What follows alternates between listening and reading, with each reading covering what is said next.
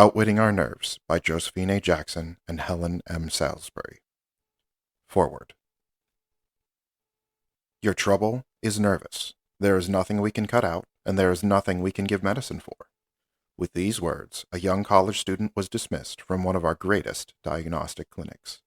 The physician was right. In a nervous disorder, there is nothing to cut out, and there is nothing to give medicine for. Nevertheless, there is something to be done. Something which is as definite and scientific as a prescription or a surgical operation. Psychotherapy, which is treatment by the mental measures of psychoanalysis and re-education, is an established procedure in the scientific world today. Nervous disorders are now curable, as has been proved by the clinical results in scores of cases from civil life under treatment by Freud, Janet, Prince, Sidis, Dubois, and others, and in thousands of cases of war neuroses as reported by Smith and Pear, Eder, McCurdy, and other military observers. These Army experts have shown that shell shock in war is the same as nervousness in civil life, and that both may be cured by psychoanalysis and re-education. For more than a decade in handling nervous cases, I have made use of the findings of recognized authorities on psychopathology. Truths have been applied in a special way, with the features of re-education so emphasized that my home has been called a psychological boarding school. As the alumni have gone back to the game of life with no haunting memories of usual sanatorium methods, but with the equipment of a fuller self-knowledge and sense of power, they have sent back a call for some word that shall extend this helpful message to a larger circle. There has come, too, a demand for a book which shall give accurate and up-to-date information to those physicians who are eager for light on the subject of nervous disorders, and especially for knowledge of the significant contributions of Sigmund Freud, but who are too busy to devote time to highly technical volumes outside their own specialties.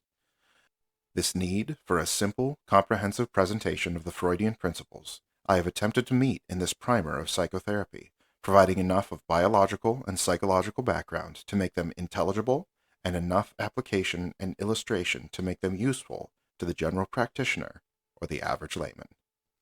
Josephine A. Jackson, Pasadena, California, 1921. End of foreword. Chapter 1, in which most of us plead guilty to the charge of nerves. Whenever the subject of nerves is mentioned, most people begin trying to prove an alibi. The man who is nervous and knows he is nervous realizes that he needs help, but the man who has yet felt no lack of stability in himself is quite likely to be impatient with that whole class of people who are liable to nervous breakdown. It is therefore well to remind ourselves at once that the line between the so-called normal and the nervous is an exceedingly fine one. Nervous invalids and well people are indistinguishable both in theory and in practice, and, after all, we are most of us more or less neurasthenic, the fact that everybody is a possible neurotic. So as we think about the nervous folk and begin to recognize our friends and relatives in this class, it may be that some of us will unexpectedly find ourselves looking in the mirror. Some of our lifelong habits may turn out to be nervous tics. At any rate, it behooves us to be careful about throwing stones, for most of us live in houses that are at least part glass. The earmarks. Am I like folks?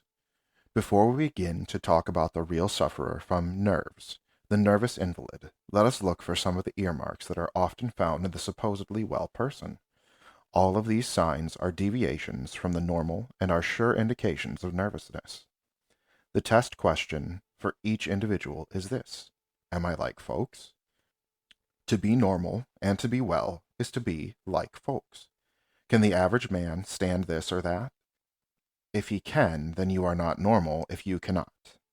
Do the people around you eat the thing that upsets you? If they do, 10 chances to 1 your trouble is not a physical idiosyncrasy, but a nervous habit. In bodily matters, at least, it is a good thing to be one of the crowd. Many people who would resent being called anything but normal, in general, are not at all loath to be thought different when it comes to particulars. Are there not many of us who are at small pains to hide the fact that we didn't sleep a wink last night, or that we can't stand a ticking clock or a crowing rooster? We sometimes consider it a mark of distinction to have a delicate appetite, and to have to choose our food with care. If we are frank with ourselves, some of us will have to admit that our own ailments seem interesting, while the other person's ills are merely nervous or imaginary or abnormal. After all, a good many of us will have to plead guilty to the charge of nervousness. We have only to read the endless advertisements of cathartics and internal baths, or to check up the quantity of laxatives sold at any drugstore, to realize the widespread bondage to that great bugaboo constipation. He who is constipated can hardly prove an alibi to nerves. Then there are school teachers and others who are worn out at the end of each year's work, hardly able to hold on until vacation, and the people who can't manage their tempers, and those who are upset over trifles, and those who are dissatisfied with life. To a certain degree, at least all of these are nervous persons. The list grows. Half-power engines. These people are all supposed to be well. They keep going, by fits and starts, and as they are used to running on 3 cylinders with frequent stops for repairs, they accept this rate of living as a matter of course, never realizing that they might be 60-horsepower engines instead of their little 30 or 40. For this large and neglected class of people, psychotherapy has a stimulating message, and for them many of the following pages have been written. The real sufferers. These so-called normal people are merely on the fringe of nervousness, on the borderline between normality and disease. Beyond them there exists a great company of those whose lives have been literally wrecked by nerves. Their work interrupted or given up for good, their minds harassed by doubts and fears, their bodies incapacitated. They crowd the sanatoria and the health resorts in a vain search for health. From New England to Florida, they seek, and on to Colorado and California, and perhaps to Hawaii and the Orient, thinking by rest and change to pull themselves together and become whole again. There are thousands of these people, lawyers, preachers, teachers, mothers, social workers, business and professional folk of all sorts. The kind of persons the world needs most, laid off for months or years of treatment on account of some kind of nervous disorder. Various types of nervousness. The psychoneuroses are of many forms. To some people, nerves means nervous prostration, breakdown, fatigue, weakness, insomnia, the blues, upset stomach, or unsteady heart. All signs of so-called neurasthenia, or nerve weakness. To others, the word nerves calls up memories of strange, emotional storms that seem to rise out of nowhere, to sweep the sky clear of everything else, and to pass as they came, leaving the victim and the family equally mystified as to their meaning. These strange alterations of personality are but one manifestation of hysteria, that myriad face disorder which is able to mimic so successfully the symptoms of almost every known disease, from tumors and fevers to paralysis and blindness. The technical term for nervousness is psychoneurosis, disease of the psyche. There are certain real neuroses, such as paralysis and spinal cord disease, which involve an organic impairment of nerve tissue. However, as this book deals only with psychic disturbance, we shall throughout use the term neuroses and psychoneuroses indiscriminately to denote nervousness or functional disorders.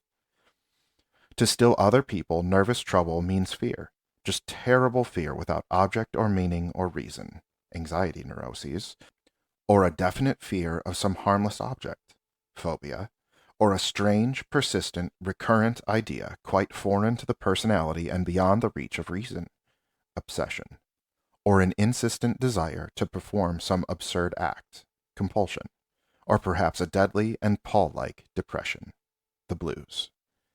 As a matter of fact, the neuroses include all these variants and various shades and combinations of each. There are, however, certain mental characteristics which recur with surprising regularity in most of the various phases: dissatisfaction, lack of confidence, a sense of being alone and shut in to oneself, doubt, anxiety, fear, worry, self-deprecation, lack of interest in outside affairs, pessimism, fixed belief in one's powerlessness along whatever line it may be. Underneath all these differing forms of nervousness are the same mechanisms and the same kind of difficulty.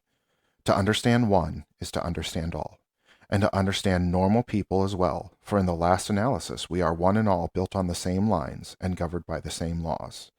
The only difference is that, as Jung says, the nervous person falls ill of the conflicts with which the well person battles successfully. Summary.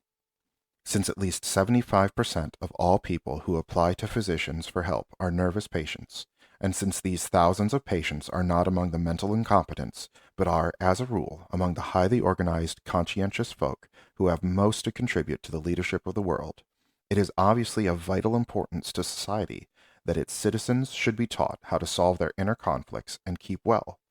In this strategic period of reconstruction, the world that is being remodeled cannot afford to lose one leader because of an unnecessary breakdown.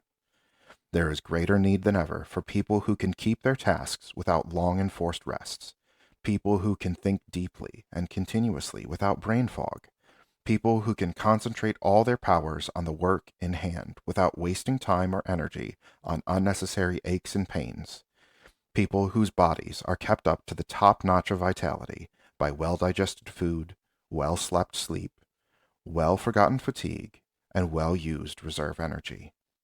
That such a state of affairs is no utopian dream, but is merely a matter of knowing how, will appear more clearly in later chapters.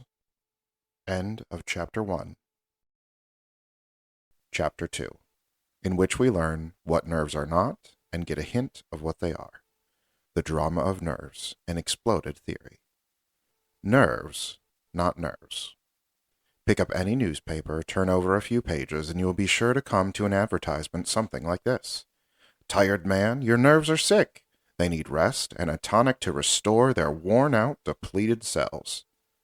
No wonder people have believed this kind of thing. It has been dinned into their ears for many years. They have read it with their breakfast coffee and gazed at it in the streetcars, and even heard it from their family physicians, until it has become part and parcel of their thinking. Yet all the time the fundamental idea has been false.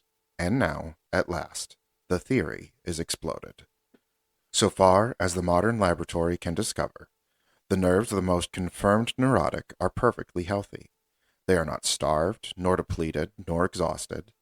The fat sheath is not wanting. There is no inflammation, there is nothing lacking in the cell itself, and there is no accumulation of fatigue products. Paradoxical as it may sound, there is nothing the matter with a nervous person's nerves. The faithful messengers have borne the blame for so long that their name has gotten itself woven into the very language as symbolic of disease. When we speak of nervous prostration, neurasthenia, neuroses, nervousness, and nerves, we mean that body and mind are behaving badly because of functional disorder. These terms are good enough as figures of speech so long as we are not fooled by them, but accepting them in their literal sense has been a costly procedure. Thanks to the investigations of physiologists and psychologists, usually combined in the person of a physician, nervousness has been found to be not an organic disease, but a functional one. This is a very important distinction, for an organic disease implies impairment of the tissues of the organ, while a functional disorder means only a disturbance of its action. In a purely nervous disorder, there seems to be no trouble with what the nerves and organs are, but only with what they do. It is behavior and not tissue that is at fault. Of course, in real life, things are seldom as clear-cut as they are in books. So it happens that often there is a combination of organic and functional disease that is puzzling even to a skilled diagnostician. The first essential is a diagnosis as to whether it be an organic disease with accompanying nervous systems, or a functional disturbance complicated by some minor organic trouble. If the main cause is organic, only physical means can cure it. But if the trouble is functional, no amount of medicine or surgery, diet or rest, will touch it. Yet the symptoms are so similar and the dividing line is so elusive that great skill is sometimes required to determine whether a given symptom points to a disturbance of physical tissue or only to behavior. If the physician is sometimes fooled, how much more the sufferer himself? Nausea from a healthy stomach is just as sickening as nausea from a diseased one. A fainting spell is equally uncomfortable, whether it comes from an impaired heart or simply from one that is behaving badly for the moment. It must be remembered that in functional nervousness, the trouble is very real. The organs are really acting up. Sometimes it is the brain that misbehaves instead of the stomach or heart. In that case, it often reports all kinds of pains that have no origin outside of the brain. Pain, of course, is perceived only by the brain. Cut the telegraph wire, the nerve, and no amount of injury to the finger can cause pain. It is equally true that a misbehaving brain can report sensations that have no external cause, that have not come in through the regular channel along the nerve. The pain feels just the same, is every bit as uncomfortable as though its cause were external. Sometimes, instead of reporting false pains, the brain misbehaves in other ways. It seems to lose its power to decide, to concentrate, or to remember. Then the patient is almost sure to fancy himself going insane. But insanity is a physical disease, implying changes or toxin in the brain cells. Functional disorders tell another story. Their cause is different, even though the picture they present is often a close copy of an organic disease. Distorted pictures. It should not be thought, however, that the symptom of functional and organic troubles are identical. Hysteria and neurasthenia closely simulate every imaginable physical disease, but they do not exactly parallel any one of them. It may take a skilled eye to discover the differences, but differences there are. Functional troubles usually show a near picture of organic disease, with just enough contradictory or inconsistent features to furnish a clue as to their own real nature. For this reason, it is important that the treatment of the disease be solely the province of the physician, for only the carefully trained in all the requirements of diagnosis can differentiate the pseudo from the real, the innocuous from the disastrous. Faults or nervous neuritis may feel like real neuritis, the result of poisons in the blood, but it gives itself away when it localizes itself in parts of the body where there is no nerve trunk. The exhaustion of neurasthenia sometimes seems extreme enough to be the result of a dangerous physical condition, but when this exhaustion disappears as if by magic under the proper kind of treatment, we know that the trouble cannot be in the body. Let it be said, then, with all the emphasis we can command, nerves are not physical. Laboratory investigation, contradictory symptoms, and response to treatment all bear witness to this fact. Whatever symptoms of disturbance there may be in pure nervousness, the nerves and organs can in no way be shown to be diseased. The positive side. Nerves, not imaginary. But, someone says, how can healthy organs misbehave in this way? Something must be wrong. There must be some cause. If nerves are not physical, what are they? They surely can't be imaginary. Most emphatically, they are real. Nothing could be more maddening than to have someone suggest that our troubles are mere imagination. No wonder such theories have been more popular with the patient's family than with the patient himself. Many years ago, a physician put the whole truth into a few words. The patient says, I cannot. His friend says, he will not. The doctor says, he cannot will. He tries, but in the circumstances, he really cannot. The man behind the body. The trouble is real. The organs do act up. The nerves do carry the wrong messages. But the nerves are merely telegraph wires. They are not responsible for the messages that are given them to carry. Behind the wires is the operator, the man higher up, and upon him the responsibility falls. In functional troubles, the body is working in a perfectly normal way. Considering the perverted conditions, it is doing its work well, doing just what it is told, obeying its master. The troubles are not with the bodily machine, but with the master.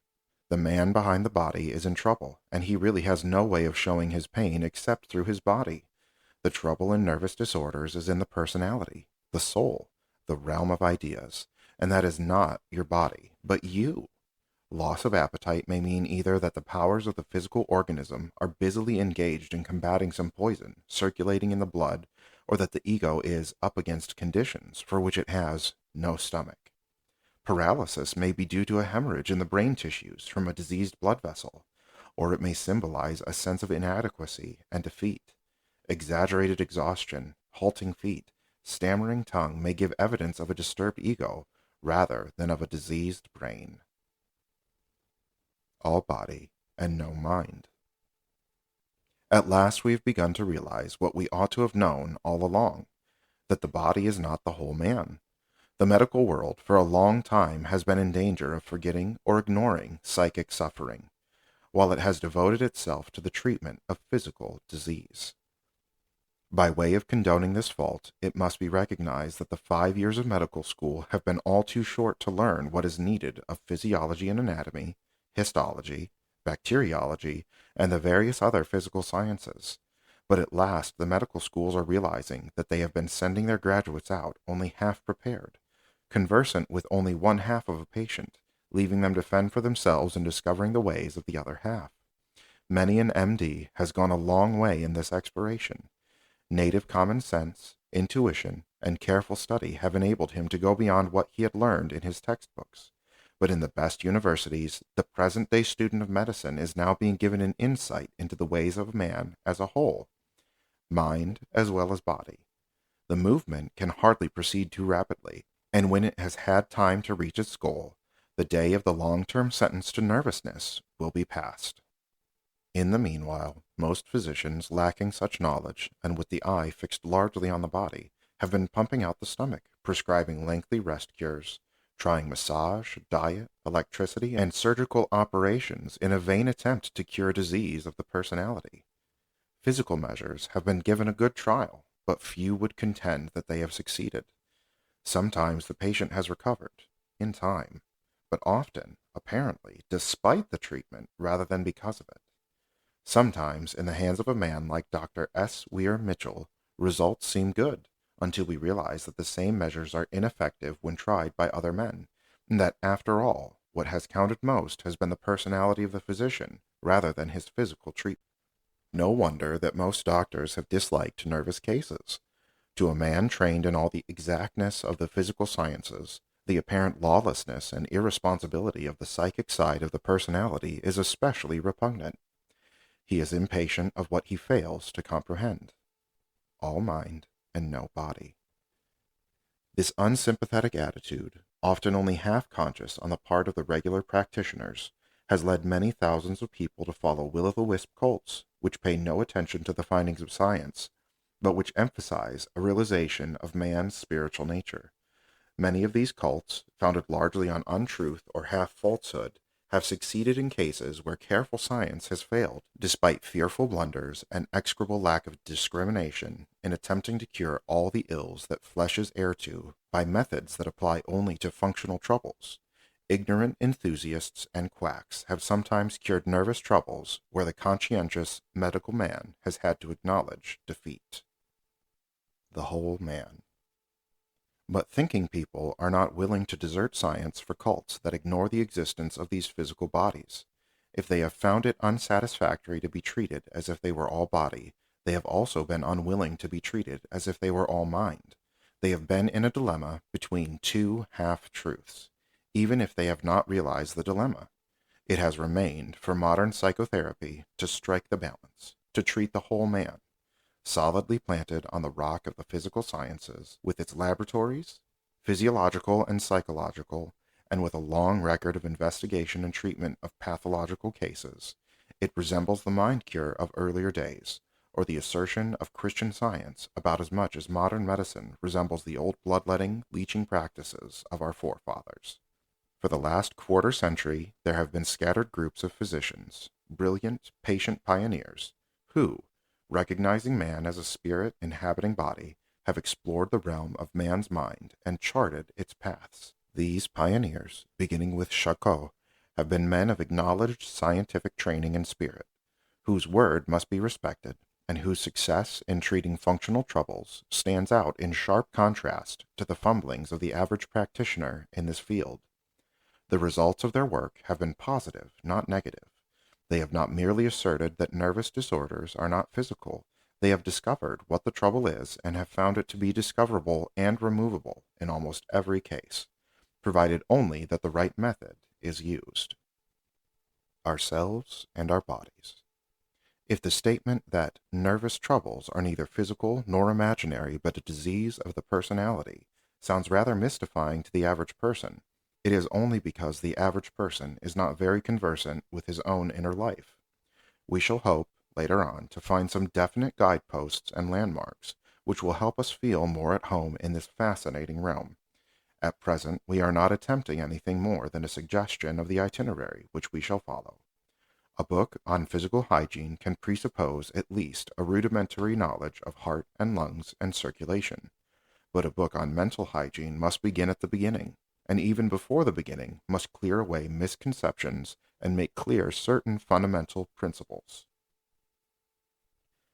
But the gist of the whole matter is this. In a neuroses, certain forces of the personality, instincts, and their accompanying emotions, which ought to work harmoniously, having become tangled up with some erroneous ideas, have lost their power of cooperation, and are working at cross purposes, leaving the individual misadapted to his environment, the prey of all sorts of mental and physical disturbances. The fact that the cause is mental, while the result is often physical, should cause no surprise. In the physiological realm, we are used to the idea that cause and effect are often widely separated. A headache may be caused by faulty eyes, or it may result from trouble in the intestines. In the same way, we should not be too much surprised if the cause of nervous troubles is found to be even more remote, provided there is some connecting link between cause and effect.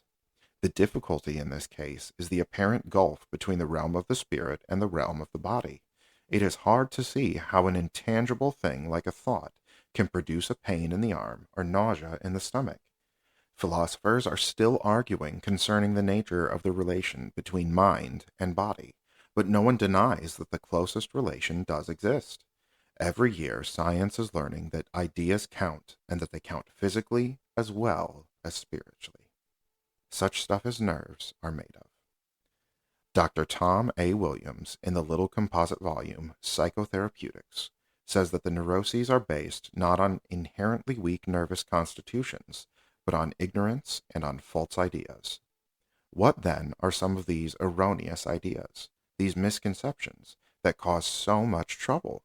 We shall want to examine them more carefully in later chapters, but we might glance now at a few examples of these popular bugaboos that need to be slain by the sword of cold, hard fact. Popular misconceptions about the body. 1. 8 hours sleep is essential to health. All insomnia is dangerous and is incompatible with health. Nervous insomnia leads to shattered nerves and ultimately to insanity. 2. Overwork leads to nervous breakdown. Fatigue accumulates from day to day and necessitates a long rest for recuperation. 3. A carefully planned diet is essential to health, especially for the nervous person. A variety of food eaten at the same time is harmful. Acid in milk, for example oranges in milk, are difficult to digest. Sour stomach is a sign of indigestion. 4. Modern life is so strenuous that our nerves cannot stand the strain. 5.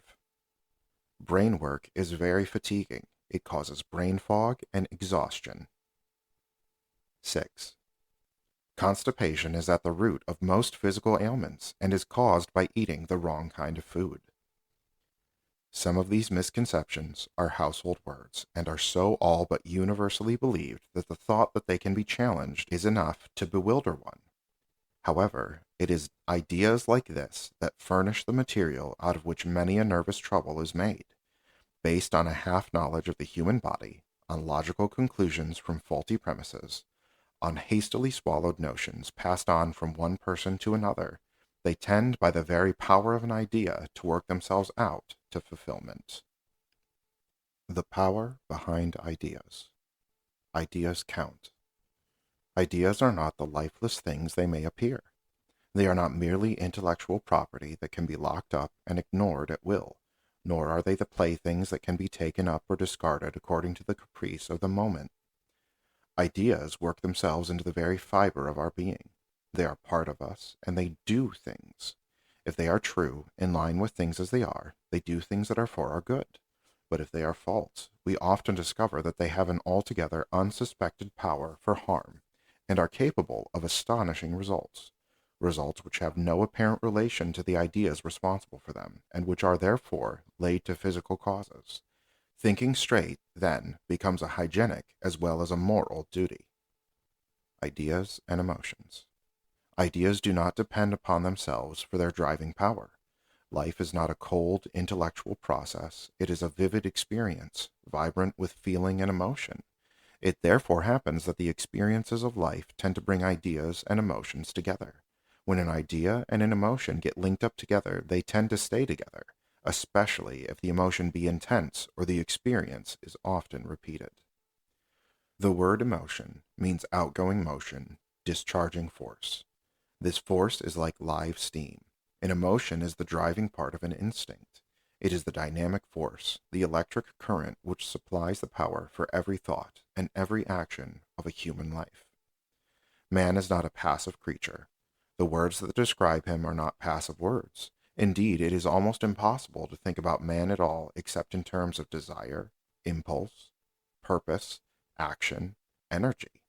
There are three things that may be done with energy. First, it may be frittered away, allowed to leak, to escape. Secondly, it may be locked up. This results usually in an explosion, a finding of destructive outlets. Finally, it may be harnessed, controlled, used in a beneficent way. Health and happiness depend upon which one of the three courses is taken. Character and health. Evidently, it is highly important to have a working knowledge of these emotions and instincts. Important to know enough about them and their purpose to handle them rightly if they do not spontaneously work together for our best character and health.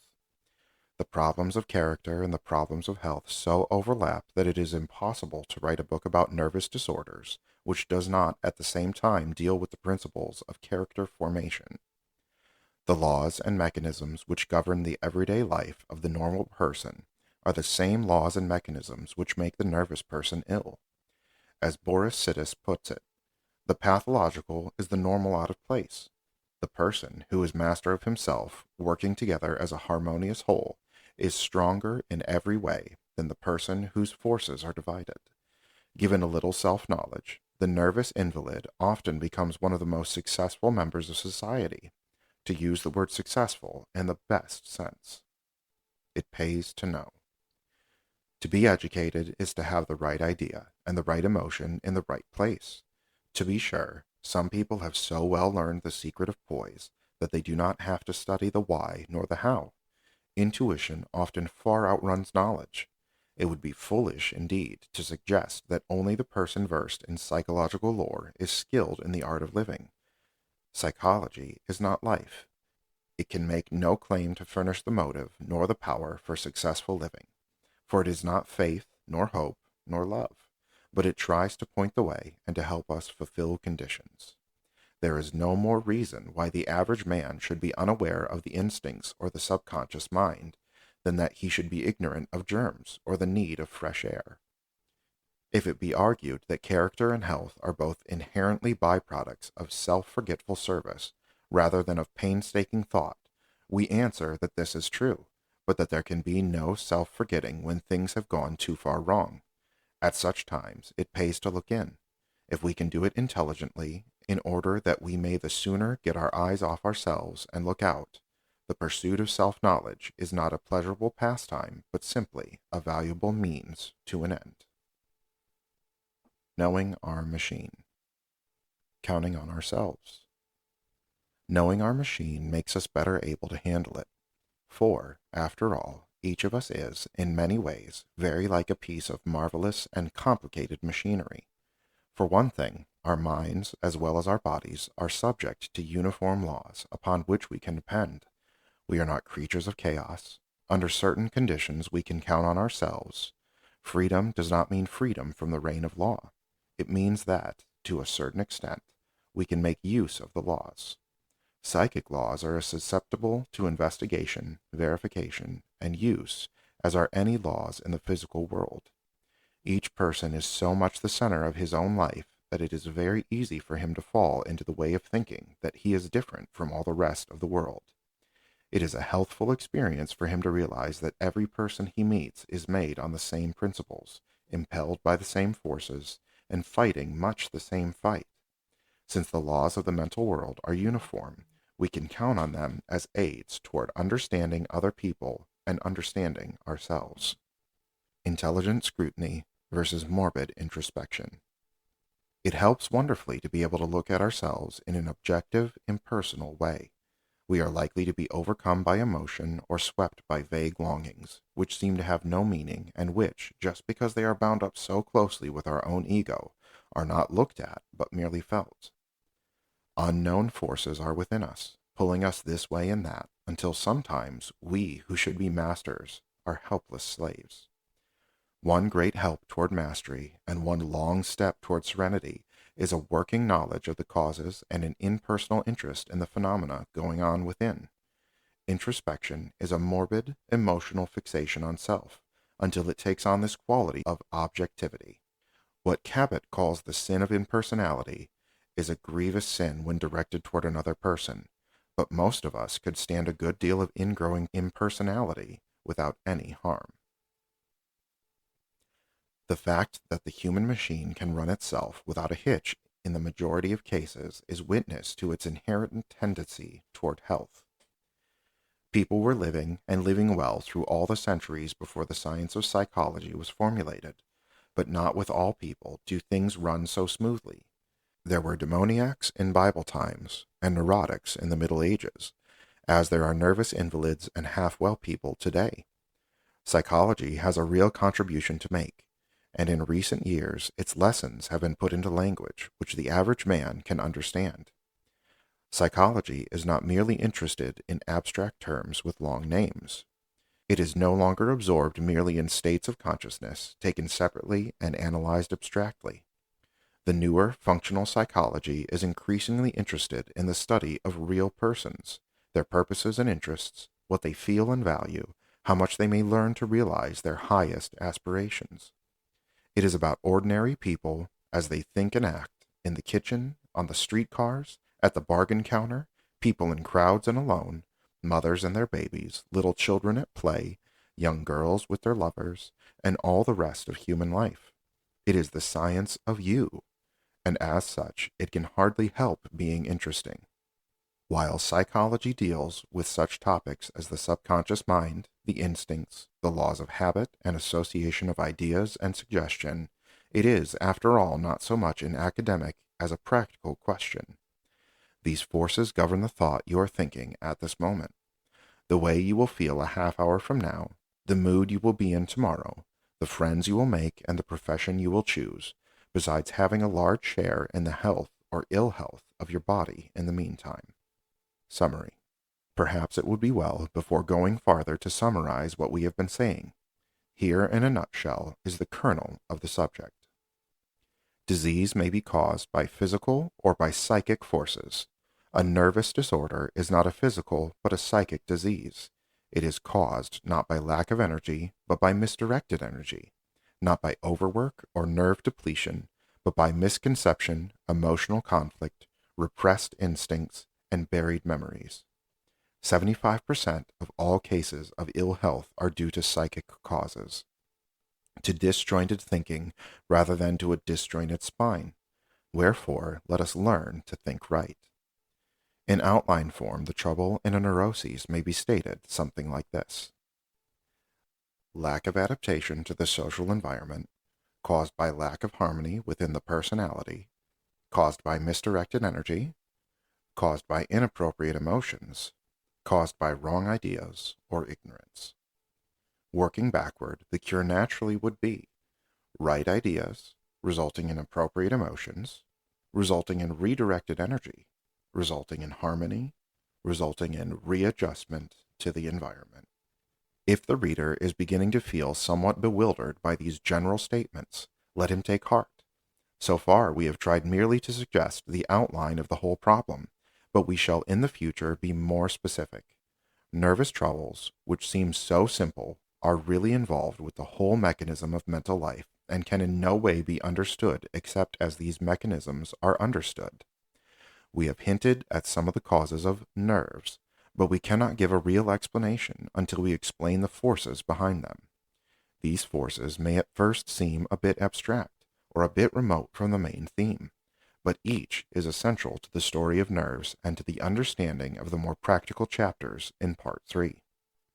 As in a Bernard Shaw play, the preface may be the most important part of this drama of nerves, nor is the figure too far-fetched, because, strange as it may seem, Every neuroses is in essence a drama. It has its conflict, its villain, and its victim, its love story, its practical joke, its climax, and its denouement.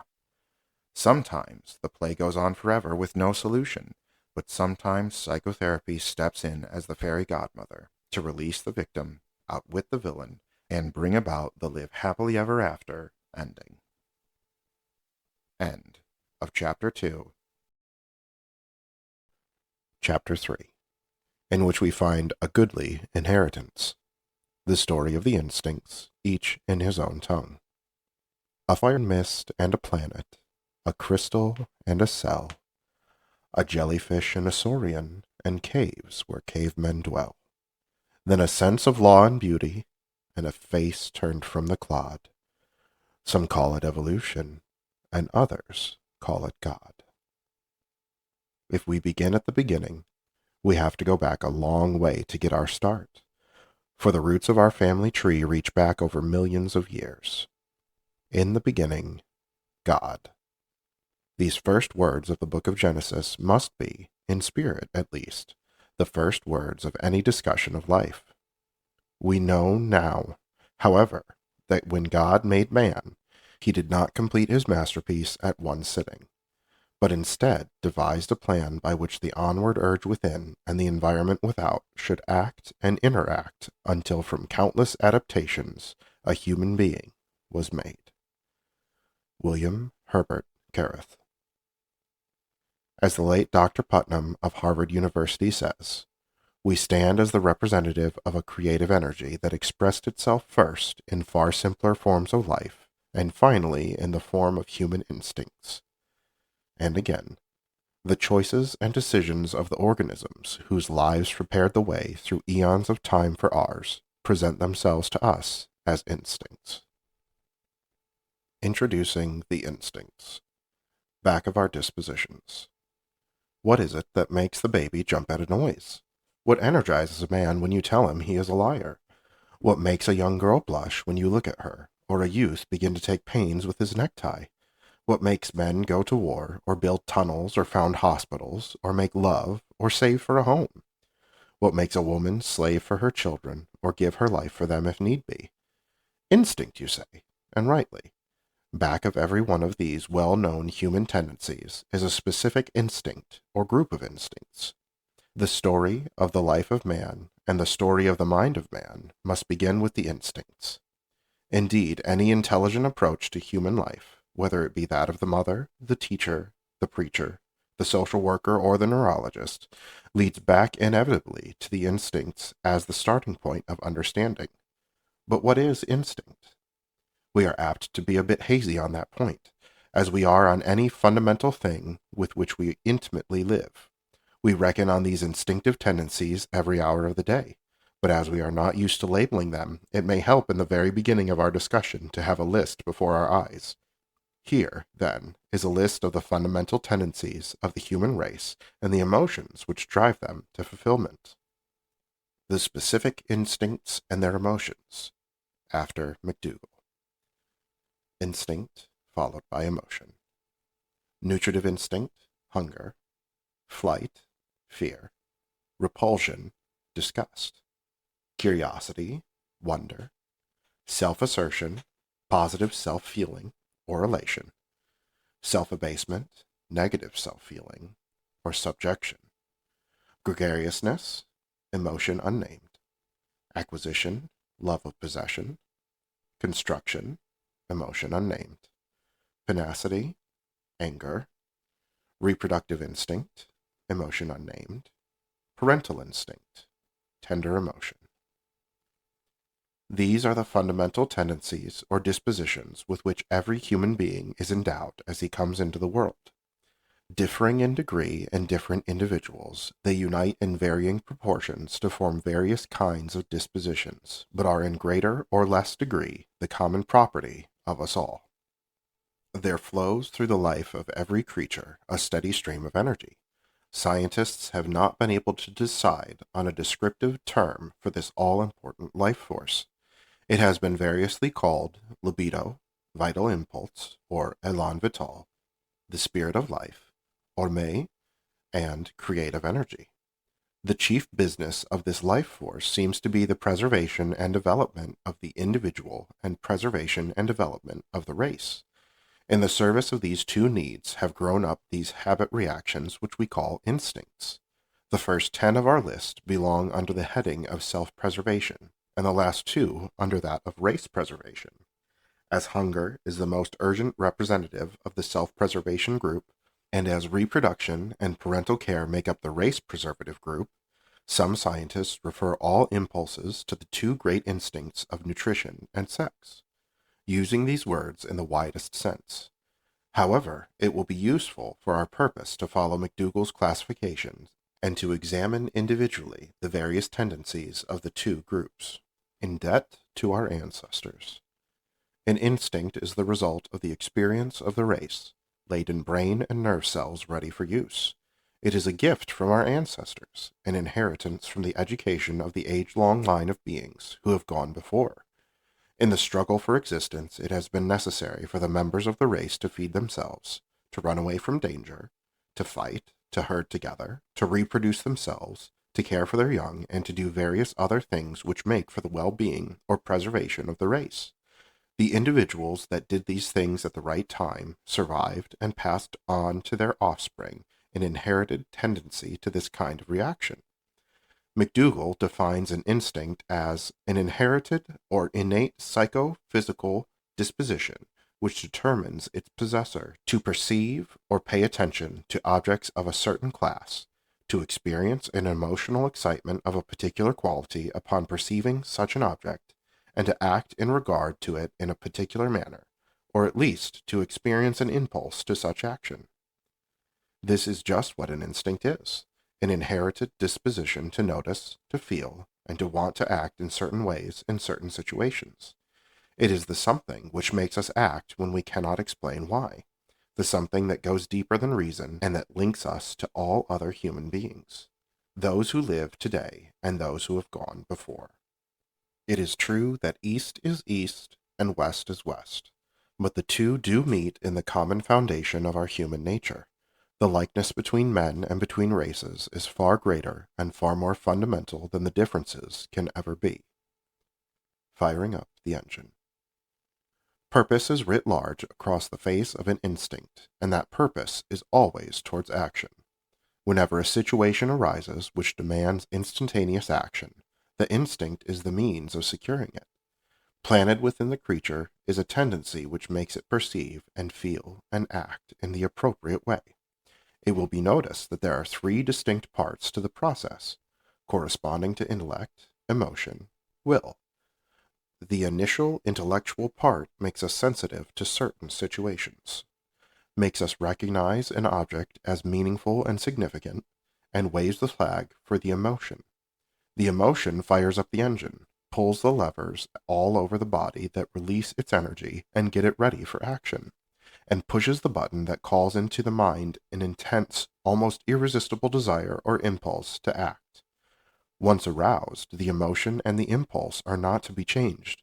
In man or beast, in savage or savant, the intense feeling, the marked bodily changes, and the yearning for action are identical and unchangeable. The brakes can be put on and the action suppressed, but in that case the end of the whole process is defeated. Could anything be plainer that an instinct and its emotion were never intended to be aroused except in situations in which their characteristic action is to be desired? An emotion is the hot part of an instinct and exists solely for securing action. If all signs of the emotion are to be suppressed, all expression denied, why the emotion? But although the emotion and the impulse once aroused are beyond control, there is yet one part of the instinct that is meant to be controlled.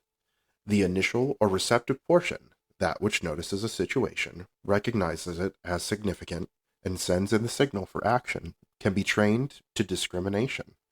This is where reason comes in. If the situation calls for flight, fear is in order. If it calls for fight, anger is in order. If it calls for examination, wonder is in order. But if it calls for none of these things, reason should show some discrimination and refuse to call up the emotion. The right of way. There is a law that comes to the aid of reason in this dilemma, and that is the law of the common path. By this is meant that man is capable of but one intense emotion at a time. No one can imagine himself strenuously making love while he is shaken by an agony of fear, or ravenously eating while he is in a passion of rage. The stronger emotion gets the right of way, obtains control of mental and bodily machinery, and leaves no room for opposite states. If the two emotions are not antagonistic, they may blend together to form a compound emotion. But if, in the nature of the case, such a blending is impossible, the weaker is for the time being forgotten in the intensity of the stronger. The expulsive power of a new affection is not merely a happy phrase, it is a fact in everyday life. The problem, then, resolves itself into ways of making the desirable emotion the stronger, of learning how to form the permanent organization of instincts around ideas. However, we must first look more closely at the separate instincts to acquaint ourselves with the purpose and the ways of each, and to discover the nature of the forces with which we have to deal. 1. The self-preservative instincts. Hunger. Hunger is the most pressing desire of the egoistic or self-preserving impulse. The yearning for food and the impulse to seek and eat it are aroused organically within the body and are behind much of the activity of every type of life. As the impulse is so familiar and its promptings are so little subject to psychic control, it seems unnecessary to do more than mention its importance. Flight and fear. All through the ages, the race has been subject to injury. Species has been pitted against species, individual against individual. He who could fight hardest or run fastest has survived and passed his abilities on to his offspring. Not all could be strongest for fight, and many species have owed their existence to their ability to run and to know when to run.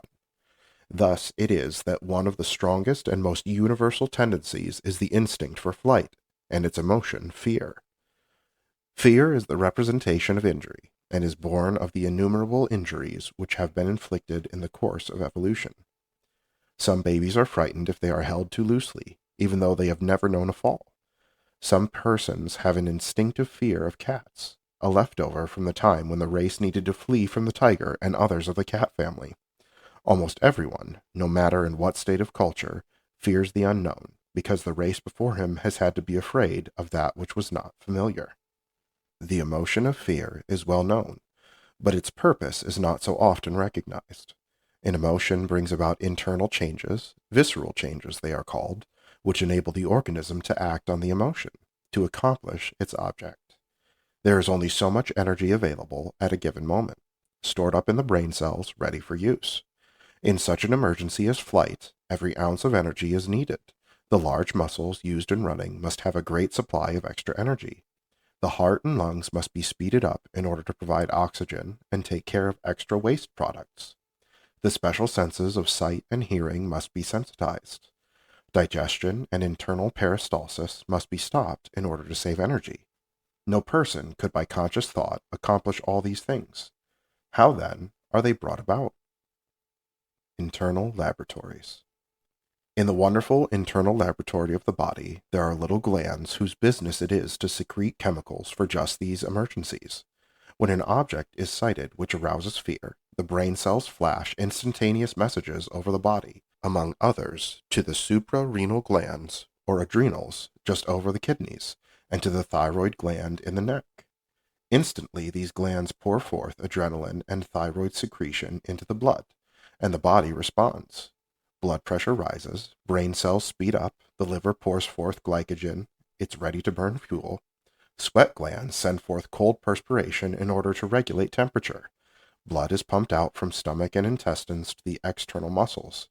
As we have seen, the body as a whole can respond to just one stimulus at a time. The response to this stimulus has the right of way. The body is integrated, set for this one thing. When fear holds the switchboard, no other messages are allowed on the line, and the creature is ready for flight. But after flight comes concealment, with the opposite bodily need, the need for absolute silence. This is why we sometimes get the opposite result. The heart seems to stop beating, the breath ceases, the limbs refuse to move, all because our ancestors needed to hide after they had run, and because we are, in a very real way, a part of them. Old-fashioned fear. There is one passage from Dr. Kryle's book which so admirably sums up these points that it seems worthwhile to insert it at length.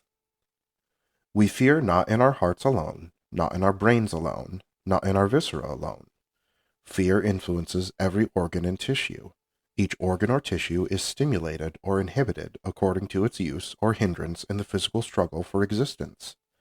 By thus concentrating all or most of the nerve force on the nerve muscular mechanism for defense, a greater physical power is developed. Hence it is that under the stimulus of fear, animals are able to perform preternatural feats of strength. For the same reason, the exhaustion following fear will be increased as the powerful stimulus of fear drains the cup of nervous energy, even though no visible action may result.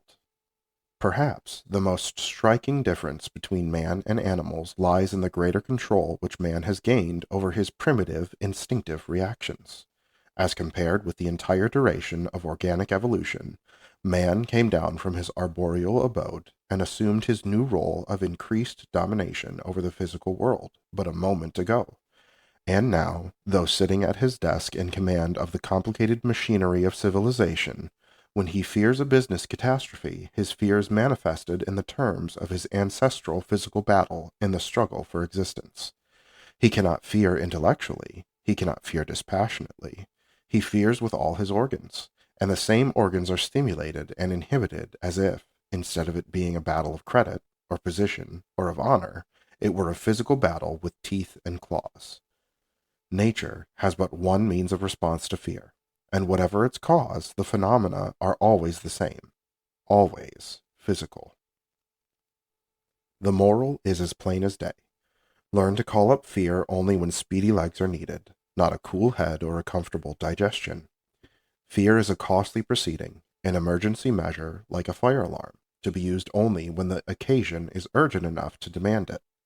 How often it is misused, and how large a part it plays in nervous symptoms, both mental and physical, will appear more clearly in later chapters. Repulsion and disgust. Akin to the instinct of flight is that of repulsion, which impels us, instead of fleeing, to thrust the object away. It leads us to reject from the mouth noxious and disgusting objects and to shrink from slimy, creepy creatures, and has, of course, been highly useful in protecting the race from poisons and snakes. It still operates in the tendency to put away from us those things, mental or physical, toward which we feel aversion or disgust. Recent psychological discoveries have revealed how largely a neurosis consists in putting away from us, out of consciousness, whatever we do not wish to recognize, and so it happens that disgust plays an unexpected part in nervous disorders. Curiosity and wonder. Fortunately for the race, it has not had to wait until different features of the environment prove to be helpful or harmful. There is an instinct which urges forward to exploration and discovery, and which enables the creature not only to adapt itself to the environment, but to learn how to adapt the environment to itself. This is the instinct of curiosity. It is the impulse back of all advance in science, religion, and intellectual achievement of every kind, and is sometimes called intellectual feeling. Self-assertion. It goes almost without saying that one of the strongest and most important impulses of mankind is the instinct of self-assertion. It often gets us into trouble, but it is also behind every effort toward developed character. At its lowest level, self-assertion manifests itself in the strutting of the peacock, the prancing of the horse, and the "see how big I am" of the small boy. At its highest level, when combined with self-consciousness and the moral sentiments acquired from society and developed into the self-regarding sentiment, it is responsible for most of our ideas of right, our conception of what is and what is not compatible with our self-respect. Self-abasement.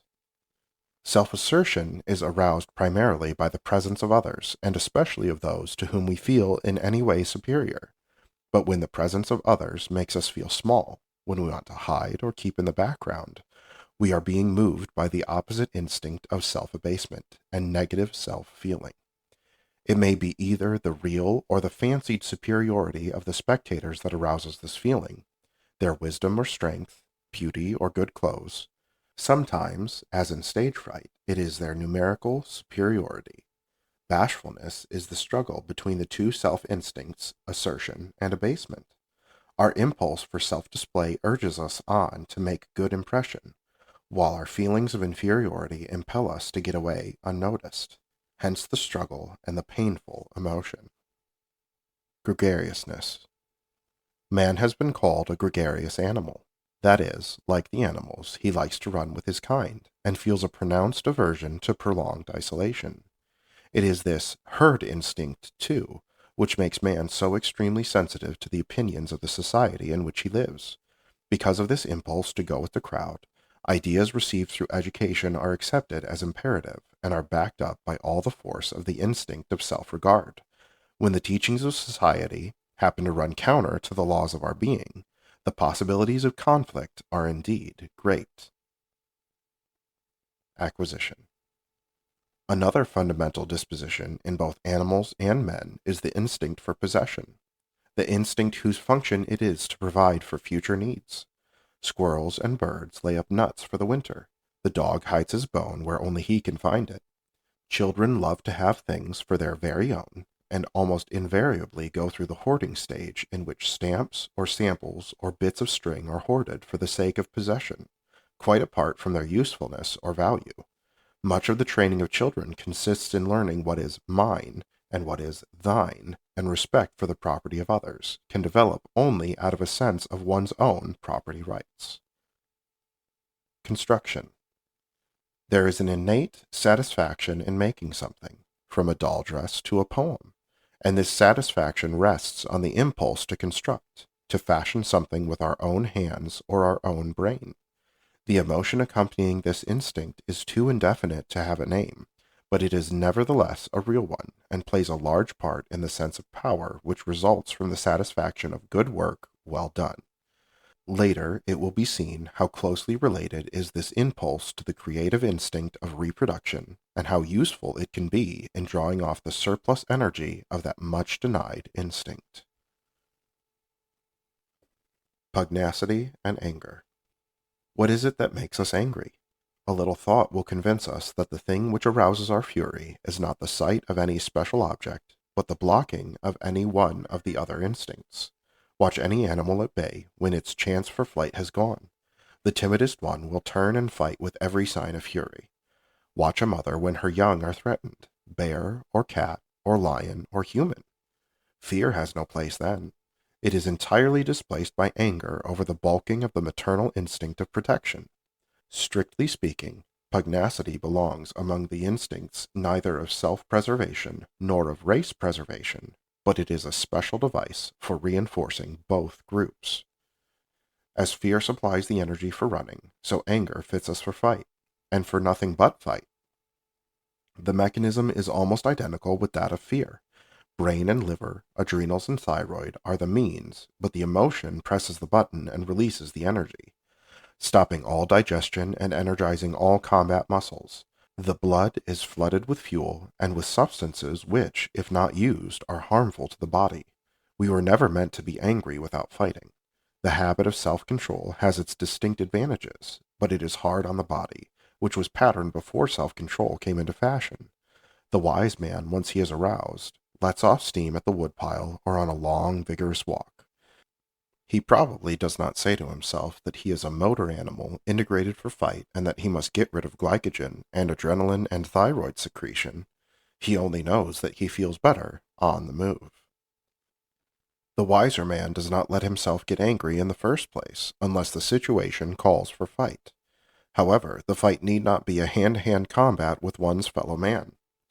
William James has pointed out that there is a moral equivalent for war, and that the energy of this instinct may be used to reinforce other impulses and help overcome obstacles of all sorts.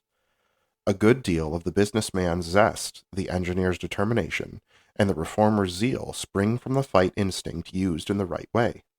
As James, Cannon, and others have pointed out, the way to end war may be to employ man's instinct of pugnacity in fighting the universal enemies of the race: fire, flood, famine, disease, and the various social evils, rather than let it spend its force in war between nations. Even our sports may be offshoots of the fight instinct. For McDougall holds that play tendency has its root in the instinct of rivalry, a modified form of pugnacity. Evidently, fighting blood is a useful inheritance, even today, and rightly directed is a necessary part of a complete and forceful personality. This, then, completes the list of self-preservative instincts, those which are commonly called egoistic and which have been given us for the maintenance of our own individual personal lives. But our endowment includes another set of impulses, which are no less important and which must be reckoned with if human conduct is to be understood. End of Chapter 3. Chapter 4, in which we learn more about ourselves. The story of the instincts, continued. 2. The race-preservative instincts. Looking beyond ourselves. We sometimes speak of self-preservation as though it were the only law of life, while as a matter of fact it is but half the story. Nature has seen to it that there shall be planted in every living creature an innate urge toward the larger life of the race. Although the creature may never give a conscious thought to the welfare of the race, he still bears within himself a set of instincts which have as their end and aim not the individual at all, but society as a whole, and the life of generations that are to come. He is bigger than he knows. Although he may have no notion why he feels and acts as he does, and although he may pervert the purpose for his own selfish end, he is continually being moved by the mighty impulse of the race life, an impulse which often outrivals the desire or his own personal existence. The craving to reproduce ourselves and the craving to cherish and protect our young are among the most dynamic forces in life. The two desires are so closely bound together that they are often spoken of as one under the name of sex instinct, or the family instincts. Let us look first at the part of the yearning which urges toward perpetuating our own life in offspring. Watching nature work. It is wonderful indeed to watch nature in the long process of evolution, as she adapts her methods to the growing complexity of the organism, with a variety and ingenuity of means, but always with the same steady purpose. She works from the lowest levels, where there is no true reproduction, only multiplication by division, on through the beginning of reproduction proper, where a single parent produces the offspring, then onto the level where it takes two parents of different structure to produce a new organism, and sex life begins. At first, nature does not even demand that father and mother shall come near each other. In the water, the female of this type lays an egg, and the male, guided by his instinct, swims to it and deposits his fertilizing fluid. In plant life, bird and bee, attracted by wonderfully planned perfumes and color and honey, are called in to carry the pollen from male to female cell. But it is when we come to the highest level that we find even more subtle ways planned to accomplish the desired end. Here we enter the realm of the individual initiative, for it is not now enough to leave to external forces the joining of the two life elements. In order to make a new individual, father and mother must be drawn together, and so there enters into the situation a personal relationship with all that implies. Because nature has had to provide ways of drawing individuals to one another, she has put into the higher types of life the power of mutual attraction, a power which in man, the highest of all types, is responsible for many outgrowths that seem far removed from the original purpose. The love motif. On the one hand, there is the persistent desire to be attractive, which manifests itself in the subtlest ways. How many of the yearnings and activities of human life have their roots in this ancient and honorable desire? The love of pretty clothes, however it may seem to be motivated and however it may be complicated by other motives, draws its energy fundamentally from the same need that provides the gay plumage and limpid song of the bird or the painted wings of the butterfly. On the other hand, there is the capability of being attracted with all the personal relationships which spring from the power of admiring and loving another person. The interest in others does not expend its whole force on its primary objects, mate and children. It flows out into all human relationships, developing all the possibilities of loving which means so much in human life. The love of man for man and woman for woman, as well as mutual love of man and woman. A force like this, once planted, especially in the higher types of life, does not spend all its energies in its main trunk. It sends out branches in many directions, bearing byproducts which are rich in value for all of life. Many of our richest relationships, our best impulses, and our most firmly fixed social habits spring from the family instincts of reproduction and parental care. The social life of our young people, so well calculated to bring young men and women together, all the beauty of family life, and, as we shall later see, all the broader benevolent activities for society in general, are energized by the same love instincts which form so large a part of human nature. Learning to love. A 4-grade school. It is impossible to watch the growth of the love life of a human being, to trace its development from babyhood up to its culmination in mating and parenthood, without a sense of wonder at the steady purpose behind it all. We used to believe that the love for the young girl that suddenly blooms forth in the callow youth was an entirely new affair, something suddenly planted in him as he developed into manhood. But now we know, thanks to the uncovering of human nature by the painstaking investigations of the psychoanalytic school of psychologists, that the seeds of the love life are planted, not in puberty, but with the beginning of life itself. Looked at in one way, all infancy and childhood are a preparation, a training of the love instinct, which is to be ready at the proper time to find its mate and play its part in the perpetuation of the race. Nature begins early, as she plants in the tiny baby all the organs that shall be needed during its lifetime. So she plants the rudiments of all the impulses and tendencies that shall later be developed into the full-grown instincts.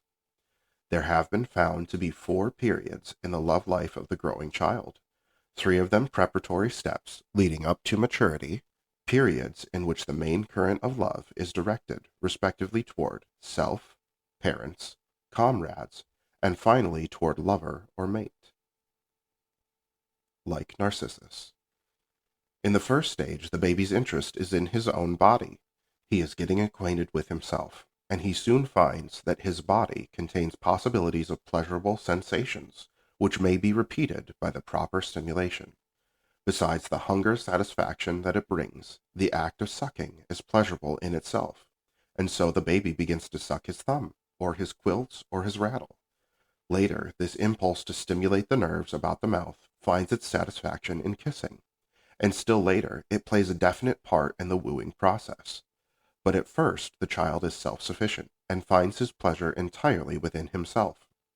Other regions of the body yield similar pleasure. We often find a tiny child rubbing his genital organs or his thighs, or taking exaggerated pleasure in riding on someone's foot in order to stimulate these nerves, which he has discovered at first merely by chance. When he begins to run around, he loves to exhibit his own body, to go about naked. None of this is naughtiness or perversion. It is only nature's preparation of trends that she will later need to use. The child is normally and naturally in love with himself, but he must not linger too long in this stage. None of the channels which his life force is cutting must be dug too deep, else in later life they will offer lines of least resistance, which may, on occasion, invite illness or perversion. In love with his family.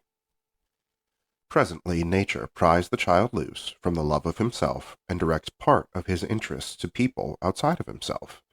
Before he is a year old, part of his love is turned to others. In this stage it is natural that at first his affection should center on those who make up his home circle, his parents and other members of the household. Even in this early choice we see a foreshadowing of his future need. The normal little boy is especially fond of his mother, and the normal little girl of her father. Not all the love goes to the parent of the opposite sex, but if the child be normal, a noticeably larger part finds its way in that direction. Observing parents can often see unmistakable signs of jealousy toward the parent of the same sex or the brother or sister of the same sex. The little boy who sleeps with his mother while his father is away, or who on these occasions gets all the attention and all the petting he craves, is naturally eager to perpetuate this state of affairs. Many a small boy has been heard to say that he wished his father would go away and stay all the time, to the horror of the parents who do not understand. All this is natural enough, but it is not to be encouraged. The pattern of the father or the mother must not be stamped too deep in the impressionable child mind. Too little love and sympathy are bad, leading to repression and a morbid turning in of the love force. But too much petting, too many caresses are just as bad.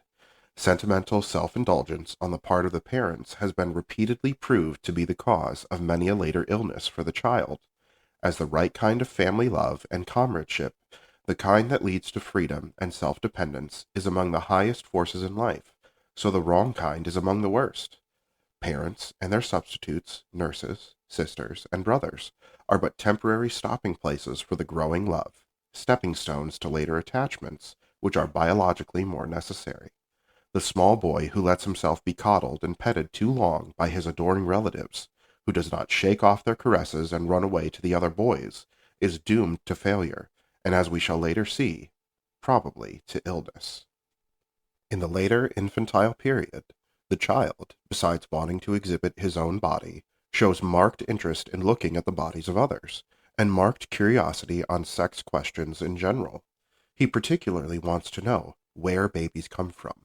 If his questions are unfortunately met by embarrassment or laughing evasion, or by obvious lying about the stork or the doctor or angels, his curiosity is only whetted, and when he comes to the very natural conclusion that all matters of sex are sinful, disgusting, and indecent, and to be investigated only on the sly, this conception cannot be brought into harmony with the unconscious mental processes arising from his race instincts, nor with his instinctive sense that whatever is right. The resulting conflict in some 4-year-old children is surprisingly intense. Astonished, indeed, would many parents be if they knew what was going on inside the heads of their innocent little children. Not bad things, but pathetic things, which a little candor would have avoided. Alongside the rudimentary impulses of showing and looking, there is developed another set of trends which nature needs to use later on. The so-called sadistic and masochistic impulses, the desire to dominate and master and even to inflict pain, and its opposite impulse, which takes pleasure in yielding and submitting to mastery. These traits, harking back to the time when the male needed to capture by force, are of course much more evident in adolescence and especially in lovemaking, but have their beginning in childhood, as many a mother of cruel children knows to her sorrow. In adolescence, when sex differentiation is much more marked, the dominating impulse is stronger in the boy and the yielding impulse in the girl, but in little children the differentiation has not yet begun. Gang and chum. At about 4 or 5 years, the child leaves the infantile stage of development, with its self-love and its intense devotion to parents and their substitutes. He begins to be especially interested in playmates of his own sex, to care more for the opinions of the gang, or if it be a little girl, of the chum, than for those of the parents. The life force is leading him to the next step in his education, freeing him little by little from a too hampering attachment to his family. This does not mean that he does not love his father and mother. It means only that some of his love is being turned toward the rest of the world, that he may be an independent, socially useful man. This period between infancy and puberty is known as the latency period.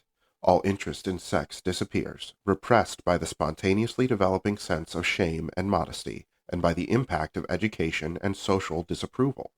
The child forgets that he was ever curious on sex matters and lets his curiosity turn into other, more acceptable channels. The mating time. We are familiar with the changes that take place at puberty. We laugh at the girl who, throwing off her tomboy ways, suddenly wants her skirts let down and her hair done up. We laugh at the boy who suddenly leaves off being a rowdy and turns into a would-be dandy. We scold because this same boy and girl who have always been so sweet and tractable become almost overnight surly and cantankerous, restive under authority, and impatient of family restraint. We should neither laugh nor scold if we understood. Nature is succeeding in her purpose. She has led the young life on from self to parents, from parents to gang or chum, and now she is trying to lead it away from all its earlier attachments to set it free for its final adventure in loving. The process is painful, so painful that it sometimes fails of accomplishment. In any case, the strain is tremendous, needing all the wisdom and understanding which the family has to offer. It is no easy task for any person to free himself from the sense of dependence and protection, and the shielding love that have always been his, to weigh anchors that are holding him to the past, and to start out on the voyage alone. At this time of change, the chemistry of the body plays an important part in the development of the mental traits. All half-developed tendencies are given power through the maturing of the sex glands, which bind them into an organization ready for their ultimate purpose. The current is now turned on, and the machinery, which has been furnished from the beginning, is ready for its task. After a few false starts in the shape of puppy love, the mature instinct, if it be successful, seeks until from among the crowd it finds its mate. It has graduated from the training school and is ready for life.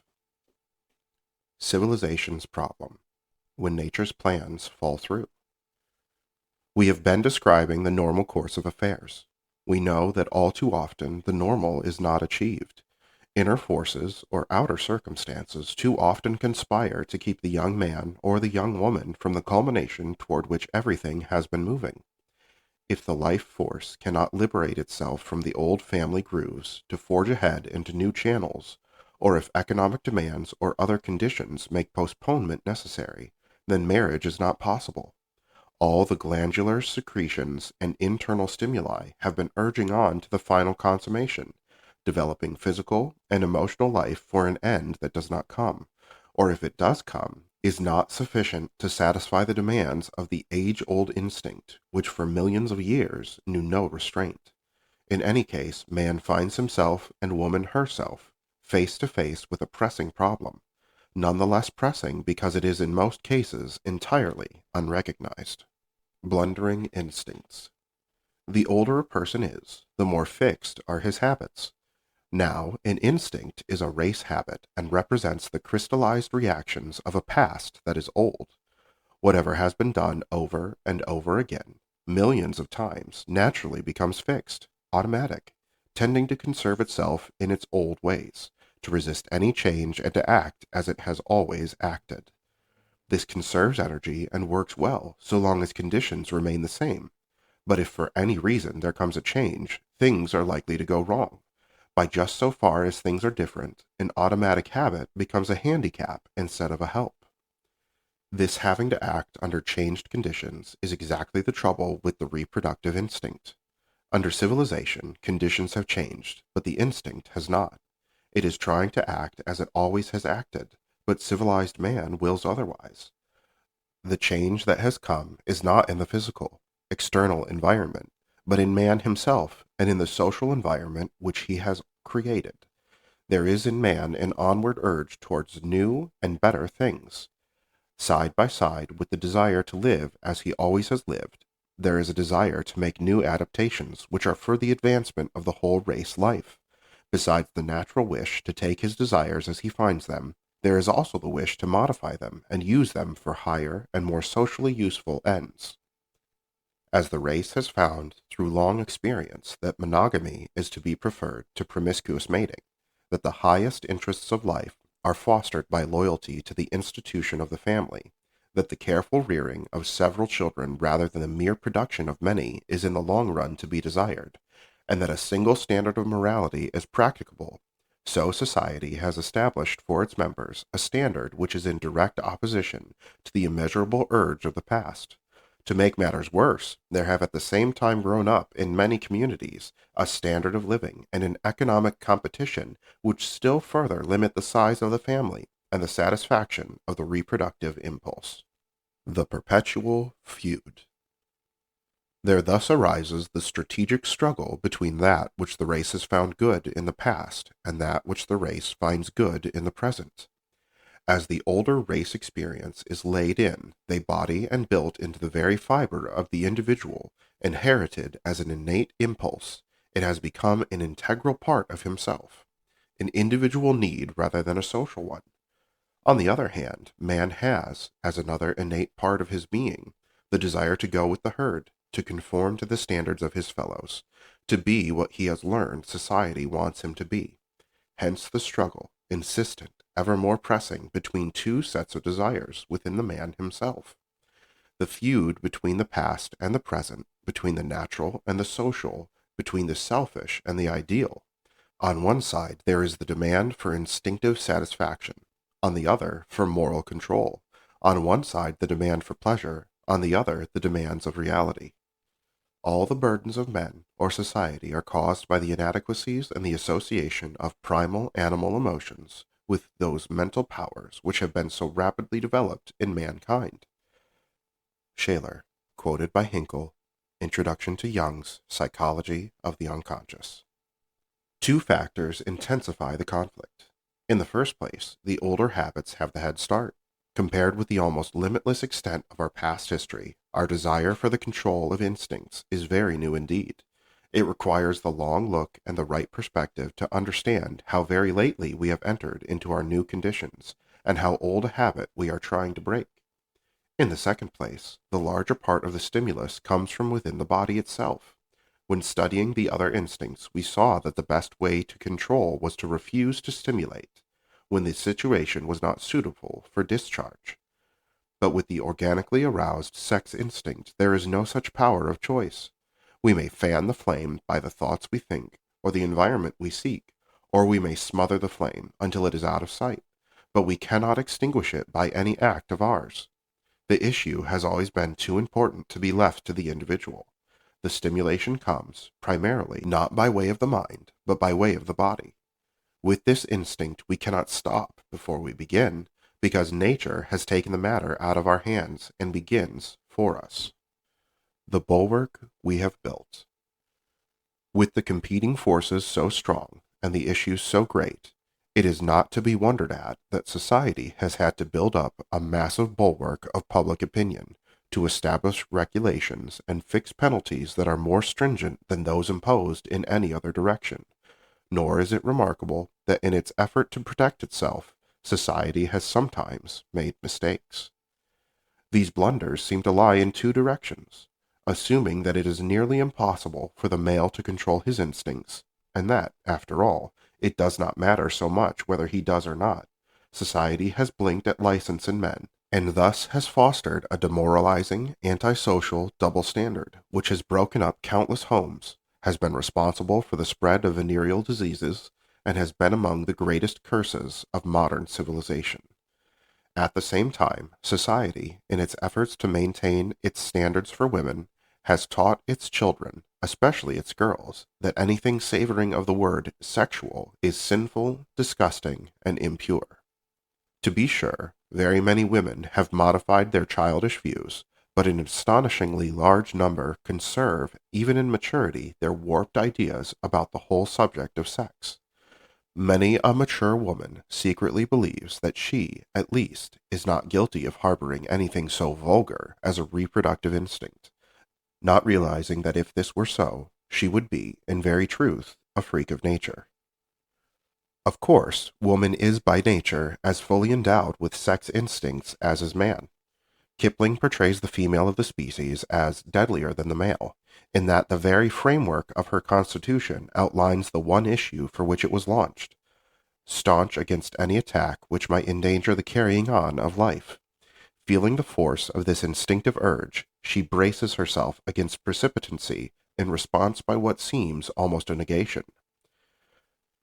Just as we lean well in when riding around a corner in order to keep ourselves from falling out, so by an overcompensation for what is unconsciously felt to be danger, woman increases her feeling of safety by setting up a taboo on the whole subject of sex.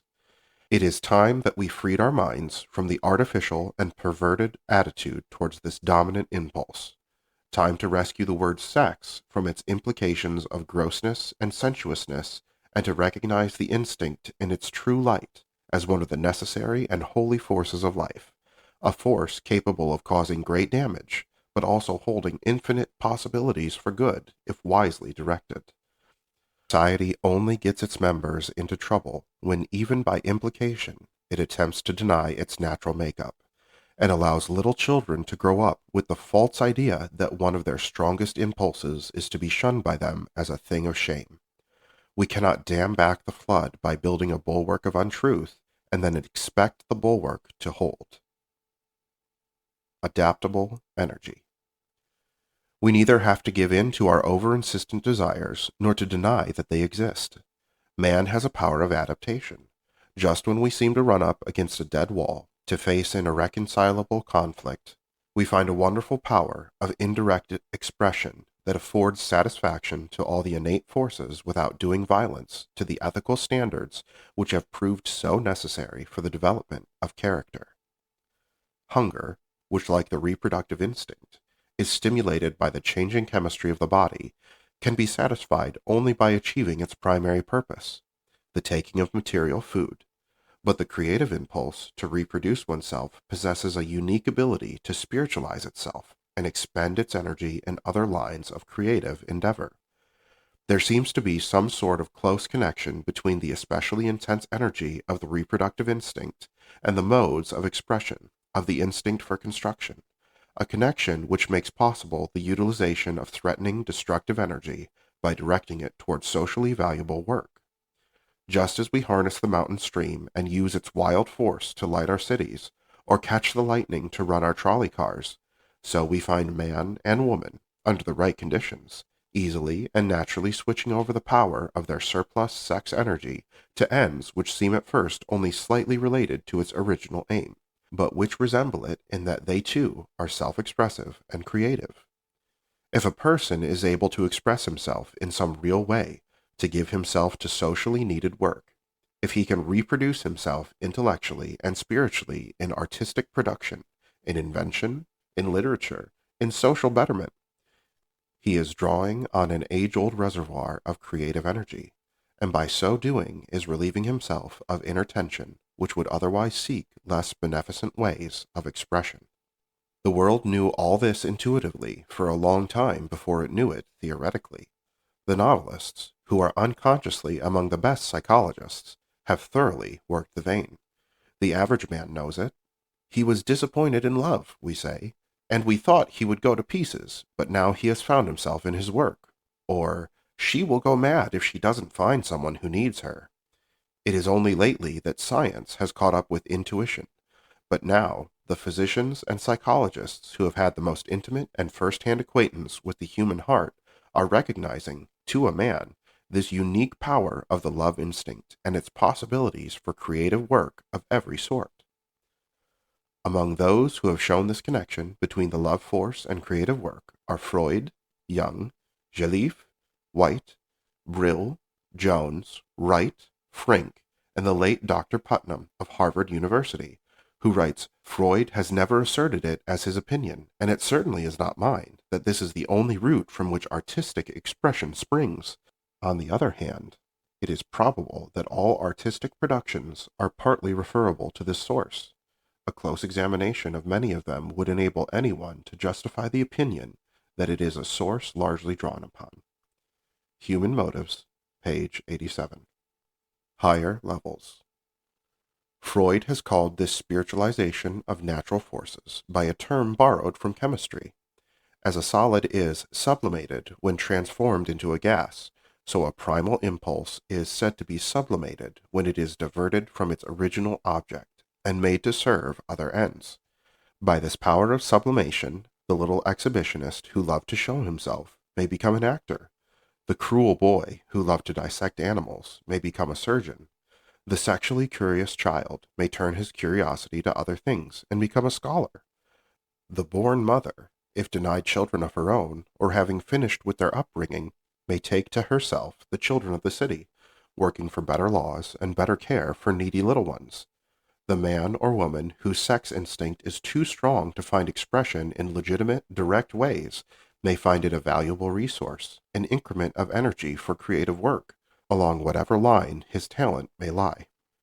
There is no more marvelous provision in all life than this power of sublimation, of one form of energy into another, a provision shadowing forth almost limitless possibilities for higher adaptations and for growth in character. As we think of the distance we have already traveled and the endless possibilities of ever higher excursions of the life force, we feel like echoing Paul's words. He who began a good work in you will perfect it unto the end. The history of the past holds great promise for the future. When sublimation fails. But in the meantime, we cannot congratulate ourselves too heartily. Sublimation too often fails. There are too many nervous wrecks by the way, too many weak indulgers of original desires, too many repressed, starved lives with no outlet for their misunderstood yearnings, and, as we shall see, too many people who, in spite of a big life work, fail to find satisfaction because of unnecessary handicaps carried over from their childhood days. Society's great task is, therefore, the understanding of the life force, its manifold efforts at expression, and the way of attaining this, and to provide as free and expansive ways as possible for the creative energy, which is to work marvelous things for the future.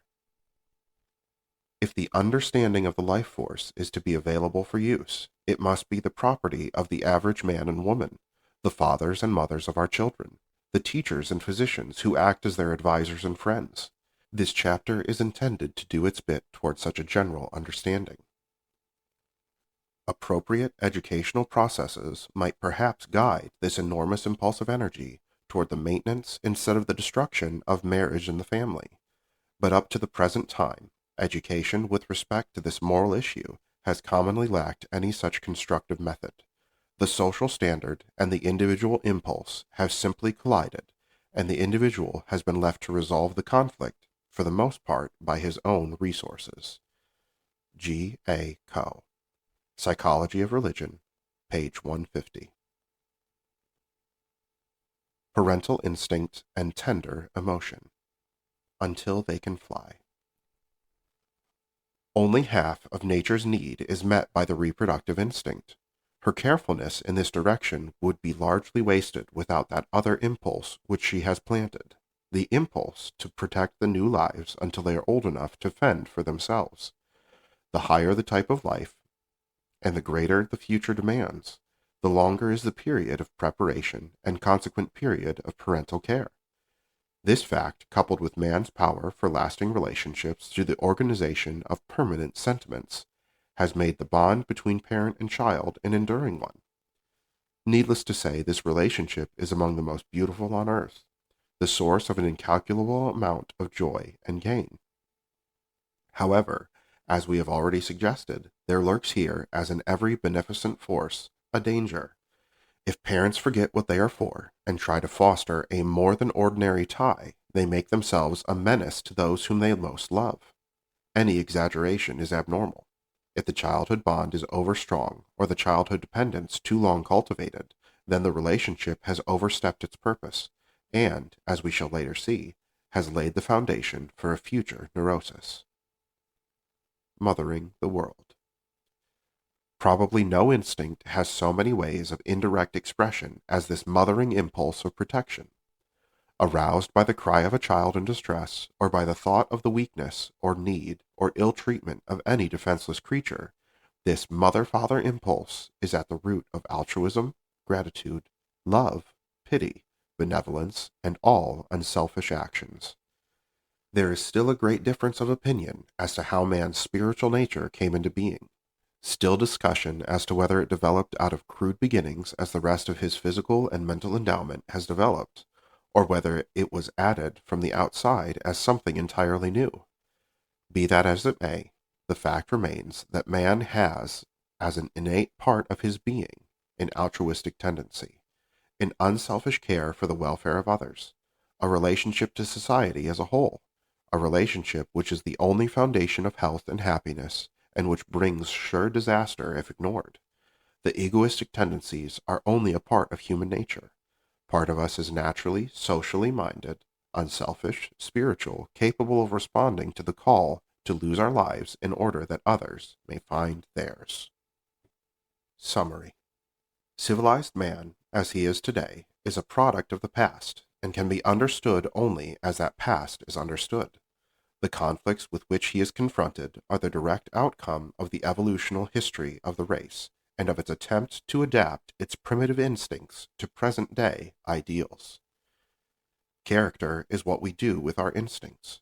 According to Freud, all of a man's traits are the result of his unchanged original impulses, or of his reactions against those impulses, or of his sublimation of them.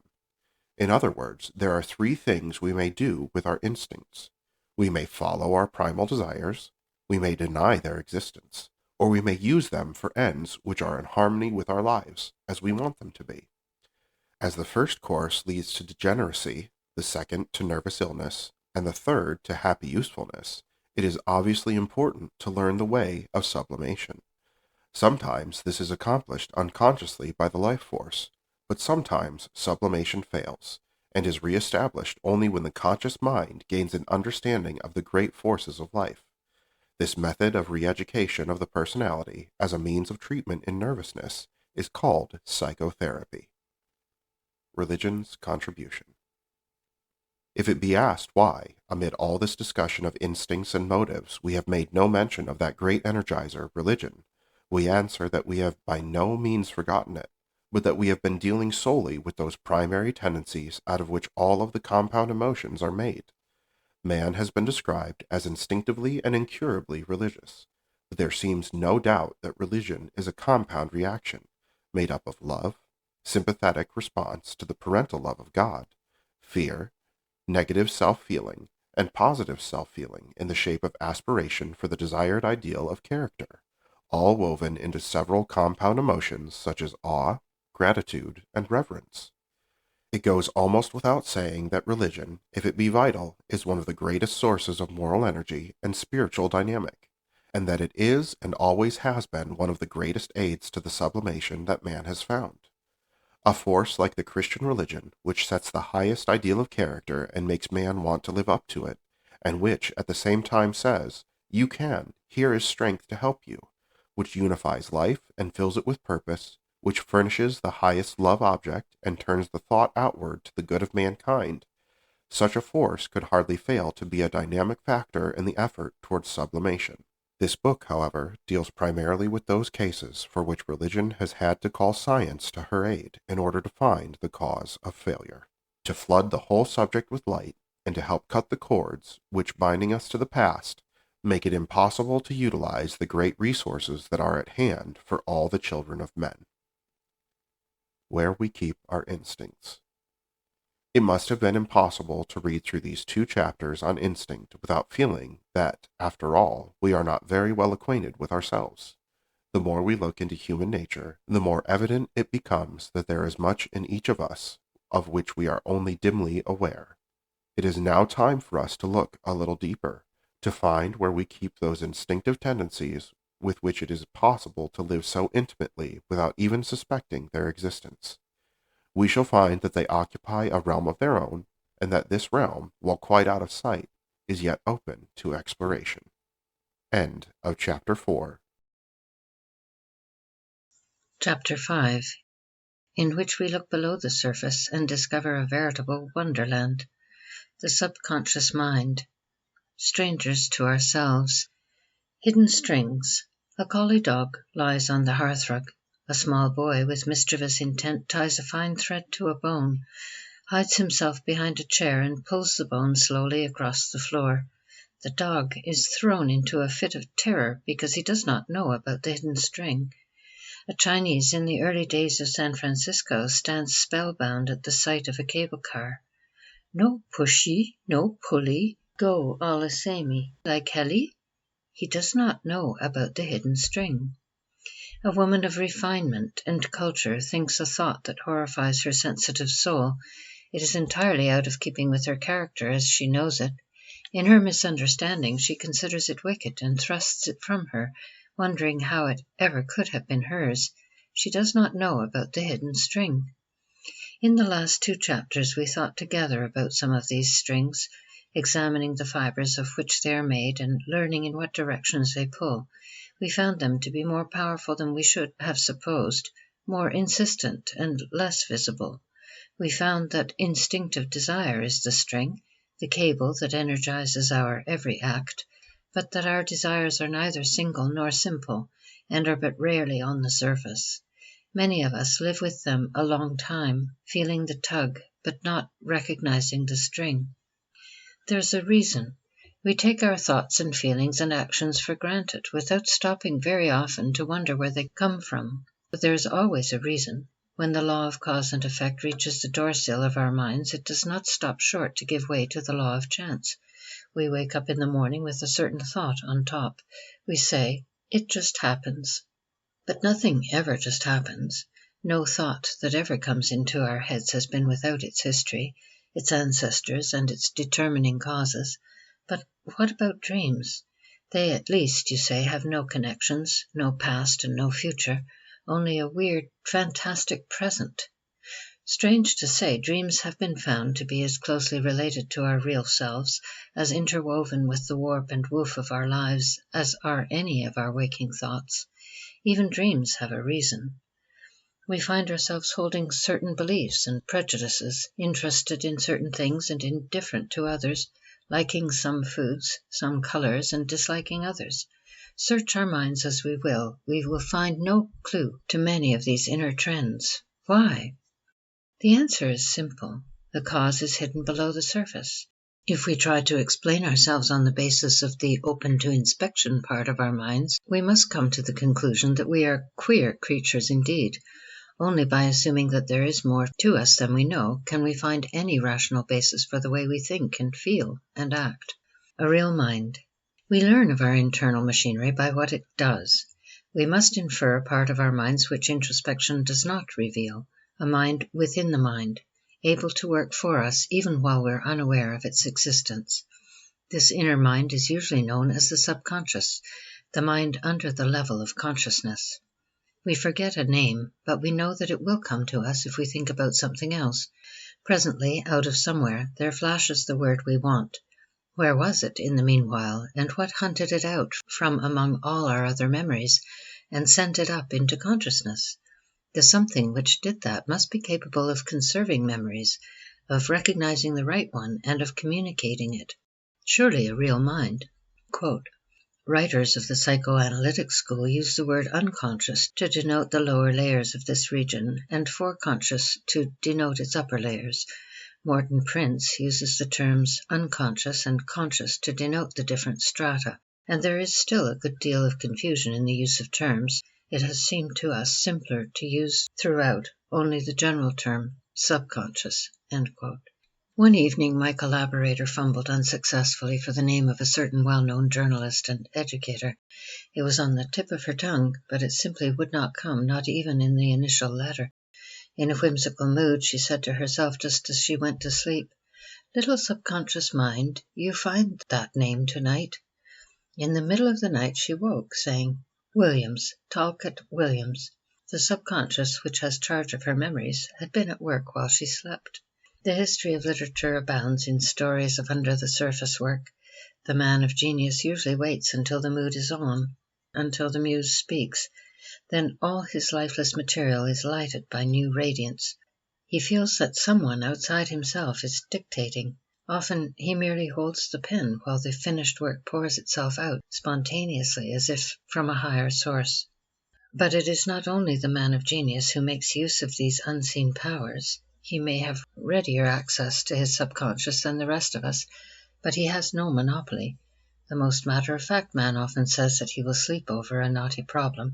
He puts it into his mind and then goes about his business, or goes to sleep while his unseen judge weighs and balances, collects related facts, looks first at one side of the question and then at the other, and finally sends up into consciousness a decision full of conviction, a decision that has been formulated so far from the focus of attention that it seems to be something altogether new, a veritable inspiration. We must infer the subconscious from what it does. Things happen. There must be a cause. Some of the things that happen presuppose imagination, reason, intelligence, will, emotion, desire, all the elements of the mind. We cannot see this mind, but we can see its products. To deny the subconscious is to deny the artist while looking at his picture, to disbelieve in the poet while reading his poem, and to doubt the existence of the explosive while listening to the report. The consciousness is an artist, a poet, and an explosive by turns. If we deny its existence, a good portion of man's doings are unintelligible. If we admit it, many of his actions and his afflictions, which have seemed absurd, stand out in a new light as purposeful efforts with a real and adequate cause. The submerged 9/10. The more deeply psychologists and physicians have studied into these things, the more certainly have they been forced to the conclusion that the conscious mind of man, the part that he can explore at will, is by far the smaller part of his personality. Since this is to some people a rather startling proposition, we can do no better than quote the following statement from White on the relation of consciousness to the rest of psychic life. Quote, "Consciousness includes only that of which we are aware, while outside of this somewhat restricted area there lies a much wider area in which lie the deeper motives for conduct, and which not only operates to control conduct, but also dictates what may and what may not become conscious." Stanley Hall has very forcibly put the matter by using the illustration of the iceberg. Only 1/10 of the iceberg is visible above water, 9/10 is beneath the surface. It may appear in a given instance that the iceberg is being carried along by the prevailing winds and surface currents, but if we keep our eyes open, we shall sooner or later see a berg going in the face of the wind, and so apparently putting to naught all the laws of aerodynamics.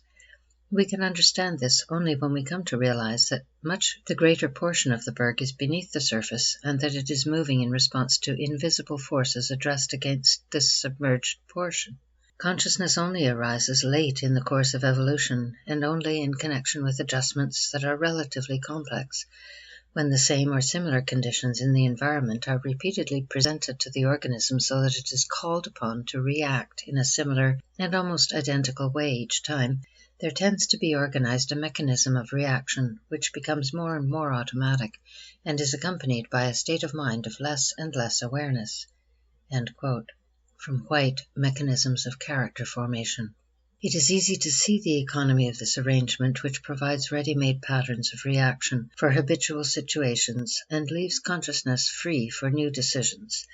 Since an automatic action, traveling along well-worn brain paths, consumes little energy and causes the minimum of fatigue, the plan not only frees consciousness from a confusing number of details, but also works for the conservation of energy.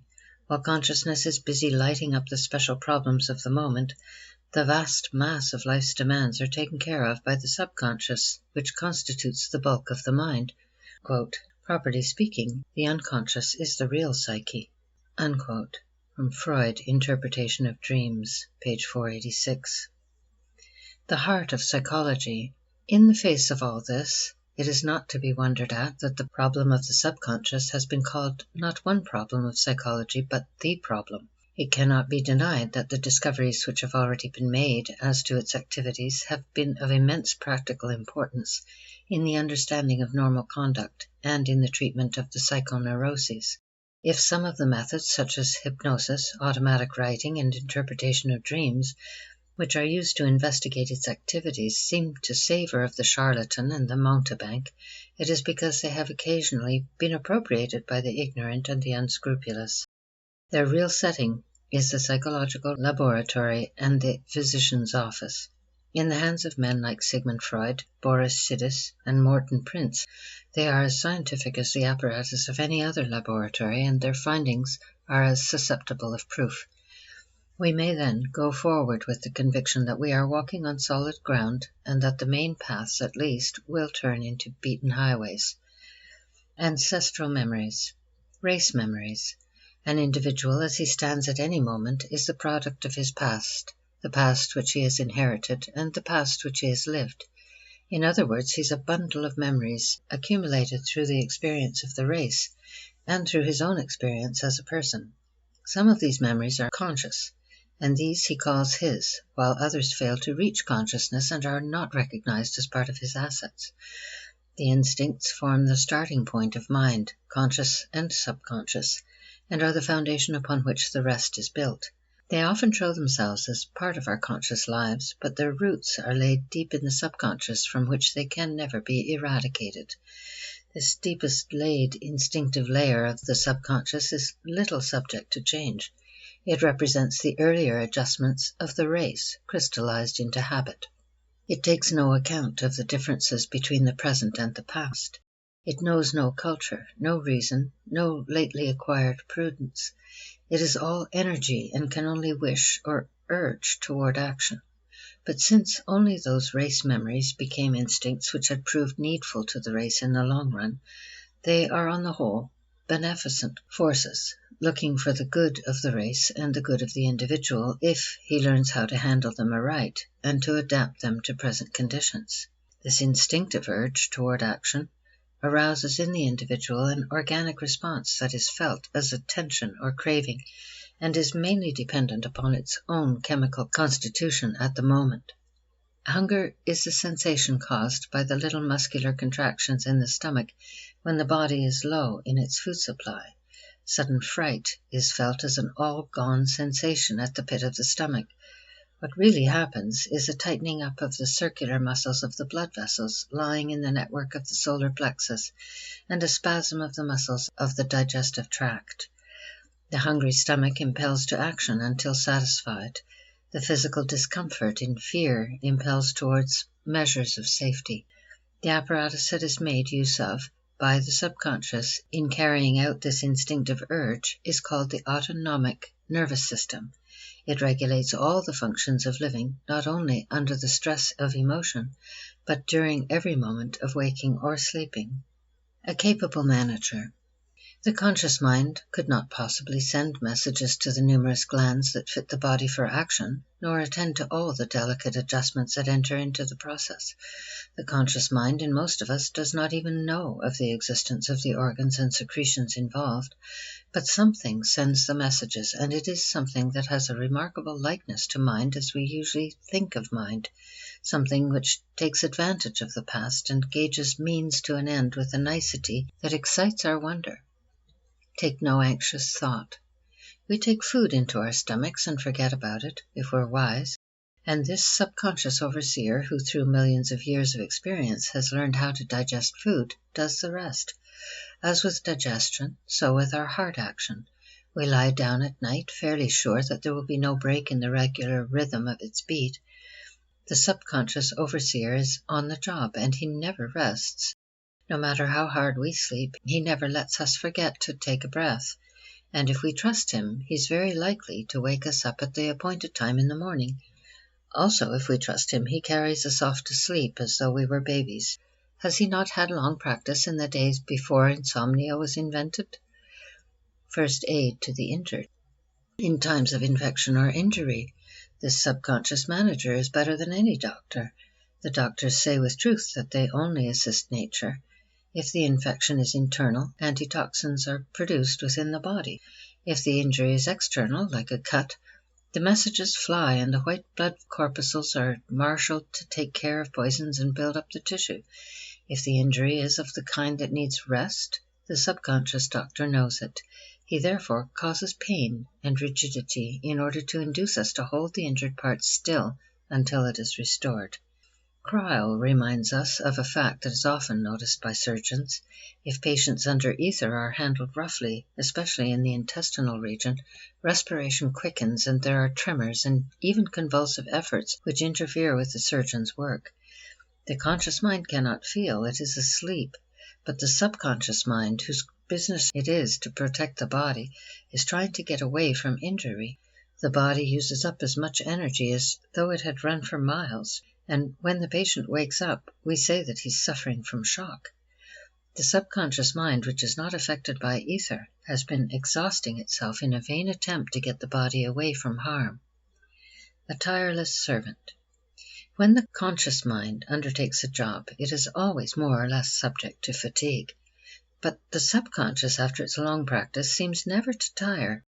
We say that its activities have become automatic. With all its inherited skill, the subconscious, if left to itself, can be depended upon to run the bodily machinery without effort and without hitch. The only things that can interfere with its work are the wrong kind of emotions and the wrong kind of suggestions from the conscious mind. Barring these, it goes its way like a trusty servant, looking after details and leaving its master's mind free for other things. Having been in the family for generations, it knows its business and resents any interference with its duties or any infringement of its rights. No man, then, comes into this world without inheritance.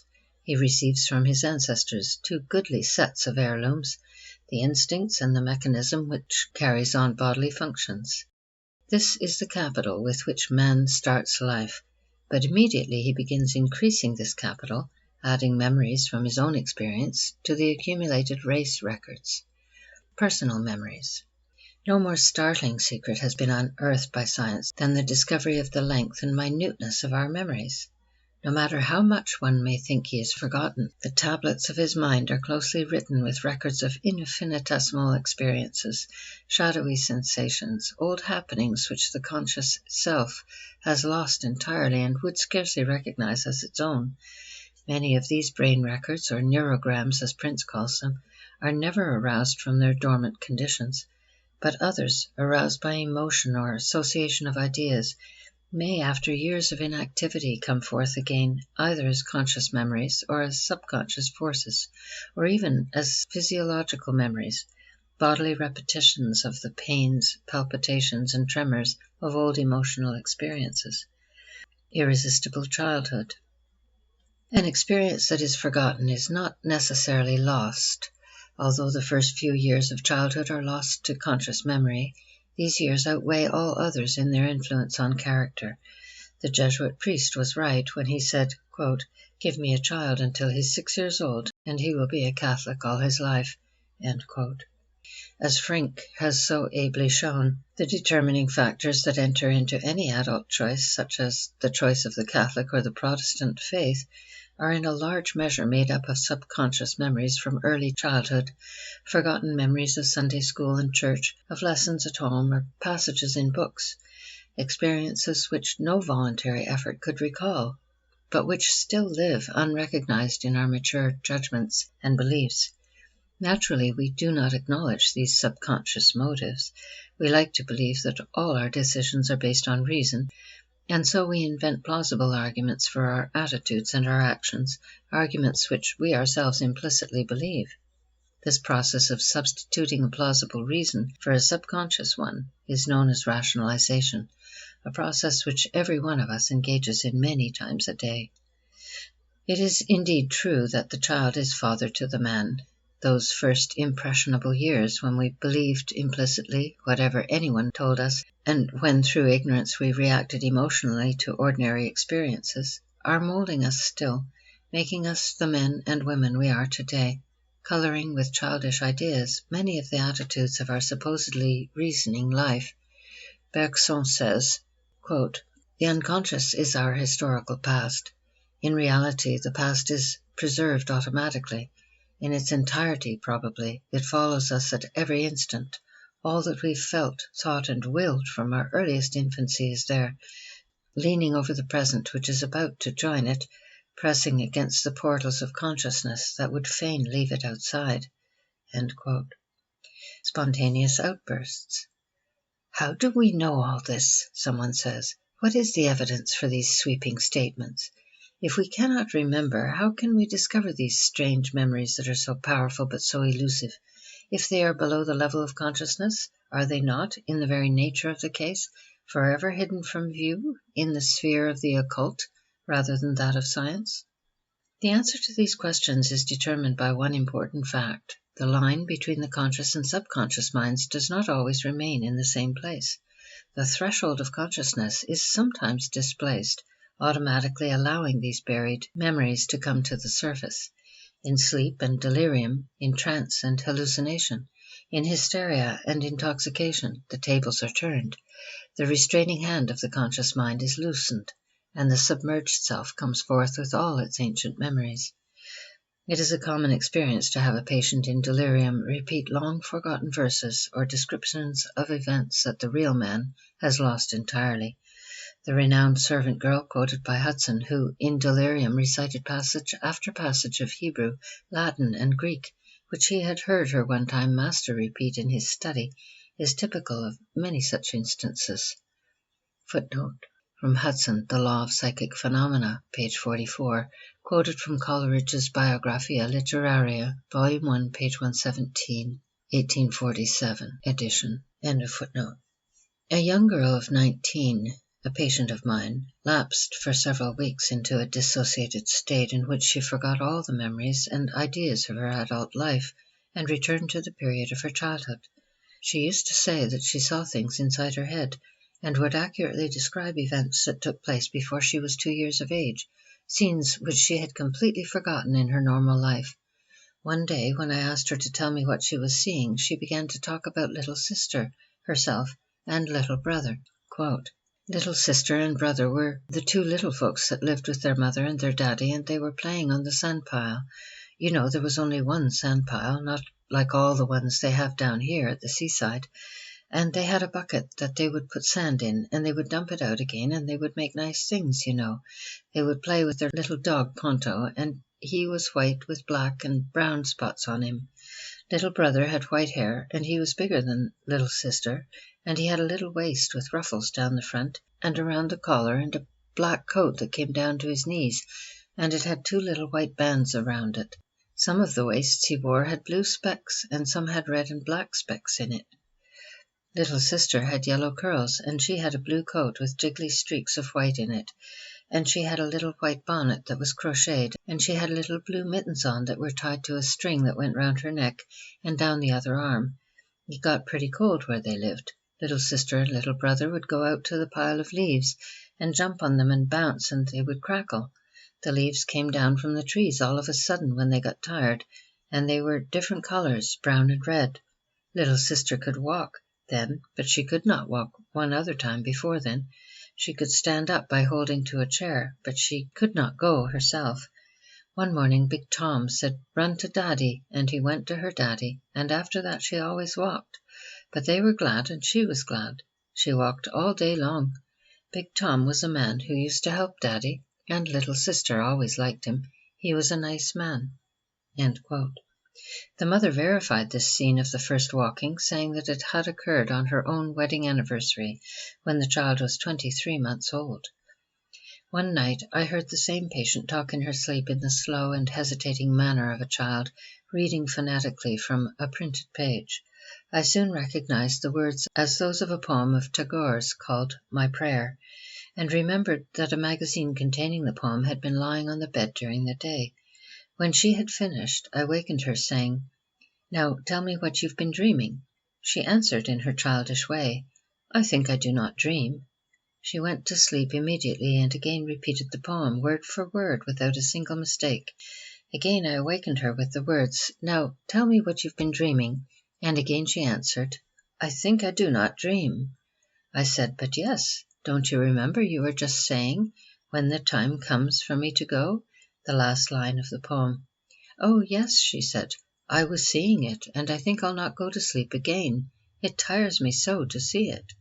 While she was awake, she had no recollection of having seen the poem, and was indeed, in her dissociated state, quite incapable of understanding its meaning. Asleep, she saw every word as plainly as if the page had been before her eyes.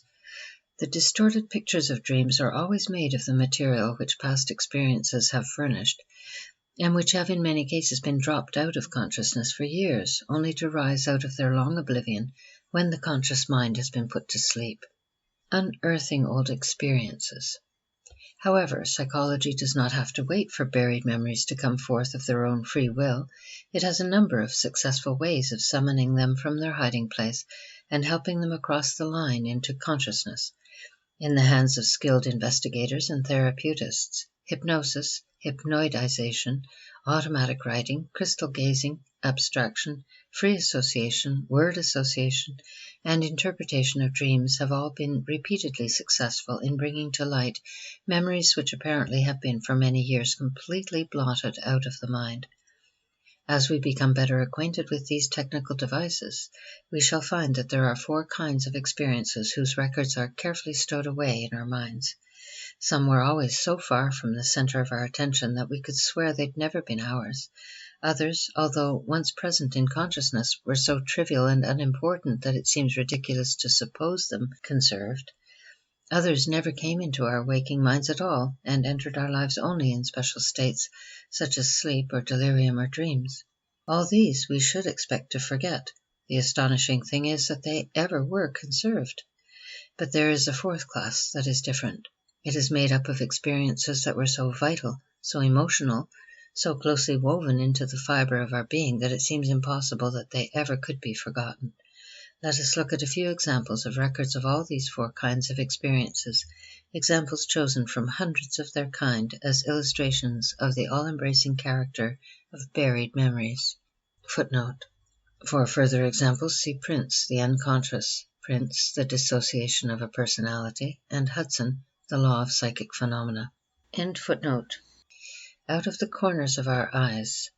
In the first place, we're much more observing than we imagine.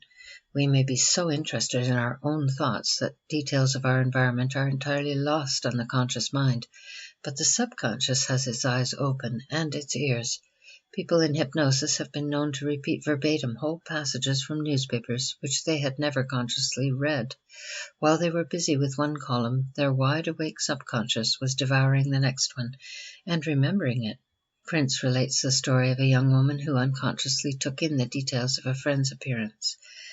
Quote, I asked BCA, without warning and after having covered her eyes, to describe the dress of a friend who was present and with whom she had been conversing perhaps some 20 minutes. She was unable to do so beyond saying that he wore dark clothes. I then found that I myself was unable to give a more detailed description of his dress, although we had lunched and been together about 2 hours. BCA was then asked to write a description automatically. Her hand wrote as follows. She was unaware that her hand was writing.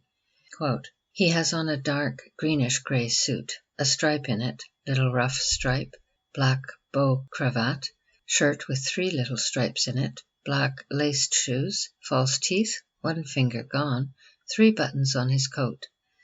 The written description was absolutely correct. The stripes in the coat were almost invisible.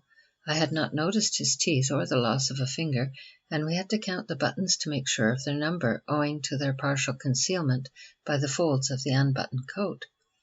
The shoestrings, I'm sure, under the conditions, would have escaped nearly everyone's notice. Automatic writing, the method used to uncover this subconscious perception, is a favorite method with some investigators and is often used by Morton Prince. The hand writes without the direction of the personal consciousness, and usually without the person's being aware that it's writing. A dissociated person does this very easily. Other people can cultivate the ability, and perhaps most of us approach it when we're at the telephone, busily writing or drawing remarkable pictures while the rest of us is engaged in a conversation.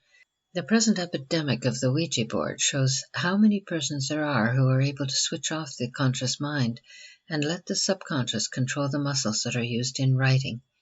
The fact that the writer has no understanding of what he's doing and believes himself directed by some outside power in no way interferes with the subconscious phenomenon. Everyday doings.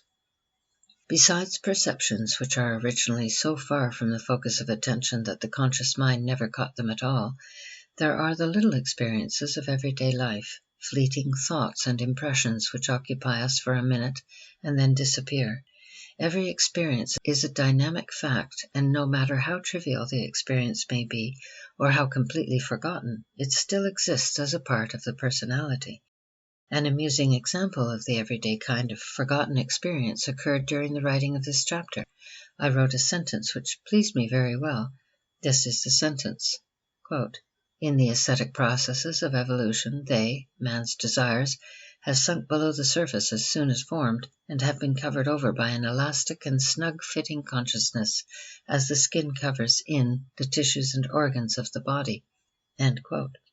After showing this passage to my collaborator and remarking that this figure had never been used before, I was partly chagrined and partly amused to have her bring me the following sentence from White and Jelliffe.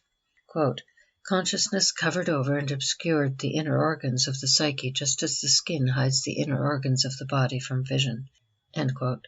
My originality had vanished and I was close to plagiarism. Indeed, if a history of plagiarism could be written, it would probably abound in just such stories. I had read the article containing this sentence only once, about 3 years before, and had never quoted it or consciously thought of it. It had lain buried for 3 years, only to come forth as an original idea of my own.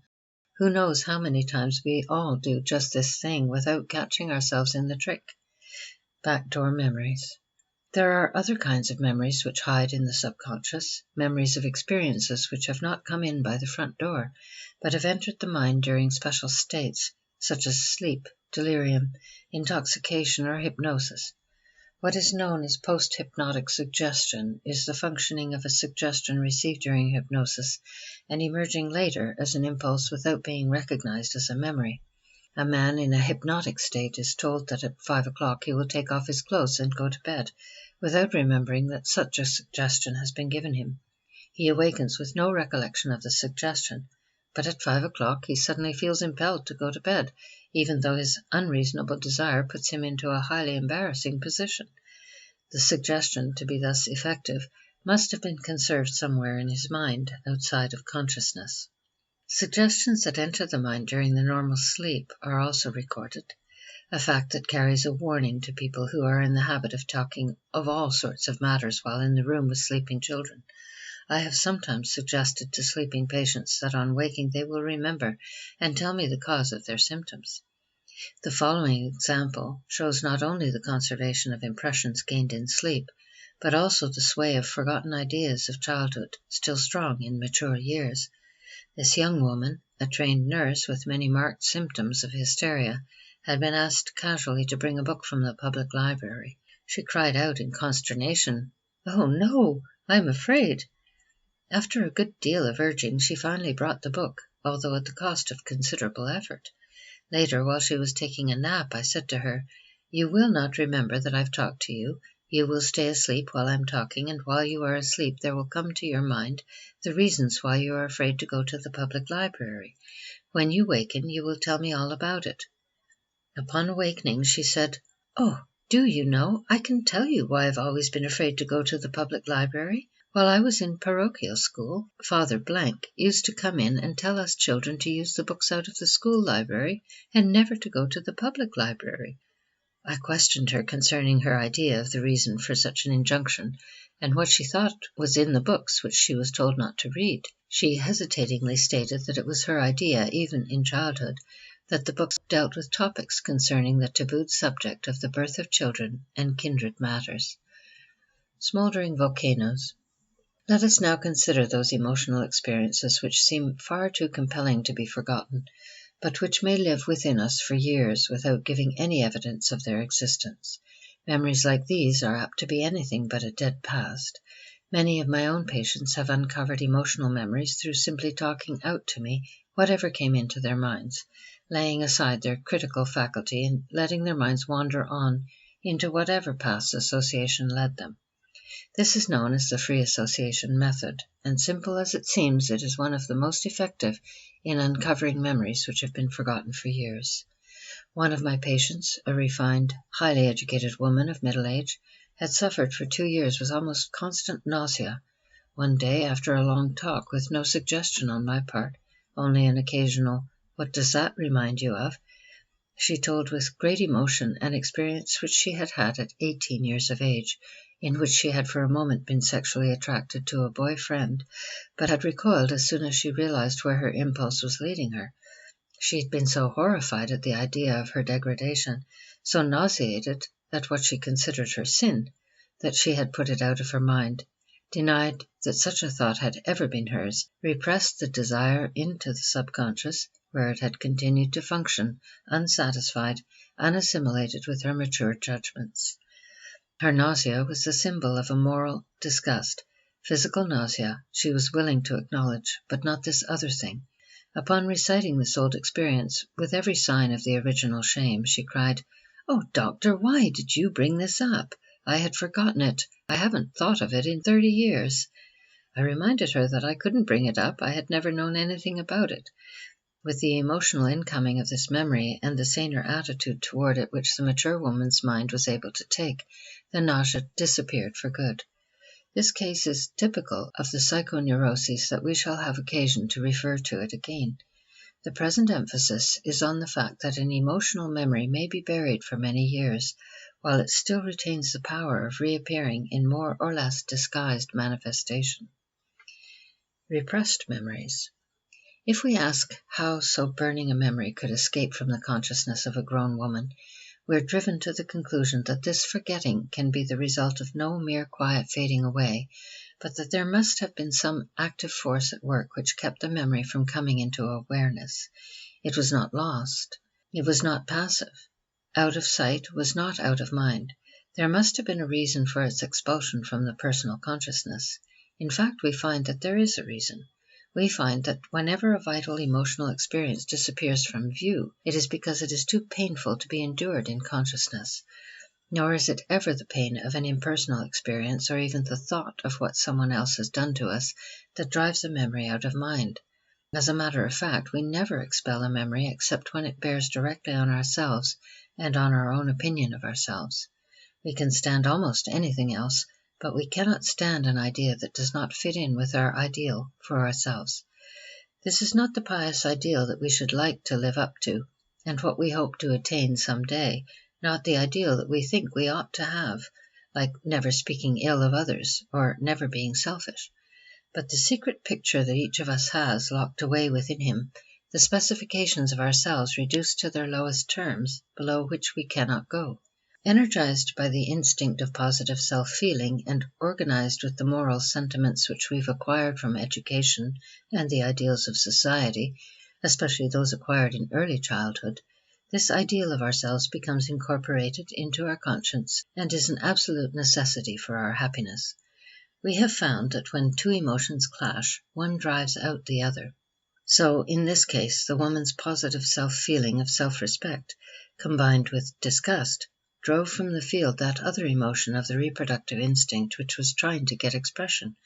Speaking technically, one repressed the other. The woman said to herself, "No, I never could have had such a thought," and promptly forgot it. Needless to say, this kind of handling did not kill the impulse.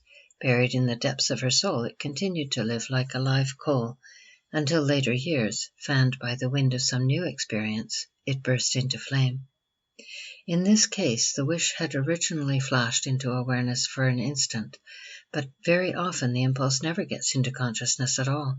The upper layers of the subconscious, where the acquired ideals live, automatically work to keep down any desires which are thought to be out of keeping with the person as he knows himself. He then would emphatically deny that such desires had ever had any place in his life. Freud has called this repressing force the psychic censor. To get into consciousness, any idea from the subconscious must be able to pass this censor. This force seems to be a combination of the self-regarding and herd instincts, which dispute with the instinct for reproduction the right to the common path for expression. A considerable part of any person's subconscious is made up of memories, wishes, impulses, which are repressed in this way. Of course, any instinct of desire may be repressed, but it is easy to understand why the most frequently denied impulse, the instinct of reproduction, against whose urgency society has cultivated so strong a feeling, should be repressed more frequently than any other. Past and present. It matters not, then, in what state experiences come to us, whether in sleep or delirium, intoxication or hypnosis, or in the normal waking condition. They are conserved and may exert great influence on our normal lives. It matters not whether the experiences be full of meaning and emotion, or whether they be so slight as to pass unnoticed, they are conserved. It matters not whether these experiences be mere sense impressions or inner thoughts, whether they be unacknowledged hopes or fears, undesirable moods and unworthy desires, or fine aspirations and lofty ideals. They are conserved, and they may at a later date rise up to bless or to curse us long after we had thought them buried in the past. The present is the product of the past. It is the past plus an element of choice which keeps us from settling down in the despair of fatalism, and enables us to do something toward making the present that is a help and not a stumbling block to the present that is to be. Some habits of the subconscious. The association of ideas. It is only by something akin to poetic license that we can speak of lower and higher strata of mind. When we carry over the language of material things into the less easily pictured psychic realm, it is sometimes well to remind ourselves that figures of speech, if taken too literally, are more misleading than illuminating. When we speak of the deep-laid instinctive lower levels of mind and the higher acquired levels, we must not imagine that these strata are really laid in neat, mutually exclusive layers, one on top of the other in the chambers of the mind. Nor must we imagine the mental elements of instinct, idea, and memory as jumbled together in chaotic confusion, or in scattered, isolated units. As a matter of fact, the best word to picture the inside of our minds is the word group. We do not know just how ideas and instincts can group themselves together, but we do know that by some arrangement of brain paths and nerve connections, the laws of association of ideas and of habit take our mental experiences and organize them into more or less permanent systems. Instinctive emotions tend to organize themselves around ideas to form sentiments. Ideas or sentiments, which through repetition or emotion are associated together, tend to stay together in groups or complexes which act as a whole. Complexes which pertain to the same interests tend to bind themselves into larger systems or constellations, forming moods or sides to one's character. It is not highly important to differentiate in every case a sentiment from a complex, or a complex from a constellation, especially as many writers use complex as a generic term for all sorts of groups. But a general understanding of the much used word complex is necessary for a comprehension of modern literature on psychology, psychotherapy, or general education. What is a complex? Reduced to its lowest terms, a complex is a group. It may be simply a group of associated movements, like lacing one's shoes or knitting. It may be a group of movements and ideas like typewriting or piano playing, which through repetition have become automatic or subconscious. It may be merely a group of ideas, such as the days of the week, the alphabet, or the multiplication table. In all these types, it is repetition working through the law of habit that ties the ideas and movements together into an organic whole. Usually, however, the word complex is reserved for psychic elements that are bound together by emotion. In this sense, a complex is an emotional thought habit. Frink's definition, which is one of the simplest, recognizes only this emotional type. Quote, "A complex is a system of connected ideas having a strong emotional tone and displaying a tendency to produce or influence conscious thought and action in a definite and predetermined direction." Footnote. Frink, What is a Complex? Journal of American Medical Association, Volume 62, Number 12, March 21st, 1914. End of footnote. Emotion and repetition are the great welders of complexes. Emotion is the strongest cement in the world. A single emotional experience suffices to bind together ideas that were originally as far apart as the poles. Sometimes a complex includes not only ideas, movements, and emotions, but physiological disturbances and sensations. Some people cannot go aboard a stationary ship without vomiting, nor see a rose, even though it prove to be a wax one, without the sneezing and watering eyes of hay fever. This is what is known as a conditioned reflex. Past associations plus fear have so welded together idea and bodily manifestation that one follows the other as a matter of course, long after the real cause is removed. In such ways, innumerable nervous symptoms arise.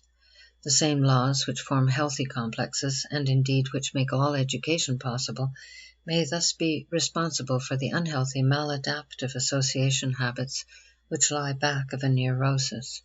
Fortunately, a knowledge of this fact furnishes the clue to the re-education that brings recovery. A complex may be either conscious or unconscious, but as it usually happens that either all or part of its elements are below the surface, the word is oftenest used to mean those buried systems of the subconscious mind that influence thought or behavior without themselves being open to scrutiny. It is these buried complexes, memory groups, gathered through the years of experience, that determine action in uniform and easily prophesied directions. Every individual has a definite complex about religion, about politics, about patriotism, about business, and it is the sum of these buried complexes which makes up his total personality. Displacement. Association or grouping is, then, an intrinsic power of mind, but as all life seems to be built on opposites, light and darkness, heat and cold, love and hate, so mind, which is capable of association, is capable also of displacement, or the splitting apart of elements which belong together. There is such a thing as the simple breaking up of complexes, when education or experience or neglect separate ideas and emotions which had been previously welded together, but displacement is another matter. Here there is still a path between idea and emotion.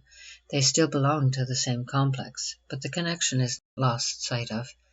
The impulse or emotion attaches itself to another substitute idea, which is related to the first, but which is more acceptable to the personality. Sometimes the original idea is forgotten, repressed, or dissociated into the subconscious, as in anxiety neurosis, and sometimes it is merely shorn of its emotional interest and remembered as an unrelated or insignificant idea, as in compulsion neurosis. Transference. Another kind of displacement which seems hard to believe possible until it is repeatedly encountered in intelligent human beings is the process called transference, by which everybody at some time or other acts toward the people he meets, not according to rational standards, but according to old unconscious attitudes towards other people. Each of us carries within subconscious pictures of the people who surrounded us when we were children, and now, when we meet a new person, we are likely unconsciously to say to ourselves not, "This person has eyebrows like my mother," or "a voice like my nurse," or "This person bosses me around as my father used to do," but "This is my mother, this is my nurse, this is my father," whereupon we may proceed to act toward that person very much as we did toward the original person in childhood. Transference is subconsciously identifying one person with another, and behaving toward the one as if he were that other. Analysis has discovered that many a man's hostile attitude toward the state or religion or authority in general is nothing more than this kind of displacement of his childhood's attitude toward authority in the person of his perhaps too domineering father. Many a woman has married a husband, not for what he was in himself, but because she unconsciously identified him with her childish image of her father. Students of human nature have always recognized the kind of displacement which transfers the sense of guilt from some major act or attitude to a minor one which is more easily faced, just as Lady Macbeth felt that by washing her hands she might free herself from her deeper stain. This is a frequent mechanism in the psychoneuroses, not that neurotics are likely to have committed any great crime, but that they feel subconsciously that some of their wishes or thoughts are wicked. The phenomena of dissociation. When an idea or a complex, a perception or a memory is either temporarily or permanently shoved out of consciousness into the subconscious, it is said to be dissociated. When we are asleep, the part of us that is usually conscious is dissociated, and the submerged part takes the stage. When we forget our surroundings in concentration or absent-mindedness, a part of us is dissociated, and our friends say that we're not all there, or as a popular slang has it, nobody home. When a mood or system of complexes drives out all other moods, one becomes a different person. But if this normal dissociation is carried a step further, we may lose the power to put ourselves together again, and then we may truly be said to be dissociated. Almost any part of us is subject to this kind of apparent loss. In neurasthenia, the happy, healthy complexes which have hitherto dominated our lives may be split off and left lying dormant in the subconscious, or the power of will or concentration may seem to be gone.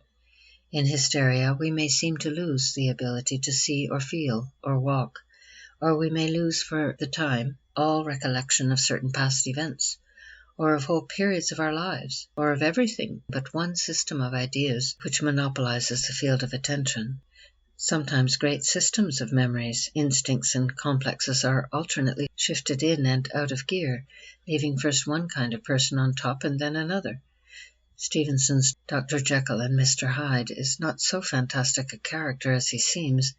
Anyone who doubts the ability of the mind to split itself up into two or more distinct personalities, entertaining totally different conceptions of life, disliking each other, playing tricks on each other, writing notes to each other, and carrying on a perpetual feud as each tries to get the upper hand, should read Morton Prince's Dissociation of a Personality, a fascinating account of his famous case, Miss Beauchamp. Footnote.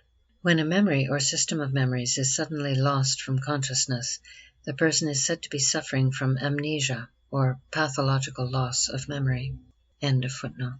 Internal warfare. Conflict, often accentuated by shock or fatigue, represses or drives down certain ideas, perceptions, wishes, memories, or complexes into the subconscious, where they remain sometimes dormant and passive, but often dynamic, emotional, carrying on an overexcited automatic activity, freed from the control of reason and the modifying influence of other ideas, and able to cause almost any kind of disturbance. So long as there is teamwork between the various parts of our personality, we are able to act as a unit.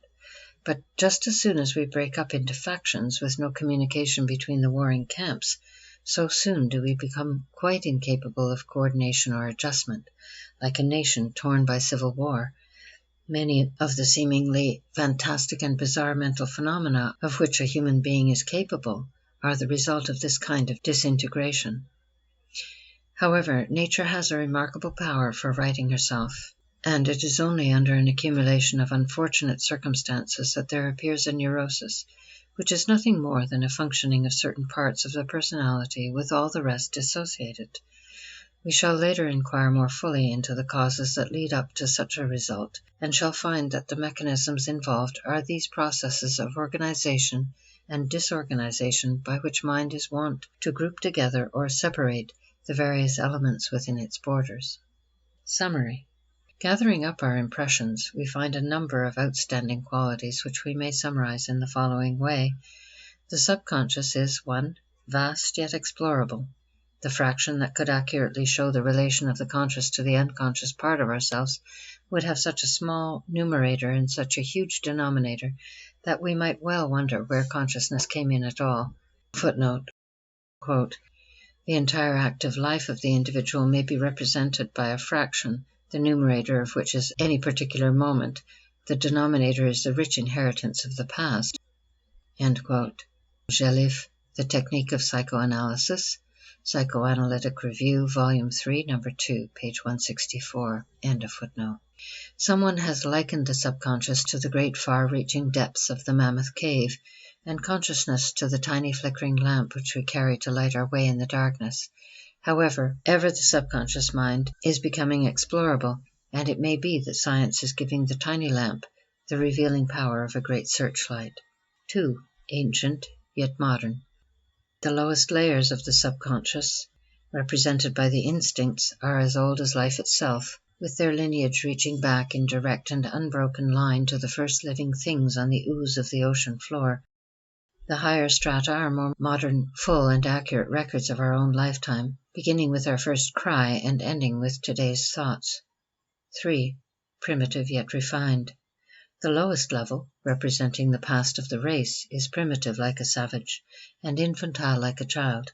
It is instinctive, unalterable, and universal. It knows no restraint, no culture, and no prudence. The higher level, the storehouse of individual experience, bears the marks of acquired ideals, of cultivated refinement, and represents, among other things, the precepts and prudence of civilized society. 4. Emotional yet intellectual. Our records of the past are not dead archives, but living forces, persistent, urging, dynamic, and emotional. They give meaning to new experiences, color our judgments, shape our beliefs, determine our interests, and, if wrongly handled, make their way into consciousness as neurotic symptoms. However, the conscious is not all emotion.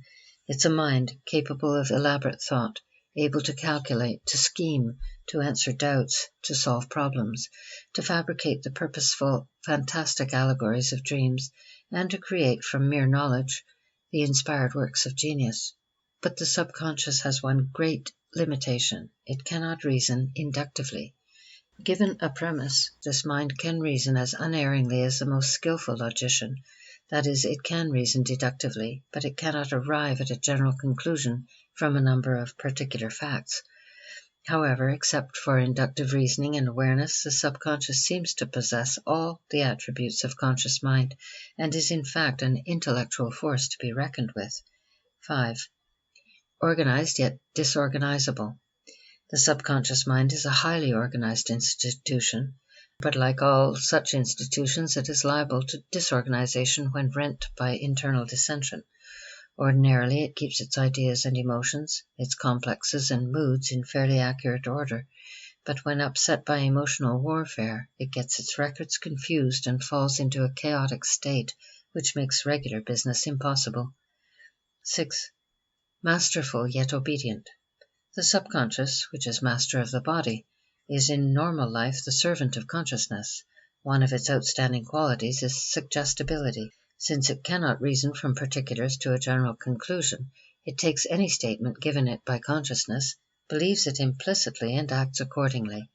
The pilot wheel of the ship is, after all, the conscious mind, insignificant in size when compared with the great mass of the vessel, but all-powerful in its ability to direct the course of the voyage. Nervous persons are people who are too much under the sway of the subconscious. So, too, are some geniuses, who narrowly escape neurosis by finding a more useful outlet for their subconscious energies. While the poet, the inventor, and the neurotic are likely to be too largely controlled by the subconscious, the average man is to a greater extent ruled by the conscious mind, and the highest type of genius is the man whose conscious and subconscious minds work together in perfect harmony, each up to its full power. If, as many believe, the next great strides of science are to be in this direction, it may pay some of us to be pioneers in learning how to make use of these undeveloped riches of memory, organization, and surplus energy. The subconscious, which can on occasion behave like a very devil within us, is, when rightly used, our greatest asset, the source of powers whose appearance in the occasional individual has been considered almost superhuman, but which prove to be characteristically human, the common inheritance of the race of man. End of Chapter 5. Chapter 6, in which we learn why it pays to be cheerful. Body and mind, the missing link. Ancient knowledge. People have always known that mind, in some strange way, carries its moods over into the body. The writer of the book of Proverbs tells us from that far-off day that a merry heart doeth good like a medicine, but a broken spirit drieth the bones. Jesus, in his healing ministry, always emphasized the place of faith in the cure of the body. Thy faith has made thee whole is a frequent word on his lips, and ever since his day, people have been rediscovering the truth that faith, even in the absence of a worthy object, does often make whole. Faith in the doctor, the medicine, the charm, the mineral waters, the shrine, and in the good God has brought health to many thousands of sufferers. People have always reckoned on this bodily result from a mental state. They have intuitively known better than to tell a sick person that he is looking worse, but they have not always known why.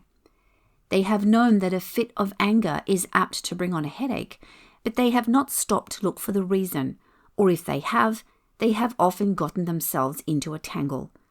This is because there has always been, until recently, a missing link. Now the link has been found. After the last chapter, it will not be hard to understand that this connecting link, this go-between of body and mind, is nothing else than the subconscious mind. When we remember that it has the double power of knowing our thoughts and of controlling our bodies, it is not hard to see how an idea can translate itself into a pain, nor to realize with new vividness the truth of the statement that healthy mental states make for health and unhealthy mental states for illness. Suggestion and emotion. There are still many gaps in our knowledge of the ways of the subconscious, but investigation has thrown a good deal of light on the problem. Two of the principles already discussed are sufficient to explain most of the phenomena. These are, first, that the subconscious is amenable to control by suggestion, and secondly, that it is greatly influenced by emotion. Tracing back the principles behind any example of the power of mind over body, one finds at the root of the matter either a suggestion or an emotion, or both. If then the stimulating and depressing effects of mental states are to be understood, the first step must be a fuller understanding of the laws governing suggestion and emotion.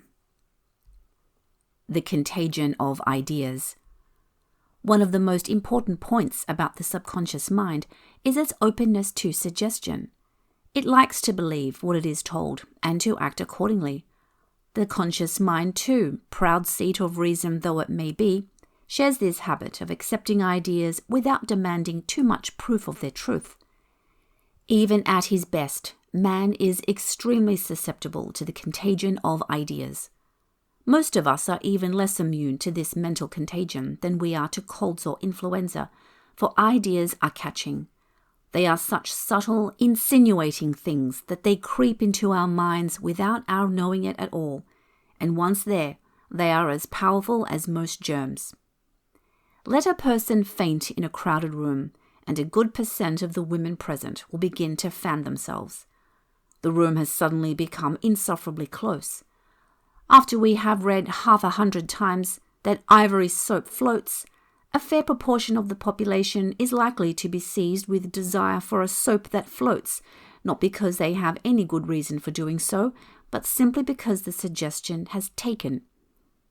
As for the harbingers of spring, they are neither the birds nor the wildflowers, but the blooming windows of the milliners, which successfully suggest in wintry February that summer is coming and that felt and fur are out of season. It is evident that all advertising is suggestion. The training of children also, if it is done in the right way, is largely a matter of suggestion. The little child who falls down and bumps his head is very likely to cry if met with a sympathetic show of concern, while the same child will often take his mishaps as a joke if his elders meet them with a laugh or a diverting remark. Unlucky is the child whose mother does not know, either consciously or intuitively, that example and contagion are more powerful and more pleasant than command and prohibition. Everything suggestive. Human beings are constantly communicating one to another. Sometimes they get over an idea by means of words, but often they do it in more subtle ways, by the elevation of an eyelid, the gesture of a hand, composure of manner in a crisis, or a laugh in a delicate situation. A suggestion is merely an idea passed from one person to another, an idea that is accepted with conviction and acted upon, even though there may be no logic, no reason, no proof of its truth. It is an influence that takes hold of the mind and works itself out to fulfillment, quite apart from its worth or reasonableness. Of course, logical persuasion and argument have their place in the communication of ideas. An idea may be conveyed by other ways than suggestion. But while suggestion is not everything, it is equally true that there is suggestion in everything. The doctor may give a patient a very rational explanation of his case, but the doubtful shake of the head or the encouraging look of his eye is quite likely to colour the patient's general impression. The eyes of our subconscious are always open, and they are constantly getting impressions, subtle suggestions that are implied rather than expressed. Abnormal suggestibility. While everybody is suggestible, nervous people are abnormally so. It may be, as McDougall suggests, that they have so large an amount of submission or negative self-feeling in their makeup that they believe anything just because someone else says it's true. Sometimes it is lack of knowledge that makes us gullible, and at other times the cause of our suggestibility is failure to use the knowledge that we have. Sometimes our ideas are locked away in airtight compartments with no interaction between them. The psychologists tell us that suggestion is greatly favored by a narrowing of the attention, a contraction of the field of consciousness, a dissociation of other ideas through concentration. This all simply means that we forget to let our common sense bring to bear counter-ideas that might challenge a false one, or that worry, a veritable spasm of the attention, has fixed upon an idea to the exclusion of all others, or that through fatigue or the dissociation of sleep or hypnosis or hysteria, our reasoning powers have been locked out and for the time being are unable to act. It was through experiments on hypnotized subjects that scientists first learned of the suggestibility of the subconscious mind. In hypnosis, a person can be made to believe almost anything and to do almost anything compatible with the safety and the moral sense of the individual. The instinct of self-preservation will not allow the most deeply hypnotized person to do anything dangerous to himself, and the moral complexes laid in the subconscious never permit a person to perform in earnest an act of which the waking moral sense would disapprove. Within these limits, a person in the dissociated hypnotic state can be made to accept almost any suggestion. We found in the last chapter how open to suggestion is a person in normal sleep. Of the dissociation of hysteria, we shall have occasion to speak in later chapters. Although all these special states heighten suggestibility, we must not forget how susceptible each of us is in his normal waking state. Living its faith. All this gathers meaning only when we realize that ideas are dynamic. They always tend to work themselves out to fulfillment. The subconscious no sooner gets a conviction than it tries to act it out. Of course, it can succeed only up to a certain limit. If it believes the stomach to have cancer, it cannot make cancer, but it can make the stomach misbehave. One of my patients, on hearing of a case of brain tumor, immediately imagined this to be her trouble and developed a pain in her head. She could not manufacture a tumor, but she could manufacture what she believed to be the symptoms. There was another patient who was supposed to have brain tumor. This young woman seemed to have lost almost entirely the power to keep her equilibrium in walking. Her center of gravity was never over her feet, but away out in space, so that she was continually banging from one side of the room to the other, only saving herself from injury by catching at the wall or the furniture with her hands. Several physicians who had been interested in the case had found the symptoms strongly suggestive of brain tumor. There were, however, certain unmistakable earmarks of hysteria, such as childlike bland indifference to the awkwardness of the gait, which was a grotesque caricature of several brain and spinal cord diseases, with no accurate picture of any single one. This was evidently a case not of actual loss of power, but a dissociation of the memory picture of walking. The patient was a trained nurse and knew in a general way the symptoms of brain tumor. When the suggestion of brain tumor had fixed itself in her mind, she was able subconsciously to manufacture what she believed to be the symptoms of that disease. By injecting a keen sense of disapprobation and skepticism into the hitherto placidly accepted state of disability, by flashing a mirror on the physical and moral attitudes which she was assuming, I was able to rob the pathological complex of its altogether unconscious, pleasurable feeling tone, and to restore to its former strength and poise a personality of exceptional native worth and beauty. After a few weeks at my house, she was able to walk like a normal person and went back to her work for good. We have already learned enough about the inner self to see in a faint way how it works out its ideas.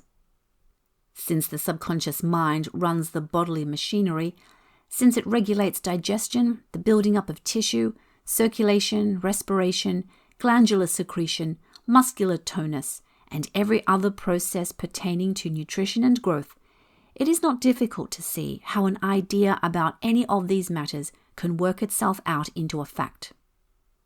A thought can furnish the mental machinery needed to fulfill the thought.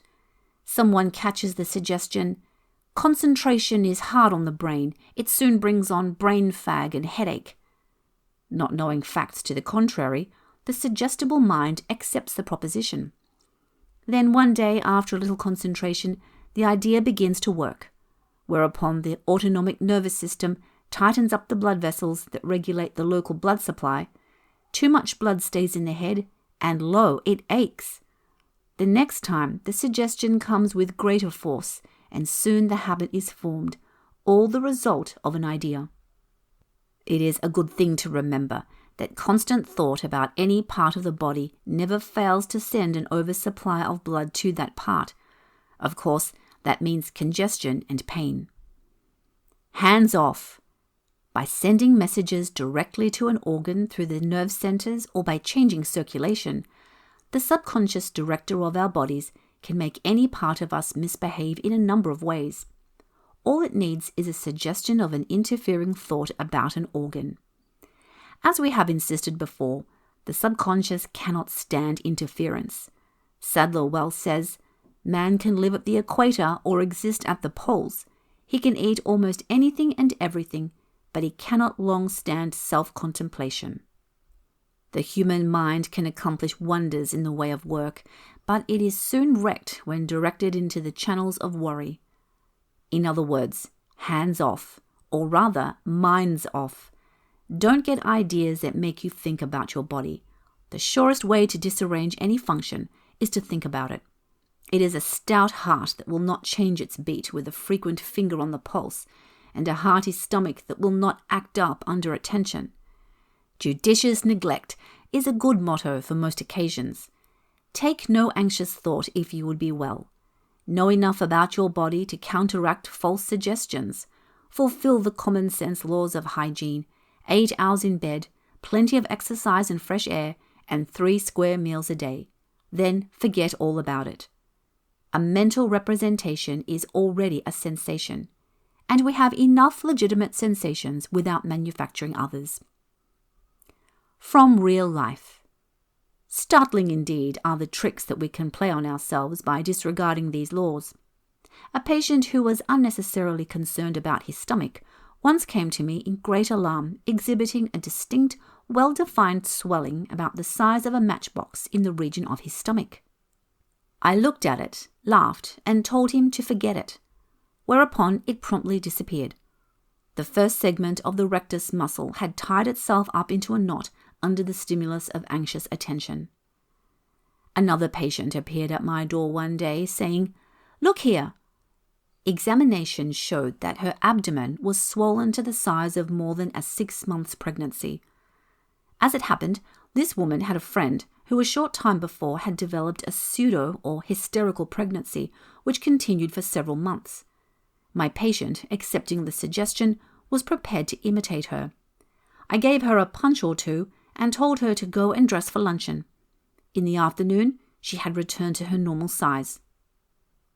Another woman, suffering from chronic constipation, was firmly convinced that her bowels could not move without a cathartic, which I refused to give. However, I did give her some strychnine pills, carefully explaining that they were not for her intestines and that they would have no effect there. She did not believe me and promptly began to have an evacuation every day. It seems that sometimes 2 wrong ideas are equal to a right one. If doctors fully realized the power of suggestion, they would be more careful than they sometimes are about suggesting symptoms by the questions they ask their patients. A patient of mine with locomotor ataxia suffered from the usual train of symptoms incident to that disease. It turned out, however, that many of the symptoms had been suggested by the questions of former physicians who had asked him whether he had certain symptoms and certain disabilities. The patient had answered in the negative and then promptly developed the suggested symptoms. When I told him what had happened, these false symptoms disappeared, leaving only those which had a real physical foundation. Another patient, a young girl, complained of a definite localized pain in her arm and told me that she was suffering from angina pectoris. As we do not expect to find this disease in a young person, I asked her where she got such an idea. "Doctor told me so last May." "Did you feel the pain in this same place before that time?" I asked. She thought a minute and then answered, "Why, no, I had a pain around my heart, but I did not notice it in my arm until after that consultation." The wise physician lets his patients describe their own symptoms without suggesting others by the implication of his questions. Autosuggestion. Of course, we must remember that an idea cannot always work itself out immediately. Conditions are not always ripe. It often lies fallow a long time, buried in the subconscious, only to come up again as an autosuggestion, a suggestion from the self to the self. If someone tells us that nervous insomnia is disastrous and we believe it, we shall probably store up the idea until the next time that chance conditions keep us awake.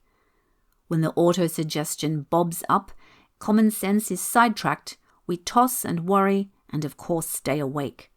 An autosuggestion, often repeated, becomes the strongest of suggestions, successfully opposing most outside ideas that would counteract it. Reason enough for seeing to it that our autosuggestions are of the healthful variety. At the base of every psychoneurosis is an unhealthful suggestion. This is never the ultimate cause. There are other forces at work. but the suggestion is the material out of which those other forces weave the neurosis. Suggestibility is one of the earmarks of nervousness. A sensible and sturdy spirit, stable enough to maintain its equilibrium, is a fairly good antidote to attack. As a man thinketh in his heart, so is he. Why feelings count. The emotions again. It seems impossible to discuss any psychological principle without finally coming back to the subject of emotions. It truly seems that all roads lead to the instincts and to the emotions which drive them. And so, as we follow the trail of suggestion, we suddenly turn a corner and find ourselves back at our starting point, the emotional life. Like all other ideas, suggestions get tied up with emotions to form complexes, of which the driving power is the emotion. If we look into our emotional life, we find, besides the true emotions with which we have become familiar in Chapter 3, a great number of feelings or feeling tones which colour either pleasurably or painfully our emotions and our ideas. On the one hand, there are pleasure, joy, exultation, courage, cheer, confidence, satisfaction, and on the other, pain, sorrow, depression, apprehension, gloom, distrust, and dissatisfaction. Every complex which is laid away in our subconscious is tinted, either slightly or intensely, with its specific feeling tone. Emotions, tonic and poisonous. All this is most important because of one vital fact. Joyful emotions invigorate, and sorrowful emotions depress. Pleasurable emotions stimulate, and painful emotions burden. Satisfying emotions revitalize, and unsatisfying emotions sap the strength. In other words, our bodies are made for courage, confidence, and cheer. Any other atmosphere puts them out of their element, handicapped by abnormal conditions for which they were never fashioned. We were written in a major key, and when we try to change over into minor tones, we get sadly out of tune. There is another factor. Painful emotions make us fall to pieces, while pleasant emotions bind us together. We can see why this is so when we remember that powerful emotions like fear and anger tend to dissociate all but themselves, to split up the mind into separate parts, and to force out of consciousness everything but their own impulse. Morton Prince, in his elaborate studies of the cases of multiple personality, Miss Beauchamp and BCA, found repeatedly that he had only to hypnotize the patient and replace painful, depressing complexes by healthy, happy ones to change her from a weak, worn-out person complaining of fatigue, insomnia, and innumerable aches and pains into a vigorous woman, for the time being completely well. On this point, he says, exalting emotions have an intense synthesizing effect, while depressing emotions have a disintegrating effect. With the inrushing of depressive memories or ideas, there is suddenly developed a condition of fatigue, ill-being, and disintegration, followed after waking by a return or accentuation of all the neurasthenic symptoms. If, on the other hand, exalting ideas and memories are introduced and brought into the limelight of attention, there is almost a magical reversal of the processes. The patient feels strong and energetic, the neurasthenic symptoms disappear, and he exhibits a capacity for sustained effort. He becomes revitalized, so to speak. In cases like this, the needed strength and energy are not lost, they are merely sidetracked, but the person feels as weak as though he were physically ill. Bodily response to emotional states. Secretions. Let us look more carefully into some of the physiological processes involved in emotional changes.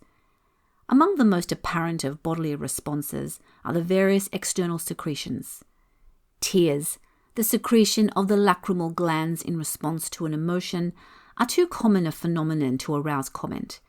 It is common knowledge that clammy hands and a dry mouth betray emotion. Every nursing mother knows that she dares not become too disturbed lest her milk should dry up or change in character. Most people have experienced an increase in urine in times of excitement. Recently, physiologists have discovered the presence of sugar in the urine of students at the time of athletic contests and difficult examinations. We have seen what an important role the various internal secretions, such as the adrenal and thyroid secretions, play in fitting the body for flight and combat, and how large a part fear and anger have in their production. Constant overproduction of these secretions through chronic states of worry is responsible for many a distressing symptom. Most graphic evidence of the disturbance of secretions by emotion is found in the response of the salivary and gastric glands to painful or pleasurable thinking. As these are the secretions which play the largest part in the digestive processes, they lead us naturally to our next heading. Digestion. Everybody knows that appetizing food makes the mouth water, but not everybody realizes that it makes the stomach water also. Nor do we often realize the vital place that this watering has in taking care of our food. Well begun is half done is literally true of digestion. A good flow of saliva brings the food into contact with the taste buds in the tongue. Taste sends messages to the nerve centers in the medulla oblongata. These centers, in turn, flash signals to the stomach glands, which immediately get busy preparing the all-important gastric juice. It takes about 5 minutes for this juice to be made ready, and so it happens that in 5 minutes after the first taste, or even in some cases after the first smell, the stomach is pouring forth its appetite juice, which determines all the rest of the digestive process, in intestines as well as in stomach. Experiments on dogs and cats by Paulo, Cannon, and others have shown what fear and anger and even mildly unpleasant emotions do to the whole digestive process. Cannon tells of a dog who produced 66.7 cubic centimeters of pure gastric juice in the 20 minutes following 5 minutes of sham feeding in which food is swallowed and then dropped out of an opening in the esophagus into a bucket instead of into the stomach. Although there was no food in the stomach, the juice was produced by the enjoyment of the taste and the thought of it. On another day, after this dog had been infuriated by a cat and then pacified, the sham feeding was given again. Although the dog ate eagerly, he produced only 9 cubic centimeters of gastric juice, and this rich in mucus. Evidently, a good appetite and attractively served food are not more important than a cheerful mind. Spicy table talk, well mixed with laughter, is better than all the digestive tablets in the world. What is true of stomach secretions is equally true of stomach contractions. The pleasurable taking of food is a necessity if the required contractions of stomach and intestines are to go forward on schedule time. A little extra dose of adrenaline from a mild case of depression or worry is enough to stop all movements for many minutes. What a revelation on many a case of nervous dyspepsia. The person who dubbed it emotional dyspepsia had facts on his side. Circulation. It is not the heart only that pumps the blood through the body.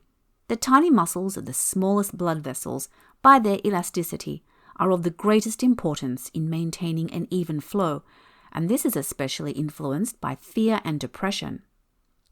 Blushing, pallor, cold hands and feet are circulatory disturbances based largely on emotions. Better than a hot water bottle or electric pads are courage and optimism. A patient of mine laughingly tells of an incident which she says happened a number of years ago, but which I have forgotten. She says that she asked me one night as she carried her hot water bottle to bed, "Doctor, what makes cold feet?" And that I lightly answered, "Cowardice," whereupon she threw away her beloved water bag and has never needed it since. There is a disturbance of the circulation which results in very marked swelling and redness of the affected part. This is known as angioneurotic edema or nervous swelling. I do not have to go further than my own person for an example of this phenomenon. When I was a young woman, I taught school and went home every day for luncheon. One day at luncheon, someone of the family criticized me severely. I went back to school very angry. Before I entered the schoolroom, the principal handed me some books which he had ordered for me. They were not at all the books I wanted, and that upset me still more. As I went into the schoolroom, I found that my face was swollen until my eyes were almost shut. It was a bright red and covered with purplish blotches. My fingers were swollen so that I could not bend the joints in the slightest degree. It was a day or two before the disturbance disappeared, and the whole of it was the result of anger. We hear much today about high blood pressure. They say that a man is as old as his arteries, and now it is known that the health of the arteries depends largely on blood pressure. Since this is a matter that can be definitely measured at any minute, we have an easy way of noting the remarkable effect of shifting emotions. Sadler tells of an ex-convict with a blood pressure of 190 millimeters. It seems that he was worrying over possible rearrest.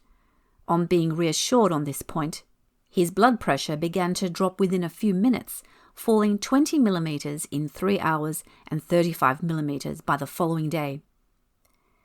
Muscular tone. A force that affects circulation, blood pressure, respiration, secretion, and digestion can hardly fail to have a marked effect on the tone of the muscles, internal as well as external. When we remember that heart, stomach, and intestines are made of muscular tissue, to say nothing of the skeletal muscles, we begin to realize how important is muscular tone for bodily health. Over and over again have I demonstrated that a courageous mind is the best tonic. Perhaps an example from my flat-footed patients will be to the point. One woman, the young mother of a family, came to me for a nervous trouble. Besides this, she had suffered for 7 or 8 years from severe pains in her feet and had been compelled to wear specially made shoes prescribed by a Chicago orthopedist. The shoes, however, did not seem to lessen the pain. After an ordinary day's occupation, she could not even walk across the floor at dinner time. A walk of 2 blocks would incapacitate her for many days. She was convinced that her feet could never be cured and came to me only on account of nervous trouble. On the day of her arrival, she flung herself down on the couch, saying that she would like to go away from everybody, where the children would never bother her again. She was sure nobody loved her, and she wanted to die. Within 3 weeks, in ordinary shoes, this woman tramped 9 miles up Mount Wilson, and the next day tramped down again. Her attitude had changed from that of irritable fretfulness to one of buoyant joy, and with the moral change had come new strength in the muscles. The death of her husband has since made it necessary for her to support the family, and she is now on her feet from 8 to 14 hours a day, a constant source of inspiration to all about her, and no more weary than the average person. Flabbiness in the muscles often causes this trouble with the feet. The arches of the foot are maintained by ligaments between the bones, supported by muscle tendons, which prevent undue stretching of the ligaments and are a protection against flat foot. Muscle tissue has an abundant blood supply, while ligaments have very little and soon lose their resiliency if unsupported.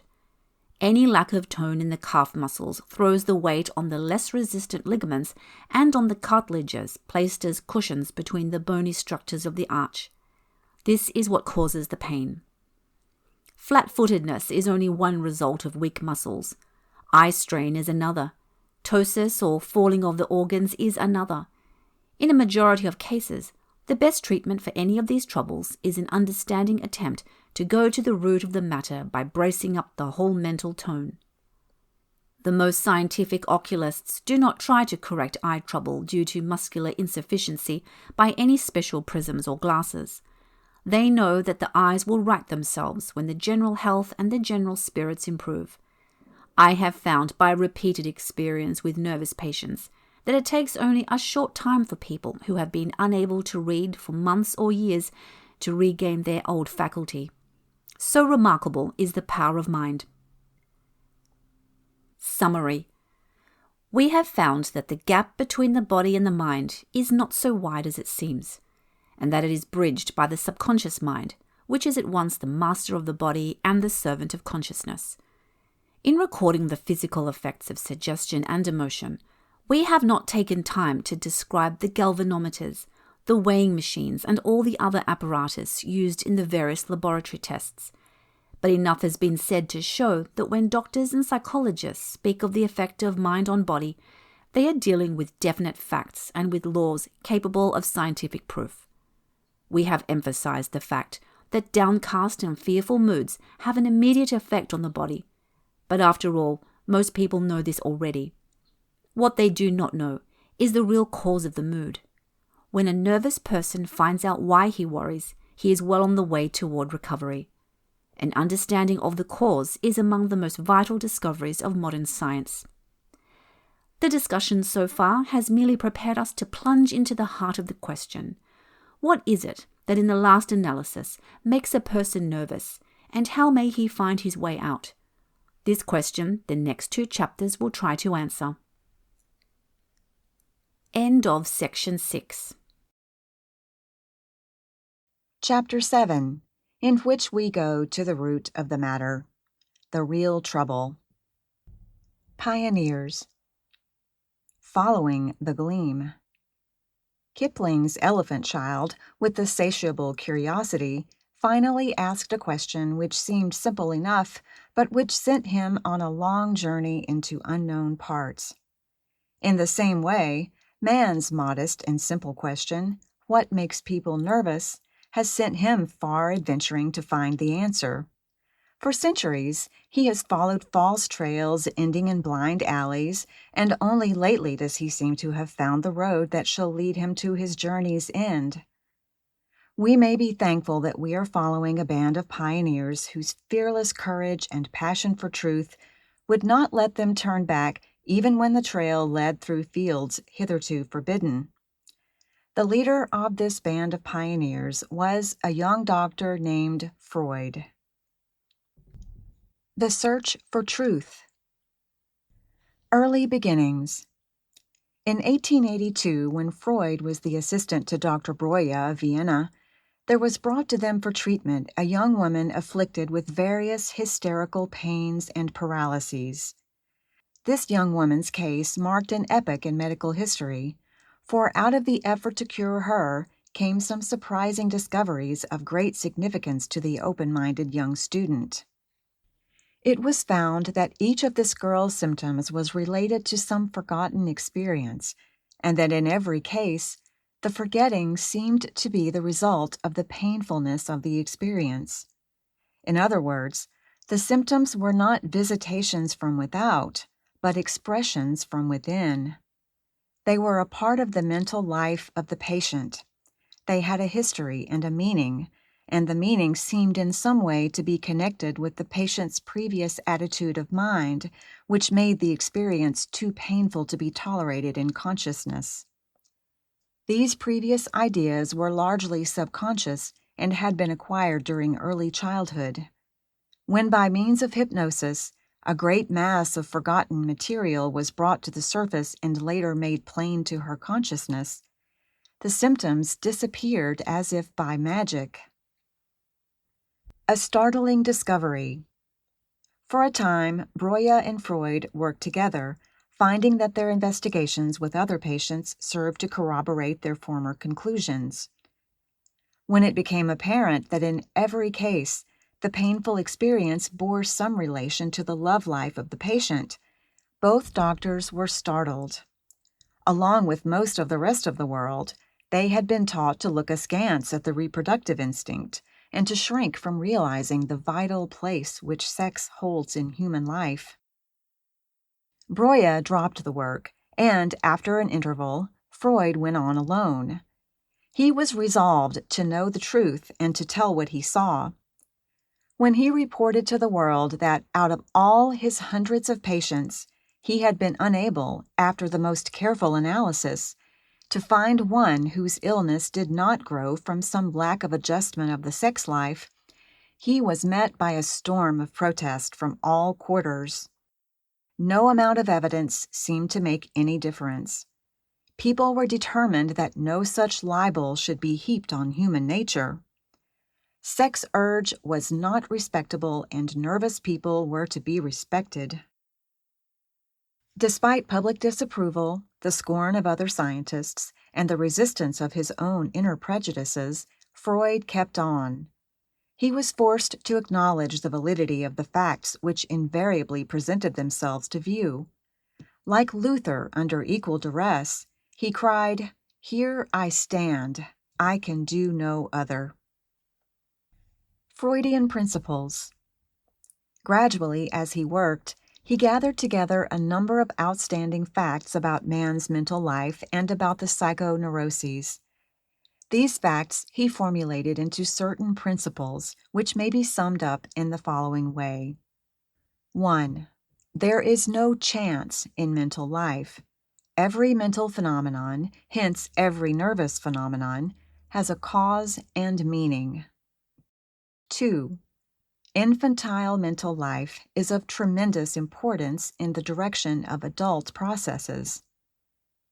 3.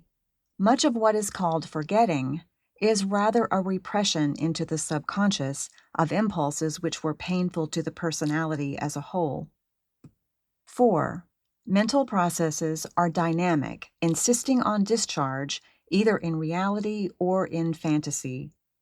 5. An emotion may become detached from the idea to which it belongs and be displaced on other ideas. 6. Sex interests dominate much of the mental life where their influence is unrecognized. The disturbance in a psychoneurosis is always in this domain of sex life. In a normal sexual life, no neurosis. If a shock is the precipitating cause of the trouble, it is only because the ground was already prepared by the sex disturbance. Freud was perhaps unfortunate in his choice of the word sex, which has so many evil connotations. But as he found no other word to cover the field, he chose the old one and stretched its meaning to include all the psychic and physical phenomena which spring directly and indirectly from the great processes of reproduction and parental care, and which ultimately include all and more than our word love.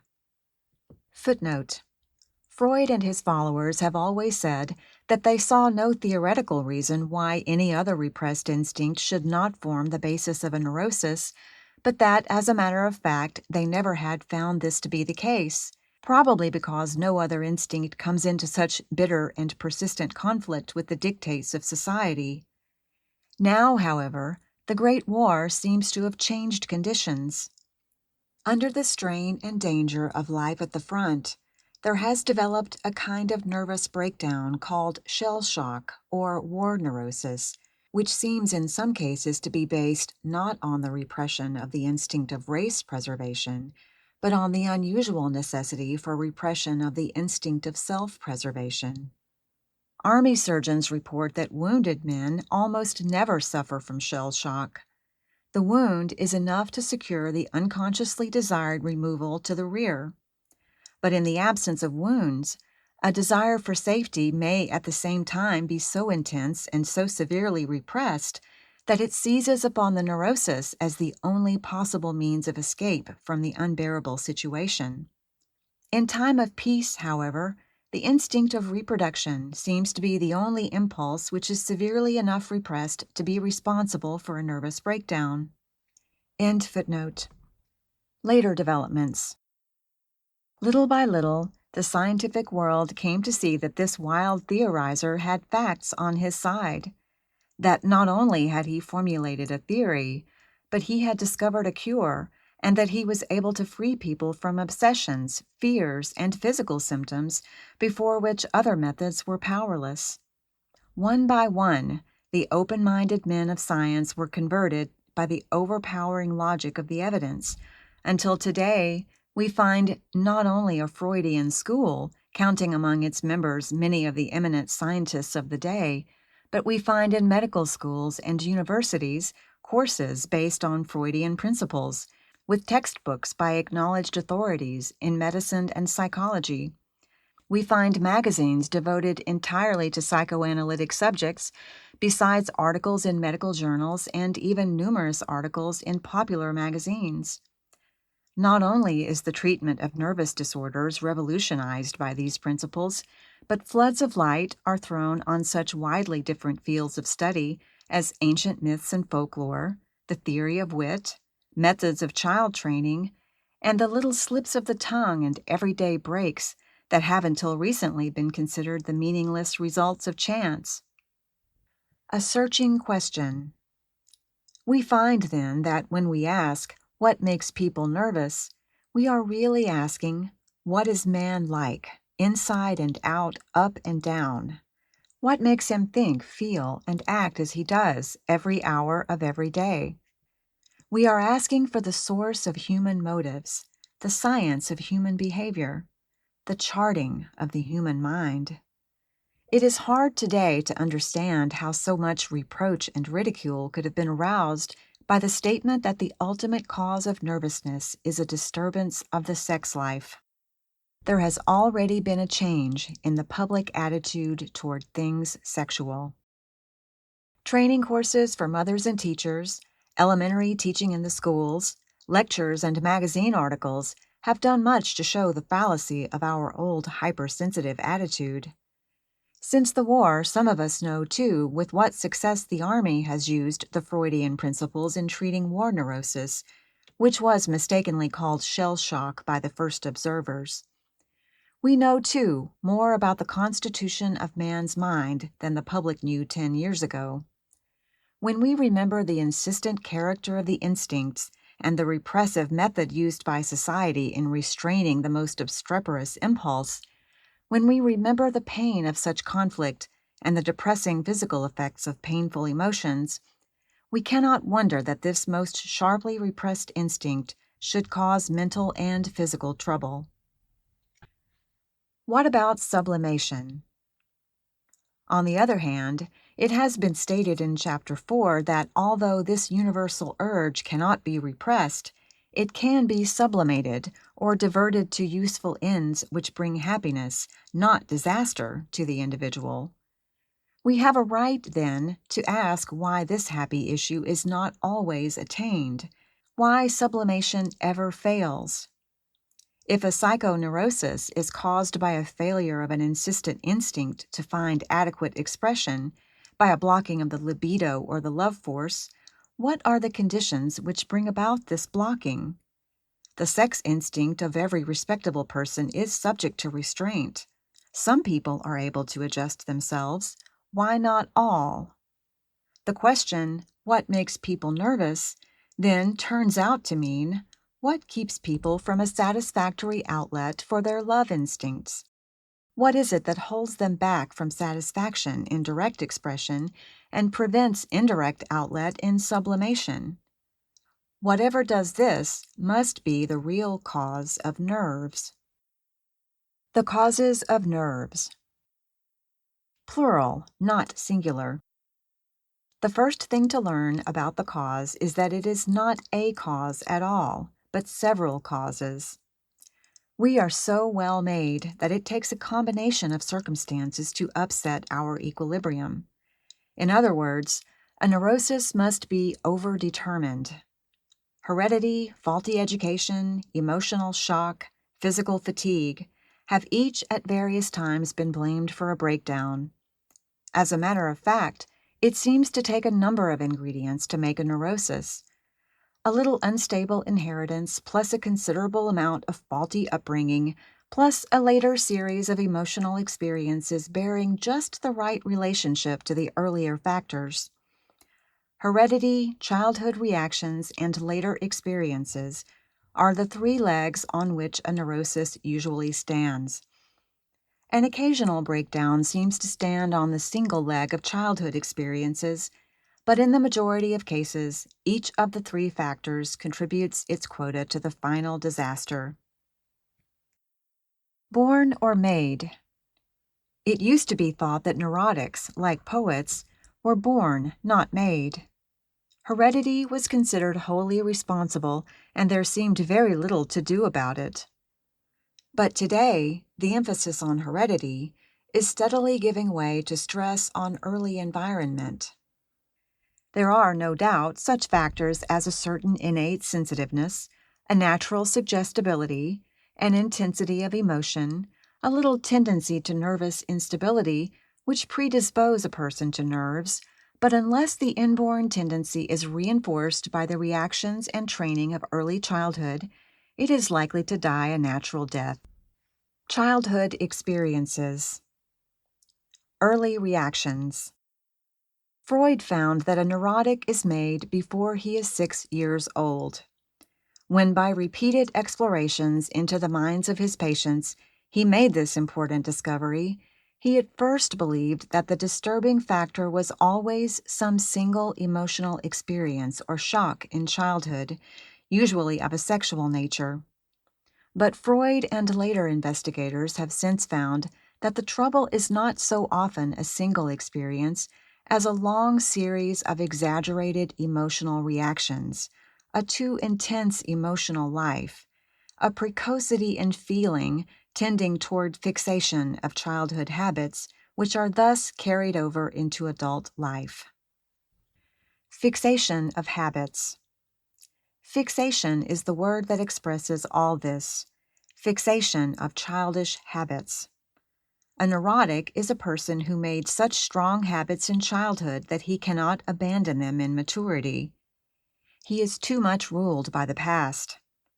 His unconscious emotional thought habits are the complexes which were made in childhood and therefore lack the power of adaptation to mature life. We saw in Chapter 4 that nature takes great pains to develop in the child the psychic and physical trends which he will need later on in his mature love life, and that this training is accomplished in a number of well-defined periods which lead from one to the other. If, however, the child reacts too intensely, lingers too long in any one of these phases, he lays for himself action lines of least resistance which he may never leave or to which he may return during the strain and stress of adult life. In either case, the neurotic is a grown-up child. He may be a very learned, very charming person, but he is nevertheless dragging behind him a part of his childhood which he should have outgrown long ago. Part of him is suffering from an arrest of development, not a leg or an arm, but an impulse. Precocious emotions. The habits which tend to become fixed too soon seem to be of 4 kinds. The habit of loving, the habit of rebelling, the habit of repressing normal instincts, and the habit of dreaming. In each case, it is the excess of feeling which causes the trouble. Too much love, too much hate, too much disgust, or too much pleasure in imagination. Exaggeration is always a danger signal. An overdeveloped child is likely to be an underdeveloped man. Especially in the emotions is precocity to be deplored. A premature alphabet or multiplication table is not nearly so serious as premature intensity of feeling, nor so likely to lead later to trouble. Of course, fixation in these emotional habits does not always lead to a serious breakdown. If the fixation is not too extreme, and if later events do not happen to accentuate the trouble, the arrest of development may merely show itself in certain weaknesses of character or in isolated symptoms without developing a real neurosis. Let us examine each of these arrested habits and the excess emotion which sets the mold before it is ready for maturity. Too much self-love. In the chapter on the reproductive instinct, we found that the natural way to learn to love is by successively loving oneself, one's parents and family, one's fellows, and one's mate. If the love force gets too much pleasure in any one of these phases, it finds it hard to give up its old love and to pass on to the next phase. Thus, some children take too much pleasure in their own bodies, or, a little later, in their own personalities. If they are too much interested in their own physical sensations and the pleasure they get by stimulating certain zones of the body, then in later life they cannot free themselves from the desire for this kind of satisfaction. Try as they may, they cannot be satisfied with normal adult relations, but sink back into some form of so-called sex perversion. Perhaps it is another phase of self-love which holds the child too much. If, like Narcissus, He becomes too fond of looking at himself, is too eager to show off, too desirous of winning praise, then forever after he is likely to be self-conscious, self-centered, thinking always of the impression he is making, unable ever to be at leisure from himself. He is fixed in the narcissistic stage of his life and is unadapted to the world of social relations. Too much family love. We have already spoken of the danger of fixation in the second period, that of object love, the period of family relationships. The danger is here again one of degree and may be avoided by a little knowledge and self-control on the part of the parents. The little girl who is permitted to lavish too much love on her father, who does not see anybody else, who cannot learn to like the boys, is a misfit. The wise mother will see that her love for her boy does not express itself too much by means of hugs and kisses. The mother who shows very plainly that she loves her little boy better than she loves her husband, and the mother who boasts that her adolescent boy tells her all his secrets and takes her out in preference to any girl, that deluded mother is trying to take something that is not hers and is thereby courting trouble. When her son grows up, he may not know why, but no girl will suit him, and he will either remain a bachelor or marry some older woman who reminds him subconsciously of his mother. His love requirements will be too strict. He will be forever trying, either in fantasy or in real life, to duplicate his earlier love experiences. This, of course, cannot satisfy the demands of a mature man. He will be torn between conflicting desires, unhappy without knowing why, unable either to remain a child or to become a man, and impelled to gain self-expression in indirect and unsatisfactory ways. Since it is not possible in this space to recite specific cases which show how often a nervous trouble points back to the father-mother complex, it may help to cite the opinions of a few of our best authorities. Freud says of the family complex, "This is the root complex of the neurosis." Jelliffe, "It is the foot rule of measurement of success in life," by which he means that just so far as we are able at the right time to free ourselves from dependence on parents, are we able to adjust ourselves to the world at large. Pfister, "The attitude toward parents very often determines for a lifetime the attitude toward people in general and toward life itself." Hinkle, "The entire direction of lives is determined by parental relationships." Too much hate. Besides loving too hard, there is the danger of hating too hard. If it sounds strange to talk of the hatreds of childhood, we must remember that we are thinking of real life as it is when the conventions of adult life are removed and the subconscious gives up its secrets. Several references have been made to the jealousy of the small child when he has to share his love with the parent of the same sex. For every little boy, the father gets in the way. For every little girl, the mother gets in the way. At one time or other, there is likely to be a period when this is resented with all the violence of a child's emotions. It is likely to be very soon repressed and succeeded by a real affection which lasts through life.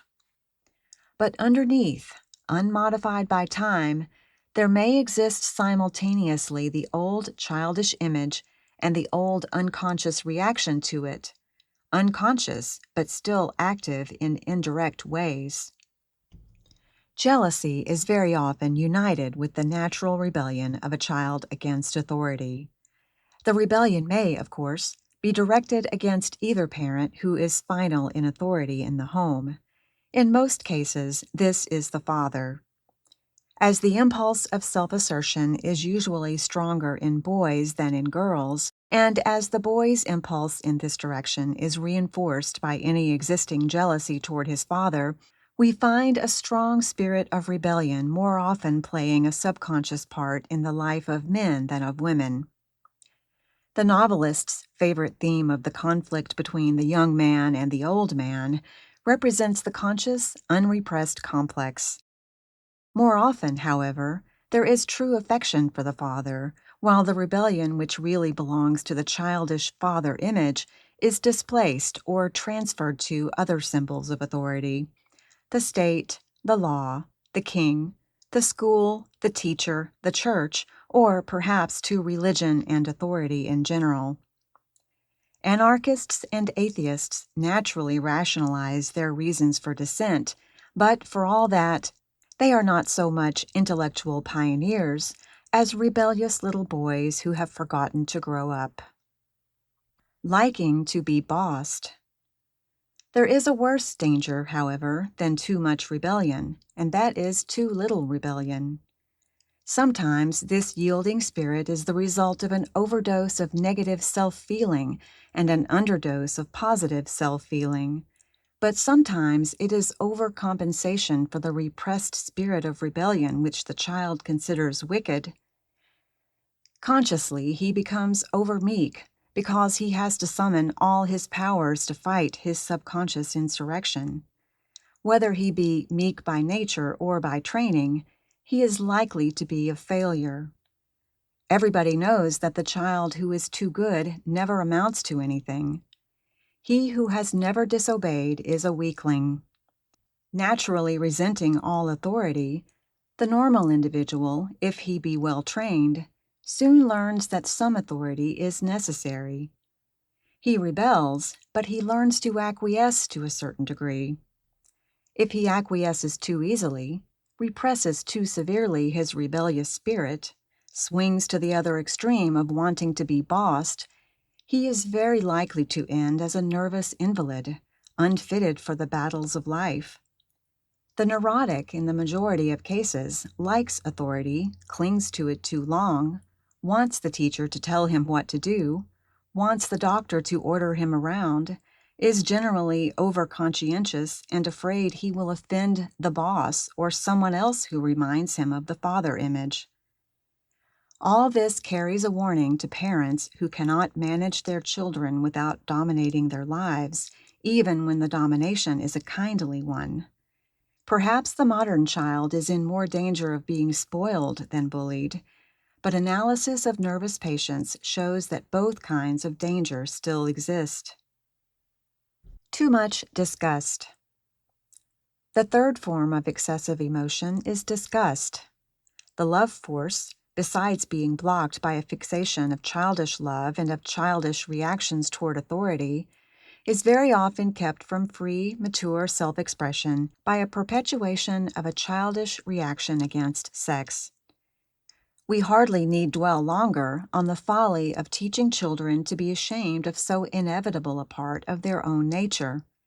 Disgust is a very strong emotion, and when it is turned against a part of ourselves, united with that other strong impulse of self-regard, and incorporated into the conscience, it makes a Chinese wall of exclusion against the baffled, misunderstood reproductive instinct, which is thrust aside as alien. Restraint versus denial.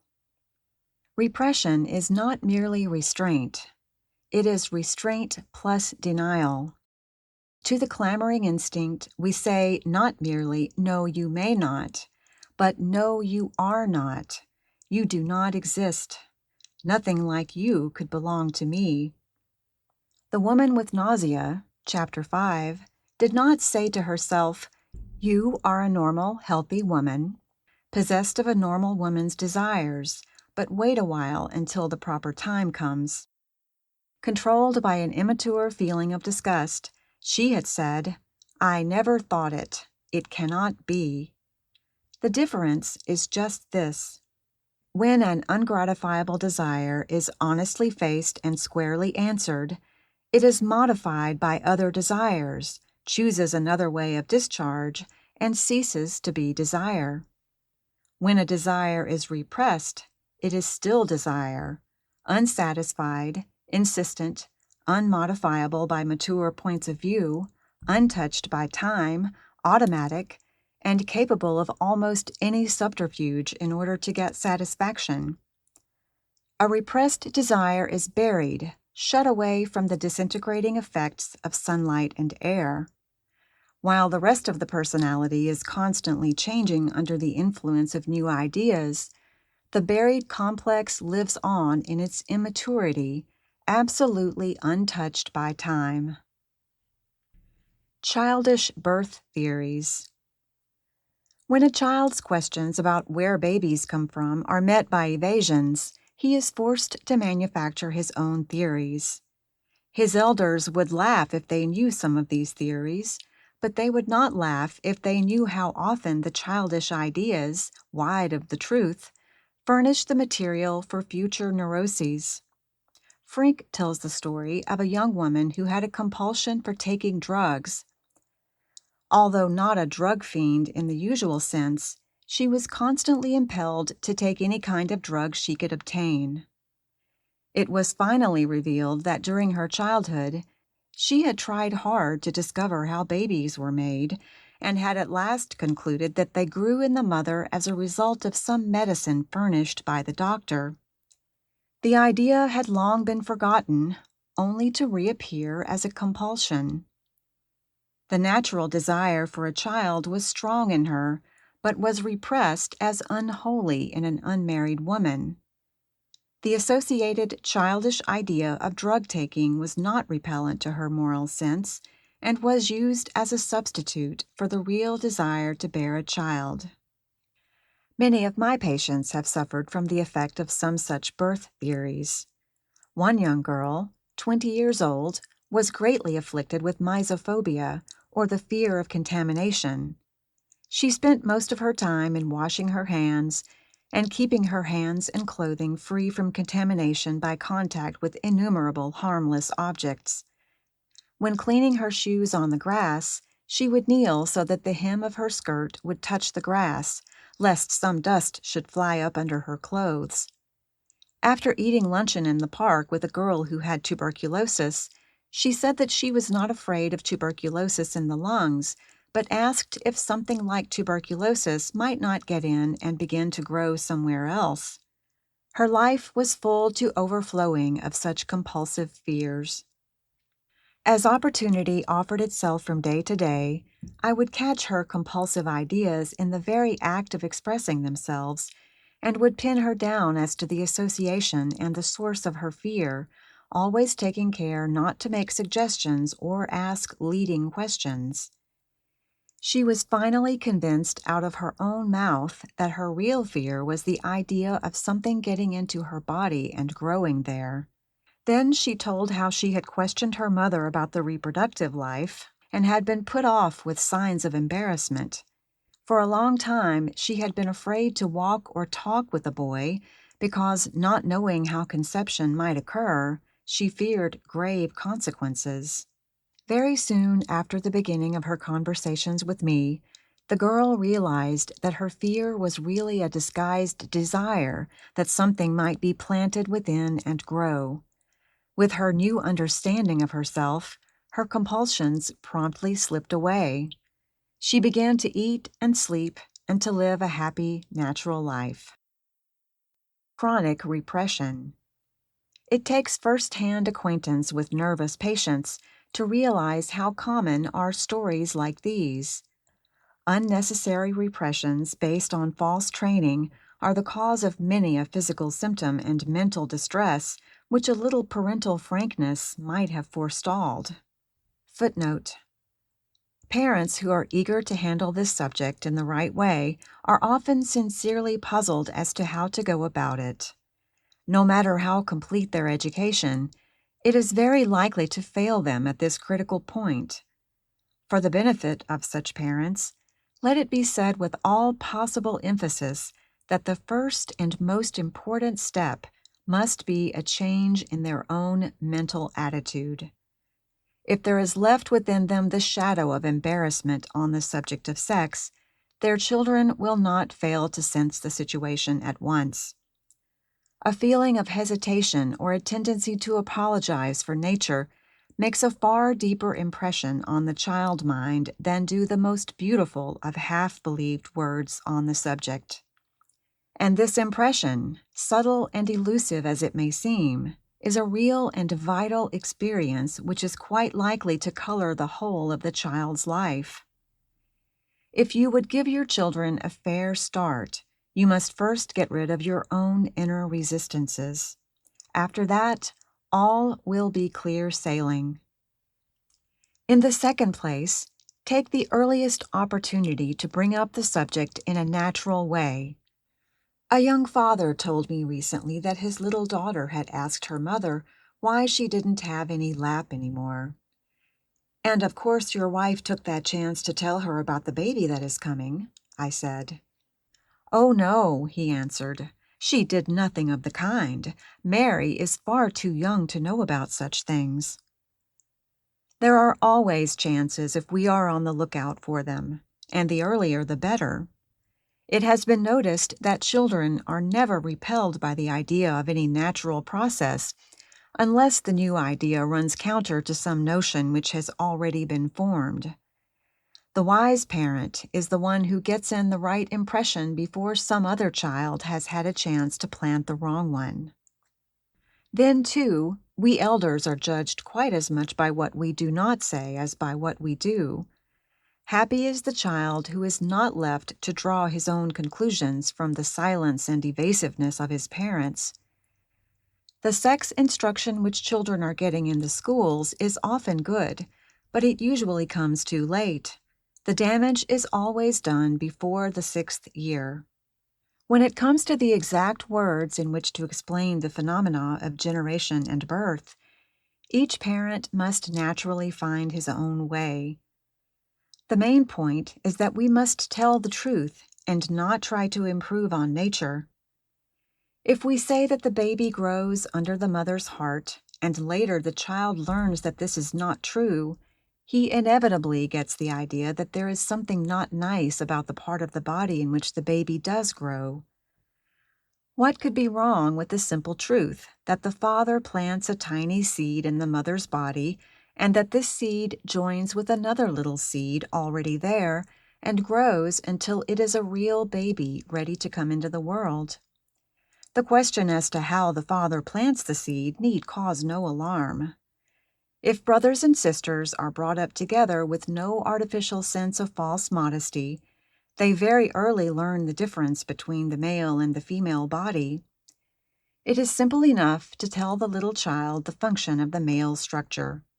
And it is easy to explain that the seeds do not grow until the little boy and girl have grown to be man and woman, and that the way to be well and to have fine, strong children is to leave the generative organs alone until that time. A sense of the dignity and high purpose of these organs is far more likely to prevent perversions, to say nothing of nervousness, than is an attitude of taboo and silence. End footnote. A certain amount of repression is inevitable and useful, but a neurotic is merely an exaggerated repressor.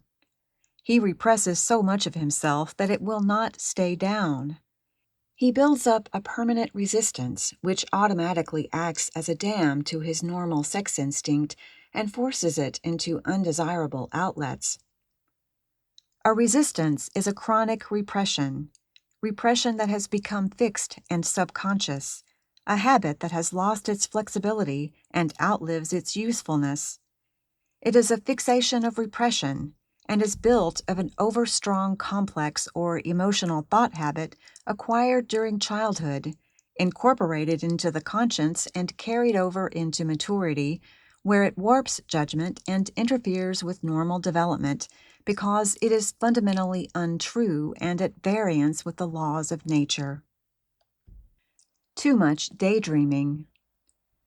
The fourth habit which holds back the adult from maturity and predisposes toward nerves is the habit of imagination. It need hardly be said that a certain kind of imagination is a good thing and one of man's greatest assets. But the essence of daydreaming is the exact opposite. It is the desire to see things as they are not, but as we should like them to be, not in order that we may bring them to pass, but for the mere pleasure of dreaming. Instead of turning a microscope or a telescope on the world of reality, as positive imagination does, this negative variety refuses even to look with the naked eye. To dream is easier than to do. To build up fantasies is easier than to build up a reputation or a fortune. To think a forbidden pleasure is easier than to sublimate. Pleasure thinking is not only easier than reality thinking, it is the older way. Children gratify many of their desires simply by imagining them gratified. Much of the difficulty of later life might be avoided if the little child could be taught to work for the accomplishment of his pleasures rather than to dream of them. The normal child gradually abandons this pleasure thinking for the more purposeful thinking of the actual world, but the child who loiters too long in the realm of fancy may ever after find it hard to keep away from its borders. His natural interest in sex, if artificially repressed, is especially prone to satisfy itself by way of fantasy. Turning back to fantasy. In later life, when the love force, for one reason or another, becomes too strong to be handled either directly or indirectly in the real world, there comes the almost irresistible impulse to regress to the infantile way and to find expression by means of fantasy. After long experience, Freud concluded that fantasy lies at the root of every neurosis. Jung says that a sex fantasy is always at least one determiner of a nervous illness, and Jelliffe writes that the essence of the neurosis is a special activity of the imagination. Such a statement need not shock the most sensitive conscience. The very fact that a neurosis breaks out is proof that the fantasies are repellent to the owners of them and are thrust down into the subconscious as unworthy. In fact, every neurosis is witness to the strength of the human conscience. No fantasy could cause illness. It is the fantasy plus the repression of it that makes the trouble, or rather, it is the conflict between the forces back of the fantasy and the repression. The neurosis, then, turns out to be a flight from the real, the result of a desire to run away from a difficulty.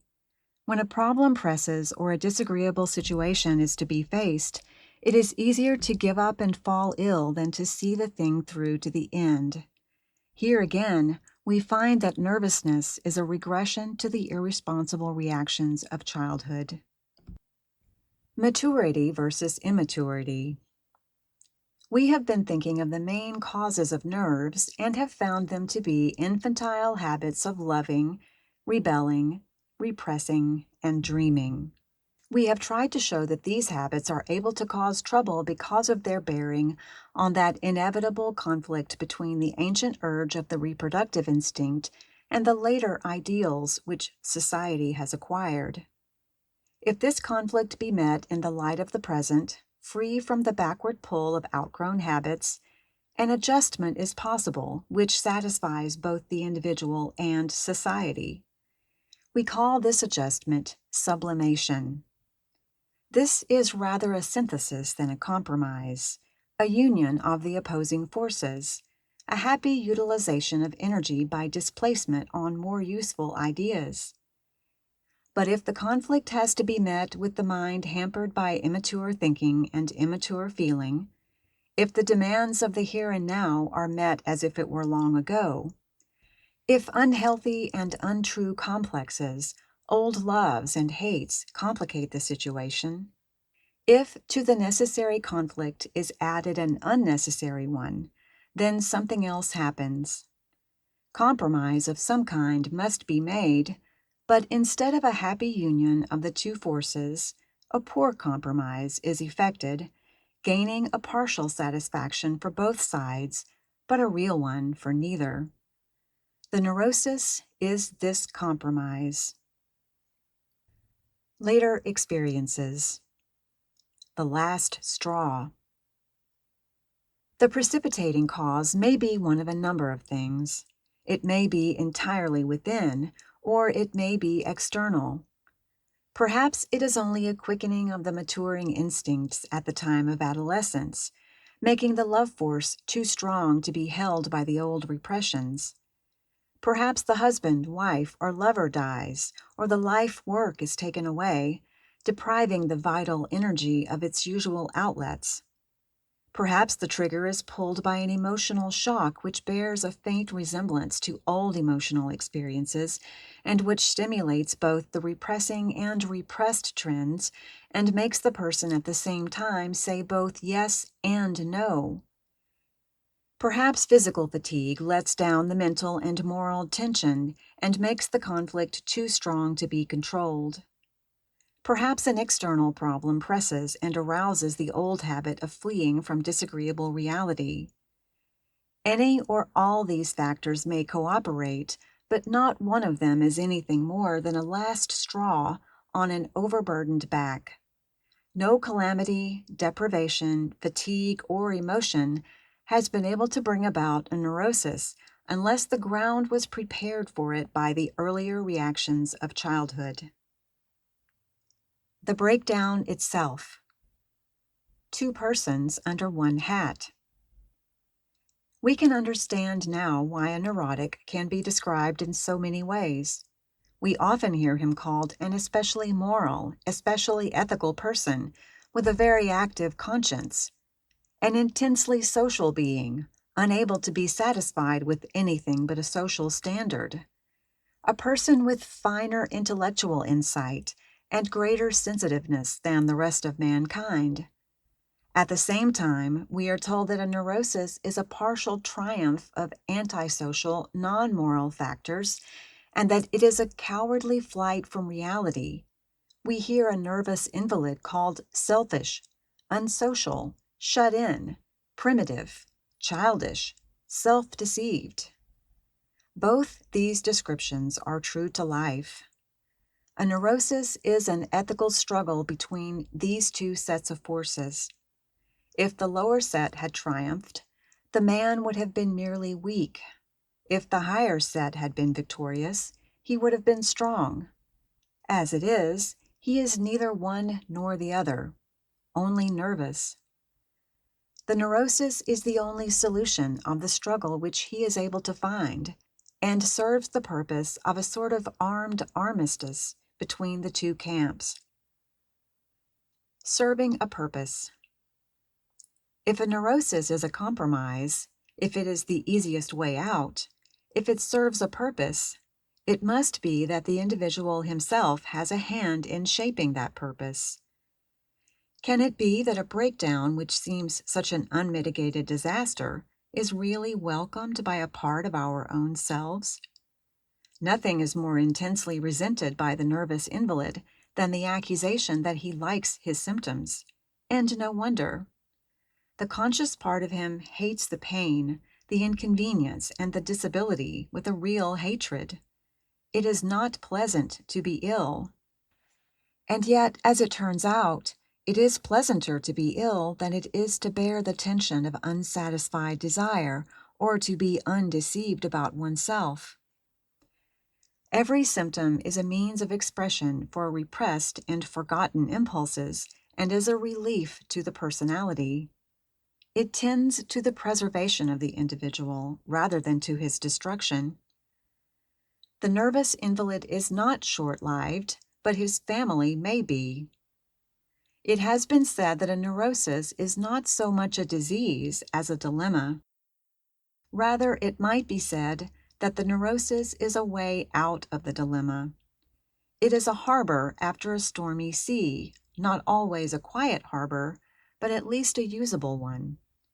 Unpleasant as it is, every nervous symptom is a form of compensation which has been deliberately, though unconsciously, chosen by its owner. Rationalizing our distress. Among other things, a nervous symptom furnishes a seemingly reasonable excuse for the sense of distress which is behind every breakdown. Something troubles us. We are not willing to acknowledge what it is. On the other hand, we must appear reasonable to ourselves, so we manufacture a reason. Perhaps at the time when the person first feels distress, he is on a railroad train. So he says to himself, "It is the train. I must not go near the railway." and he develops a phobia for cars. Perhaps at the onset of the fear, he happens to have a slight pain in the arm. He makes use of the pain to explain his distress. He thinks about it and holds on to it. It serves a purpose and is on the whole less painful than the feeling of unexplained impending disaster which is attached to no particular idea. Perhaps he happens to be tired when the conflict first gets beyond control, so he seizes the idea of fatigue to explain his illness. He develops chronic fatigue and talks proudly of overwork. In every case, the symptom serves a real purpose and is, despite its discomfort, a relief to the distressed personality. A neurosis is a subconscious effort at adjustment. Like a physical symptom, it is nature's way of trying to cure herself. It is an attempt to get equilibrium, but it is an awkward attempt and hardly the kind that we would choose when we see what we are doing. Securing an audience. Besides furnishing relief from too intense strain, a nervous breakdown brings secondary advantages that are at most only dimly recognized by the individual. One of the most intense cravings of the primitive part of the subconscious is for an audience. A nervous symptom always secures that audience. The invalid is the object of the solicitous care of the family, friends, physician, and specialist. Pomp and ceremony, so dear to the child mind, make their appeal to the dissociated part of the personality. The repressed instincts, hungry for love and attention, delight in the petting and special care which an illness is sure to bring. Secretly and unconsciously, the neurotic takes a certain pleasure in all the various changes that are made for his benefit. The dismantling of striking clocks, the muffling of household noises, the banishing of crowing roosters, and the changes in menu which must be carefully planned for his stomach. This characteristic of finding pleasure in personal ministrations is plainly a regression to the infantile phase of life. The baby demands and obtains the center of the stage.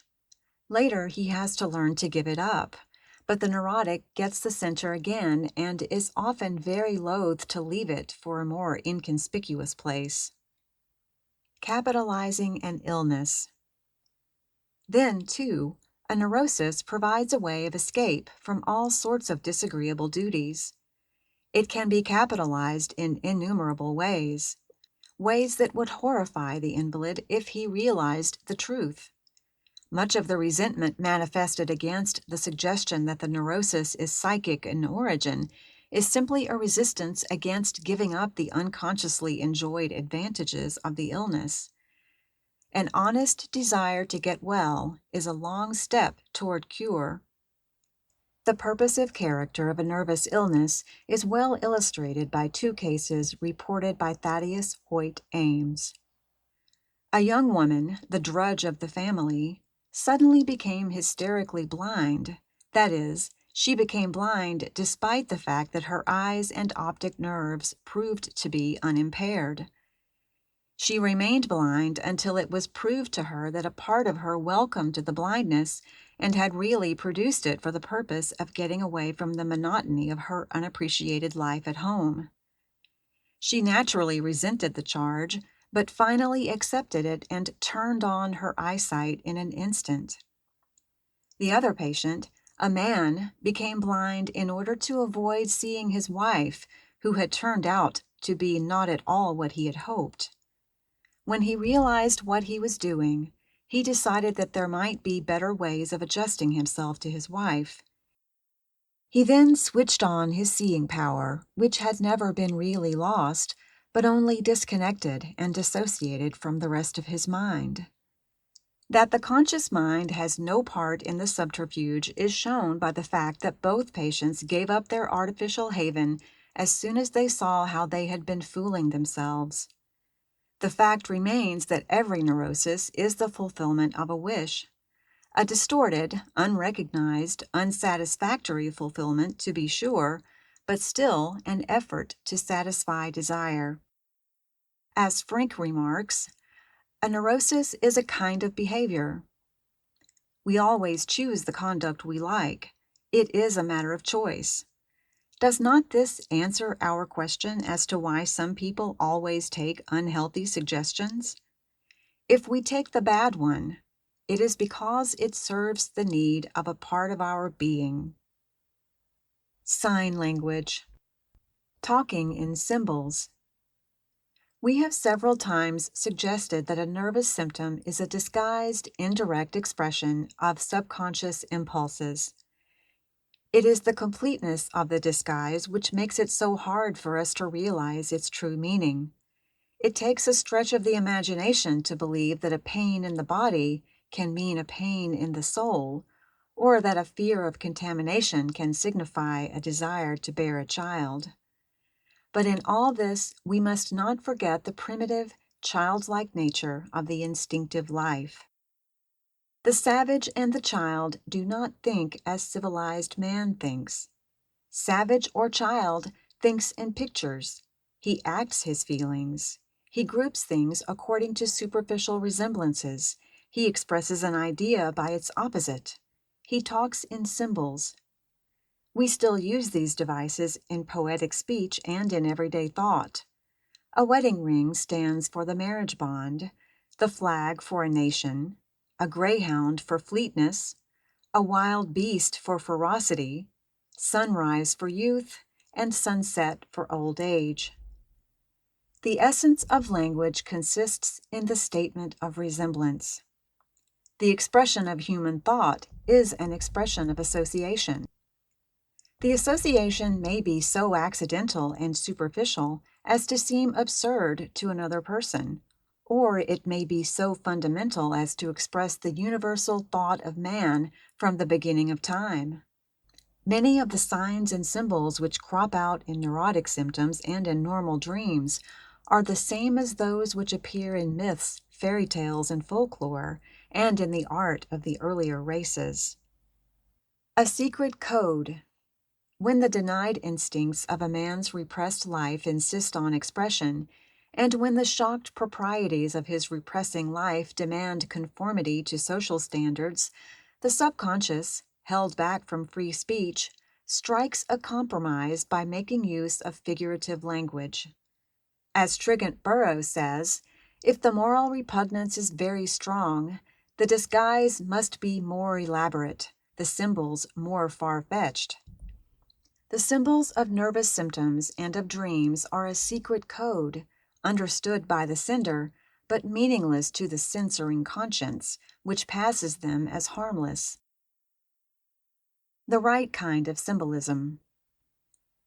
Sublimation itself is merely a symbolic expression of basic impulses. It follows the line of our makeup, which naturally and fundamentally is wont to let one thing stand for another and to express itself in indirect ways.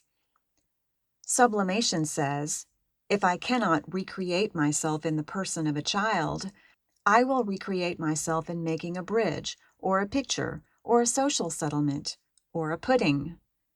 It says, if I cannot have my own child to love, I will adopt an orphan asylum, or I will work for a child labor law. It merely lets one thing stand for another, and transfers all the passions that belong to the one onto the other, which is the same thing as saying that it gives vent to its original desire by means of symbolic expression. The wrong kind of symbolism. A nervous disorder is an unfortunate choice of symbols. Instead of spiritualizing an innate impulse, it merely disguises it. The disguise takes a number of forms. One of the commonest ways is to act out in the body what is taking place in the soul. The woman with nausea converted her moral disgust into a physical nausea, which expressed her distress while it hid its meaning. The girl who was tired of seeing her work and the man who wanted to avoid seeing his wife chose a way out which physically symbolized their real desire. A dentist once came to me with a paralyzed right arm. He had given up his office and believed that he would never work again. It turned out that his only son had just died, and that he was dramatizing his soul pain by means of his body. His subconscious mind was saying, "My good right arm is gone," and saying it in its own way. Within a week, the arm was playing tennis, and ever since it has been busy filling teeth. There were, of course, other factors leading up to the trouble, but the factor which determined its form was the sense of loss which acted itself out through the body. Sometimes, as we have seen, the disguise takes another form. Instead of conversion into a physical symptom, it lets one idea stand for another and displaces the impulse or the emotion to the substitute idea. The girl with the impulse to take drugs fooled her conscience by letting the drug-taking idea stand for the idea of conception. The girl with the fear of contamination carried the disguise still farther by changing the desire into fear, a very common subterfuge. The case of Mrs. Y. There came to me a short time ago a little woman whose face showed intense fright. For several months she had spent much of the time walking the floor and wringing her hands in an agony of terror. In the night she would waken from her sleep, shaking with fear. Soon she would be retching and vomiting, although she herself recognized the fact that there was nothing the matter with her stomach. Part of the time her fear was a general terror of some unknown thing, and part of the time it was a specialized fear of great intensity. She was afraid she would choke her son, to whom she was passionately devoted. During the course of the treatment, which followed the lines of psychoanalysis to be described in the next chapter, I found that this fear had arisen one evening when she was lying reading by the side of her sleeping child. Suddenly, without warning, she had a sort of mental picture of her own hands reaching out and choking the boy. Naturally, she was terrified. She jumped out of bed, decided that she was losing her mind, and went into a hysterical state, which her husband had great trouble in dispelling. After that, she was afraid to be left alone with her children, lest she should kill them. During the analysis, it was discovered that what she had been reading on that first night was the 13th verse of the 91st Psalm. "Thou shalt tread upon the lion and the adder. The young lion and the dragon thou shalt trample under foot." To her, the adder meant the snake, the tempter in the Garden of Eden, and hence sex. What she wanted to choke was her own insistent sex urge, of which the child was the symbol and the result. On later occasions, she had the same sort of hallucinations in connection with another child and on sight of a brutish kind of man, who symbolized to the subconscious mind the sex urge of which she was afraid. Not so much by what her mother had said as by what she had avoided saying, and by her expression whenever the subject was mentioned, had she given her little daughter a fundamentally wrong idea of the reproductive instinct. Later, when the girl was woman-grown, she still clung to the old conception, deploring the sex part of the marriage relation and feeling herself too refined to be moved by any such sensual urge. But the strong sex instinct within her would not be downed. It was so insistent as to be an object of terror to her repressing instinct, which could not bring itself to acknowledge its presence. The fear that came to the surface was merely a disguised and symbolic representation of this real fear which was turning her life into a nightmare. The nausea and vomiting in this woman seemed to be symbolic of the disgust which she felt subconsciously at the thought of her own sex desires, but sometimes the physical disturbances which accompany such phobias are the natural physical reactions to the constant fear state. Indigestion, palpitation, and tremors are not in themselves symbolic of the inner trouble, but may be the result of an overdose of the adrenal and thyroid secretions and the other accompaniments of fear. In such cases, the real symptom is the fear, and the physical disturbance an incidental byproduct of the emotional state. In any case, a nervous symptom is always the sign of something else, a hieroglyph which must be deciphered before its real meaning can be discovered. Summary: 3 kinds of people.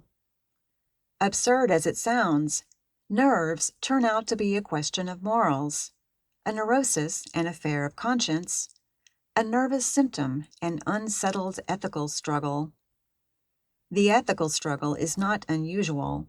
It is a normal part of man's life, the natural result of his desire to change into a more civilized being. The people in the world may be divided into 3 classes according to the way they decide the conflict. The primitive. The first class merely capitulate to their primitive desires. They may not be nervous, but it is safe to say that they are rarely happy. The voice of conscience is hard to drown, even when it is not strong enough to control conduct. Happily, it often succeeds in making us miserable when we desert the ways that have proved best for our kind. The immoral person has not yet arrived. He simply disregards the collective wisdom of society and gives the victory to the primitive forces which try to keep man back on his old level. We cannot break the ideals by which man lives and still be happy. The salt of the earth. The second class of people decide the conflict in a way that satisfies both themselves and society. They give the victory to the higher trends and at the same time make a lasting peace by winning over the energy of the undesirable impulses. By sublimation, they divert the threatening force to useful work and turn it out into real life, using its steam to make the world's wheels go round. Their love force, unhampered by childish habits, is free to give itself to adult relationships or to express itself symbolically in socially helpful ways. Nervous people. To the third class belong the people who have not finished the fight. These are the folk with nerves, the people in whom the conflict is fiercest because both sides are too strong. The victory goes to neither side. The tug-of-war ends in a tie. Since the energy of the nervous person is divided between the effort to repress and the effort to gain expression, there is little left for the external world. There is plenty of energy wasted on emotion, physical symptoms, fantasy, or useless acts symbolizing the struggle. A neurotic is a normal person, only more so. His impulses are the same impulses as those of every other person. His complexes are the same kind of complexes, only more intense. He is an exaggerated human being. He may be only slightly exaggerated, showing merely a little character weakness or a slight physical symptom, or he may be so intensified as to make life miserable for himself and everybody near him.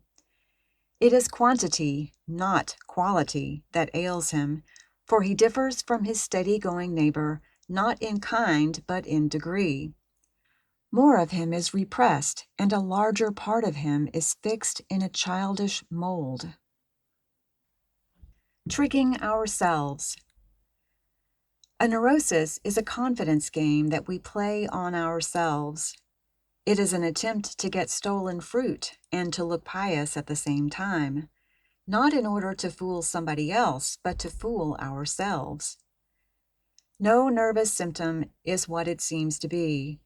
It is an arch pretender. It pretends to be afraid of something it does not fear at all, or to ignore something that interests it intensely.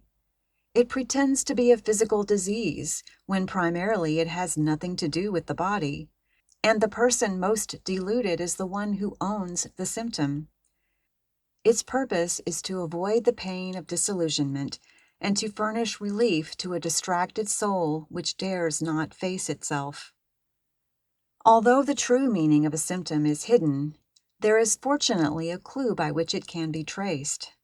Sometimes it takes the art of a psychic detective to follow the clues down through the different layers of the subconscious mind until the troublesome impulses and complexes are found and dragged forth, not to be punished for breaking the peace, but to be led toward reconciliation. But that is another story and belongs to another chapter. We are approaching the way out. End of section 7. Part 3, Chapter 8, in which we pick up the clue, the way out. The science of re-education. There is a story of an Irishman at the World's Fair in Chicago. Although his funds were getting low, he made up his mind that he would not go home without a ride on a camel. For several minutes, he stood before a sign reading, "First ride, 25 cents, second ride, 15 cents, third ride, 10 cents. Then, scratching his head, he exclaimed, "Faith, and I'll take the third ride." Should there by any chance be a reader who, eager to find the way out without paying the price of knowledge, is tempted to say to himself, "Faith, and I'll begin with Part 3, we give him fair warning that if he does so, he will in all probability end by putting down the book in a confused and skeptical frame of mind. It is difficult to find our way out of a maze without some faint idea of the path by which we got in. He who brings to this chapter the popular notion that nervousness is the result of worn-out nerve cells can hardly be expected to understand how it can be cured by a process of mental adjustment. Suggestion to that effect can scarcely fail to appear to him faddish and unpractical. But once a person has grasped the idea that nerves are merely a slip in the cog of hidden mental machinery, and has acquired at least a working knowledge of the way the wheels go round, he can scarcely fail to understand that the only logical cure must consist in some kind of readjustment of this underground machinery. If nerves were physical, then only physical measures could cure, but as they are psychic, the only effective measures must be psychic. Gross misconceptions. Nervousness is caused by a lack of adjustment to the world as it is. Therefore, the only possible cure must be some sort of readjustment between the person's inner forces and the demands of the social world. As this lack of adjustment is concerned chiefly with the repressed instinct of reproduction, it is only natural that there should be people who believe that the way out lies in some form of physical satisfaction of the sex impulse. In marriage, in changing or ignoring the social code, in homosexual relations, or in the practice of masturbation. But we have only to look about us to see that this prescription does not cure. Freud naively asks whether he would be likely to take 3 years to uncover and loosen the psychic resistances of his patients if the simple prescription of sex license would give relief. Since there are as many married neurotics as single, it is evident that even marriage is not a sure preventive of nervousness. License, on the other hand, can satisfy only a part of the individual's craving. Freud insists that the sex instinct has a psychic component as well as a physical one, and that it is this psychic part which is most often repressed. He maintains that for complete satisfaction there must be psychic union between mates, and that gratification of the physical component of sex, when dissociated from psychic satisfaction, results in an accumulation of tension that reacts badly on the whole organism.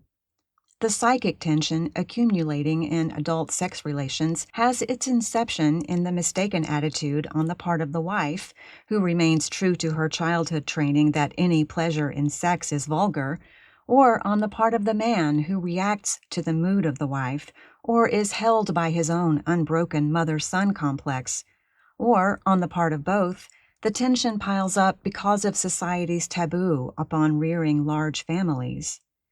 As the first 2 factors in this lack of adjustment grew largely out of some kind of faulty education or from faulty reaction to early experiences, the only effective way to secure a better adaptation must be through a re-education which reaches down to that part of the personality that bears the stamp of the unfortunate early factors.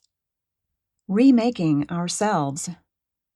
As a matter of fact, the science of psychotherapy, or mental treatment, is simply the science of re-education, a process designed to break up old unhealthy complexes which disrupt the forces of the individual and to build up healthy complexes which adjust him to the social world and enable him to use his energy in useful ways.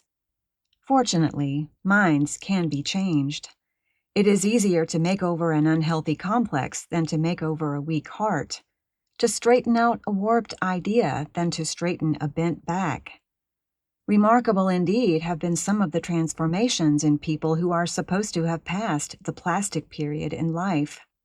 While it is true that some persons become set in middle life and almost impervious to new ideas, it is also true that a person at 50 has more richness of experience upon which to draw, more appreciation of the value of the good, than has a person at 20.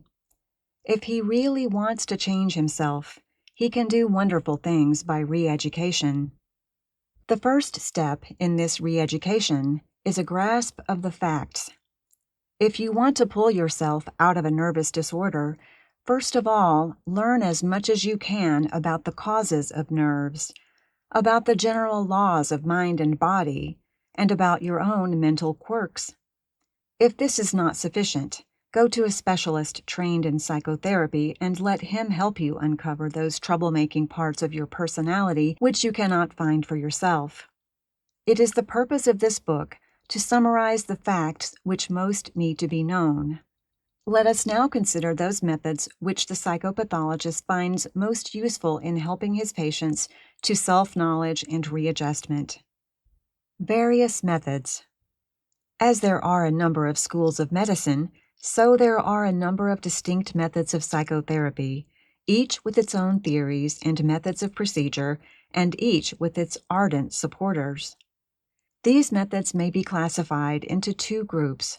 The first group includes those methods, hypnosis and psychoanalysis, which make a thorough search through the subconscious mind for the buried complexes causing the trouble and might, therefore, be called re-education with subconscious exploration. The other group includes so-called explanation and suggestion, or methods of re-education without subconscious exploration, which content themselves with making a general survey and building up new complexes without going to the trouble of uncovering the buried past. Although the theory and the technique vary greatly, the aim of all these methods is the same: the readjustment of the individual to life. Re-education with subconscious exploration. Hypnosis. The method by which most of the important early discoveries were made is hypnosis, or artificial sleep, a method by which the conscious mind is dissociated and the subconscious brought to the fore. It was through hypnosis that Freud, Genet, Prince, and Sidus made their first investigations into the nature of nervousness and worked their first cures. With the conscious mind asleep and its inhibitions out of the way, a hypnotized patient is often able to remember and to disclose to the physician hidden complexes of which he is unaware when awake. Hypnosis may thus be a valuable aid to diagnosis, enabling the physician to determine the cause of troublesome symptoms. He may then begin to make suggestions calculated to break up the old complexes and to build new ones made up of more healthful ideas, desirable emotions, and happy feeling tones. As we have seen, a hypnotized subject is highly suggestible. His counter-suggestions inactivated, he believes almost anything told him and is extremely susceptible to the doctor's influence. The dangers of hypnosis have been much exaggerated. Indeed, as an instrument in the hands of a competent physician, it is not to be feared at all. It has, however, its limitations. Many times, the very memories which need to be unearthed refuse to come to the surface. Stubborn resistances are more likely to be subconscious than conscious, and may prove too strong to be overcome in this way. Moreover, the road to superficial success is very inviting. It is easy to cure the symptom, leaving the ultimate cause untouched and ready to break out in new manifestations. The drug and drink habits may be broken up without making any attempt to discover the unsatisfied longings which were responsible for the habit. A pain may be cured without finding the mental cause of the pain or initiating any measures to guard against its return, and without giving the patient any insight into the inner forces with which he still has to deal. Since nervousness is a state of exaggerated suggestibility and abnormal dissociation, many psychologists believe that it is unwise to employ a method which heightens the state of suggestibility and encourages the habit of dissociation. They feel that it is wiser to use less artificial methods which rest on the rational control of the conscious mind and make the patient better acquainted with his own inner forces and more permanently able to cope with new manifestations of those forces. They believe that the character of the patient is strengthened and his morale raised by methods which increase the sovereignty of reason and decrease the role of unreasoning suggestibility. Psychoanalysis. Freud's contribution has been not only a discovery of the general causes of nervousness, but a special means of locating the cause in any particular case. Abandoning hypnosis, he developed another method which he called psychoanalysis. What chemical analysis is to chemistry, psychoanalysis is to the science of the mind. It splits up the mental content into its component parts, the better to be examined and modified by the conscious mind. Psychoanalysis is merely a technical process for discovering repressed complexes and bringing them into consciousness, where they may be recognized for what they are and altered to meet the demands of real life. It is a device for finding and removing the cause of nervousness, for bringing to light hidden desires which may be honestly faced and efficiently directed instead of being left to seethe in dangerous insurrection. In order permanently to break up a real neurosis, a man must first know himself and then change himself. He must gain insight into his own mental processes and then systematically set to work to change those processes that unfit him for life. We shall later find that a detailed self-discovery through psychoanalysis is not always necessary, and that a more general understanding of oneself is sufficient for the milder kinds of nervousness. But because of the promise which psychoanalysis holds out to those stubborn cases before which other methods are powerless, because of the invaluable understanding of human nature which it places at the disposal of all nervous people, who may profit by its findings without undergoing an analysis, and because of the flood of light which it sheds on the motives, conduct, and character of every human being, no educated person can afford to be without a general knowledge of psychoanalysis. Footnote: It is unfortunate that the records of an analysis are too voluminous for use in so brief an account as this. Since the report of one case would fill a book, and a condensed summary would require a chapter, we must refer to some of the volumes which deal exclusively with the psychoanalytic principles. For a list of these books, see bibliography. End footnote. A chain of associations. Psychoanalysis is not, like hypnosis, based on dissociation. It is based on the association of ideas. Its main feature is a process of uncritical thinking called free association. To understand it, one must realize how intricately woven together are the thoughts of a human being and how trivial are the bonds of association between these ideas. One person reminds us of another because his hair is the same color or because he handles his fork in the same way. Two words are associated because they sound alike. Two ideas are connected because they once occurred to us at the same time. A subtle odor or a stray breeze serves to remind us of some old experience. Connections that seem far-fetched to other people may be quite strong enough to bind together in our minds ideas and emotions which have once been associated, even unconsciously, in past experience. In this way, thoughts in consciousness and in the upper layers of the subconscious are connected by a series of associations, forming links in invisible chains that lead to the deepest, most repressed ideas. Even a dissociated complex has some connection with the rest of the mind if we only have the patience to discover it. Therefore, by adopting a passive attitude, by simply letting his thoughts wander, by talking out to the physician everything that comes to his mind without criticizing or calling any thought irrelevant or far-fetched, and without rejecting any thought because of its painful character, the patient is helped to trace down and unearth the troublesome complex which may have been absolutely forgotten for many years. He is helped to relive the childhood experiences back of the overstrong habits which lasted into maturity. Resisting the probe. Naturally, it is not all fair sailing.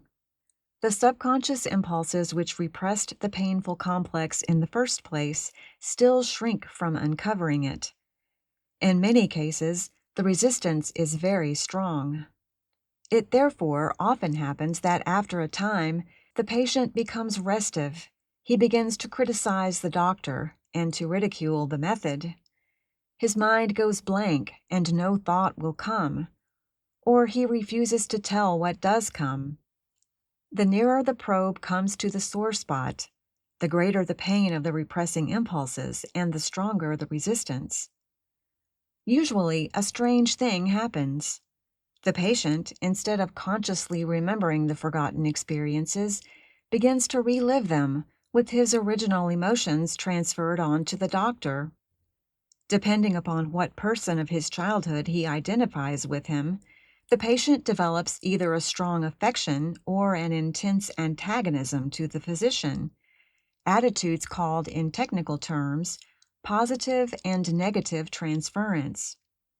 If the analyst is skillful, he is able to circumvent all the subterfuges of the resisting forces and to uncover and modify the troublesome complexes. Sometimes this can be accomplished at one sitting, but more often it requires long hours of conversation. Freud has spent 3 years on a single difficult case, and very frequently the analysis drags out through weeks or months. The amount of mental material is so great, especially in a person who is no longer young, that every analysis would probably be an interminable affair if it were not for 3 valuable ways of finding the clue and picking up the scent somewhere near the end of the trail. The first of these clues is nothing else than so despised a phenomenon as the patient's own night dreams, which turn out to be not meaningless jargon, as we have supposed, but significant utterances of the inner man. The message of the dream. When Freud rescued dreams from the mental scrap basket and learned how to piece them together so that their message to man about himself became for the first time intelligible, he furnished the human race with what will probably be considered its most valuable key to the hidden mysteries of the mind. Freeing the dream from the superstition of olden times and from the neglect of later days, Freud was the first to discover that it is part and parcel of man's mental life, that it has a purpose and a meaning, and that the meaning may be scientifically deciphered. It then invariably reveals itself to be not a prophecy for the future, but an interpretation of the present and of the past, an invaluable synopsis of the drama which is being staged within the personality of the dreamer. As modern man has swung away from the idea of the dream as a warning or a prophecy, he has accepted the even more untrue conception of dreaming as the mere sport of sleep, the babble of the mind, the fantastic and insignificant freak play of undirected mental processes, or the result of physical sensations without relation to the rest of mental life. No wonder, then, that Freud's startling dictum, a dream is a disguised fulfillment of a repressed wish should be met with astonishment and incredulity. When a person is confronted for the first time with this statement, he invariably begins to cite dreams in which he is pursued by wild beasts or in which his loved ones are seen lying dead. He then triumphantly asserts that no such dream could be the fulfillment of a wish. The trouble is that he has overlooked the word disguised. Like wit and some figures of speech, a dream says something different from what it means. It deals in symbols. Its manifest content may be merely a fantastic and impossible scene without apparent rhyme or reason, but the latent content, the hidden meaning, always expresses some urgent personal problem.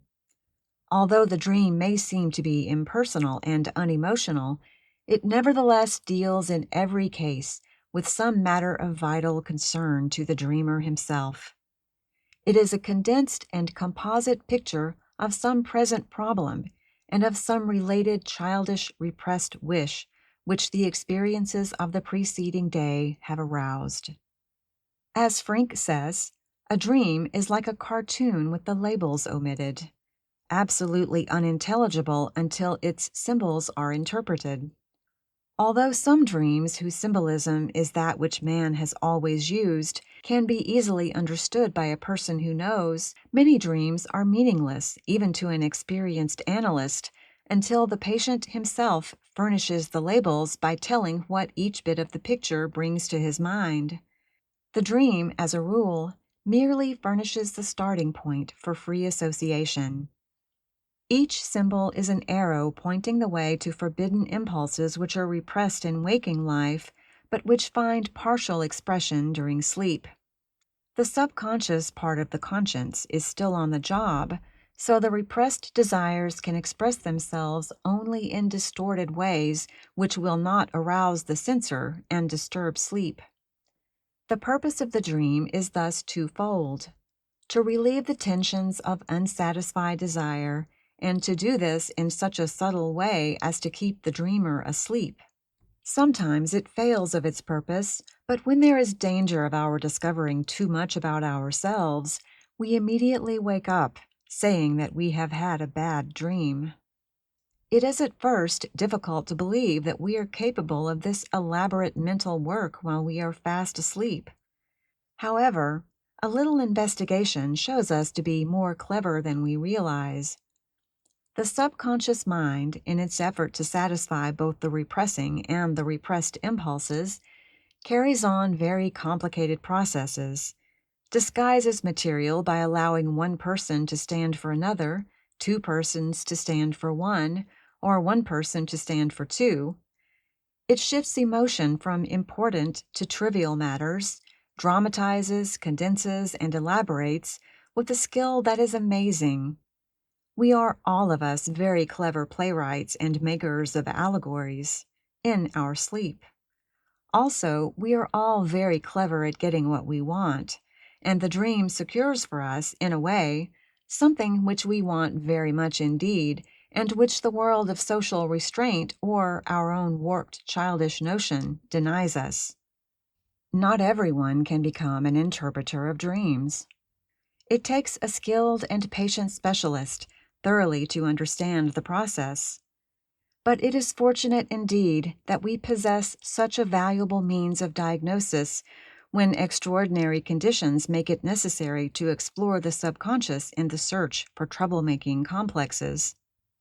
Footnote: for further study of the dream, see Freud, Interpretation of Dreams, and General Introduction to Psychoanalysis. End footnote. The word test. Although dreams furnish the main clues to buried complexes, they are by no means the only instrument of the psychoanalyst. Another device, called the association word test, has been developed by Dr. Carl Jung of Switzerland. The analyst prepares a list of perhaps 100 words, which he reads one by one to the patient, hoping in this way to strike some of the emotional reactions of which the patient himself is unaware. The latter responds with the first word that comes into his mind, no matter how absurd it may seem. The responses themselves are often significant, but the time that elapses is even more so. It usually happens that it takes very much longer for some responses than for others. If a patient's average time is 1 or 2 seconds, some responses may take 5 or 10 or 20 seconds. Sometimes no word comes at all, and the patient says that his mind is a blank. He coughs or blushes, grows pale or trembles, showing all the signs of emotion even when he himself has no notion of the cause. The significant word has hit upon a subconscious association with some emotional complex. The blocking of the mind is an effort of the resistance to keep the painful ideas out of consciousness. The telltale word then furnishes a starting point for further associations. One of my patients blocked on the word long. Instead of saying short or pencil or road or day or any other word which might naturally be associated with long, she laughed and said that no word would come. Finally, an emotional memory came to light. It seems that this woman had been courted by a man whom she unconsciously loved, but whom she had turned down because she was ambitious for a career. After the man had moved to another town, my patient heard that he was engaged to another girl. She then realized that she loved him and began to long for him with her whole heart. The meaningful word long thus led us to one of the emotional memories for which we were seeking. Chance signs. There are other clues to hidden inner processes, other signposts pointing to the cause of a neurosis. Not only through dreams and through emotional reactions to certain words does the subconscious reveal its desires, but also through the little slips of the tongue and of the pen, the chance acts and unconscious mannerisms which are usually ignored as entirely insignificant. When we make a break and say what we secretly mean but wish to hide from ourselves or others, when we forget an appointment which part of us really wishes to avoid, or forget a name with which we are perfectly familiar, when we lose the pen so that we cannot write, or the desk key so that we cannot work, when we blunder and drop things and do what we did not mean to do, then we may know, the normal as well as the nervous person, that our subconscious minds, with their repressed desires, are trying to get the reins and are partially succeeding. An example from my own life may illustrate the point. In building a number of houses, I had occasion often to use the word studding, but on every occasion I forgot the word and always had to end lamely by saying, "Those pieces of timber that go up and down." Each time, the builder supplied the word, but the next time it was no more accessible. Finally, the reason came to me. One day, when I was a little child, I looked out of the window and cried, "Oh, see that great big beautiful horse?" My grandmother exclaimed, "Shh, shh, that is a stud horse." Overreaction to that impression repressed the word stud so successfully that, as a grown woman, I could not recall another word which happened to contain the same syllable. During an analysis, a patient of mine who had a mother-in-law situation on her hands told me a dream of the night before. "I dreamed that my mother-in-law, who has really been very ill, was taken with a sinking spell. I rushed to the telephone to call the doctor, but found to my terror that I could not remember his number." "What is his number?" I asked, knowing that she ought to know it perfectly. 2896, she answered at once.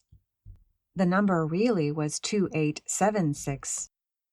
Asleep and awake, her repressed desire for release from the mother-in-law's querulous presence was attempting to have its way. In the dream, she avoided calling the doctor by forgetting his number entirely. Awake, she evaded the issue by remembering a wrong number.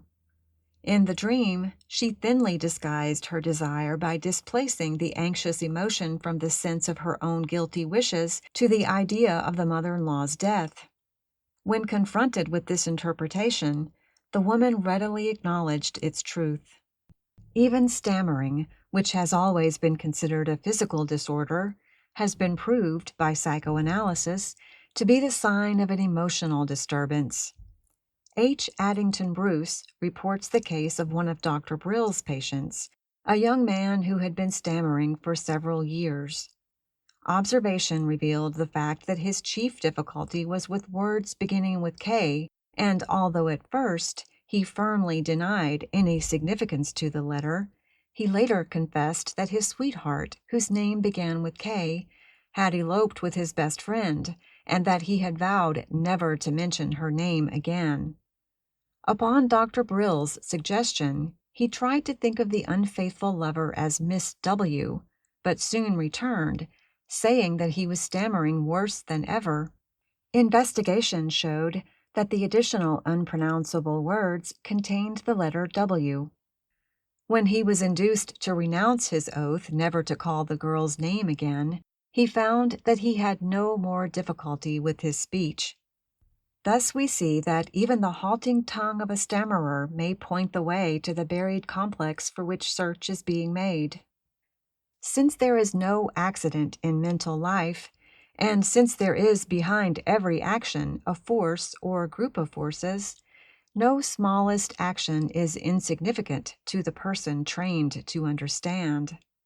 If this at first seems disturbing, it is only because we do not realize that there is nothing within of which we need be ashamed. People are very much alike, especially in the deeper layers of their being. What belongs to the whole human race does not need to be hidden away in darkness.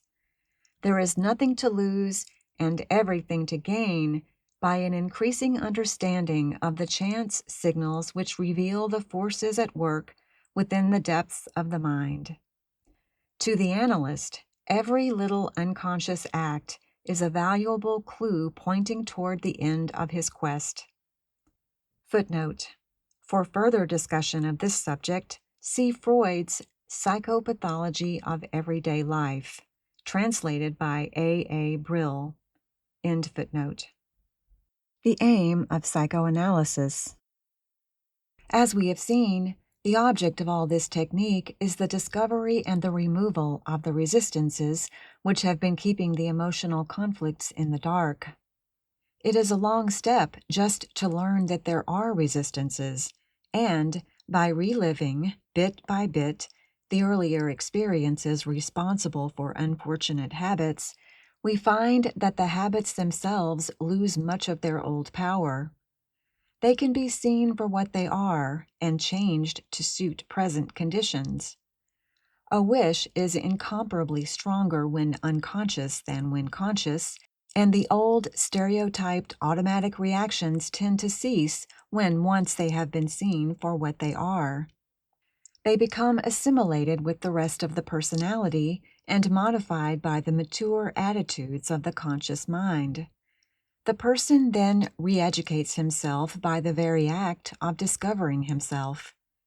In other cases, the uncovering is merely the first step in the process of re-education.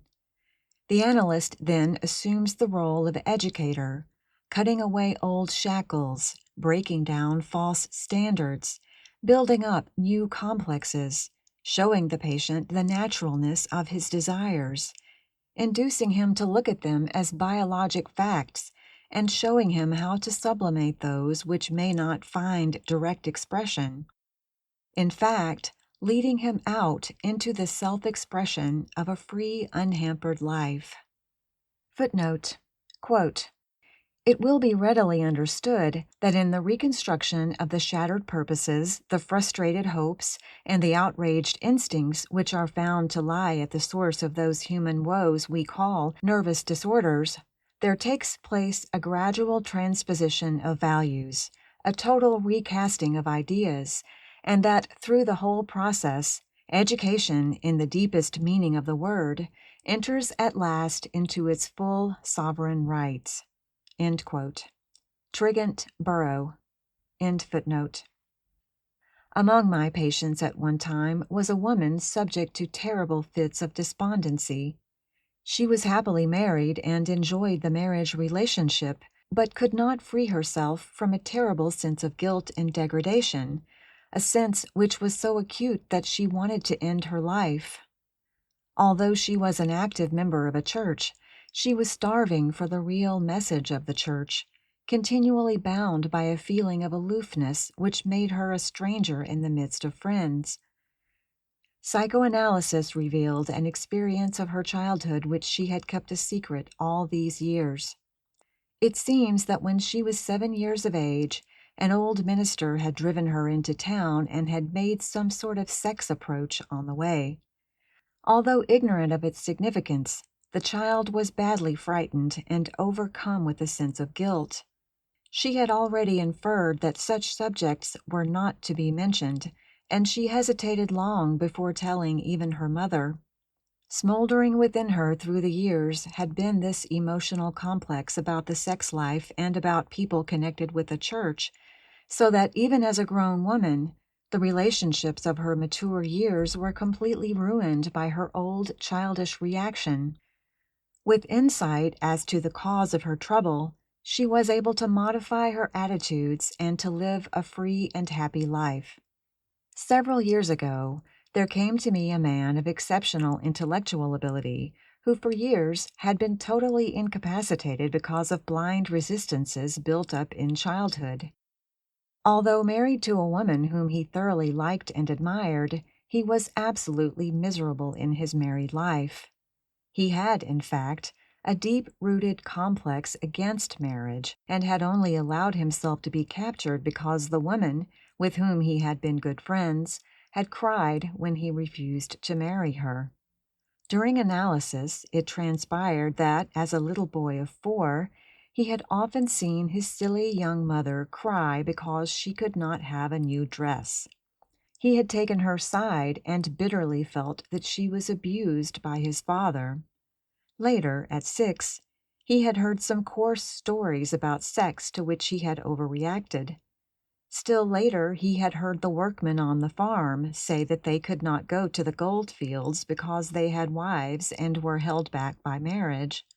There are no idle words where children are, and this little boy had built up such a strong complex against marriage that he could not possibly be happy as a grown man. He was as much crippled by the old scar as is an arm which is bent and stunted from a deep scar in the flesh. After the analysis had broken up the adhesions, he found himself free, able to give mature expression to his repressed and dissatisfied love instincts. Psychoanalysis is not a process of addition, but one of subtraction. Like a surgical operation, it undoes the results of old injuries, removes foreign material, and gives nature a chance to develop freely in her own satisfactory way. Re-education without subconscious exploration. Simple explanation. So far, the way out sounds rather involved. It seems to require a special kind of doctor and a complicated, lengthy process before the exact trouble can be determined. But fortunately for the average nervous patient, this lengthy process of analysis is by no means always necessary. People with troublesome nervous symptoms, and even those who have had a serious breakdown, are constantly being cured by a kind of re-education which breaks up subconscious complexes without trying to bring them to the surface. If the dead past can be let alone, so much the better. Sometimes a bullet buried in the flesh sends up a constant stream of discomfort until it is dug out and removed. But if it has carried in no infection and the body can adjust itself, it is usually considered better to let it remain. The subconscious makes its own deductions. If resistances are not too strong, it is often possible to introduce healthy ideas by way of the conscious reason, to break up old habits, and make over the mentality without going to the trouble of uncovering some of the reactions which are responsible for the difficulty. Moral hygiene. Because this is true, there has grown up a kind of psychotherapy which is known as simple explanation or persuasion.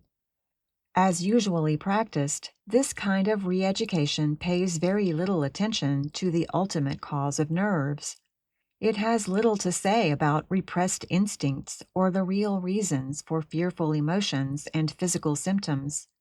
Instead, it attacks the symptom itself, contenting itself with teaching the patient that his trouble is psychic in origin, that it is based on exaggerated suggestibility and uncontrolled emotionalism, that it is made out of false ideas about the body, illogical conclusions, and unhealthy feeling tones, and that it may be cured by a kind of moral hygiene which breaks up these old habits and replaces them with new and better ones. It tries to inculcate the cheerful attitude of mind, to give the patient the conviction of power, to correct his false ideas about his stomach, his heart, or his head, to train him out of his emotionalism, to lead him into a state of mind more largely controlled by reason, and to make him find some useful and absorbing work. This kind of mental and moral treatment has been sufficient to cure many neuroses of long standing. In cases that are helped by this method, the patient's love force, robbed of the material out of which it has woven its disguise and trained out of its bad habits by re-education, automatically makes its own readjustments and forces new channels for itself out into more useful activities. Very many nervous persons seem to need nothing more than this simple kind of help. When simple explanation does not explain.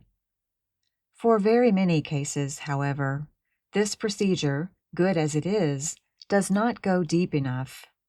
Although it gives a sound, objective education about the facts of one's body, it furnishes only the most superficial subjective knowledge of one's inner life. If the inner struggle be bitter, the competing forces will hold on to their poor refuge in the symptom, despite any number of explanations that the symptom can have no physical cause. Sometimes it is enough for a person to be shown that he is too suggestible, but often it is far more helpful for him to get an inkling as to why he likes unhealthy suggestions and to understand something of his starved instincts, which he may learn to satisfy in better ways. Psychological explanation. Between the two extremes of the cases which need a real analysis and those which are cured by simple explanation, I have found the great bulk of nervous cases. To simple explanation with its highly useful information, I therefore add what might be called psychological explanation, a re-education which makes use of all that illuminating material unearthed by the explorations of hypnosis and especially of psychoanalysis. Along with correct ideas about such matters as digestion, sleep, and fatigue, I give, so far as the patient is able to understand, a comprehension of the rights of the denied instincts, the ways of the subconscious, the fettering hold of unfortunate childish habits, the various mental mechanisms by which we fool ourselves, and the ways by which we may make better adaptations. According to the patient. The treatment varies according to the nature of the trouble and is somewhat dependent on the mentality of the patient. There are many people who would only be confused by being forced into a study of mental phenomena. Not being students, they would be more bewildered than helped by the details of their inner mechanisms. Others, of studious habits and inquiring minds, are encouraged to browse at will in a library of psychotherapy and to learn all that they can from the best authorities. In any case, I give the patients as much as they are able to take of my own understanding of the subject. There are no secrets in this method. The patient is treated as a rational human being who has nothing to lose and everything to gain by the fullest knowledge that he is able to acquire. Without forcing him to plunge in over his depth, I encourage him to understand himself to the fullest possible extent.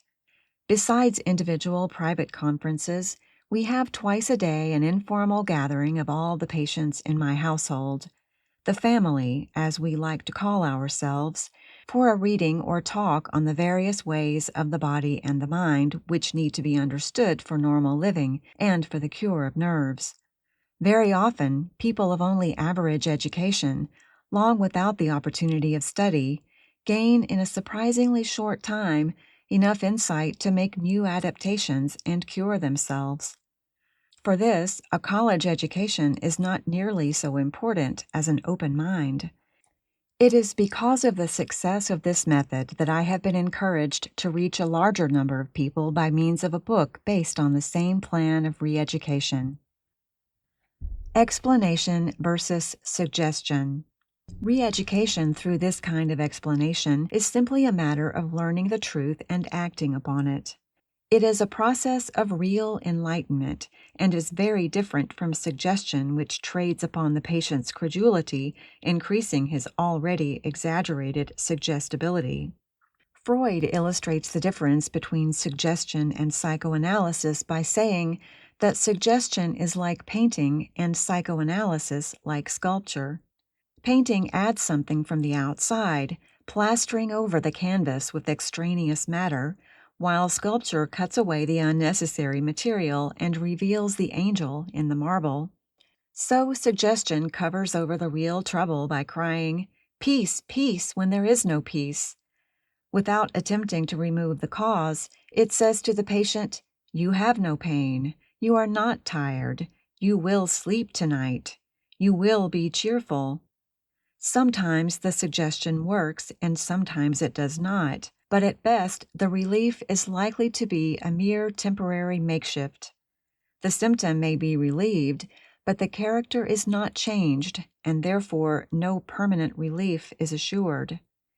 It is far better for a nervous person to say to himself, "There is something wrong and I am going to find it," than to keep repeating over and over, "There is nothing wrong," and so on through a list of half-believed auto-suggestions. On the other hand, psychoanalysis and this kind of re-education based on psychoanalytic principles do not pay a great deal of attention to the individual symptom. Instead of adding from without, they try to take away whatever has proved a hindrance to normal growth and development and to remove unnecessary resistances which are responsible for the symptom and which have been holding the patient back from the fullest self-expression. Incantation versus knowledge. There came to me one day a well-known public woman who had suffered from nervous indigestion for many years. As she was able to be with me for only one night, we had time for just one conversation, but in that time she discovered what she was doing and lost her indigestion. In the course of the conversation, she turned to me, saying, "Doctor, I know what a force suggestion is. I believe in its power. Will you tell me why I have not been able to cure myself of this trouble? Every night after I go to bed, I repeat over and over these Bible verses," naming a number of passages relating to God's goodness and care for His children. My answer was something like this: "You are too intelligent a woman to be cured by an incantation. When you feel surging up within you the sense of God's goodness, or when you actually want to realize His loving kindness, then by all means repeat the verses. But don't prostitute those wonderful words by making them into a charm and then expect them to cure your indigestion. It is a desecration of the words and a denial of your own intelligence. Autosuggestion is a powerful force, but real psychotherapy is based not on the mechanical repetition of any set of words, but on a knowledge of the truth." The bullying method. Sometimes, to be sure, explanation is not enough. The brain paths between the associated ideas are so deeply worn that no amount of persuasion avails. It is easy for the doubter to say, "Well, that sounds very well, but my case is different. I have tried over and over again, and I know." With people of this sort, an ounce of demonstration is worth a pound of argument. By way of illustration, we might mention the man who couldn't eat eggs. To be sure, he had tried many times, but always had suffered the most intense cramps in his stomach, and no amount of talk could make him believe that an egg was not poison to him. I took the straight road of simply proving to him that he was mistaken, and had him eat an egg. After a time of apprehension and retching, he vomited the egg, thinking, of course, that he had proved his point. To his astonishment, I said, "Now let's go and eat another." With great consternation, he finally complied, evidently expecting to die on the spot. But as I immediately prescribed a game of tennis, he scarcely had time to think of the pain, which, in fact, failed to appear. However, as he thereafter insisted on eating 4 eggs a day, with eggs at top-notch price, I decided that the joke was on the doctor.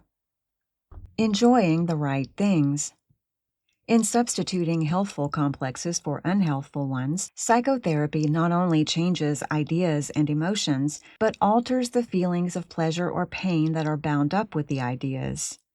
Dr. Tom A. Williams writes, quote, "The essence of psychotherapy and education is to associate useful activities with agreeable feeling tones and to dissociate from injurious acts the agreeable feeling tones that may have been acquired." End quote. Right character consists not so much in enjoying things as in enjoying the right things. Some people enjoy being martyrs. They love to tell about the terrible strain they have been under, the amount of work they have done, or the number of times they have collapsed. One of my patients gave every evidence of satisfaction as he told about his various breakdowns. "The last time I was ill," or "that time when I was in the sanatorium," were frequent phrases on his lips. Finally, after I had asked him if he would boast about the number of times he had awkwardly fallen down in the street, and had shown him that a neurosis is not really a matter to be proud of, he saw the point and stopped taking pleasure in his mistakes. Such signs of pleasure in the wrong things are evidence of suppressed wishes which we do not acknowledge but try to gratify in indirect ways. Footnote. For a further elaboration of this theme, see Holt, The Freudian Wish. End footnote. The pleasure which ought to be associated with the idea of good work well done has somehow been switched over to the idea of being an invalid. The satisfaction which ought to go with a sense of power and ability to do things has attached itself to the idea of weakness and inability. The pleasurable feeling tone which normally belongs to ministering to others regresses in the nervous invalid to the infantile satisfaction of being ministered unto. But these things are only a habit. A good look in the mirror soon makes one right about face and start in the other direction. Once started, a good habit is built up with surprising ease. It is really much more satisfying to cook a good dinner for the family's comfort than to think about one's ills. Much pleasanter to enjoy a good meal than to insist on hot water and toast. Once we have satisfied our suppressed longings in more desirable ways, or by a process of self-training have initiated a new set of habits, we feel again the old zest in normal affairs, the old interest and pleasure in activities which add to the joy of life. Thus does re-education fit a man to take his place in the world's work as a socially useful being, no longer a burden, but a contributor to the sum total of human happiness. Summary. Knowing and doing. Having set out to learn how to outwit our nerves, we are now ready to sum up conclusions and, in the following chapters, to apply them to the more common nervous symptoms. It has been shown that a nervous person is in great need of change, not, indeed, a change in climate or in scene, in work or in diet, but a change in the hidden recesses of his own being.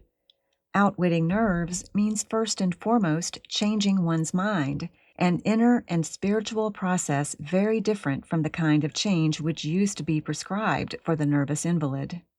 As Putnam says, the slogan of the suggestion school of psychotherapy has always been, "You can do better if you try," while that of the psychoanalytic school is, You can do better when you know. Refuting the old adage, where ignorance is bliss, 'tis folly to be wise, the best methods of psychotherapy insist that the first step in any thoroughgoing attempt to change oneself must be the great step of self-knowledge. As the conflicts which result in nerves are always far beyond those mental regions which are open to scrutiny, a real self-knowledge requires an examination of the half-conscious or wholly unconscious longings which are usually ignored. A real understanding of self comes only when one is willing to analyze his motives until he sees the connection between them and his nervous symptoms, which are but the symbolic gratification of desires he dares not acknowledge. Although these deeply buried complexes are the real force behind a nervous illness, the material out of which the symptoms are manufactured is taken largely from superficial misconceptions concerning the bodily functions. It is therefore a great help also to possess a fund of information, not technical nor detailed, but accurate as far as it goes, about the more important workings of the bodily machinery. A little knowledge about the actual chemistry of fatigue and the way it is automatically cared for by the body is likely to do away with the idea of nervous exhaustion as resulting from accumulation of fatigue. A simple understanding of the biological and physiological facts concerning the assimilation of food and the elimination of waste material leaves the intelligent person less ready to convert his psychic discomfort into indigestion and constipation. Chapters 9 to 13 in this book, which at first glance may seem to belong to a work on physiology rather than on psychology, are designed to give just such needed insight. But knowing the truth is only the first half of the way out. Every neurosis is a deliberate choice by a part of the personality. Self-discovery is helpful only when it leads to better ways of self-expression. The final aim of psychotherapy is the happy adjustment of the individual to the demands of society and the establishment of useful outlets for his energy. This phase of the subject will be discussed more fully in Chapter 16. The future hope. Much has been said about the cure of a neurosis. There are enough people already in the maze of nervousness to warrant the setting up of numerous signs reading, "This way out." But, after all, is not a blocking of the way in of vastly more importance? As it is always easier to prevent than to cure, so it is easier to train than to reform. If re-education is the cure, why is not education the ounce of prevention which shall settle the problem for all time? If the general public understood what nerves are, it is hardly conceivable that there could be so many breakdowns as there are at present. If a man's family and friends, to say nothing of himself, understood what he is doing when he suddenly collapses and has to quit work, it is not likely that he would choose that way out of his difficulties. Most important of all, when parents know that the foundation of nervousness is laid in childhood, they will see to it that their children are started right on the road to health. When fathers and mothers realize that an over-strong bond between parents and children is responsible for a large proportion of nervous troubles, most of them will make sure that such exaggeration is not allowed to develop. And finally, when parents are freed from their conspiracy of silence by a reverent attitude toward the whole of life, their very saneness will impart to their children a wholesome respect for the reproductive instinct. There will then be found in the next generation fewer half-starved men and women carrying the burden of unnecessary repressions and the pain of unsatisfied yearnings. Not that such a day will usher in the millennium. We are not suggesting a panacea for all the social ills. There is an inevitable conflict between the instinctive urge of the life force and the demands of society, a conflict which makes men and women either finer or baser according to the way they handle it.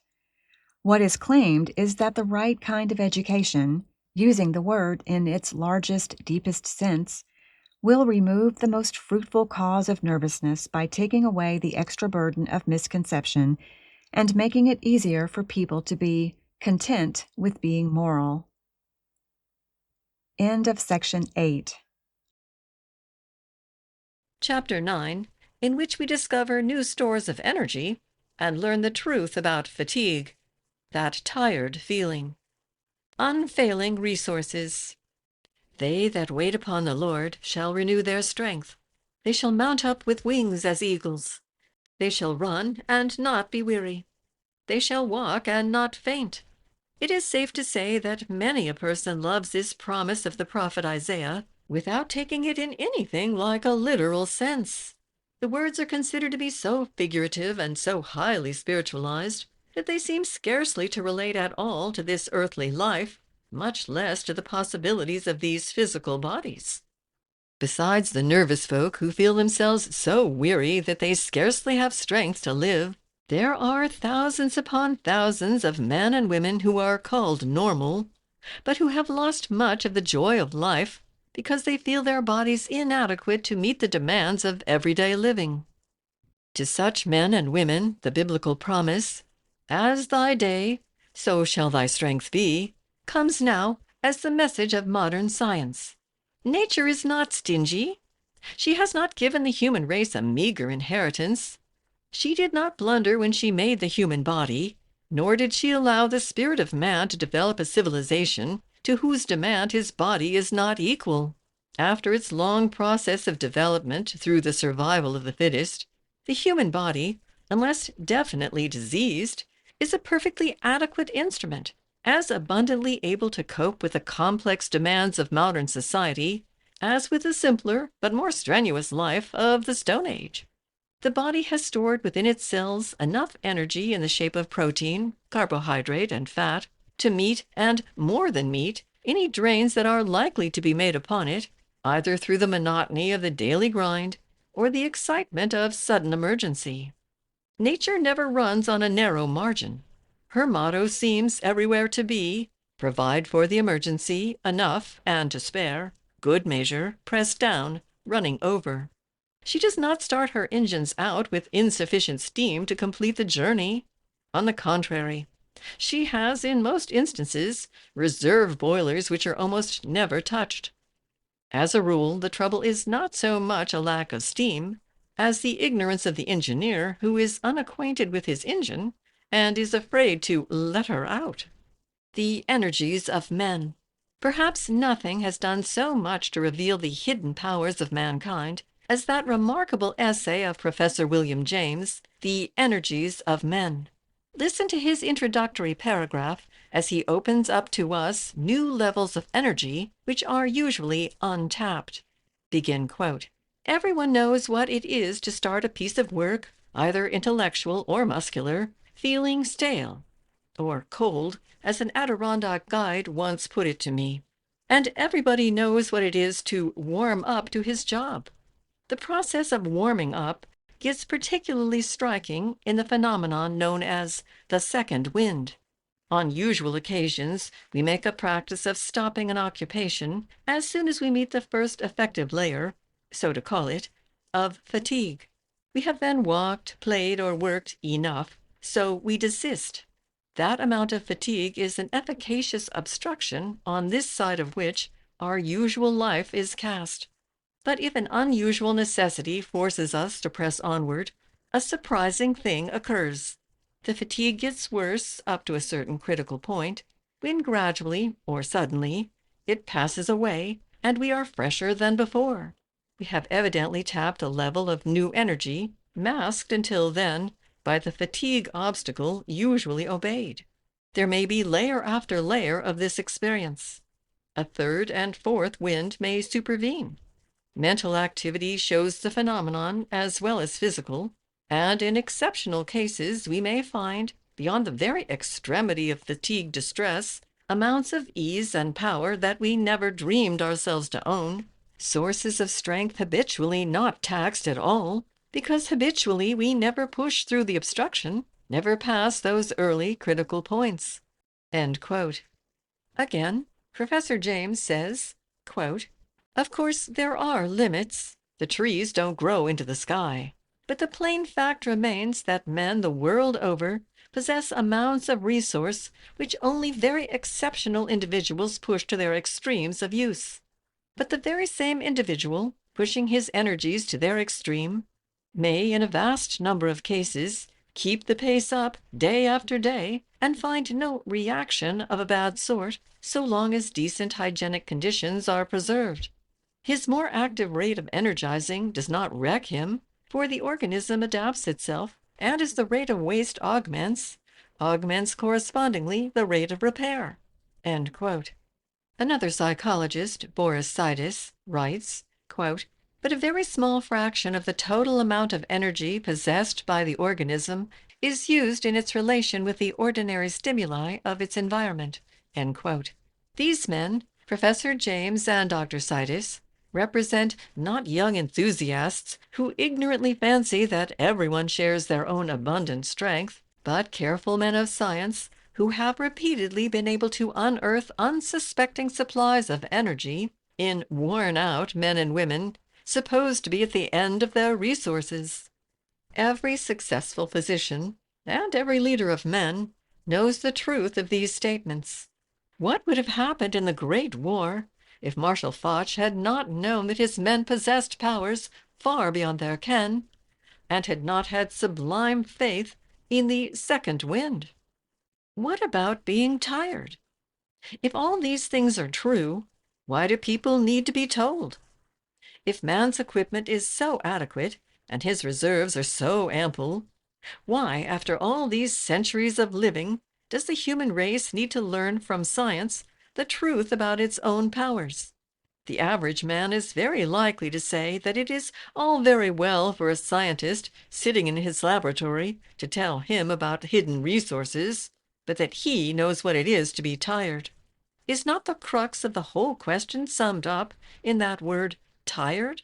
If we do not need to rest, why should fatigue exist? If the purpose of fatigue seems to be to slow down our efforts, why should we disregard it or seek to evade its warnings? The whole question resolves itself into this: what is fatigue? In view of the hampering effect of misconception on this point, it is evident that the question is not academic, but intensely practical.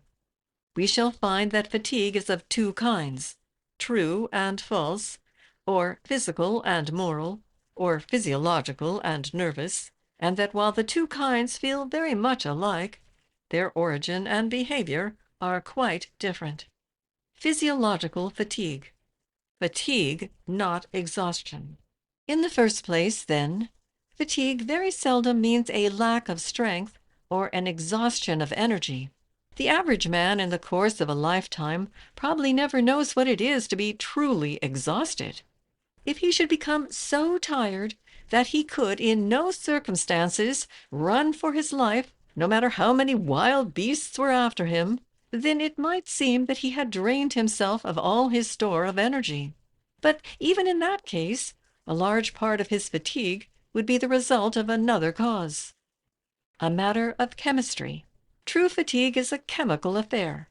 It is the result of recent effort, physical, mental, or emotional, and is the sum of sensations arising from the presence of waste material in the muscles and the blood.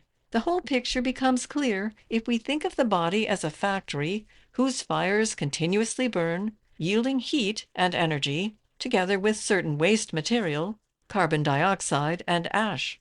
Within man's body, the fuel, instead of being the carbon of coal, is the carbon of glycogen, or animal starch, taken in as food and stored away within the cells of the muscles and the liver. The oxygen for combustion is continuously supplied by the lungs. So far, the factory is well equipped to maintain its fires, nor does it fail when it comes to carrying away waste products. Like all factories, the body has its endless chain arrangement, the bloodstream, which automatically picks up the debris in its tiny buckets, the blood cells and serum, and carries it away to the several dumping grounds in lungs, kidneys, intestines, and skin. Besides the products of combustion, there are always to be washed away some broken down particles from the tissues themselves, which, like all machinery, are being continuously worn out and repaired. By chemical tests in the laboratory, the physiologist finds that a muscle which has recently been in violent exercise contains, among other things, carbon dioxide, urea, creatine, and sarcolactic acid, none of which are found in a rested muscle. Since all this debris is acid in reaction, and since we are marine animals, at home only in salt water or alkaline solution, the cells must be quickly washed of the fatigue products, which, if allowed to accumulate, would very soon poison the body and put out the fires. No back debts. The human machine is regulated to carry away its fatigue products as fast as they are made, but with slight lagging behind that is made good in the hours of sleep, when bodily activities are lessened and time is allowed for repair. Unless the body is definitely diseased, it virtually never carries over its fatigue from one day to another. In the matter of fatigue, there are no old debts to pay. Nature renews herself in cycles, and her cycle is 24 hours. Not 9 or 10 months, as many school teachers seem to imagine, or 11 months, as some businessmen suppose. In order to make assurance doubly sure, many set apart every 7th day for a rest day, for change of occupation and thought, and for catching up any slight arrears which might exist. But the point is that a healthy body never gets far behind. If through some flaw in the machine, waste products do pile up, they destroy the machine. If the heart leaks, or the blood cells fail in their carrying power, or if lungs, kidneys, or skin are out of repair, there is sometimes an accumulation of fatigue products which poisons the whole system and ends in death. But the person with tuberculosis or heart trouble does not usually allow this to happen. The body incapacitated by disease limits its activities as closely as possible within the range of its power to take care of waste matter. Even the sick body does not carry about its old toxins. The man who had not eliminated the poisons of a month-old effort would not be a tired man. He would be a dead man. A sliding scale. If all this be true, real fatigue can only be the result of recent effort. If one is still alive, the results of earlier effort must long since have disappeared. The tissue cells retain not the slightest trace of its effects. Fatigue cannot possibly last, because it either kills us or cures itself. Up to a certain point, far beyond our usual high-water mark, the more a person does, the more he can do. As Professor James has pointed out, the rate of repair increases with the rate of combustion. Under unusual stress, the rate of the whole machine is increased.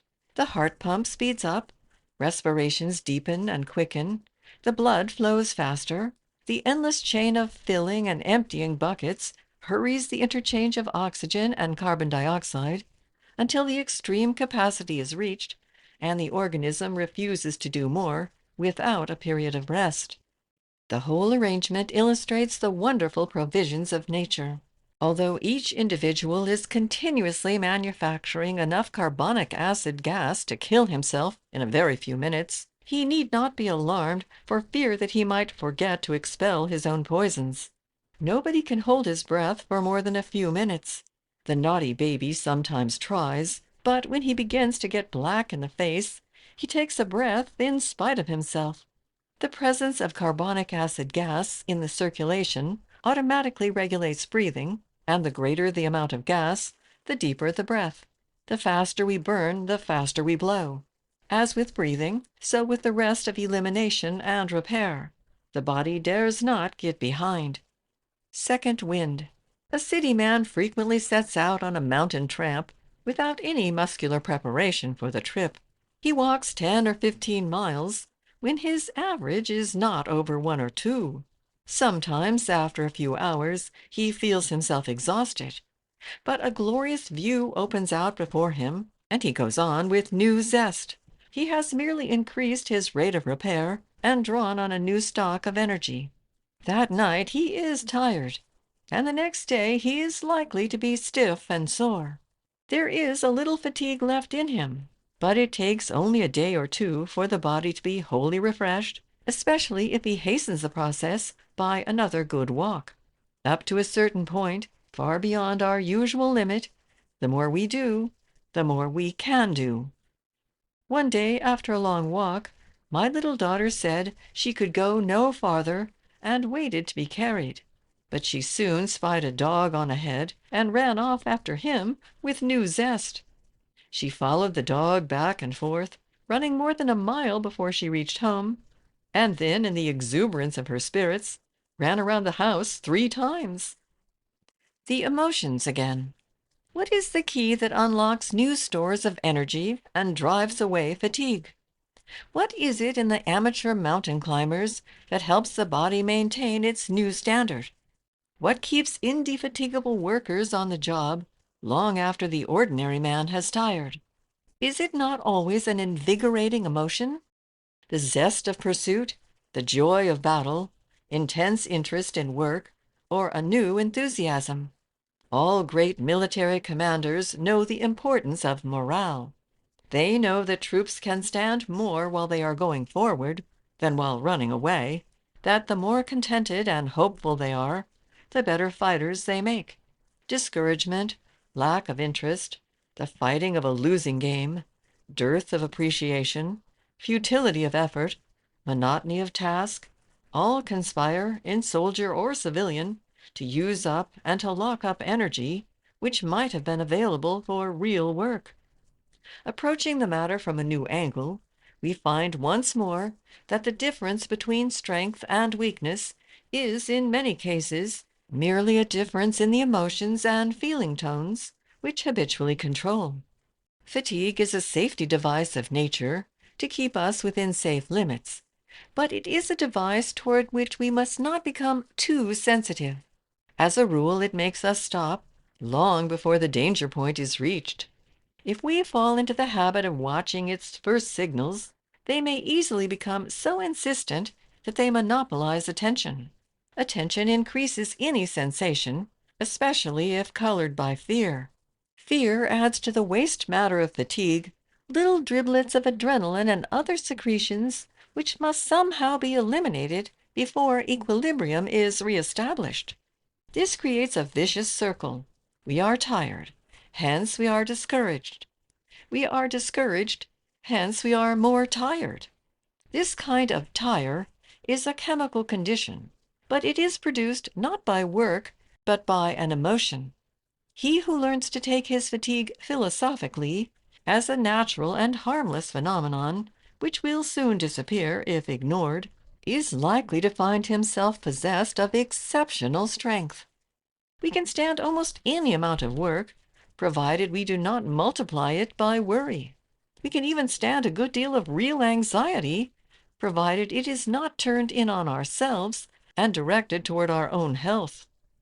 Decent hygienic conditions. If fatigue products cannot pile up, why is extra rest ever needed? Because there is a limit to the supply of fuel. If the fat supply stored away for such emergencies finally becomes low, we may need an extra dose of sleeping and eating in order to let the reservoirs fill again. But this never takes very long. The body soon fills in its reserves if it has anything like common sense care. The doctrine of reserve energy does not warrant a careless burning of the candle at both ends. It presupposes decent hygienic conditions, 8 hours in bed, 3 square meals a day, and a fair amount of fresh air and exercise. Over there. On the other hand, the stories that floated back to us from the war zone illustrate in the most powerful way what the human body can do when necessity forbids the slightest attention to its needs. One of the best of these stories is Dorothy Canfield's account of Dr. Gerard Mangin, France's fighting woman doctor. Better than any abstract discussion of human endurance is this vibrant narrative of that little woman, not very strong, slightly built, with some serious constitutional weakness, who lived through hardships and accomplished feats of daring which would have been considered beyond the range of possibility before the war. Think of her out there in her leaky makeshift hospital with her 20 crude helpers, and her hundreds of mortally sick typhoid patients. 470 days of continuous service with no place to sleep, when there was a chance, except a freezing, windswept attic in a deserted village. Think of her in the midst of that terrible Battle of Verdun, during 4 black nights without a light, among those delirious men, and then during the long, long ride with her dying patients over the shell-swept roads. Listen to her as she speaks of herself at the end of that ride, without a place to lay her head. Oh, then did I feel tired. That morning for the first time I knew how tired I was, as I went dragging myself from door to door, begging for a room and a bed. It was because I was no longer working, you see. As long as you have work to do, you can go on. Then listen to her as she receives her orders to rush to a new post before she had time to lay herself on the bed she has finally found. Then all at once my tiredness went away. It only lasted while I thought of getting to bed. When I knew we were going into action once more, I was myself again. Watch her as she rides on through the afternoon and the long, dangerous night, as she swallows her coffee and plum cake and operates for 5 hours without stopping, as she sleeps in the only place there is, a quite comfortable chair, in a corner, and as she keeps up this life for 20 days before she is sent, not on vacation, mind you, but to another strenuous post. This brave little woman is not an isolated example of extraordinary powers. The human race in the Great War tapped new reservoirs of power and discovered itself to be greater than it knew. Professor James' assertions are completely proved that, as a rule, men habitually use only a small part of the powers which they actually possess, and that most of us may learn to push the barrier of fatigue further off and to live in perfect comfort on much higher levels of power. How? The practical question is, how may we, the men and women of ordinary powers, away from the extraordinary stimulus of a crisis like the Great War, attain our maximum and drop off the dreary mantle of fatigue which so often holds us back from our best efforts? It may be that the first step is simply getting a true conception of physical fatigue as something which needs to be feared only in a case of a diseased body, and which is quite likely to disappear under a little judicious neglect. In the second place, fatigue shows itself to be closely bound up with emotions and instincts. The great releasers of energy are the instincts. What but the mothering instinct and the love of country could uncover all those unsuspected reserves of Dr. Girard Magin and others of her kind? What is it but the enthusiasm for work which explains the indefatigable energy of Edison and Roosevelt? If the wrong kind of emotion locks up energy, the right kind just as surely unlocks great stores which have hitherto lain dormant. If most people live below their possibilities, it is either because they have not learned how to utilize the energy of their instinctive emotions in the work they find to do, or because some of their strongest instincts, which are meant to supply motive power to the rest of life, are locked away by false ideas and unnecessary repressions, and so fail to feed in the energy which they control. In such a case, the spring tonic that is needed is a self-knowledge which shall release us from hampering inhibitions and set us free for enthusiastic self-expression. Nervous fatigue. What of the nervous invalid? If the normal man lives constantly below his maximum, what shall we say of the nervous invalid? Fatigability is the very earmark of his condition. In many instances, he seems scarcely able to raise his hand to his head. Sometimes he can scarcely speak for weariness. Frequently to walk a block sends him to bed for a week. I once had a patient who felt that she had to raise her eyelids very slowly for fear of overexertion. She could speak only about 2 or 3 words a day, the rest of the time talking in whispers. She could not raise a glass to her lips if it were full of water, but could manage it only if half full. A person nearly dead with some fatal disease does not appear more powerless than the typical neurasthenic. If it be true that accumulation of fatigue is promptly fatal, what shall we say of the woman who says that she is still exhausted from the labor of a year ago or of 10 years ago? What of the businessman who travels from sanatorium to sanatorium because 5 years ago he went through a strenuous year? What of the college student who is broken down because he studied too hard? Or the teacher who is worn out because of 10 hard years of teaching? There can be but one answer. No matter what their feelings, they can be suffering from no true physiological fatigue. Something very real has happened to them, but only through ignorance and the power of suggestion can it be called fatigue and attributed to overwork. Stories of real people. Perhaps if we look over the stories of a few people who have been members of my household, we may work our way to an understanding of the truth. We give only the barest outline of the facts, thinking that the cumulative effect of a number of cases will outweigh a more detailed description of one or two. The most casual survey shows that whatever it was that burdened these fine men and women, it was not a lack of energy. No matter how extreme had been their exhaustion, they were able at once, without rest or any other physical treatment, to summon strength for exertions quite up to those of a normal person. The second point that stands out clearly to anyone acquainted with these inner histories is the conviction that in each case the trouble was related in some way to the unsatisfied love life, to the insistent and thwarted instinct of reproduction. In some cases, no search was made for the cause.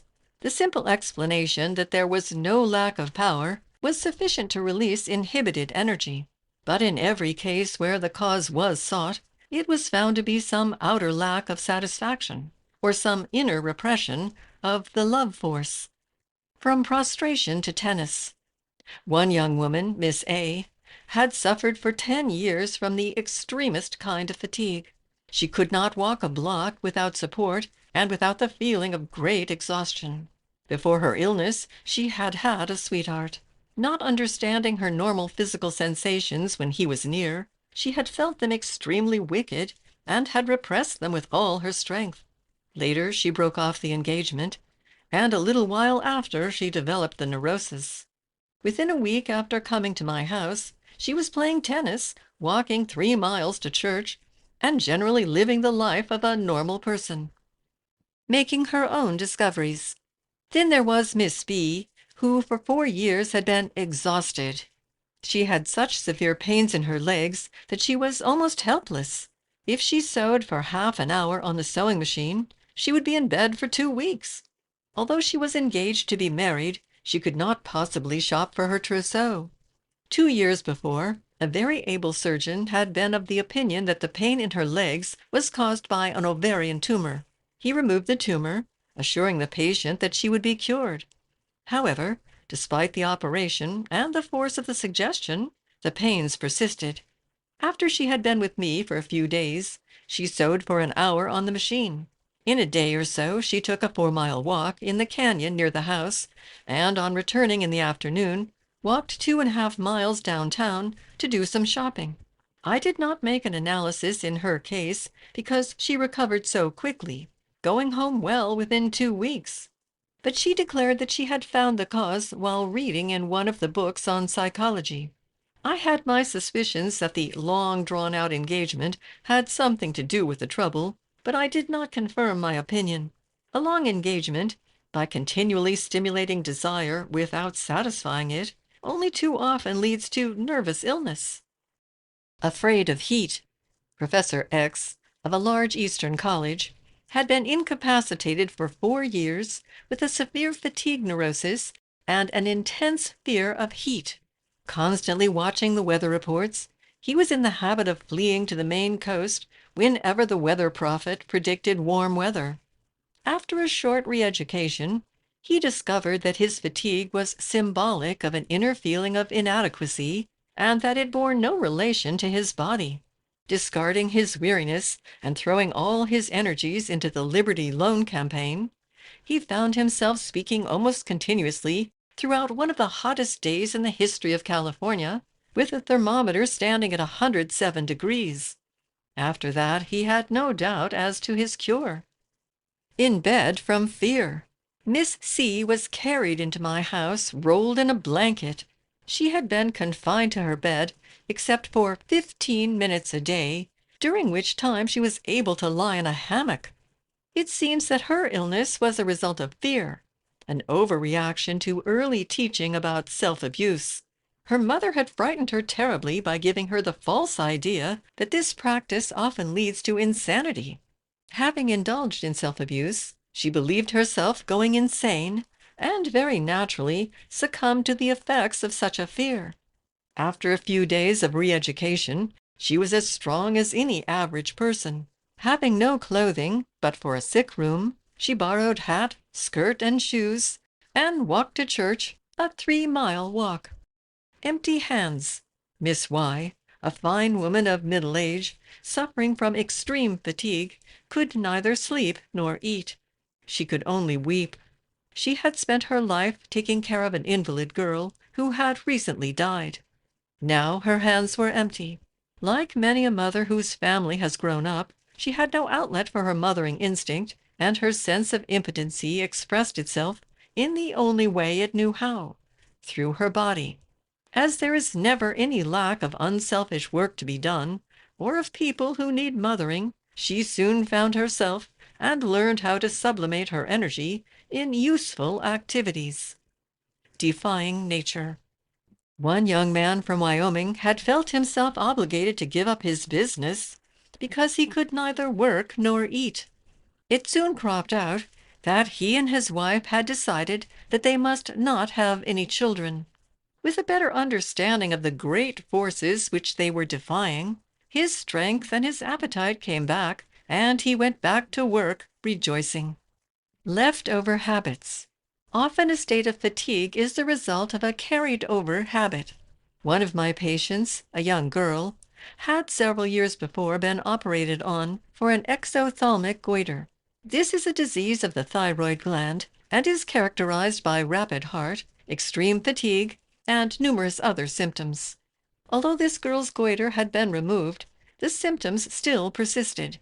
She could not walk, nor even do a little work, like wiping a few dishes. I took her down to the beach, let her feel her own pulse and mine, then ran with her on the sand. Again I let her feel our pulses, and discover for herself that hers had quickened no more than was normal, and had slowed down as soon as mine.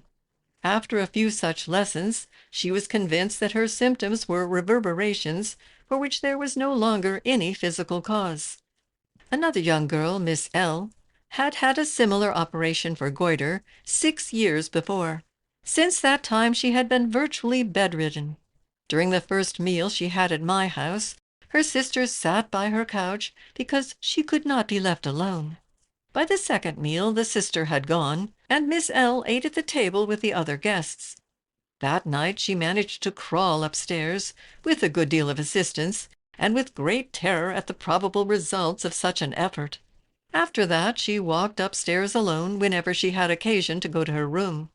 Her heart will always be a little rapid, and her body will never be very strong, but she now lives a helpful, happy life at home and among her friends. In cases like this, the exaggeration proves the counterfeit. Nobody could have been so down and out physically without dying. The exaggeration secures attention and gives the little satisfaction to the natural desires which are denied expression, and which gain an outlet through habit along the lines previously worn by the real disease. Many a person is still suffering from an old pain or an old disability, whose cause has long since disappeared, but which is stamped on the mind and believed in as a present reality.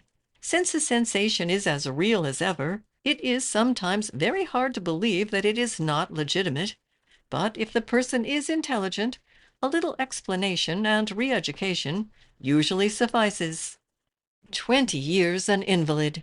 Mr. S., from Ohio, had spent much of his time for 20 years going from one sanatorium to another. There was scarcely a health resort in the country with which he was not familiar. The day he came to me, he felt himself completely exhausted by the 2-block walk from the car. He explained that he could scarcely listen to what I was saying because his brain was so fagged that concentration was impossible. When asked to read a book, he dramatically exclaimed, "Books and I have parted company." I set him to work reading Dear Enemy, but it was not a week before he was devouring the deeper books on psychology, in complete forgetfulness of the pains in his head. Playing golf and walking at least 6 miles every day, he rejoiced in a new sense of strength in his body, which for 20 years he had considered used up. He is now doing a man-sized job in the business and philanthropic life of his home city. Brain fag. This feeling of brain fag is one of the commonest nervous symptoms, and almost always it is supposed to be the result of intellectual overwork. Some people who easily accept the idea that physical work cannot cause nervous breakdown can scarcely give up the deep-rooted notion that intense mental work is harmful. Intellectual effort does give rise to fatigue in exactly the same way as does physical exertion, but the body takes care of the waste products of the one just as it does those of the other. Dubois says that out of all his nervous cases, he has not found one which can be traced to intellectual overwork. I can say the same thing, and I know no case in all the literature of the subject whose symptoms I can believe to be the result of mental labor. The college students who break down are not wrecked by intellectual work. In some cases, one strong factor in their undoing is the strain and readjustment necessary because of the discrepancies between some of their deepest religious beliefs and the truth as they learn it in the classroom. The other factors are merely those which play their part in any neurosis. Re-educating the teacher. School teachers are prone to believe themselves worn out from the mental work and the strain of the strenuous life of teaching. Many a fine, conscientious teacher has come to me with this story of overwork. But the school teacher is as easily re-educated as is anyone else. I usually begin the process by stating that I taught school myself for 10 years and can speak from experience. After I explain that there is no physical reason why the teachers of some cities are fagged out at the end of 9 months, while those in other cities, whose session is longer, can hold on for 10 months, and stenographers who lead just as strenuous a life manage to exist with only a 2 weeks vacation, they begin to see that perhaps, after all, they have been fooling themselves by a suggestion, setting themselves for just so long, and expecting to be done up at the end of the term.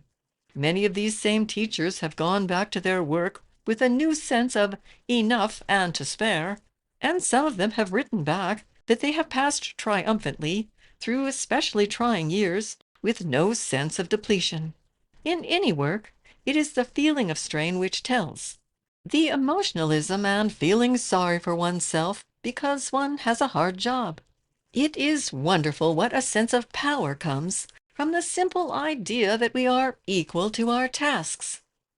Sudden relief. The story of Mr. V illustrates Professor James's statement that often the fatigue gets worse up to a certain critical point and then suddenly passes away. Mr. V was another patient who was physically exhausted. When the rest of the family went clamming on the beach, he felt himself too weak for such exertions, so I left him on the sand to hold the bag while the rest of us dug for clams. The minute I turned my back, he disappeared. I found him lying flat on his back, resting, behind the bulkhead. I decided that he needed the 2-mile walk home, and we all set out to walk. "Doctor, this is cruel. It is dangerous. My knees can never stand for this. I shall be ill," ran the constant refrain for the first mile. Then things went a bit better. Toward the last he found, to his absolute astonishment, that the fatigue had entirely rolled away.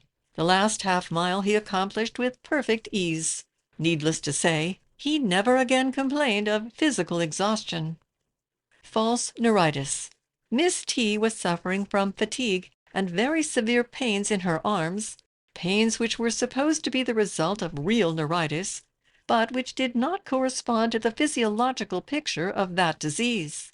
A consultation revealed the fact that her love instinct had been repeatedly stimulated, and then at the last, when it had expected satisfaction, had been disappointed.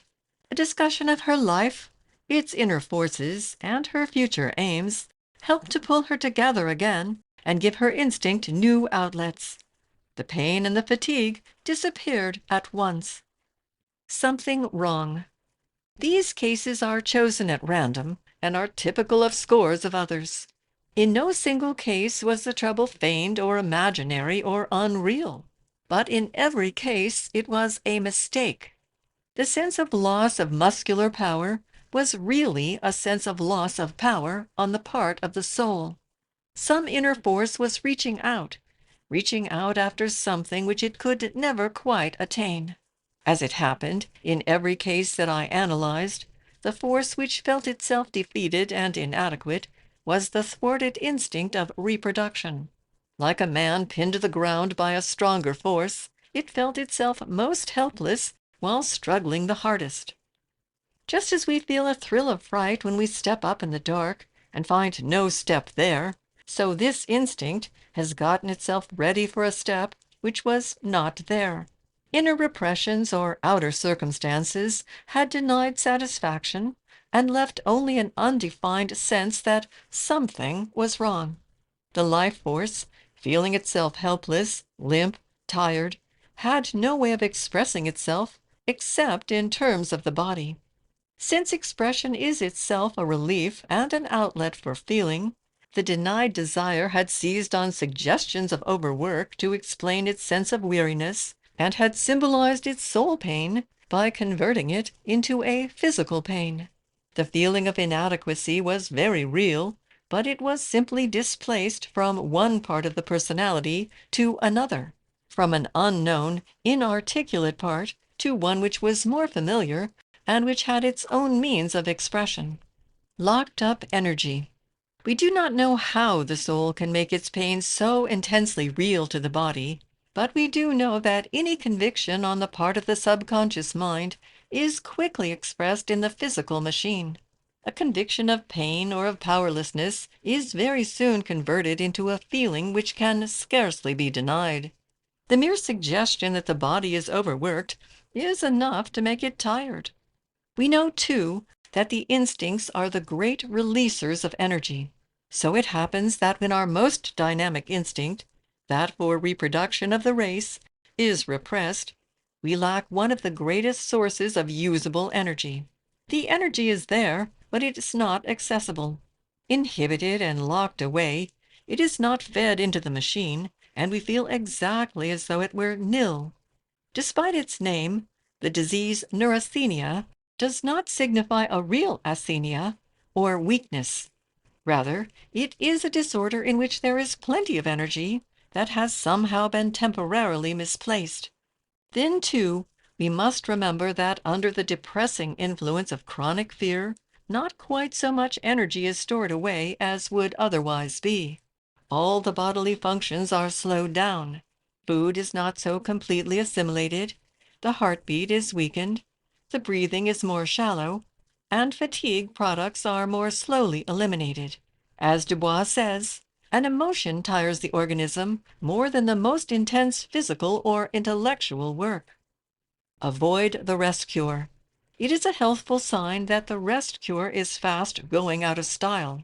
Wherever it has helped a nervous patient, the real curative agent has been the personality of the doctor and the patient's faith in him. The whole theory was based on ignorance of the cause of nerves. People suffering from nervous exhaustion are likely to be just as tired after a month in bed as they were before. Why not? Physical fatigue is quickly remedied, and what can rest do after that? What possible effect can rest have on the fatigue of a discouraged instinct? Since the best releaser of energy is enthusiasm, don't try to get that by lying around in bed or playing checkers at a health resort. Summary. If you are chronically and perpetually fatigued, or if you tire more easily than other people you know, consult a competent physician and let him look you over. If he tells you that you have neither tuberculosis, heart trouble, Bright's disease, nor any other demonstrable disease, that you are physically fit and merely nervous, give yourself a good shake and commit the following paragraphs to memory. A catechism for the weary one. What? Question. What is fatigue? Answer.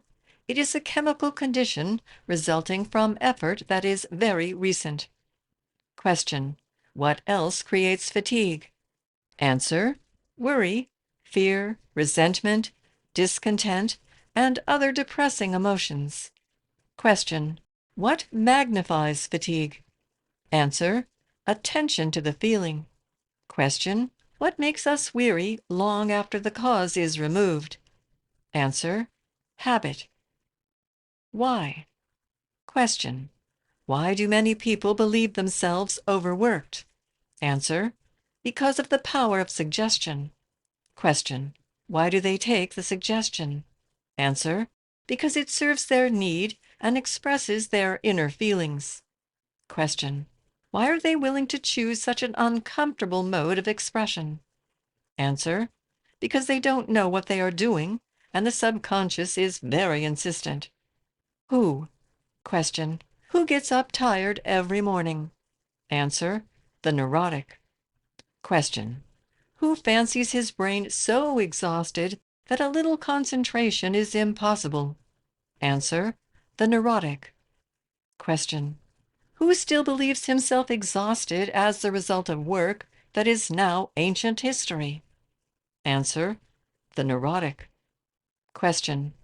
Who lays all his woes to overwork? Answer. The neurotic. Question.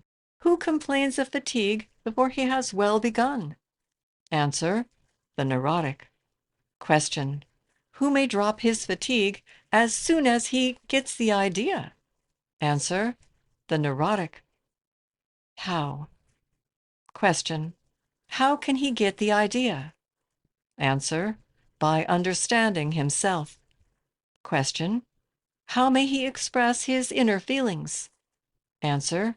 By choosing a better way. Question. How can he forget his fatigue? Answer. By ignoring it. Question. How can he ignore it? Answer. By finding a good stiff job. If he wants advice in a nutshell, here it is. Get understanding, get courage, get busy. End of section 9. Chapter 10, in which the ban is lifted. Dietary taboos. Misunderstood stomachs. Modern improvements. Most people have heard the story of the little girl who wanted to know what made her hair snap. After she had been informed that there was probably electricity in her hair, she sat quiet for a few minutes and then exclaimed, "Our family has all the modern improvements. I have electricity in my hair, and Grandma has gas on her stomach." Judged by this standard, many American families are well abreast of the times, and if we include among the modern improvements not only gas on the stomach, but also nervous dyspepsia, acid stomach, indigestion, sick headache, and biliousness, we must conclude that a good proportion of the population is both modern and improved. Despite all this, the stomach is one of the best equipped mechanisms in the world. It, at least, is not modern. After their age-long development, the organs of the body are remarkably standardized and adapted to the work required of them. It is safe to say that 90% of all so-called stomach trouble is due not to any inherent weakness of the organ itself, but to a misunderstanding between the stomach and its owner. Organic trouble. Unfortunately, there are a few real organic causes for trouble. There are a few cancers of the stomach and a certain number of ulcers.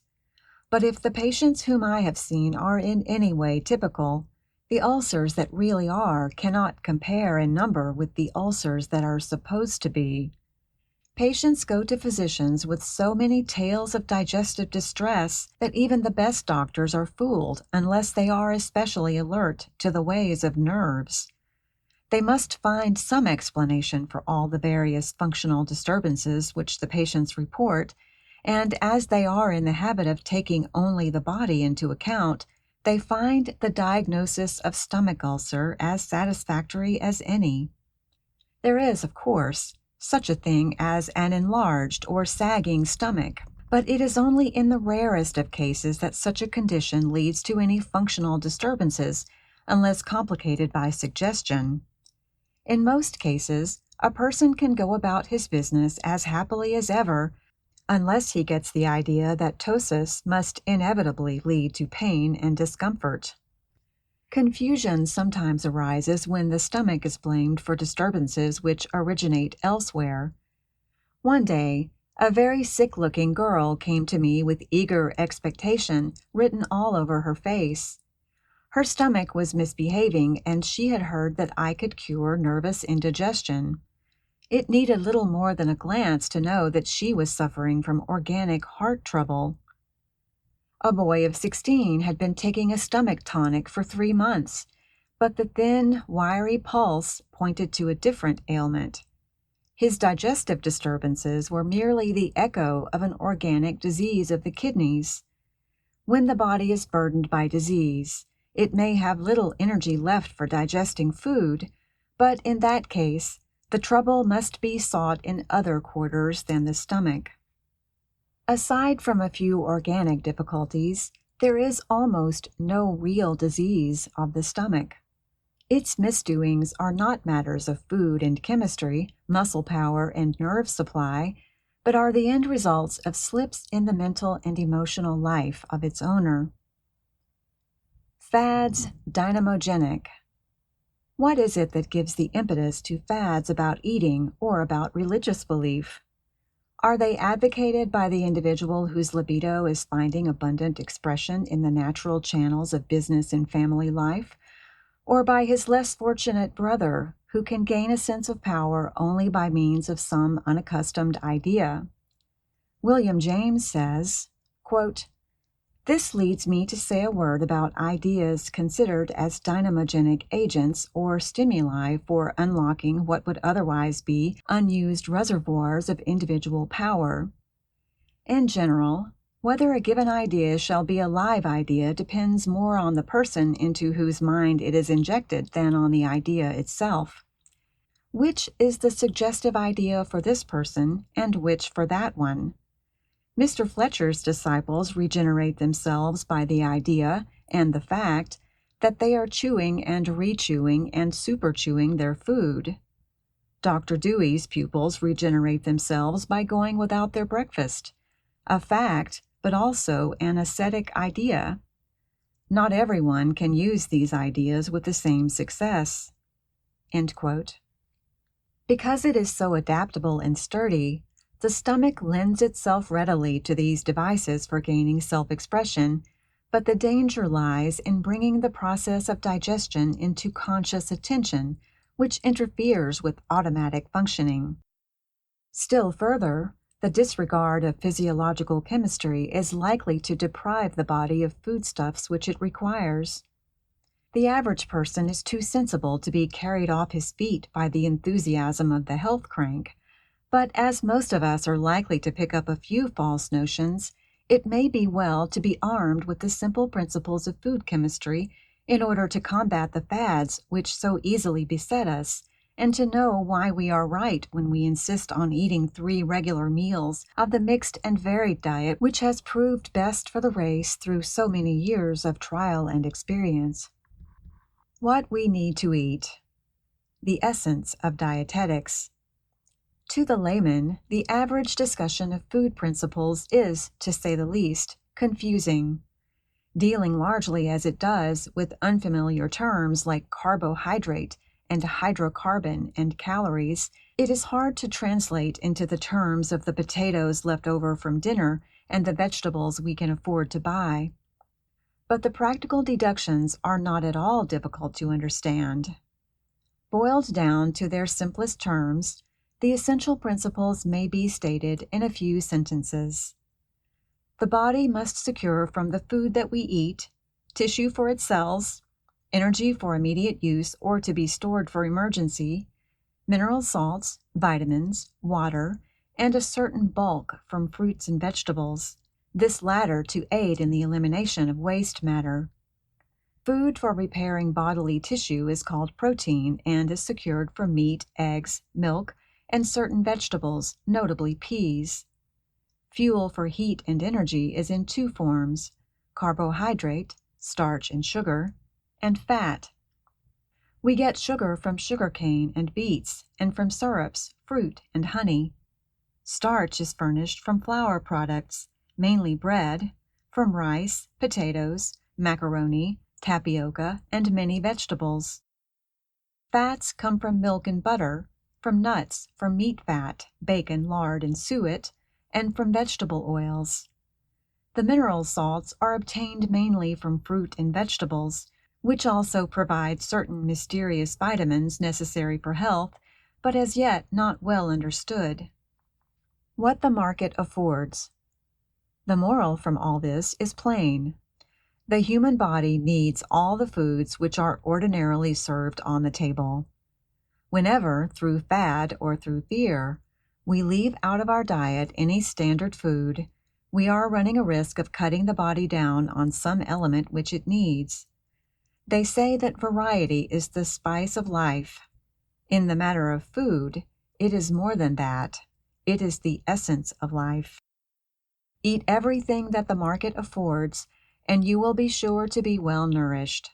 If you leave out meat, you will make your body work overtime to secure enough tissue material from other foods. If you leave out white bread, you will lose one of the greatest sources of energy. If you leave out tomatoes and cucumbers and strawberries, you deprive your body of the salts and vitamins which are essential. A simple rule. There is one point that is good to remember. The average person needs twice as much starch as he needs of protein and fat together. That is, if he needs 4 parts of protein and 3 of fat, he ought to eat about 14 parts of starch. This does not mean that we need to bother ourselves with troublesome tables of what to eat, but only to keep in mind in a general way that we need more bread and potatoes than we do meat and eggs. The body does not have to rebuild itself every day. It is probable that a good many people eat too much protein food. If a man is doing hardy work, he must have a good supply of meat, but the average person needs only a moderate amount. Here again, the habits of the more intelligent families are likely to come pretty near the dictates of science. For the children. The mother of a family ought to know that the children need plenty of bread, butter, and milk. Despite all the notions to the contrary, good, well-baked white bread is neither indigestible nor constipating. It is indeed the staff of life. 2 large slices should form the background of every meal, unless there is an extraordinary amount of other starchy food, or unless the person is too fat. Milk fat, from whole milk, cream, and butter, is by far the best fat for children. Besides fat, it furnishes a certain growth principle necessary for development. As the dairyman cannot raise good calves on skimmed milk, so we cannot raise robust children without plenty of butter and milk. The pity of it is that poor people are forced to try. Milk is also the best protein for children whose kidneys may be overstrained by trying to care for the waste matter from an excessive quantity of eggs and meat. Bread and butter, milk, fruit, vegetables, and sugar in ample quantities, and meat and eggs in moderate quantities, are pretty sure to make the kind of children we want. Above all things, let us train them not to be afraid of normal amounts of any regular food or of any combination of foods. The fear of mixtures. There are many people who can, without flinching, face almost any single food, but who quail before mixtures. Perhaps there is no notion which is more firmly entrenched in the popular mind than this fear of certain food combinations, acquired largely from the advertisements of certain so-called food specialists. The most persistent idea is the fear of acid and milk. It is interesting to watch the new people when they first come to my table. Confronted with grapefruit and cream at the same meal, or oranges and milk, or cucumbers and milk, they eat under protest, in consternation over the disastrous results that are sure to follow. Out of all these scores of people, many of whom are supposed to have weak stomachs, I have never had one case of indigestion from such a combination. When a person knows that the stomach juices themselves include hydrochloric acid, which is far more acid than any orange or grapefruit, that the milk curdles as soon as it reaches the stomach, and that it must curdle if it is to be digested, he has to be very set indeed if he is to cling to any remnant of fear. Of course, to say that the stomach is well prepared chemically, muscularly, and by its nerve supply to handle any combination of ordinary food in ordinary amounts is not the same thing as saying that we may devour with impunity any amount of anything. It is a good thing for everyone to know when he has reached his limit, and a person with organic heart disease should avoid eating large quantities at one time, or when he is extraordinarily fatigued or emotionally disturbed, lest at such a time he may put a fatal strain on the pneumogastric nerve that controls both stomach and heart. The fear of certain foods. Physical idiosyncrasies. Most of our false fears on food subjects come from some tradition, either a social tradition or a little private pet tradition of one's own. Someone once was ill after eating strawberries and cream. What more natural than to look back to those little curdles in the dish and to start the tradition that such mixtures are dangerous? The worst of it is that the taboo habit is very likely to grow. One after another, innocent foods are thrown out until one wonders what is left. A patient of mine, Mr. G., told me that he had a short time before gone to a physician with a tale of woe about his sour stomach. "What are you eating?" asked the doctor. "Bran crackers and prunes." "Then," said the learned doctor, "you will have to cut out the prunes." Needless to say, this man ate everything at my table and flourished accordingly. There may be such a thing as physical idiosyncrasies for certain foods. I have often heard of them, but I have never seen one. I have often challenged my patients to show me some of the spells which they say invariably follow the eating of certain foods, but I have almost never been given an exhibition. The man who couldn't eat eggs did throw up once, but he couldn't do it a second time.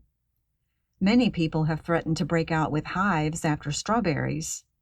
One woman triumphantly brought me what looked like a nice eruption, but which proved to be the after results of a hungry flea. After that, she ate strawberries, without the flea and without the hives. Not miracles, but ideas. Conversions on food subjects are so common at my table that I should have difficulty in remembering the individual stories. Scores of them run together in my mind and make a sort of composite narrative, something like this. "Oh, no, thank you, I don't eat this. You really must excuse me. I have tried many times, and it is invariably disastrous." Then a reluctant yielding, and a day or two later some talk about miracles. "It really is wonderful. I don't understand," etc. Experiences like these only go to show the power of the subconscious mind, both in building up wrong habit reactions and in quickly substituting healthy ones once the false idea is removed. Among my stomach patients, there were 2 men, brothers-in-law, immigrants from the Austrian Tyrol, and now resident in one of the cowboy states. Leonardo spoke little English, and though Giovanni understood a very little, he spoke only Italian. Several years before I knew them, Giovanni had developed a severe case of stomach trouble and had finally gone to a medical center for operation. The disturbance, however, was not relieved by the operation, and before long, his brother-in-law fell into the same kind of trouble. For several years, the two had spent much of their time dieting, vomiting, and worrying over their sour stomachs. Giovanni finally became so ill that his sick benefit society had actually assessed its members to pay for his funeral expenses.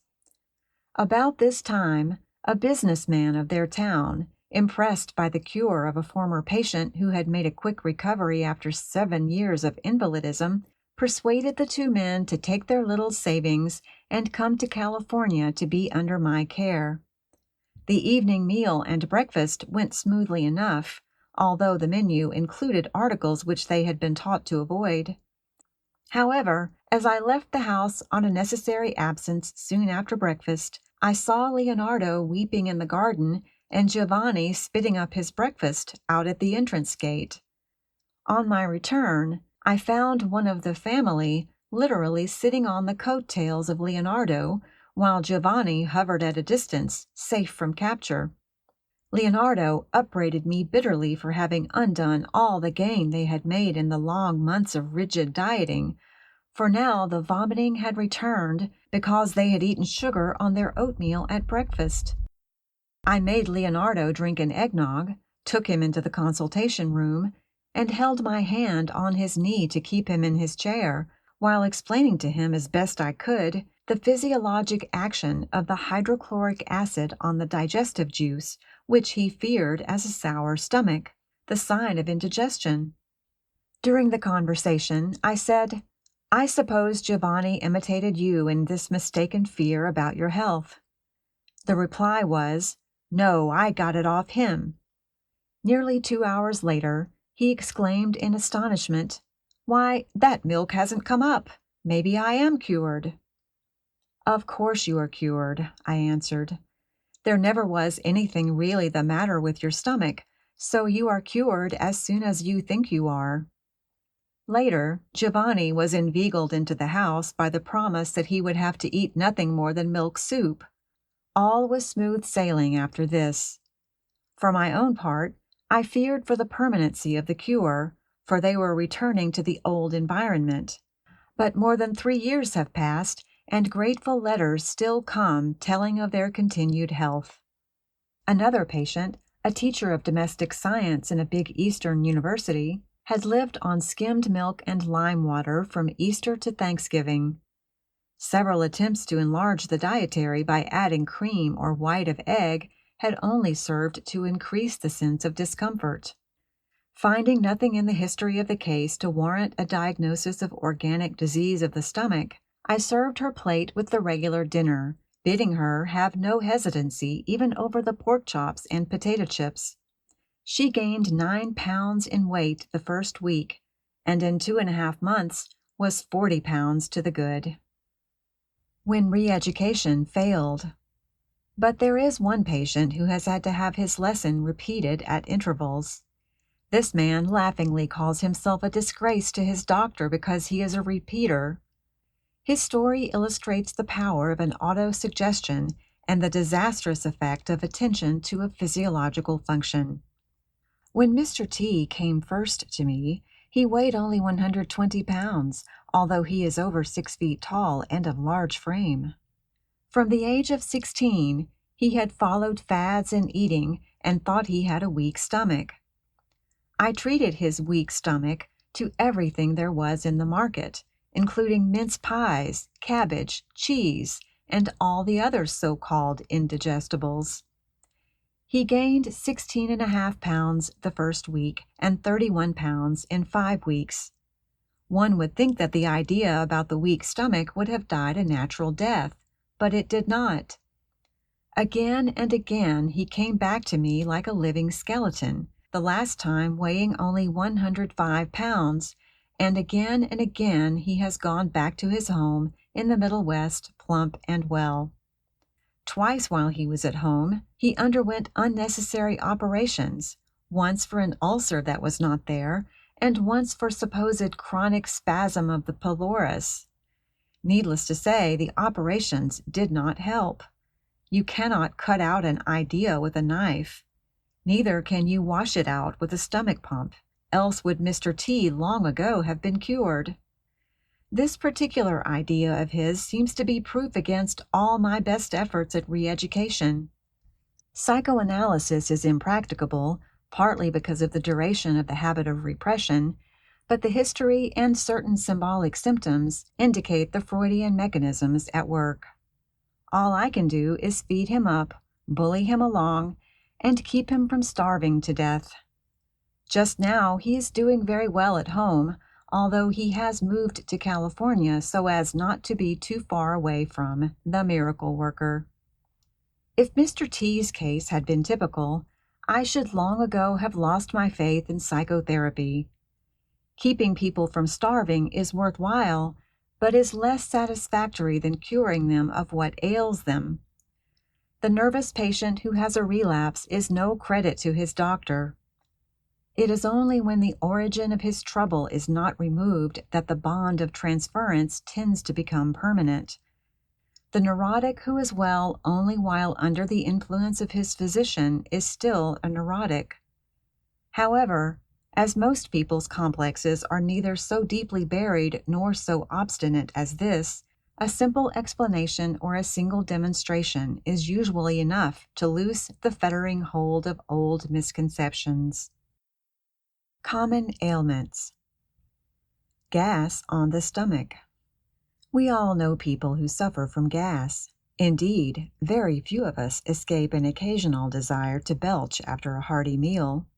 But the person with nervous indigestion rolls out the gas with such force that the noise can sometimes be heard all over the house.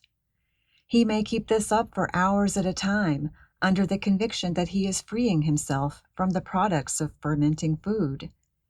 He may exhibit a well-bloated stomach as proof of the disastrous effect of certain articles of diet. The gas and the bloating are supposed to be the sign and the seal of indigestion, a positive evidence that undigested food is fermenting in the stomach. But what is fermentation? It is necessarily a question of the growth of bacteria and is a process which we may easily watch in our own kitchens. Bread rises when the yeast cells have multiplied and acted on the starch of the flour, producing enough gas to raise the whole mass. Potatoes ferment because bacteria have multiplied within them.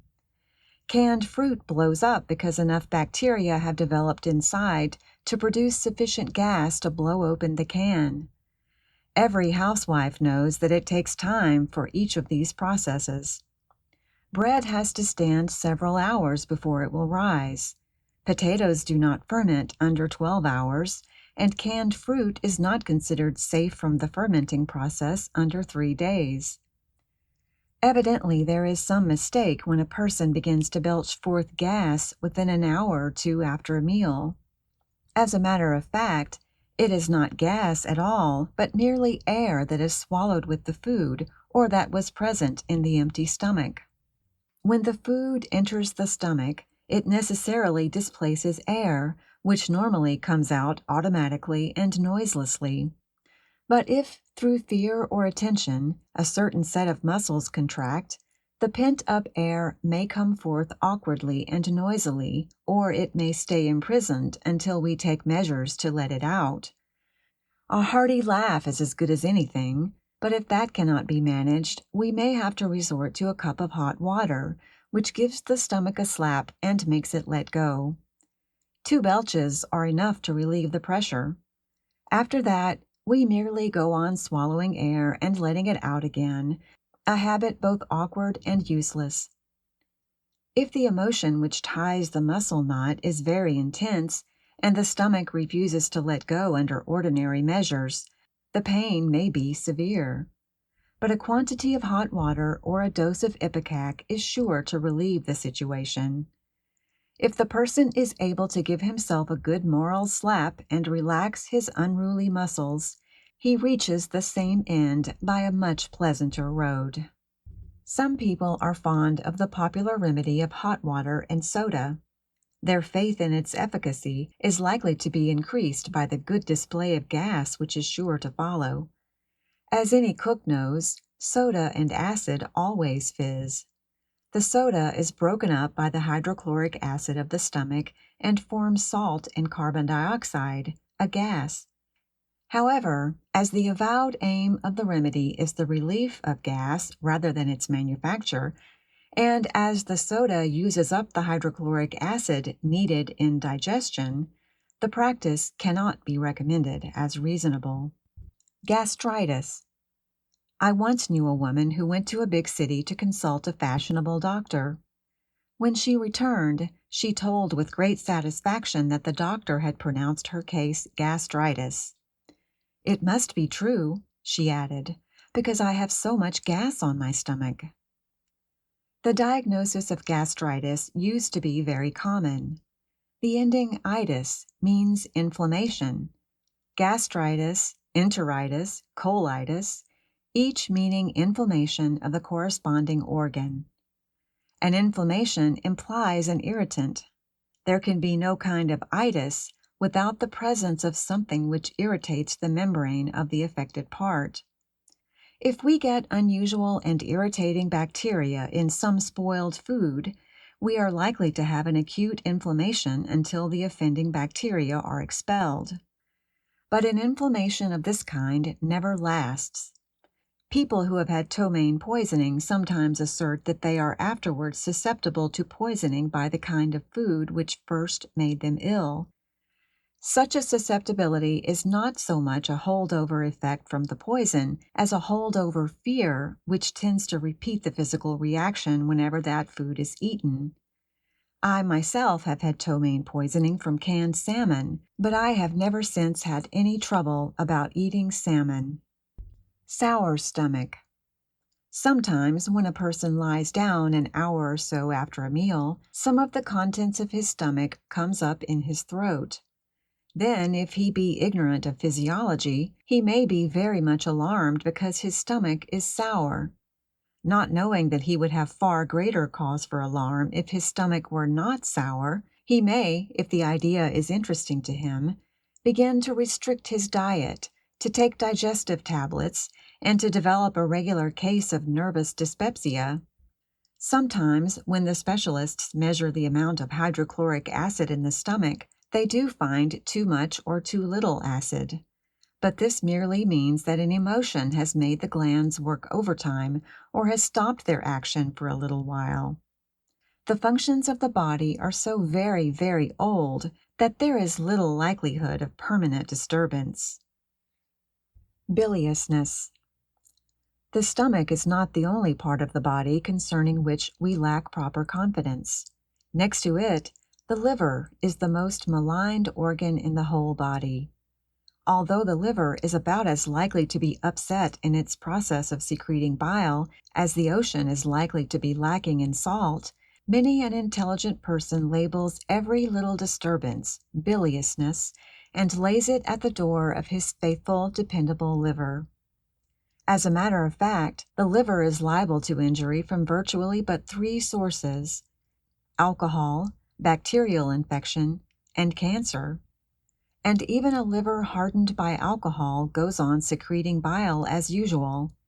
The patient dies of dropsy, but not of liver complaint. Some people act as if they thought bile were a poison. On the contrary, it is a very useful digestant. It aids in keeping down the number of harmful bacteria and helps to carry the food from intestines to blood. Every day the liver manufactures at least a pint of this important fluid. The body uses what it needs and stores the surplus for reserve in the gallbladder. The flow is continuous and, despite all appearances to the contrary, there is no such thing as a torpid or an overactive liver. It is true that, after a bilious person has vomited for a few minutes, he is likely to throw up a certain amount of bile, which is supposed to have been lying in his stomach and causing the nausea. In fact, however, this bile is merely a part of the usual supply stored away in the gallbladder. By the very act of retching, the bile is forced out of the bile channels into the stomach and thence up into the mouth. Anybody can throw up bile at any time if he only tries hard enough. One of the favorite habits of certain people is the taking of calomel and salts. After such a dose, they view with satisfaction the green character of the stools and conclude that they have rid themselves of a great amount of harmful matter. As a matter of fact, the greater part of the coloring in the stools is from the calomel itself, changed in the intestines from one salt of mercury to another. Any excess bile is the result of the irritating action of the calomel on the intestinal wall, an irritation which makes the bowel hurry to cast out this foreign substance without waiting for the bile to be absorbed as usual. A patient once told me that he had bought medicine from a street fakir and, by his direction, had followed it with a dose of salts. He saved the bowel movement, washed it in a sieve, and discovered a great number of gallstones, which the medicine had so effectively washed from his system. He was much astonished when I told him that his gallstones were merely pieces of soap. He did not know that everybody manufactures soap in his body every day, and that by taking an extra quantity of oil in the shape of the fakir's medicine and an extra quantity of potash in the salts, he had merely augmented a normal physiological process. The supposed action of calomel belongs to the same class of phenomena, and has no slightest effect on the liver or on real gallstones, which are the precipitate of bile salts in the gallbladder, and which cannot be reached by any medicine. If the popular notions about biliousness are ill-founded, what then causes the disturbances which undoubtedly do occur, and which show themselves in attacks of nausea or sick headache? The answer can be given in a word of 4 letters. A coated tongue, a bilious attack, and a sick headache are all the outcome of a mood. Stocks have gone down, or the wife is cranky, or the neighbors are hateful. Adrenaline and thyroid secretions are poured out as the result of emotion. Digestion is stopped, circulation disturbed, and the whole apparatus thrown out of gear. Sick headache. Sick headache is primarily a circulatory disturbance, and although the disturbance may have been inaugurated by some chemical unbalance, the sum total of the force that makes a sick headache is emotional. The emotion, of course, need not be conscious in order to be effective.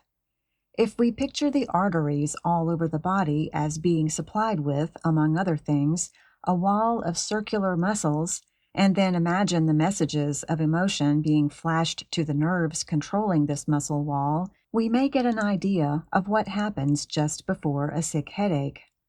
Some parts of the arteries contract too much, and other parts relax. The arteries to the head tighten up at the extremities and become loose lower down. The force of the bloodstream against the constricted portion can hardly fail to cause pain. The sick part of the headache is merely a sympathetic strike of the nerves which control circulation and stomach. The moral of all this is plain. If a sick headache is the result of an emotional spasm of the blood vessels, the obvious cure is a change of the emotion. Some people manage it by going to a party or a picnic, others by ignoring the symptoms and keeping on with their work. A woman physician whom I know was in the midst of a violent headache when called out on an obstetrical case. She felt sorry for herself, but went on the case. In the strenuous work which followed, she quite forgot the headache, which disappeared as if by magic. Sometimes it happens that a headache recurs periodically or at regular intervals. It is easy to see that, in such cases, the exciting cause is fear and expectation. At some time in the past, headaches have occurred at an interval of, say, 14 days. As the next 14th day approaches, the sufferer says to himself, "It is about time for another headache. I am afraid it will come tomorrow." And, of course, it comes. One man told me that if he ate Sunday night supper, he inevitably had a headache on Monday morning. We were about to sit down to a simple Sunday supper, and he refused very positively to join us. I told him he could stay all night and that I would take care of him if the Monday sickness appeared. He accepted my challenge, but was unable to produce a headache. In fact, he felt so unusually flourishing the next morning that he insisted on frying the bacon for my entire family. That was the end of the Monday headaches. A few examples. A sick headache has always been considered a rather stubborn difficulty, not amenable to most forms of treatment. It may be well to cite a few cases which were helped by educational methods. A patient came home from a walk one day and announced that he was going to bed. When questioned, he said, "I am tired and I have a sick headache. Isn't it logical to go to bed?" To which I answered that it would be far more logical to put some food into his stomach and change the circulation than to lie in bed and think about his pain. This man was completely cured. I have had patients throw up one meal, and very rarely two, but I have never had to supply more than 3 meals at a time. The waste of food I consider amply justified by the benefit to the patient. There once came to me an elderly woman, the wife of a poor minister. She was suffering from attacks of nausea, which recurred every 5 to 10 days, with intense pain through the eyes, and with photophobia, or fear of light. I found that she had, by dint of heroic efforts, raised a large and promising family on the salary of an itinerant minister, from $400 to $600 a year. All the time she had been feeling sorry for herself because her husband did not appreciate her. One day, after reading one of his letters, which seemed to show an utter lack of appreciation of all that she was doing, she fell down in the field beside her plow, paralyzed. From that time on, she had been more or less of an invalid, continually nursing her grudge and complaining that she ought not to have been made to bear so many children. After I had heard this plaint over and over for about a week, I said, "Perhaps you ought not to have had that little daughter, the little ewe lamb. Maybe she was one too many." "Oh, no," came the quick response. "I couldn't have spared her." Then I went down the line of the fine, stalwart sons. Perhaps she could have spared John, or Tom, or Fred. Finally, she saw the whole matter in a different light, saw herself as a queen among women, the mother of such a family.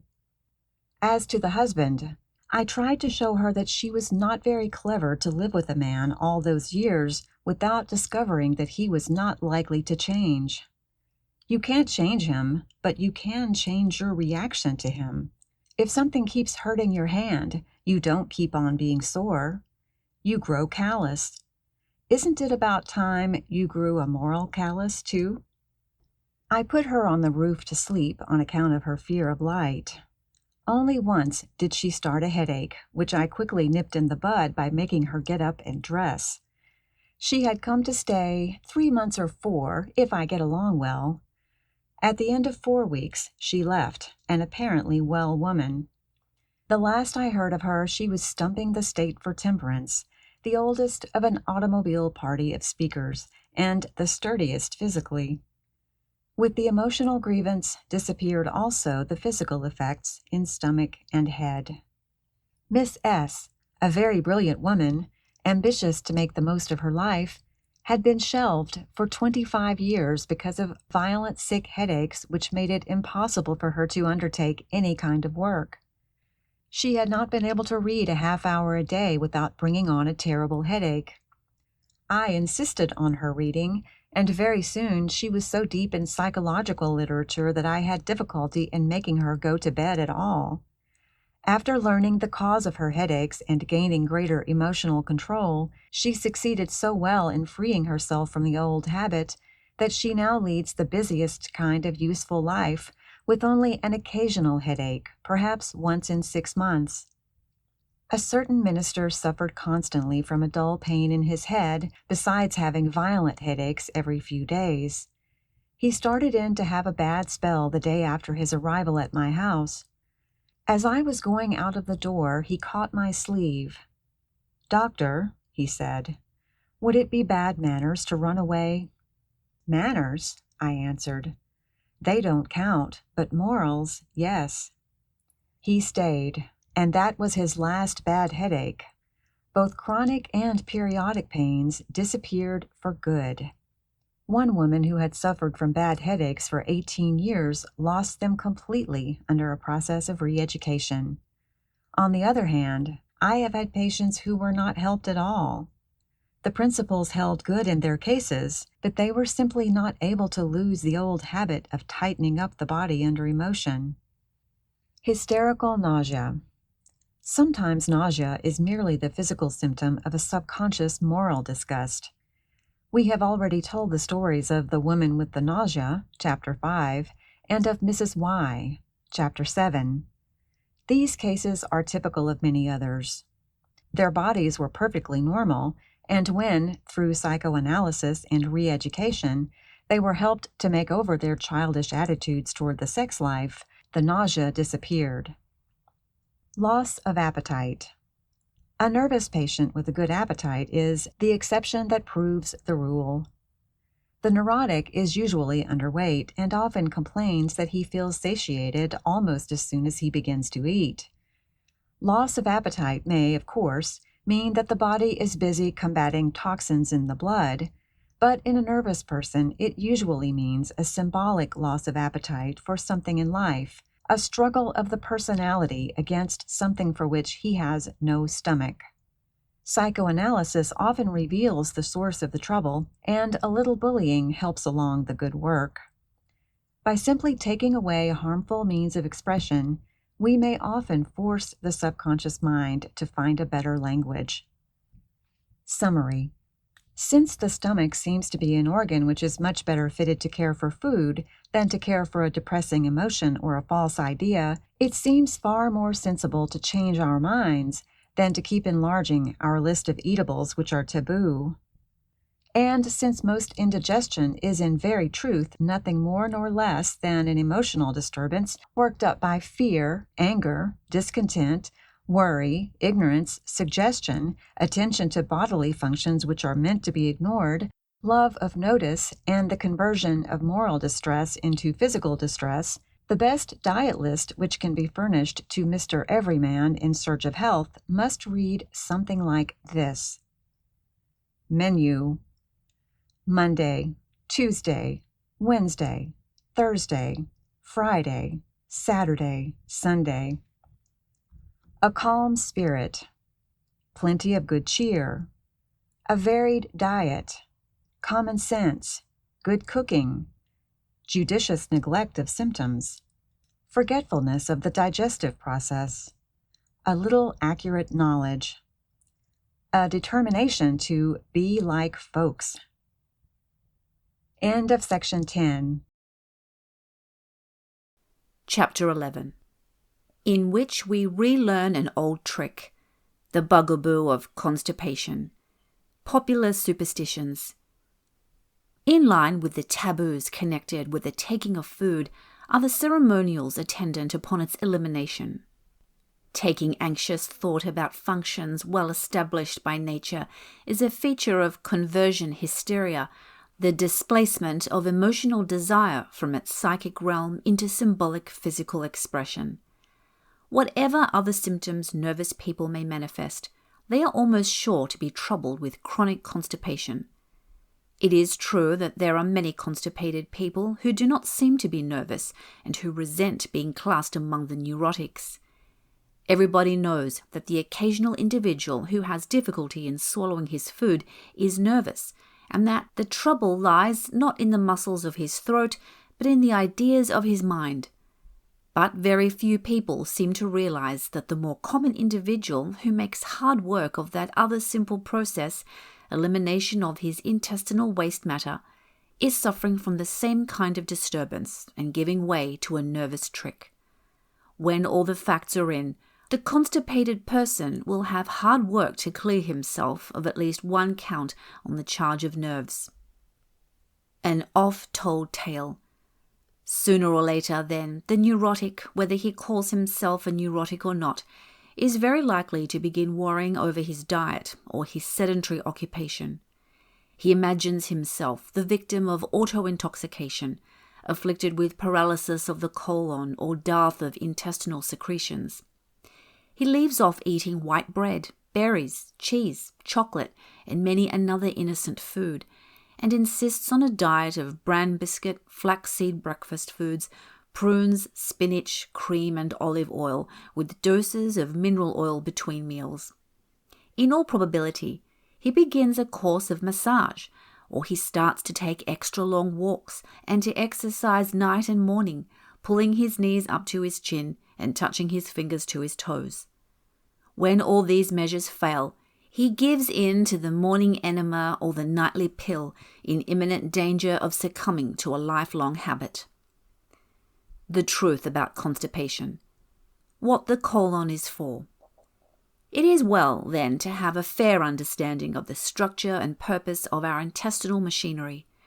Contrary to general opinion, the intestines are not a dumping ground, but a digestive organ. After the food is partly digested in the stomach, it passes through a 22-foot tube, the small intestine, into a 5-foot tube, the large intestine or colon, where digestion is completed, the nutriment is absorbed, and the waste matter is passed on and out through the rectum. As the food passes along the colon, pushed slowly ahead by the peristaltic wave or rhythmic muscular contractions of the intestinal wall, it is seized upon by the 400 varieties of friendly bacteria which inhabit the intestines of every healthy person, and is changed into a form which the body can assimilate. Digestion in the stomach and small intestine is carried on by means of certain digestive juices, but in the large intestine it is the bacteria which do the work. Without them, we could not live. Around the colon is a thick network of little blood vessels, all of which lead straight to the liver, the storehouse of the body.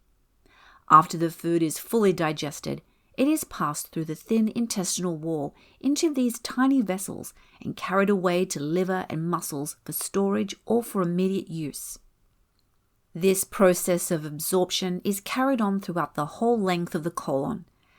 Not until the very end of the intestine is reached is all the nutrition abstracted. The bowel content can properly be called waste matter only after it has reached the rectum or pouch at the lower end of the colon. Even then, this waste matter is not poison, but merely indigestible material which the body cannot handle. Food, not poison. The colon is not a cesspool, but a digestive and assimilating organ. Its content is not poison, but food. Active elimination is important, not so much because delay causes auto-intoxication or poisoning, as because too large a mass is hard to manage and irritates the intestinal wall. The problem is not so much one of toxicology as of simple mechanics. If nature had put within the body 5 feet of tubing which could easily become a cesspool and a breeder of poison, it is not at all likely that she would have laid alongside an elaborate system of blood vessels leading not out to the kidneys but into the storehouse of the liver. And if civilized man's changed manner of living has so upset nature's plans as easily to transform his internal machinery into a chronic source of danger, we may be sure that he would long ago have gone the way of the unfit and succumbed to his own poisons. Possible invasions. It is true that the intestinal tract, like the rest of the body, is open to attack by harmful bacteria. But in a great majority of cases, these enemy bacteria are either quickly destroyed by the beneficent microbes within or are immediately cast out as unfit.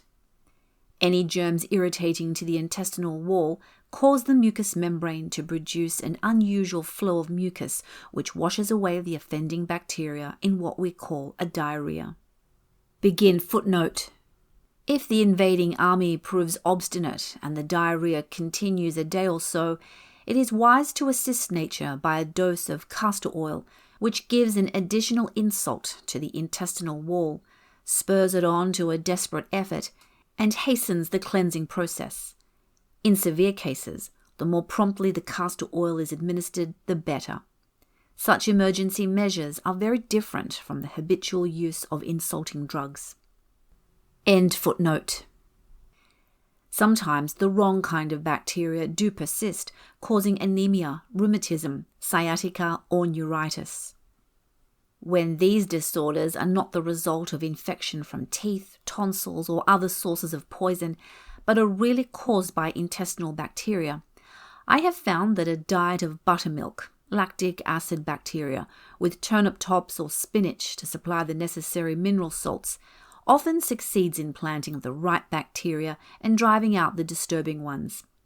These disorders are invasions from without, like tuberculosis or malaria, and are as likely to attack the person with easy bowel movements as the one with the most chronic constipation. Auto-intoxication. A good deal of the talk about auto-intoxication is just talk. It sounds well and affords an easy explanation for all sorts of ills, but in a large majority of cases, the diagnosis can hardly be substantiated. Uninformed writers of newspaper articles on the care of the body, or purveyors of purgatives or apparatus for internal baths, are fond of dilating on the foulness of the colon as a leading cause of disease.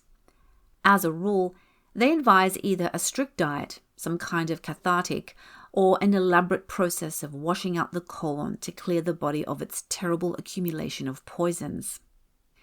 Cathartics and enemas.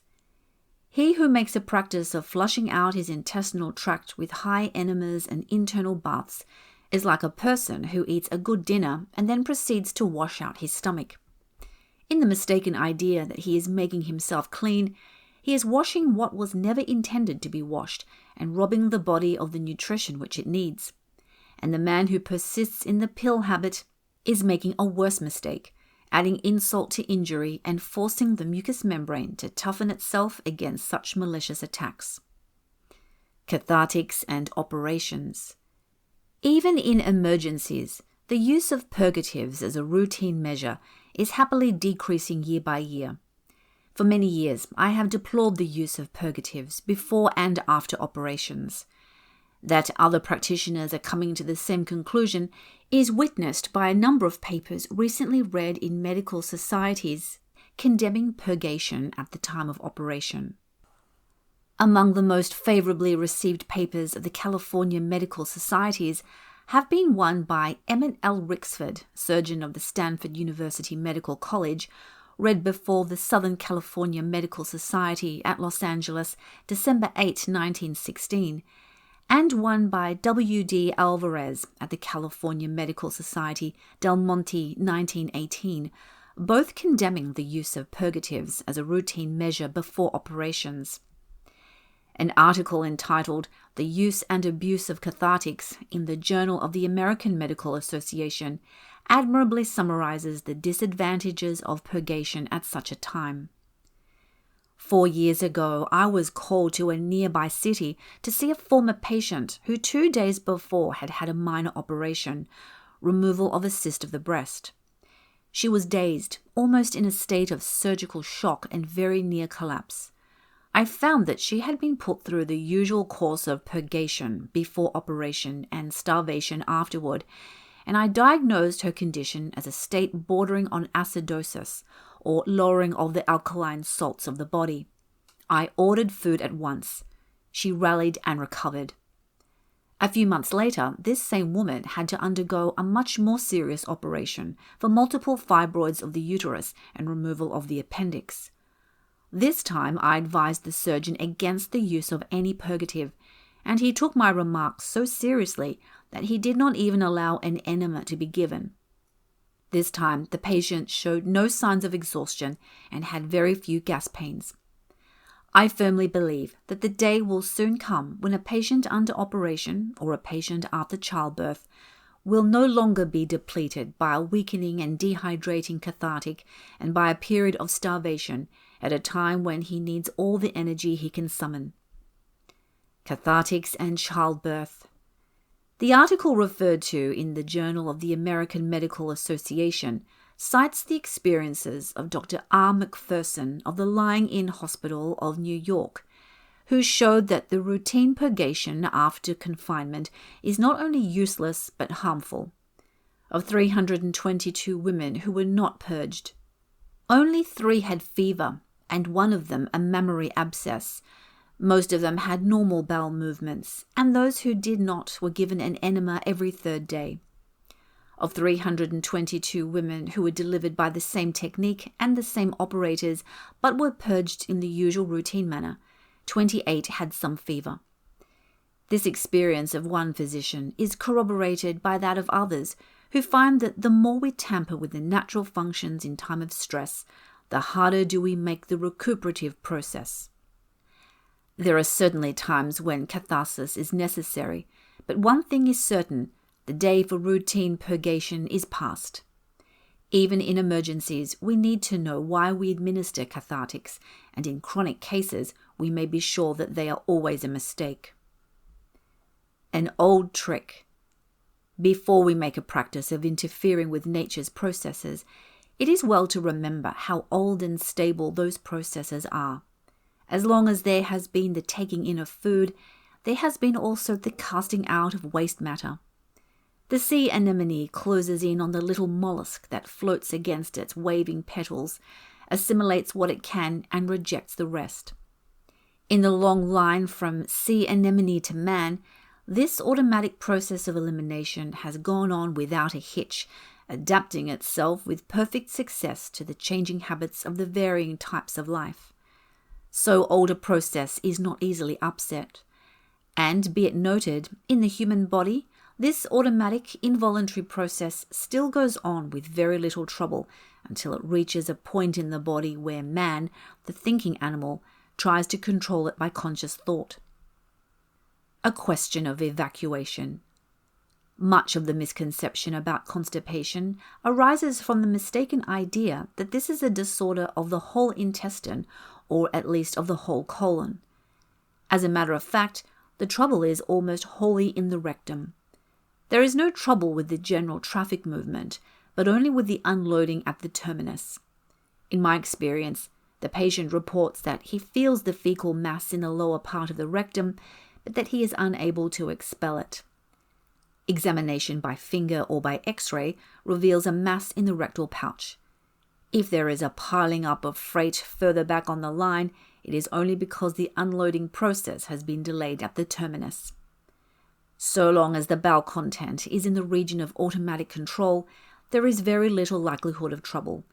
An occasional case of organic trouble, appendicitis, lead colic, mechanical obstruction, new growths or spinal cord disease may cause a real blockade, but in 99 cases out of every 100, there is little trouble so long as the involuntary muscles, working automatically under the direction of the subconscious mind, are in control. By slow or rapid stages, on time or behind time, the bowel content reaches the upper part of the rectum and passes through a little valve into the lower pouch. Here is where the trouble begins. Meddlesome interference. In the natural state, the little human, like the other animals, empties his bowel whenever the fecal mass enters the lower portion of the rectum. The presence of the mass in the rectum constitutes a call to stool, which is responded to as unthinkingly as is the desire for air in the taking of a breath. But the tiny child soon has to learn to control some of his natural functions. At the lower end of the rectum, there is a purse string muscle called the sphincter ani, an involuntary muscle which may, with training, be brought partly under voluntary control. Under the demands of civilization, the baby learns to tighten up this muscle until the proper time for evacuation. Then, if he be normal, he lets go. The muscles higher up contract, and the bowel empties itself automatically, as it always did before civilization began. There is, however, a possibility of trouble whenever the conscious mind tries to assume control of functions which are meant to be automatic. Under certain conditions, necessary control becomes meddlesome interference. If the child, for one reason or another, takes too much interest in the function of elimination, if he likes too much the sense gratification from stimulation of the rectal nerves and learns to increase this gratification by holding back the fecal mass, if he gets the idea that the function is not nice and takes the interest that one naturally feels in subjects that are taboo, or if he catches from his elders the suggestion that the bowel movement is a highly important process and that something disastrous is likely to happen unless it is successfully performed every day, then his very interest in the matter tends to interfere with automatic regulation and to cause trouble. Just as people often find it hard to let go the bladder muscle and urinate when in a hurry or under observation, and just as an apprehensive woman in childbirth tightens up the purse string muscles of the womb, so the little child or the grown-up who catches the suggestion of difficulty in the bowel movement loses the trick of letting go. Instead of merely exercising control by temporarily inhibiting the function, he tries to carry through the process itself by voluntary control and fails. Constipation is a perfect example of the power of suggestion and of the troublesome effect of a fear idea in the realm of automatic functions. Food and constipation. Since the waste matter from all foods finally reaches the rectum, and since constipation is merely a difficulty in the forces of expulsion, it is hard to see how any normal food in the quantities usually eaten could have the slightest effect on the problem. When we remember that it takes food from 12 to 24 hours to reach the rectum, and that it has during all that time been subjected to the action of the powerful chemicals of the digestive tract, it is hard to imagine a piece of cheese of whatever variety strong enough to stop the contraction of the muscles of the upper rectum or to tie the sphincter muscle into a knot. It would be difficult to find a food which could pass without effect through 27 feet of intestinal tubing, only to become suddenly effective on the wall of the rectum. If the wrong kind of food is the cause of constipation, why does the rectum prove to be the most refractory portion of the tube? On what principle could a piece of chocolate inhibit the call to stool or contract the sphincter muscle? On the other hand, even if it should be conceded that constipation were the result of lack of lubricating secretions in the colon, how could 2 tablespoonfuls of mineral oil be a sufficient lubricant after being mixed with liquid and solid food through many feet of the intestinal tract? An adaptable apparatus. The lining of the intestines has plenty of secretions to take care of its function. It is as well adapted to the vicissitudes of life as are the other parts of the body. The muscular coat is no more liable to paralysis or spasm than are the voluntary muscles. As the skin adapts itself to all waters and all weathers, and as the lungs adjust themselves to varying air pressures, so the intestinal wall makes ready adaptation to any common sense demands, adjusting itself with ease to an athletic or a sedentary life, and to the normal variations of diet. What man has eaten throughout the centuries, man may eat today. If you will but believe it, your intestines will make no more objection to white bread, blackberries, and cheese, along with all other ordinary articles of food, than the skin makes to varying kinds of water. Naturally, the suggested idea that a food will constipate tends to carry itself out to fulfillment and to prevent the call to stool from rising to the level of consciousness. But the real force lies not in the food, but in the suggestion. The bran fad. It is when we try to improve on the normal human diet that we really insult the body. He who leaves off eating nourishing white bread and takes to bran muffins is simply cheating his body. Bran has a small food value, but the human body is not made to extract it. Not only does bran fail to give us any nourishment itself, but it lessens the power of the intestines to care for other food. The fad for bran is based on the well-known fact that we need a certain quantity of bulk in order to stimulate the intestinal wall to normal peristalsis. We do need bulk, but not more than we naturally get from a normal and varied diet, including a reasonable amount of fruit and vegetables. It is true that the suggestion of the efficacy of bran, dates, spinach, or any other food is frequently quite sufficient to give relief, temporarily, just as massage, manipulation of the vertebrae, the surgeon's knife, or mineral oil may be enough to carry the conviction of power to a suggestible individual. But who wants to take his suggestions in such inconvenient forms as these? change of water. Another popular superstition centers around drinking waters. There are people who cannot move from one town to another, much less take an extensive trip, without a fit of constipation or a box of pills. If they only knew it, there is no water on earth which could make a person constipated.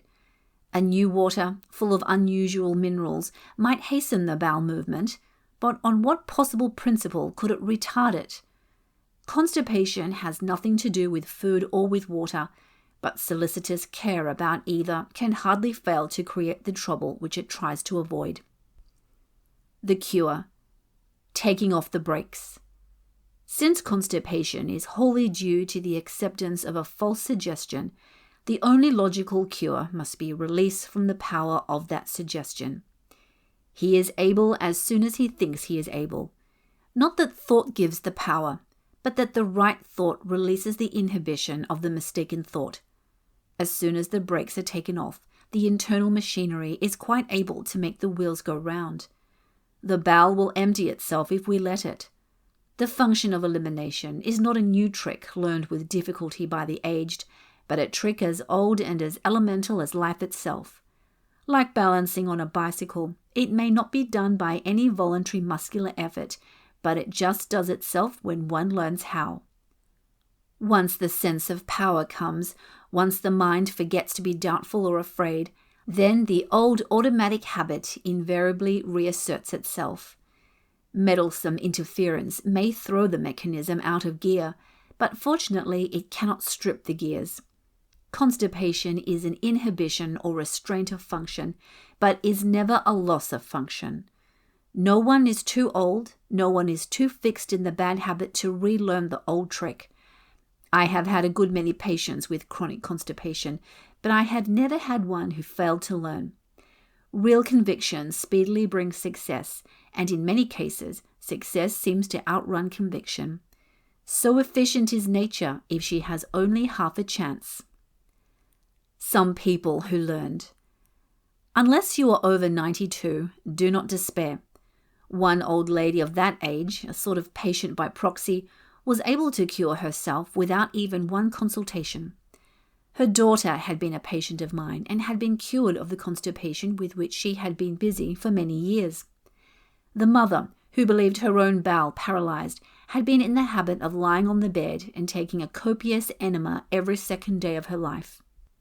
When, however, she heard of her daughter's cure, the bright old woman gave up her enemas and let her bowels do their own functioning. She stayed cured until her death at 95. A 50-year habit. Another old lady was not quite so easily convinced. She ridiculed the idea that her son of 50, who had been constipated in his cradle, could be cured of his lifelong habit. But he was cured. As long as there is life and the light of reason, so long may nature's functions be re-established. The whole family. Nor is anyone too young to learn. A tiny baby is easily taught. There came to me for 2 consultations a mother and her 2 babies, all 3 constipated. The 4-year-old child, mentally deficient, had been fed on milk of magnesia from his infancy, and the 4-month-old baby had been started on the same path. I explained to the mother the mechanism of elimination, told her to give up cathartics and to set a regular time for herself and the baby, but was a little dubious about the mentally deficient 4-year-old. However, she soon reported that they had all 3 promptly acquired the new habit. 4 years later, she told me that they had never had any more trouble. A record history. When Miss H first came to my house, she told a story that was almost incredible. She said that for many months she had been taking 8 tablespoonfuls of mineral oil 3 times a day, besides a cathartic at night, and an enema in the morning. No wonder she was a little dubious over such mild treatment as mine seemed to be. Constipation was only one of this young woman's troubles. She could not sleep and was so fatigued that she believed herself at the end of her physical capital. When she first came to me, she had tears in her eyes most of the time and used to confide to various people that she was sure she was a patient that I could not cure, a very common belief among nervous invalids. She was sure that I did not understand her case and that she could not get anything out of this kind of treatment. It was only a very short time, however, before her bowels were functioning like those of a normal person. She lost her insomnia and her fatigue and went away as well as ever. When she got back to her office, she found that her old position, which she had believed secure to her, had been given to another. She had to go out and hunt a new job and face conditions harder than she had had before, but she came through with flying colours. A short time ago, Miss H came back to see me, a happy, robust young woman, very different from the person I had first known. She assured me that she had never had any return of her old symptoms and that she was as well as a person could be. Living up to a suggestion. Mrs. T had not had a natural movement of the bowel in 25 years. After the birth of a child 25 years before, her physician had told her that her muscles had been so badly torn in labor that they could not carry through a natural movement. After that, she had never gone a day without a pill or an enema. I explained to her that when any muscle of the rectum is injured in childbirth, it is the sphincter ani, and that since this is the muscle whose contraction holds back the bowel content, its injury would tend to over-free evacuation rather than to constipation. She saw the point, and within 2 or 3 days regained her old power of spontaneous evacuation. Practical steps. The first step, then, in acquiring normal habits is the conviction of the integrity of our physical machines and a determination not to interfere by thought or by physical meddling with the elemental functions of our bodies. After this all-important step, there are a few practical suggestions which it is well to follow. Most of them are nothing more than the common-sense habits of personal hygiene, which are so obvious as to be almost axiomatic, but which are nevertheless often neglected. 1. Eat 3 square meals a day. 2. Drink when thirsty, having conveniently at hand the facilities for drinking. 3. Heed the call to stool as you heed the call of hunger. When the stool passes the little valve between the upper and lower portions of the rectum, it gives the signal that the time for evacuation has come. If this signal is always heeded, it will automatically start the machinery that leads to evacuation. If it is persistently ignored because one is too busy or because the mind is filled with the idea of disability, the call very soon fails to rise to the level of consciousness. The feces remain in the rectum and the bad habit is begun. 4. Choose a regular time and keep that appointment with yourself as regularly as possible. In all the activities of nature, there is a rhythm which it is well to observe. 5. Take time to acquire the habit. Do not be in a hurry. Do not strain. No amount of effort will start the movement. Just let it come of itself. 6. Finally, should the unconscious suggestion of lack of power stubbornly remain in force, take a small enema on the 3rd day. If the waste matter accumulates for 3 or more days, the bulk becomes so great that the circular muscles of the rectum are unable to handle it, just as the fingers cannot squeeze down to expel water from too large a mass of wet blankets. Take only a small enema, never over a quart at a time, and expel the water immediately. 1 or 2 such measures will bring away the mass in the rectum. The material farther up still contains food elements and is not yet ready for expulsion. Lessen the amount of water each time until no outside help is needed. Once you get the right idea, all enemas will be superfluous. Summary.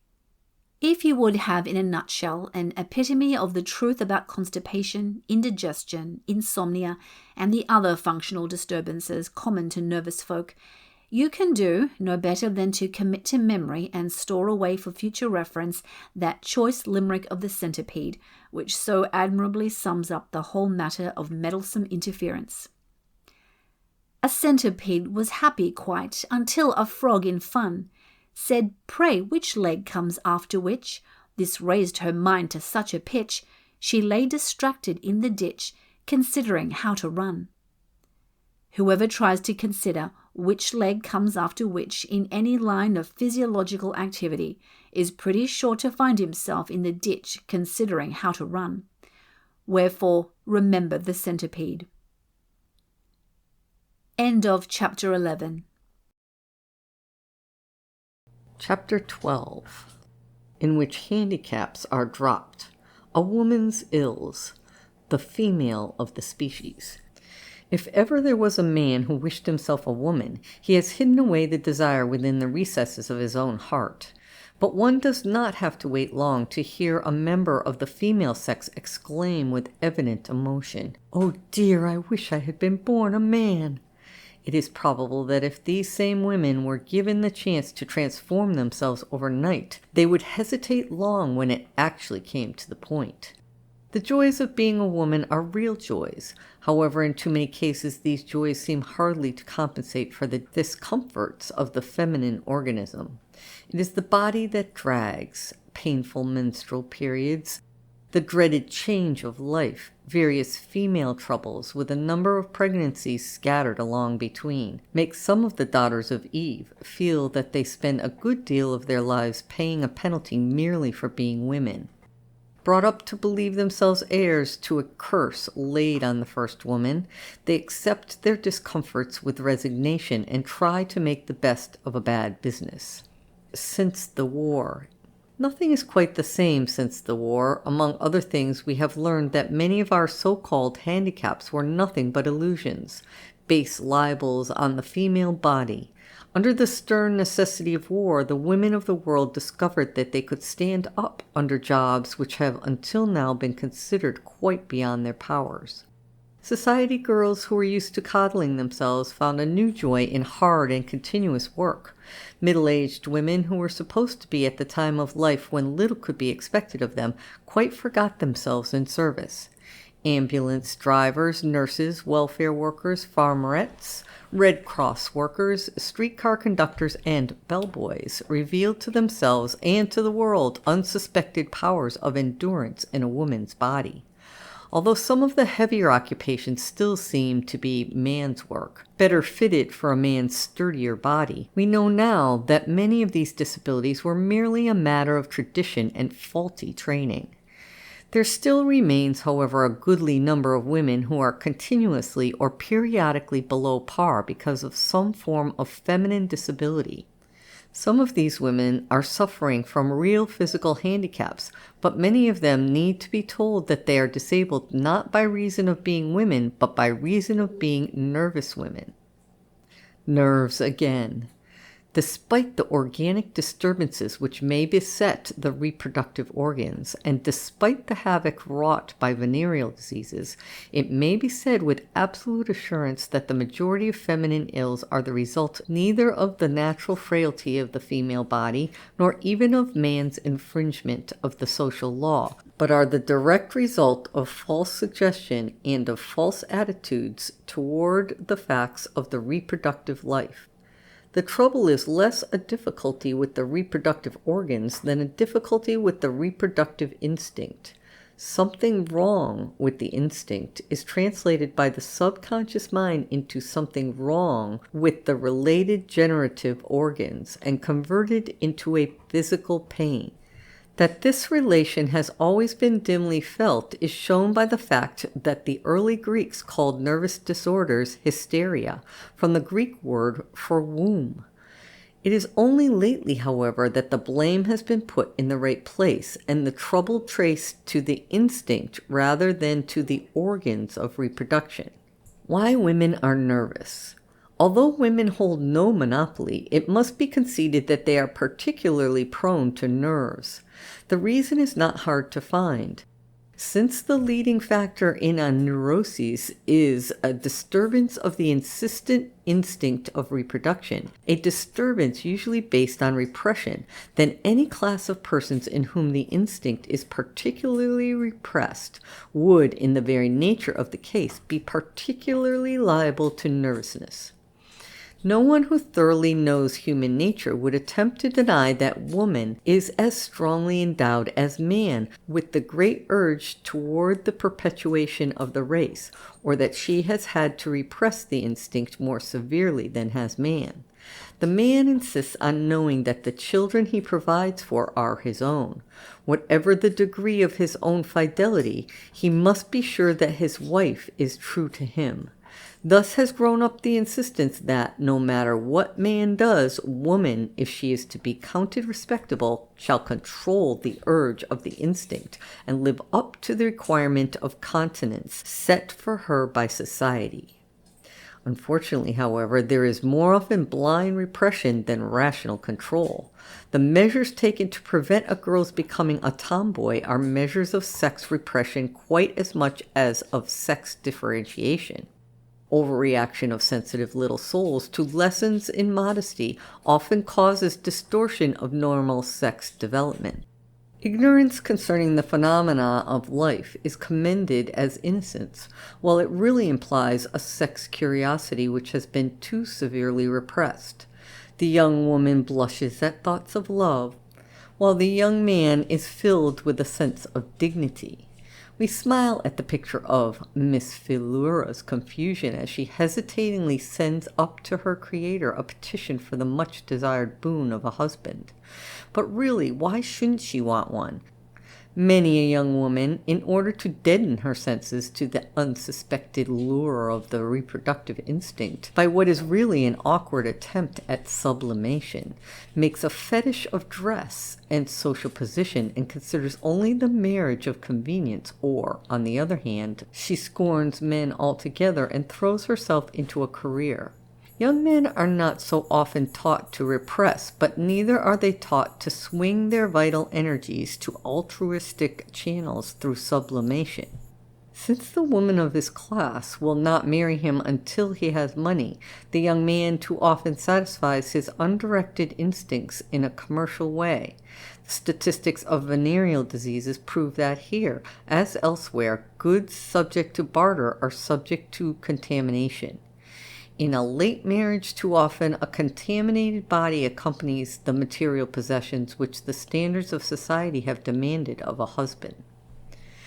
But the woman pays in still other coin for the repressions arising from faulty childhood training, unable to find expression for herself either in marriage or in devotion to work, because of some old childish repression is still denying all outlet to her legitimate desire.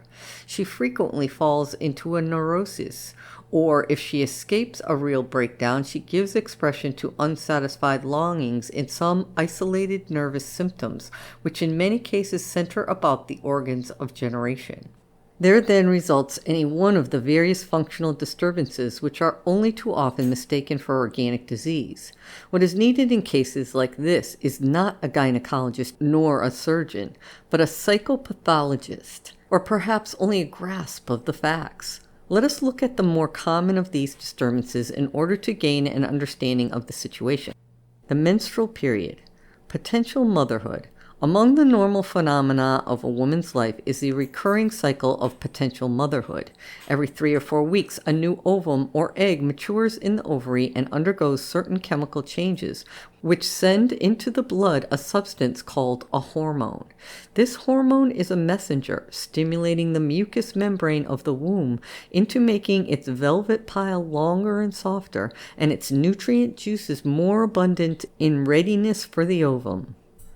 The same stimulus causes the whole organism to make ready for a new life. As in hunger, the chemistry of the body produces the muscle tension that is felt as a craving for food. So this recurring chemical stimulus produces a definite craving in the body and mind.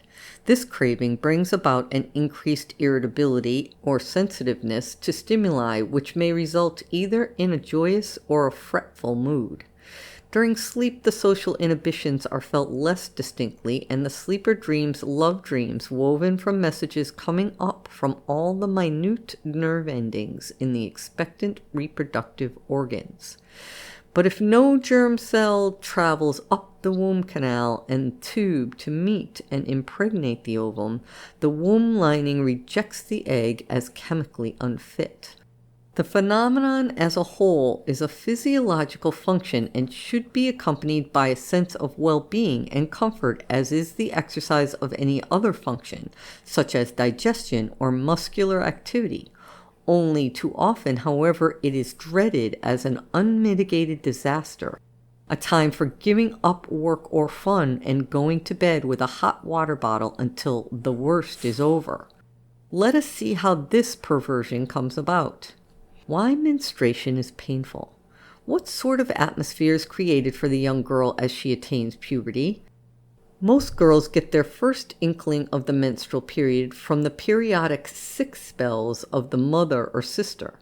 This knowledge comes without conscious thought and is a direct observation of the subconscious mind, which records impressions with the accuracy and completeness of a photographic plate.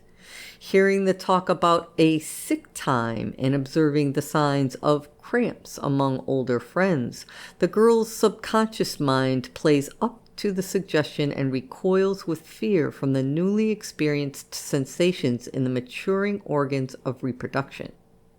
This recoil of fear interferes with the circulation in the functioning organs, just as fear blanches the face or hinders digestion.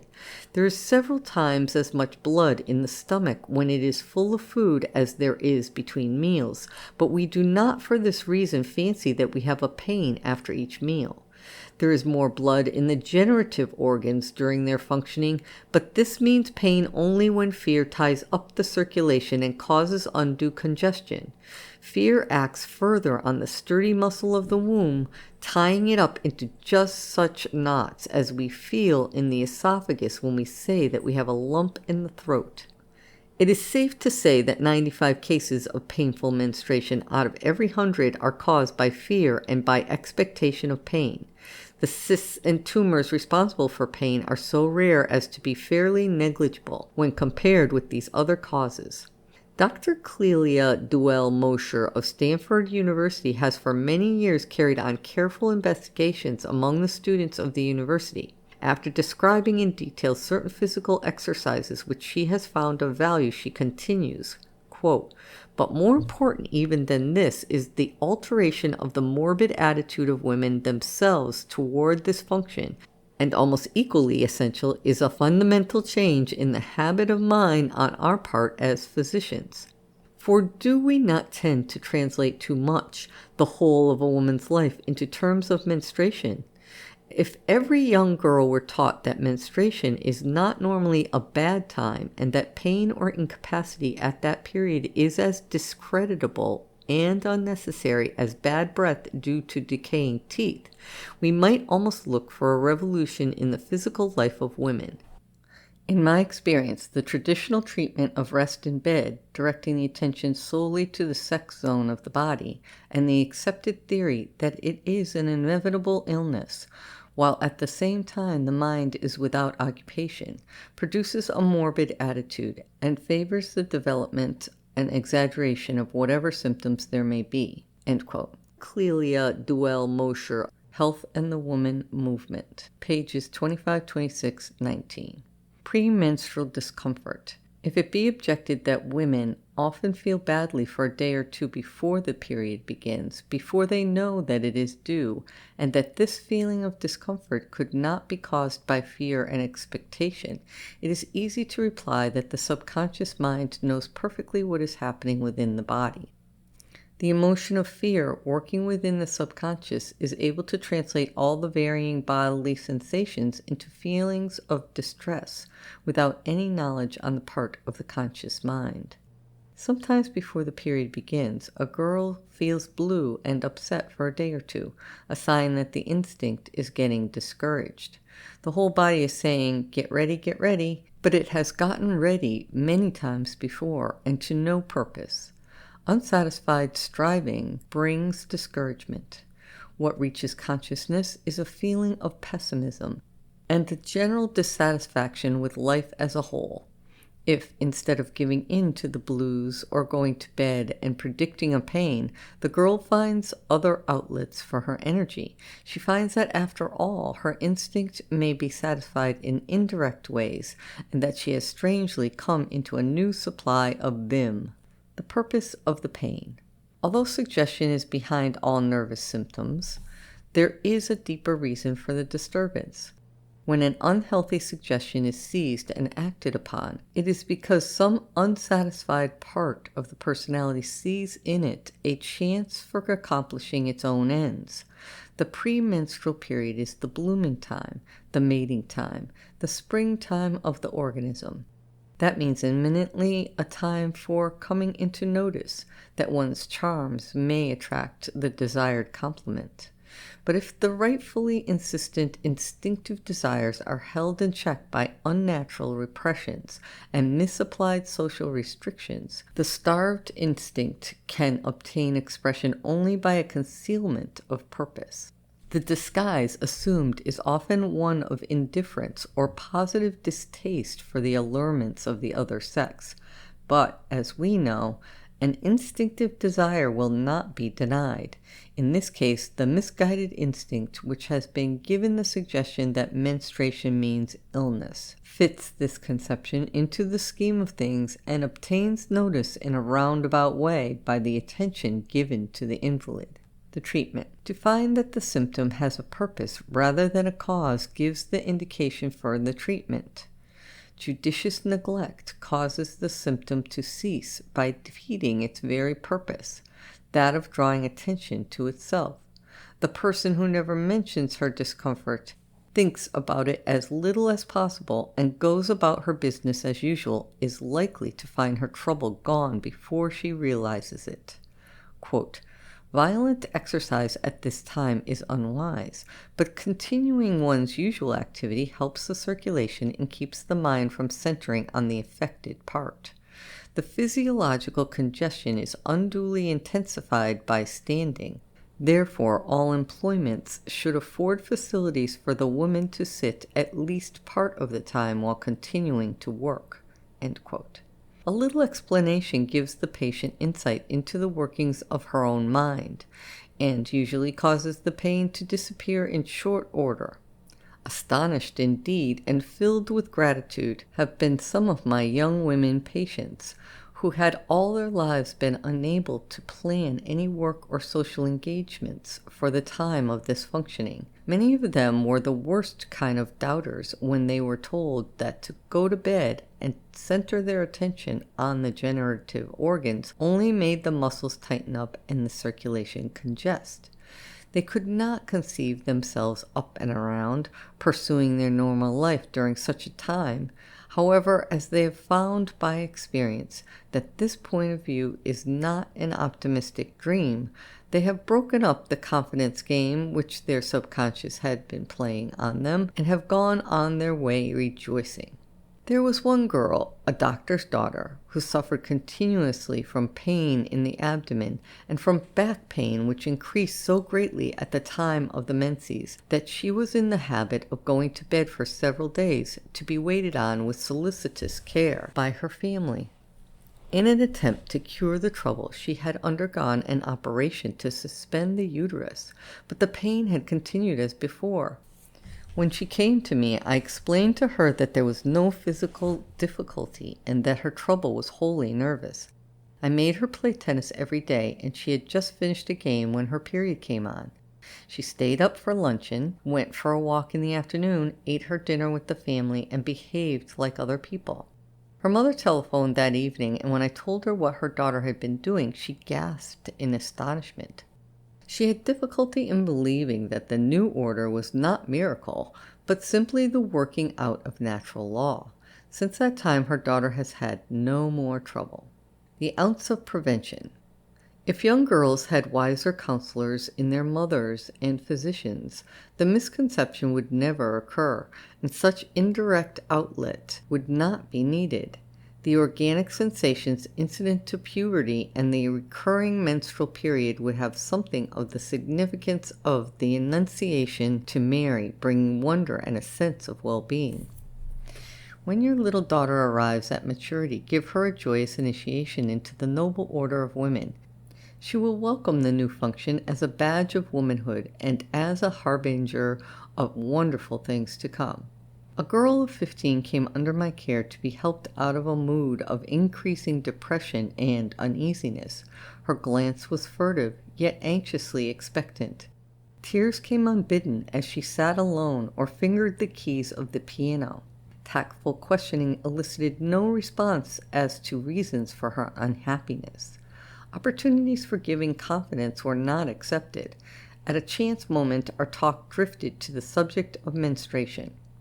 Your periods are regular and easy, and do you know what they are for? Then I painted for her a picture of the preparations that are made throughout the whole organism for the germ cell that comes each month and has in it all the possibilities of a new little life. The result of this confidential talk may seem fanciful to anyone but an eyewitness. We had only a week's association, but the depression ceased.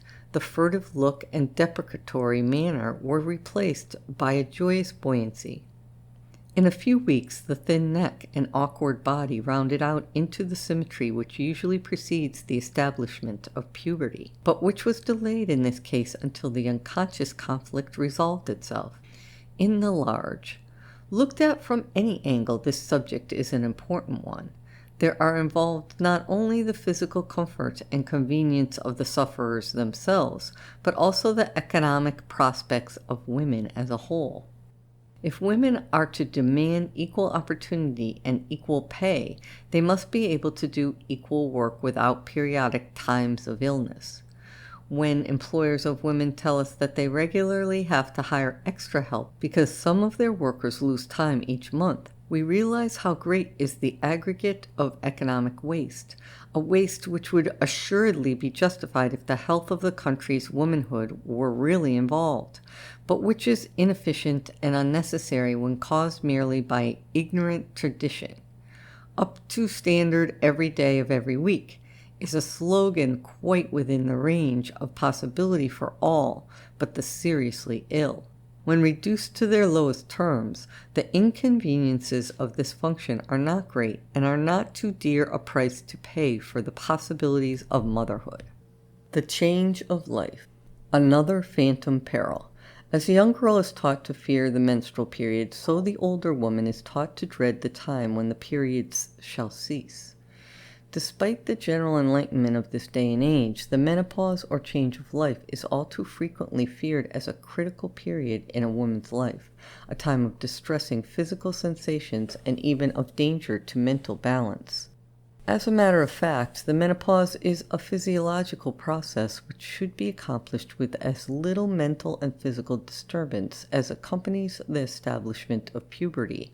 The same internal secretion is concerned in both. When the function of ovulation ceases, the body has to find a new way to dispose of the internal secretion of the ovary. Its presence in the blood is the cause of the sudden dilation of the blood vessels that is known as the hot flash. The matter is altogether a problem of chemistry, with the necessity for a new adjustment among the glands of internal secretion. The body easily manages this if left to itself, but is greatly interfered with by the wrong suggestion and emotion.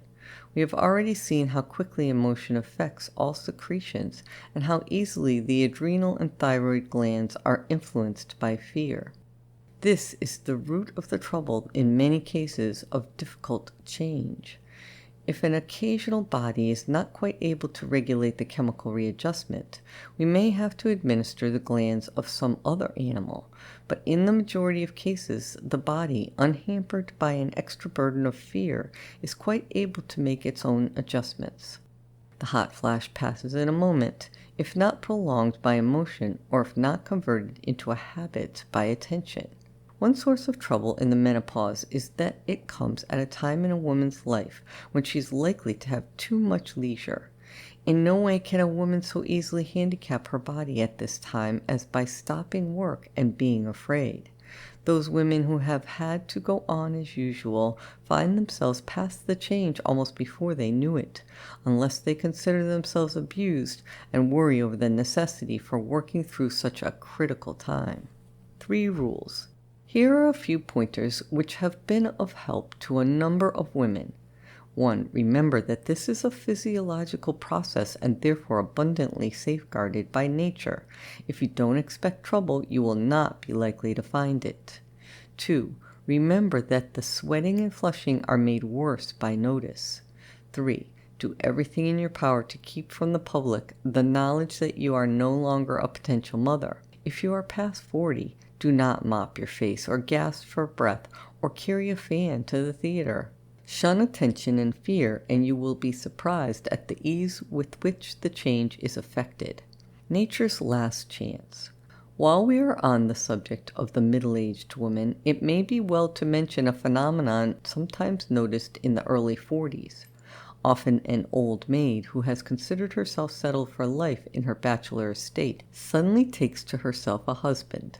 I use the verb advisedly. Mothers who have thought their childbearing days long past sometimes find themselves pregnant. The child of her old age is not an uncommon occurrence. Unmarried women who have kept straight all their lives sometimes go down before temptation at this late time. There is a reason. It is as though nature were making a last desperate attempt to produce another life before it is too late, speeding up all the internal secretions and flashing insistent messages throughout the whole organism. It may help some woman who feels herself inexplicably impelled toward the male sex to know that she is not being tempted by the devil, but merely driven by the insistent chemicals within her body. She is likely to rationalize and tell herself that it is too bad for a worthwhile person like herself to leave no progeny behind her. Or she may say, as one of my patients did when contemplating running away with another woman's husband, that she could make that man so much happier than his wife did, and that she really owed it to him as well as to herself. When a woman knows what is the matter with her, it makes it easier to bide her time and wait for the demands of nature to subside. Chemicals may not be so romantic as love, but neither are they so melodramatic. Other troubles. Speaking of operations, physicians are often called upon to diagnose some such vague symptoms as pain in the abdomen, back and head, ache in the legs, constipation, or loss of appetite. Since the patient is very insistent that something shall be done, the physician may be driven to operate, even when he has an uneasy feeling that the trouble is merely nervous. 60% of the operations on women are necessitated by the result of gonorrheal infection. Next in frequency up to recent date have been operations for nervous symptoms which could in no way be reached by the knife. Only too often a nerve specialist hears the tale of an operation which was supposed to cure a certain pain, but which left it worse rather than better. It is a pleasure to see some of these pains disappear under a little re-education, but one cannot help wishing that the re-education had come before the knife instead of after it. A skilled surgeon can cut almost anything out of a person's body, but he cannot cut out an instinct. It sometimes takes great skill to determine whether the trouble is an organic affection or a functional disturbance caused by the misdirected instinct of reproduction. Often, however, the clinical pictures are so different as to leave no room for doubt, provided the diagnostician has his eyes open and is not overly persuaded by the importunity of the poor neurotic, who insists that the surgeon shall remove her appendix, her gallbladder, her genital organs, and her tonsils, and who finally comes back that he may have a whack at the operation scar. The bearing of children. A number of years ago, I became acquainted with a charming young married woman who had all her life recoiled with fear from the phenomena of sex. She had been afraid of menstruation and of marriage, and had at this time almost a phobia for pregnancy and childbirth. Before long, she came to me in terror, telling me that she had become pregnant. I explained to her that pregnancy is the time when most women are at their best, that the nausea which is often troublesome in the beginning is caused merely by a mixing of messages from the autonomic nerves, which refer new sensations in the womb to the more usual center of activity in the stomach, and that after the body has become accustomed to these sensations, most women experience a greater sense of well-being and peace than at any other time in life. We had a conversation or two on the subject, and everything seemed to go well for a while. As it happened, this young woman and her husband came to call on me one afternoon just before the baby was expected. During the visit, she began to show signs of being in labor. Again, she was in terror. Again, I explained the phenomena of labor, telling her that the womb contractions are caused by the presence in the blood of a chemical secretion hormone which continues its good work as long as there is a state of confidence, but which sometimes stops under fear or apprehension. I explained that these womb efforts are a peristaltic movement, a contraction of the upper muscles and a letting go of the purse string muscle at the mouth of the womb, and that fear only tends to tie up this purse string muscle, making a difficult process out of one which is intended by nature to be much more simple. She seemed to understand and to lose a good deal of her fright. About 6 o'clock the couple went home on the streetcar from the upper end of Pasadena to the far end of Los Angeles. The next morning I had a jubilant telephone message from the happy father, announcing that the boy baby had arrived at midnight, and that, wonderful to relate, he had come without the mother's experiencing any pain whatever.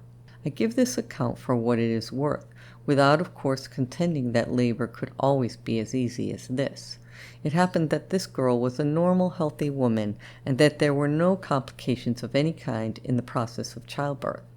A right attitude of mind could not have corrected any physical difficulty, but it did seem to help her to let go of her fear, which would of itself have caused long and painful labor.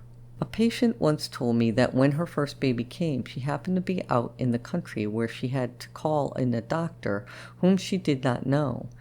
It was an uncouth sort of fellow who inspired fear rather than confidence. She soon found that labor stopped whenever he came into the room and started again when he went out. She had the good sense to send him out and complete her labor with only the help of her mother. Unfortunate is the obstetrician who does not know how to inspire a feeling of confidence in his patients. Even childbirth may be mightily helped or hindered by the mother's state of mind. Summary. A woman's body has more stability than she knows. It is sometimes out of order, but it is more often misunderstood. Usually it is an unobtrusive and satisfactory instrument, quite fit for its daily tasks. The average woman is really well put together. We hear about the ones who have difficulty, but not about the great majority who do not. We notice the few who are upset during the menopause and forget all the others. To be comfortable and efficient most of the time is, after all, merely to be like folks. The special functions which nature has been perfecting in a woman's body are, as a rule, easily carried through unless complicated by false ideas or by fear. If the woman who has no organic difficulty but who still finds herself handicapped by her body will cease being either resigned to her languishing lot or envious of her stalwart brothers, if instead she will set out to learn how to be efficient as a woman, she will find that many of her ills are not the blunders of an inefficient creator, but are homemade products which quickly vanish in the light of understanding. End of chapter 12. Chapter 13, in which we lose our dread of night. That interesting insomnia. The fear of staying awake. To sleep or not to sleep, that is the question. In all the world, there is nothing to equal it in importance to the man with insomnia. His days are mere interludes between troubled nights spent in restless tossing to and fro and feverish worry over the weary day to come. His mind filled with ideas about the disastrous effects of insomnia, he imagines himself fast sliding downhill toward the grave or the insane asylum. It is true that his conversation very often politely begins something like this: "Good morning. Did you sleep well last night?" But if we fail to respond by an equally polite, "And I hope you had a good night," he seems restless until he has somehow disillusioned us by stating the exact number of hours and minutes during which he was able to lose himself in slumber. We must not ridicule the man who doesn't sleep. We are all very much alike. If any one of us happens to lie awake for a night or two, he is likely to get into a panic. And if the spell should last a week, he begins looking up steamship agents and talking of voyages to southern seas. The fact is that most people are dreadfully afraid of insomnia. Knowing the effects of a few nights of enforced wakefulness, and having had a little experience with the fagged feeling after a restless night, they believe themselves only logical when they fall into a panic over the prospect of persistent insomnia. 2 kinds of wakefulness.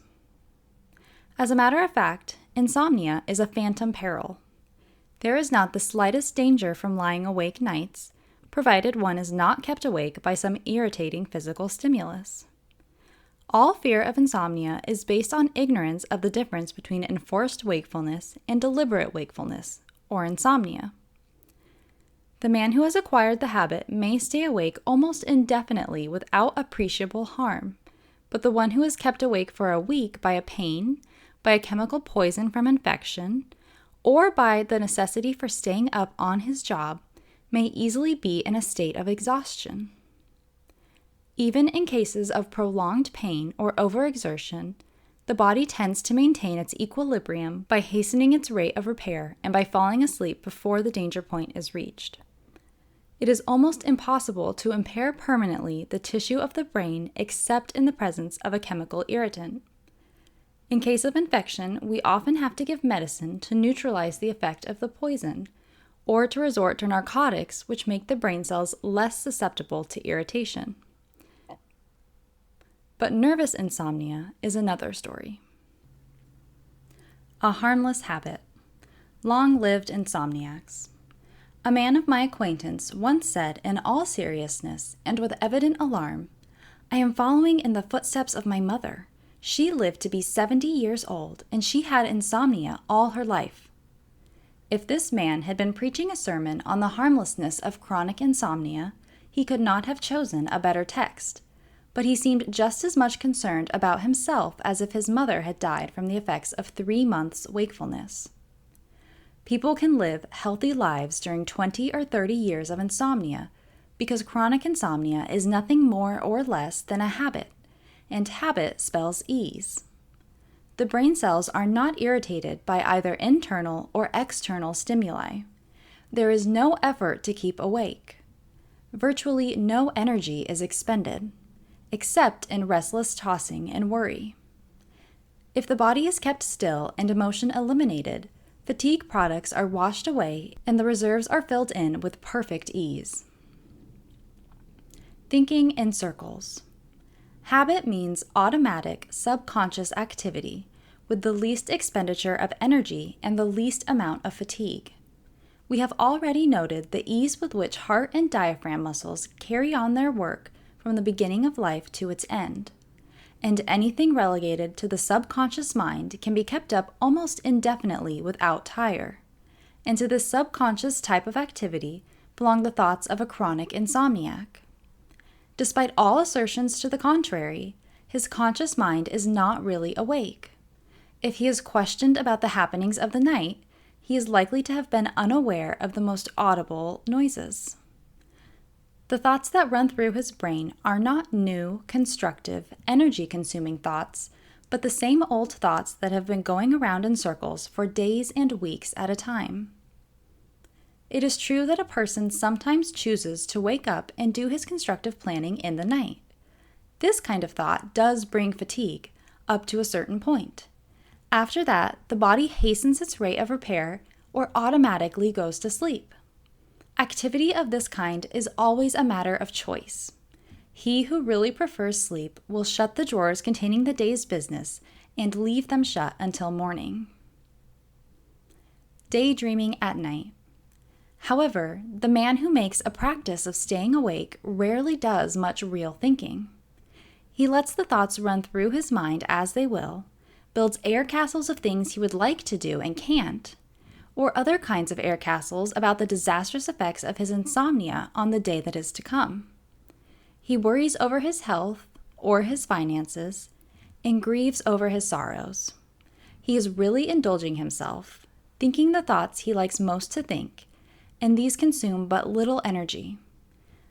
They can go jogging on indefinitely without guidance from the driver.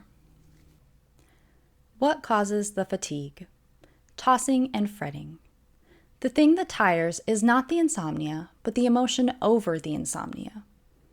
If people who fail to sleep are perpetually fagged out, it is not from loss of sleep, but from worry and tossing. Often they spend a good deal of the night feeling sorry for themselves. They turn and toss, exclaiming with each turn, "Why don't I sleep? How badly I shall feel tomorrow! What a night! What a night!" Such a spree of emotionalism can hardly fail to tire, but it is not fair to blame the insomnia. He who makes up his mind to it can rest almost as well without sleep as with it, provided he keeps his mind calm and his body relaxed. Decent hygienic conditions demand not necessarily 8 hours of sleep, but 8 hours of quiet rest in bed. Tossing about drives away sleep and uses up energy. I make it a rule that my patients shall not turn over more than 4 times during the night. This is more important than that they should sleep. To be sure, I do not stay awake to enforce the rule, but most people catch the idea very quickly, and before they know it, they are sleeping. How to go to sleep. Ceasing to care. The best way to learn to sleep is not to care whether you do or not. Nothing could be better than Dubois' advice. Don't look for sleep. It flies away like a pigeon when one pursues it. Attention to anything keeps the mind awake, and most of all, attention to sleep. More than one person has waked up to see whether or not he was going to sleep. We cannot, however, fool ourselves by merely pretending indifference. The only sensible way is to get the facts firmly fixed in our minds so that we actually realize that we do not need more sleep than our bodies take. As soon as it is realized that insomnia is really of no importance, it tends to disappear. Catching the idea. There came one day for consultation a very healthy-looking woman, a deaconess of the Lutheran Church. "Doctor," she said, "I came to get relief from insomnia. For 20 years I have not slept more than 1 or 2 hours a night." "Why do you want more?" I asked. "Why, isn't it very unhealthy not to sleep?" she exclaimed in astonishment. "Evidently not," I answered.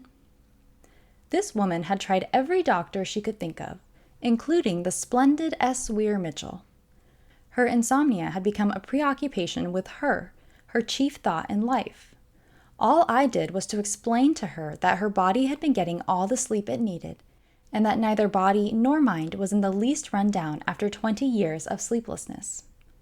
When you cease being interested in your insomnia, it will go away, although from a health standpoint, it matters very little whether it does or not. We had 2 conversations on the subject, and a week later she came back to tell me that she was sleeping 8 hours a night. One woman had had insomnia for 30 years. After I had explained to her that her body had adjusted itself to this way of living and that she need not try to get more sleep, she snored so loud all night and every night that the rest of her family began to complain. A certain banker proved very quick at catching the idea. He had been so troubled with insomnia and intense weakness that his doctors prescribed a 6 months voyage in southern waters. Knowing that my prescriptions involved a change in point of view rather than in scene, he came to me. Although he had been getting only about half an hour's sleep a night, he went to sleep in his chair the first evening and then went upstairs and slept all night. He resumed his duties at the bank, walking 1.5 miles the first day and 3 miles the second. During the months following, he reported, no more insomnia.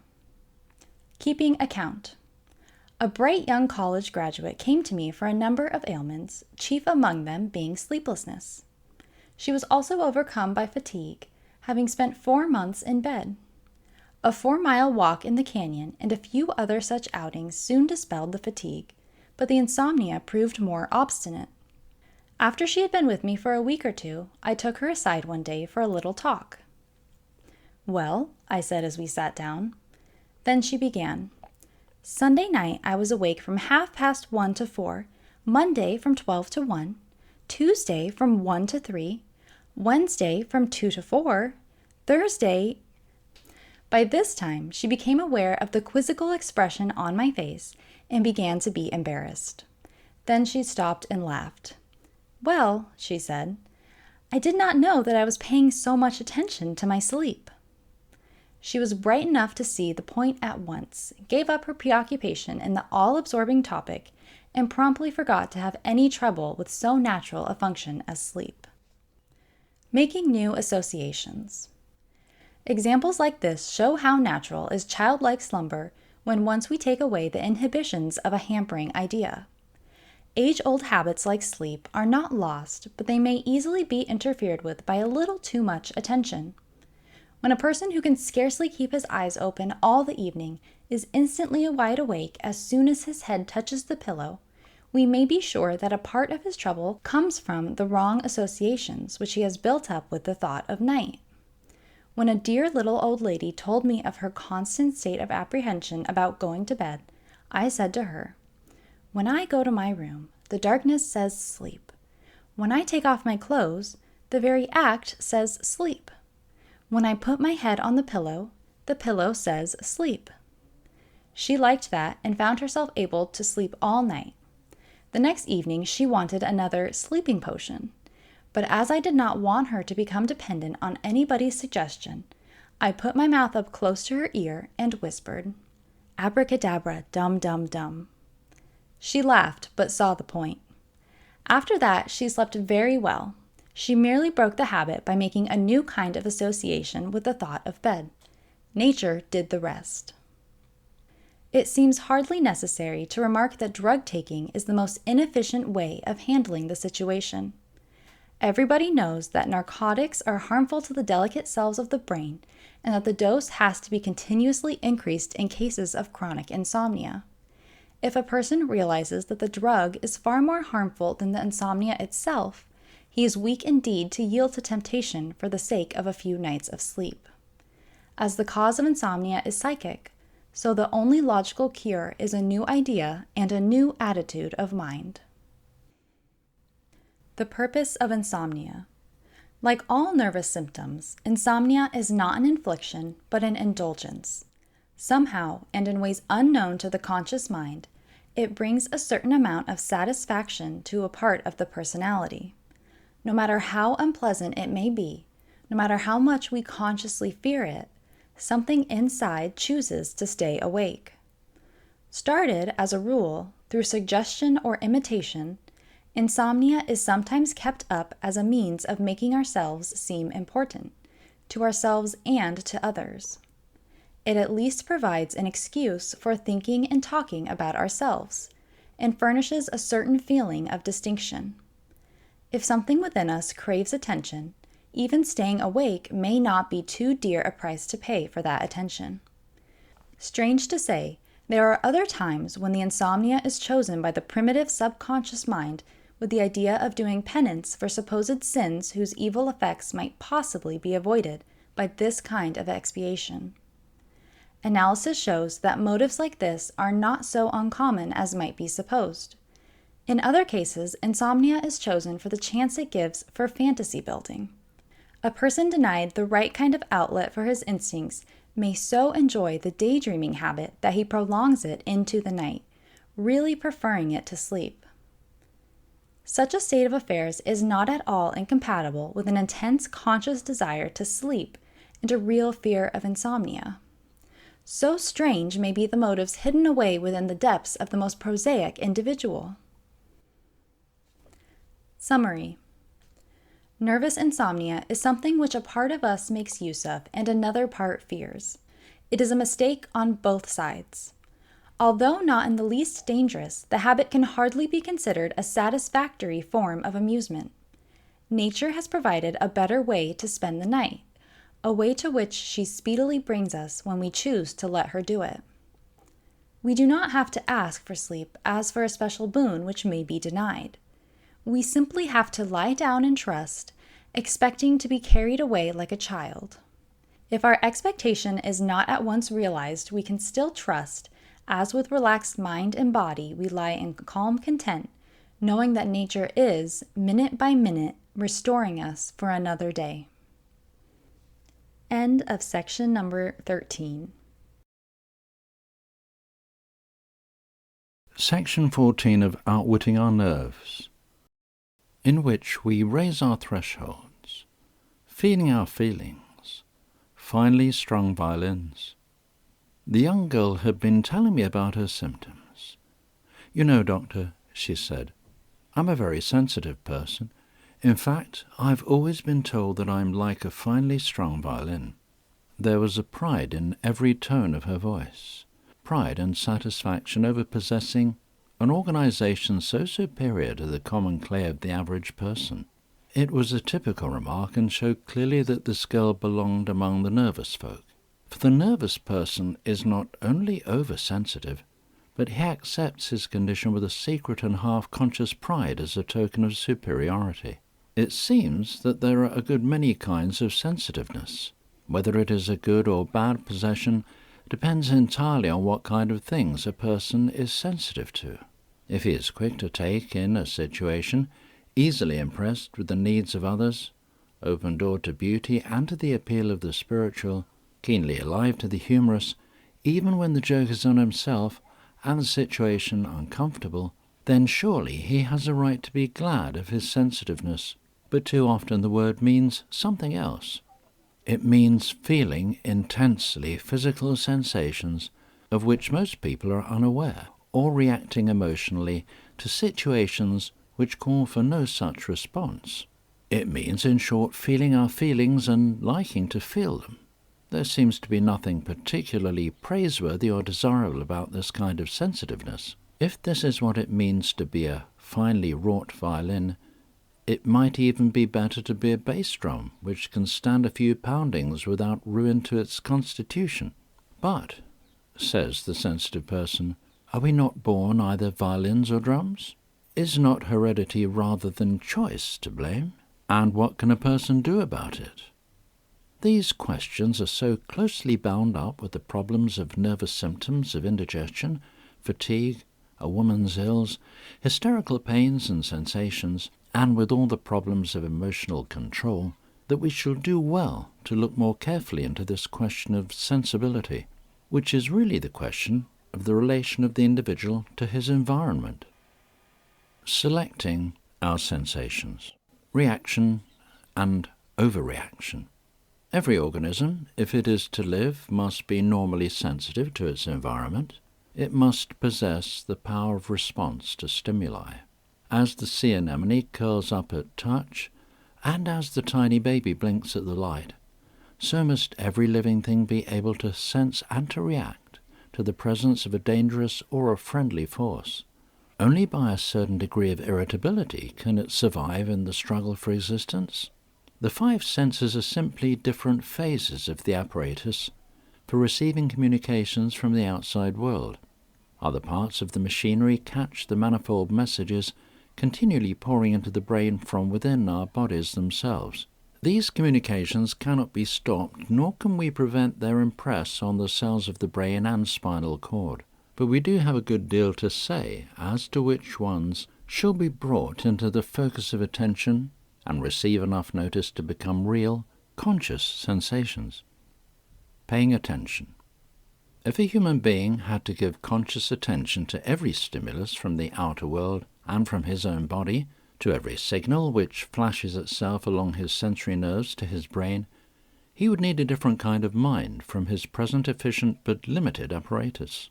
As it is, there is an admirable provision for taking care of the messages without overburdening consciousness.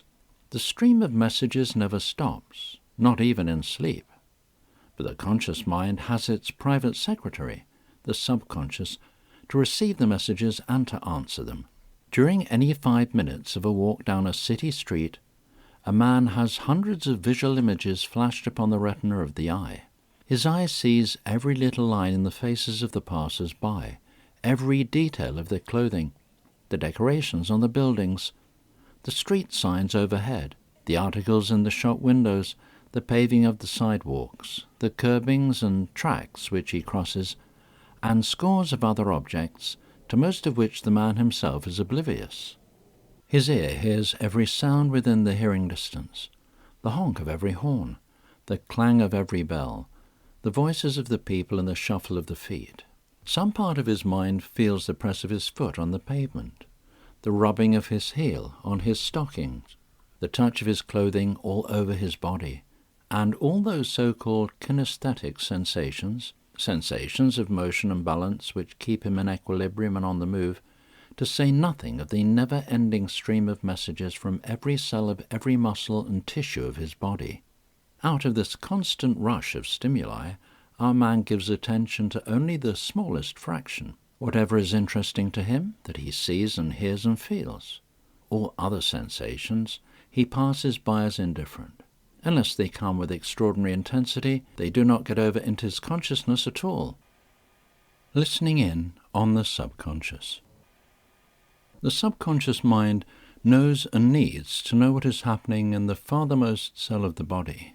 It needs to know at any moment where the knees are and the feet. Otherwise the individual would fall in a heap whenever he forgot to watch his step. It needs to know just how much light is entering the eye and how much blood is in the stomach. To this end it has a system of communication from every point in the body, and this system is in constant operation. Its messages never cease. But these messages were never meant to be in the focus of attention. They meant only for the subconscious mind, and are generally so low-toned as to be easily ignored unless one falls into the habit of listening for them. Unless they are invested with a significance which does not belong to them, they will not emerge into consciousness as real sensations. Psychic thresholds. Boris Sidis has given us a word which has proved very useful in this connection. The limit of sensitivity of a cell, the degree of irritability, he calls the stimulus threshold. As the wind must come in gusts to drive the rain in over a high doorsill, so must any stimulus, an idea or a sensation, come with sufficient force to get over the obstructions at the doorway of consciousness. These psychic thresholds do not maintain a constant level. They are raised or lowered at will by a hidden and automatic machinery, which is dependent entirely on the ideas already in consciousness, by the interest bestowed upon the newcomer. The intensity of the stimuli cannot be controlled, but the interest we feel in them and the welcome given them are very largely a matter of choice. Each organism has a wide field of choice as to which ideas and which physical stimuli it shall welcome and which it shall shut out. We may raise our thresholds, build up a bulwark of indifferences to a whole class of excitations, shut our mental doors and pull down the shades, or we may lower the thresholds so that the slightest flicker of an idea or the smallest pinprick of a sensation finds ready access to the centre of attention. Thresholds and character. There are certain thresholds made to shift frequently and easily. When one is hungry, any food tastes good, for the threshold is low. But the food must be most tempting to be acceptable just after a hearty meal. On the other hand, a fairly constant threshold is maintained for many different kinds of stimuli. These stimuli are always bound together in groups and make appeal depending upon the predominating interest.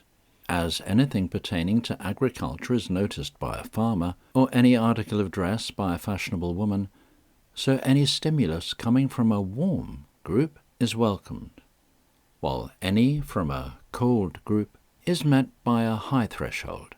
The kind of person one is depends upon what kind of things are warm to him and what kind are cold. The Superman is one who has gained such conscious control of his psychic thresholds that he can raise and lower them at will in the interests of the social good. Thresholds and sensations. The importance of these principles is obvious. The next chapter will show more of their influence on ideas and emotions, but for the present we will consider their lessons in the sphere of the physical. Psychology speaks here in no uncertain terms to physiology. Whoever becomes fascinated by the processes of his own body is bound to magnify the sensations from those processes until the most insignificant message from the subconscious becomes a distressing and alarming symptom. The person whose mental ear is strained to catch every little creaking of his internal machinery can always hear some kind of rumble. If he deliberately lowers his thresholds to the whole class of stimuli pertaining to himself, there is small wonder that they sweep over his boundaries into the consciousness with irresistible force. The motives for sensitiveness. Sensitiveness is largely a matter of choice. But what determines choice? Why is it that one person chooses altruism as the master threshold that determines the level of all others, while another person who ought to be equally fine lowers his thresholds only to himself? What makes a person too interested in his own sensations and feelings? As usual, there is a cause. The real cause back of most cases of chronic sensitiveness is an abnormal desire for attention. Sometimes this love of attention arises from an underdeveloped instinct of self-assertion or inferiority complex. If there is a sense of inadequacy, a feeling of not being so important as other people, a person is quite likely to overcompensate by making himself seem important to himself and to others in the only way he knows.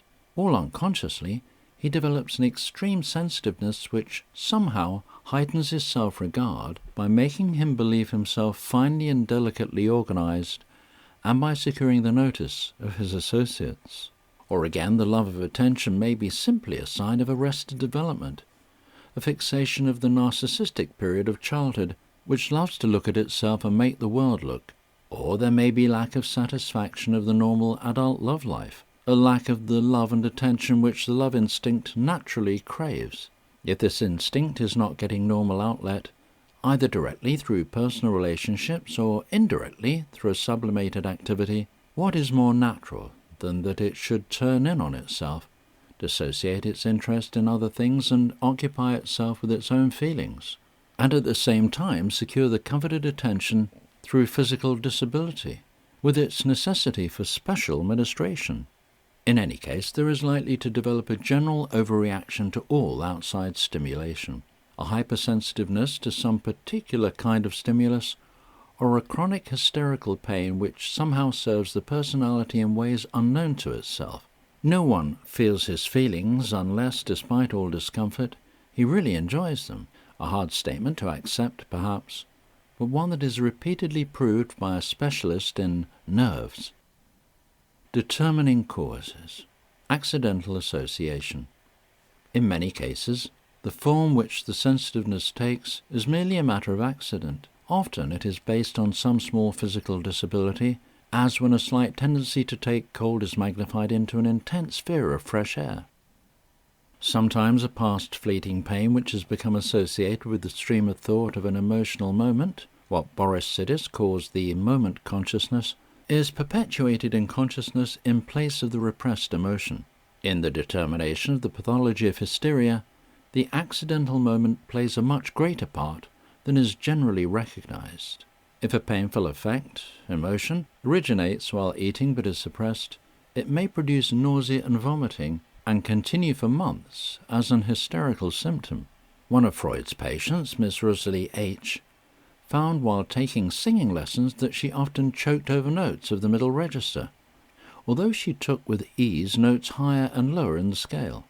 It was revealed that this girl, who had a most unhappy home life, had during a former period often experienced this choking sensation from a painful emotion just before she went for a music lesson.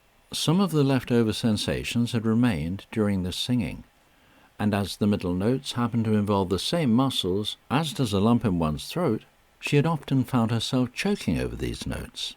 Later on, while living in a different city and in a wholly different environment, the physical sensations from her throat muscles, as they took these middle notes, brought back the associated sensations of choking, without, however, uncovering the buried emotion. Many a painful hysterical affliction is based on just such mechanisms as these. As Freud remarks, the hysteric suffers mostly from reminiscences. Subconscious symbolism.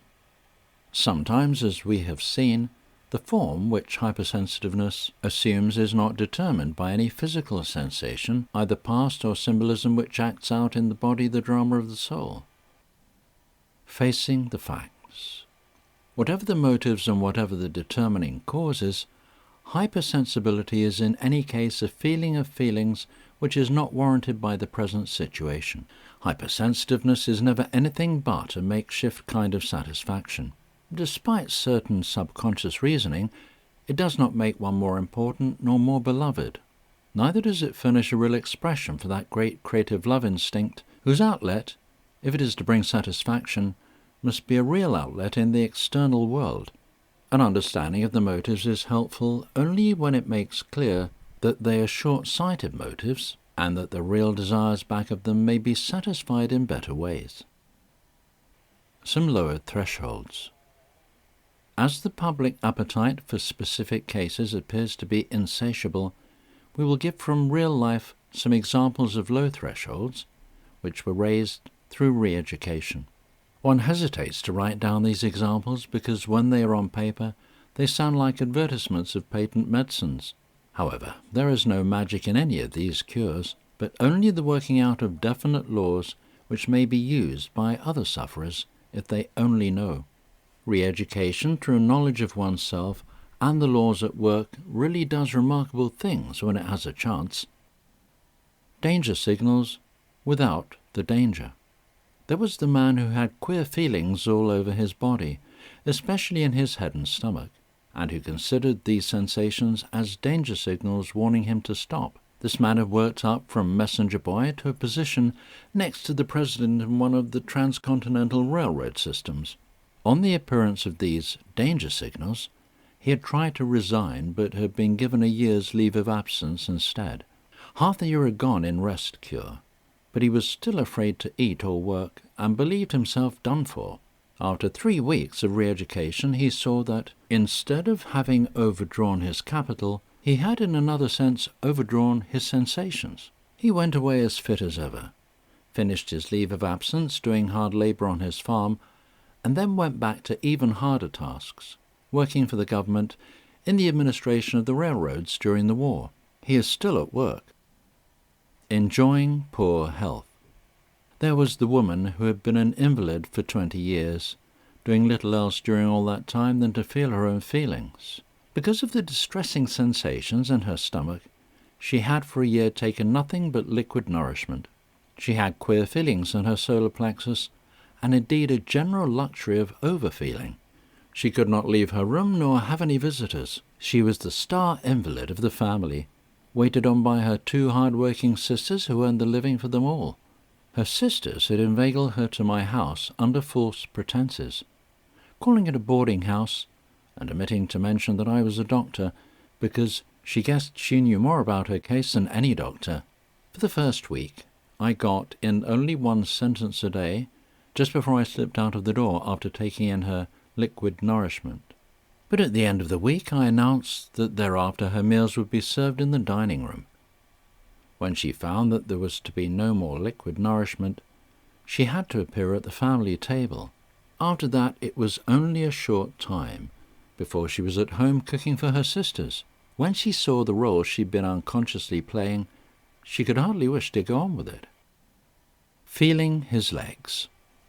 Mr. R. suffered from such severe and distressing pains in his legs that he believed himself on the verge of paralysis. He was also bothered by a chronic emotional state which made him look like a weepy woman. His eyes were always full of tears and his chin a quiver, and he had, as he said, a perpetual lump in his throat. Under re-education, both lump and paralysis disappeared completely, and Mr. R. took his wife across the continent, driving his machine with his own hands and feet. A subconscious association. Mr. D's case admirably illustrates the return of symptoms through an unconscious association. He was a lawyer prominent in public affairs of the Middle West, who had been my patient for several weeks, and had gone home cured of many striking disabilities. Before he came to me, he had given up his public work and was believed by all his associates to be afflicted with softening of the brain and out of the game for good. From being one of the ablest men of his state, he had fallen into such a condition that he could neither read a letter nor write one. He could not stand the least sunshine on his head, and to walk half a mile was an impossibility.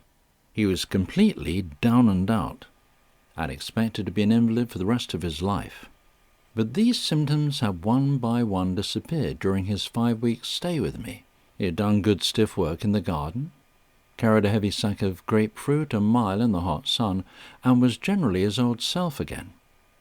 Now he was back in the harness, hard at work as of old. Suddenly, as he sat reading in his home one evening, all his old symptoms swept over him. The pains in his head and legs, the pounding of the heart, the all-gone sensations as though he were going to die on the spot. He became almost completely dissociated, but through it all he clung to the idea which he had learned, namely, that this experience was not really physical as it seemed, but was the result of some idea, and would pass. He did not tell anyone of the attack, ignored it as much as possible, and waited. In a few minutes he was himself again. Then he looked for the cause and realized that the article he was reading was one he had read several months previous, when suffering most severely from the whole train of symptoms. When the familiar words had again gone into his mind, they had pressed the button for the whole physiological experience which had once before been associated with them. This is the same mechanism as that involved in Prince's case. Miss Beauchamp, who became completely dissociated at one time when a breeze swept across her face. When Dr. Prince looked for the cause, he found that once before she had experienced certain distressing emotions while a breeze was fanning her cheek. The recurrence of the physical stimulation had been sufficient to bring back in its entirety the former emotional complex. Another kind of association. One of my women patients illustrates another kind of association mechanism, based not on proximity in time, but proximity of position in the body. This woman had complained for years of bladder trouble. Although no physical examination had been able to reveal any organic difficulty, she referred to a constant distress in the region of the bladder, and was never without a certain red blanket which she wrapped around her every time she sat down. During psychoanalysis, she recounted an experience of years before, which she had never mentioned to anybody. During a professional consultation, her physician, a married man, had suddenly seized her and exclaimed, "I love you, I love you." In spite of herself, the woman felt a certain appeal, followed by a great sense of guilt. In the conflict between physiological reflex and her moral repugnance, she had shunted out of consciousness the real sex sensation and had replaced it with a sensation which had become associated in her subconscious mind with the original temptation. Since the nerves from the genital region and from the bladder connect with the same segment of the spinal cord, she had unconsciously chosen to mix her messages and to cling to the substitute sensation without being in the least conscious of the cause. As soon as she had described the scene to me and had discerned its connection with her symptoms, the bladder trouble disappeared. Afraid of the cold. Patients who are sensitive to cold are very numerous. Mr. G, he of the prunes and brown biscuits, was so afraid of a draught that he could detect the air current if a window was opened a few inches anywhere in a 2-story house. He always wore 2 suits of underwear, but despite his precautions, he had a swollen red throat much of the time. His prescription was a cold bath every morning, a source of delight to the other men patients, who made him stay in the water while they counted 5. He was required to dress and live like other folks, and of course his sensitiveness and his sore throat disappeared. Dr. B, when he came to me, was the most wrapped-up man I had ever met. He had on 2 suits of underwear, a sweater, a vest and suit coat, an overcoat, a bearskin coat, and a Jaeger scarf, all in Pasadena in May. Besides this fear of cold, he was suffering from a hypersensitiveness of several other varieties. So sensitive was his skin that he had his clothes all made several sizes too big for him so that they would not make pressure, He was so aware of the muscles of the neck that he believed himself unable to hold up his head, and either propped it with his hands or leaned it against the back of a chair. He had been working on the 8th edition of his book, a scientific treatise of nationwide importance, but his eyes were so sensitive that he could not possibly use them and had to keep them shaded from the glare. He was so conscious of the messages of fatigue that he was unable to walk at all, and he suffered from the usual trouble with constipation. All these symptoms, of course, belonged together, and with the direct result of a wrong state of mind. When he had changed his mind, he took off his extra clothes, walked 1.5 miles at the first try, gave up his constipation, and went back to work. Later on I had a letter from him, saying that his favourite seat was an overturned nail keg in the garden, that he was thinking of sawing the backs off his chairs. Miss Y. had worn cotton in her ears for a year or two because she had once had an inflammation of the middle ear, and believed the membrane still sensitive to cold. There was Miss E., whose underwear always reached to her throat and wrists, and who spent her time following the sun, and Dr. I., who never forgot her heavy sweater or shawl over her knees, even in front of the fire. The procession of cold ones is almost endless, but always they find that their sensitiveness is of their own making, and that it disappears when they choose to ignore it. Fear of light. Fear of cold is no more common than the fear of light. Nervous folks with half-shut eyes are very frequent indeed. From one woman I took at least 7 pairs of dark glasses before she learned that her eye was made for light. A good example is furnished by a woman who was not a patient of mine at all, but merely the sister of a patient. After my patient had been cured of a number of distressing symptoms, pain in the spine, sore heels, a severe nervous cough, indigestion, and other typical complaints, she began to scheme to get her sister to come to me. The sister, the wife of a minister in the Middle West, had a constant pain in her eyes, compelling her to hold them half shut all the time. When she was approached about coming to me, she said indignantly, "If that doctor thinks that my trouble is nervous, she is much mistaken," and then proceeded to get well. Once the subconscious mind gets the idea that its game is recognized, it is very apt to give up, and it can do this without loss of time if it really wants to. Pain at the base of the brain. Of all nervous pains, that in the back of the neck is by all odds the most common. It is rare indeed to find a nervous patient without this complaint, and among supposedly well folk it is only too frequent. Indeed, it almost seems that in some quarters such a pain stands as a badge of the fervour and zeal of one's work. But work is never responsible for this sense of discomfort. Only an oversensitiveness to feelings or a false emotionalism can produce a pain of this kind, unless it should happen to be caused by some poison circulating in the blood. The trouble is not with the nerves or with the spine, despite the fad about misplaced vertebrae. When a doctor examines a sensitive spine, marking the sore spots with a blue pencil, and a few minutes later repeats the process, he finds almost invariably that the spots have shifted. They are not true physical pains, and they rarely remain long in the same place. Pain in the spine and neck is an example of exaggerated sensibility or over-awareness. Since all messages from every part of trunk and limb must go through the spinal cord, and since very many of them enter the cord in the region of the neck and shoulder blades, it is only natural that an overfeeling of these messages should be especially noticed in this zone.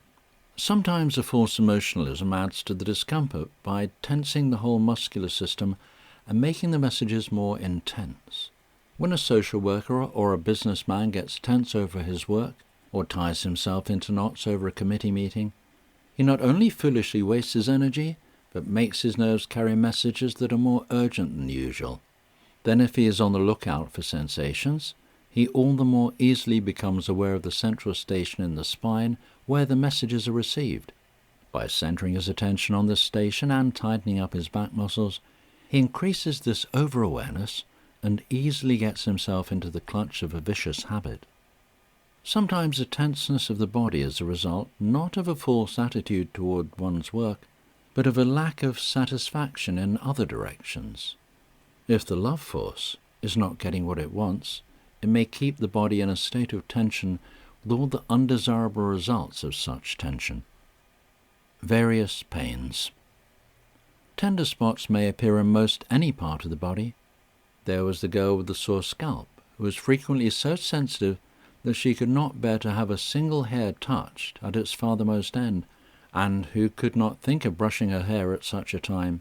There was the man whose wrists and ankles were so painful that the slightest touch was excruciating, the woman with the false sciatica, the man with the so-called appendicitis pains, and the man with the false neuritis, who always wore jersey coats several sizes too large. Each one of these false pains was removed by the process of re-education.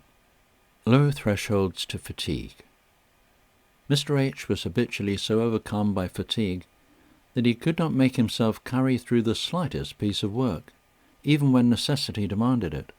On Sunday night, when there was no one else to milk the cow, he had to stop in the middle of the process and go into the house to lie down. To carry the milk was impossible. So low were his thresholds to the slightest message of fatigue. It turned out that things were not going right in reproductive life. His threshold was low in this direction, and it carried down with it all other thresholds. After a general re-evaluation of values, he found himself able to keep his thresholds at the normal level. A fine, efficient missionary from the Orient had been so overcome with fatigue that he was forced to give up all work and return to his country. He had been with me for a while and was again ready to go to work. He came one day with a radiant face to bid me good-bye. "Why are you so joyous?" I asked. "Because," he answered, "before I came home I was so fatigued that it used me up completely just to see the native servants pack our luggage. Now we are taking back twice as much, and I not only packed it all myself, but made the boxes with my own hands. No more fatigue for me." A charming young girl, who in many ways was an inspiration to all her associates, fell into the habit of over-feeling her fatigue. "You know, Doctor," she said, "that I give out too much of myself. Everybody tells me so." That was just the trouble. Everybody had told her so, and the suggestion had worked. It did not take her long to learn that in scattering abroad she was enriching herself, and that her giving out was not exhausting her, but rather the truest kind of self-expression. It is only when a giving out is accompanied by a looking in that it can ever deplete. The "see how much I am giving, and how tired I shall be" attitude could hardly fail to exhaust. But a real self-expression and the fulfillment of a real desire to give are never anything else than exhilarating. There is something wrong with a minister who is used up after his Sunday sermons.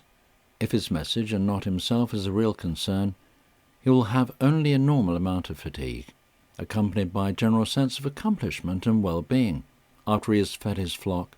To be sure, I have never been a minister, but have had a goodly number among my patients, and I speak from a fairly close acquaintance with their problems. Stopping our ears. Roosters seem to be a perpetual source of annoyance to the folk whose thresholds are not under proper control, but as roosters seem to be necessary to an egg-eating nation, it seems simpler to change the threshold than to abolish the roosters. There was one woman who complained especially about being disturbed by early morning chanticleers. I explained that the crowing called for no action on her part, that therefore she should not allow it to come into consciousness. "Do you mean," she said, "that I could keep from hearing them?" As it happened, she was sitting under the clock, which had just struck 7. "Do you hear that clock strike?" I asked. "No," she said. "Did it strike?" This poor little woman, who suffered from a very painful back and other distressing symptoms, had been married at 16 to a roué of 40, and, without experiencing any of the psychic feelings of sex, had immediately plunged into the physical sex relations. Since sex is psychophysical, and since any attempt to separate the two elements is both desecrating and unsatisfactory, it is not surprising that misery and finally divorce had been her portion. Another equally unpleasant experience had followed, and the poor woman, in the strain and disappointment of her love life, and in the lowering of the thresholds pertaining to this thwarted instinct, had unconsciously lowered the thresholds to all physical stimuli, until she was no longer master of herself in any line. When she saw the reason for her exaggerated reactions, she was able to gain control of herself and to find outlets in other ways. Summary.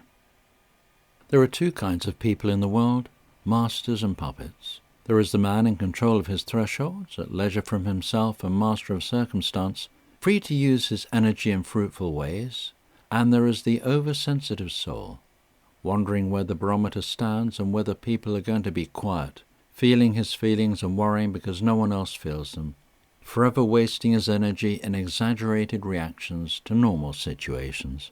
This ticklish person is not better equipped than his neighbour, but more poorly equipped.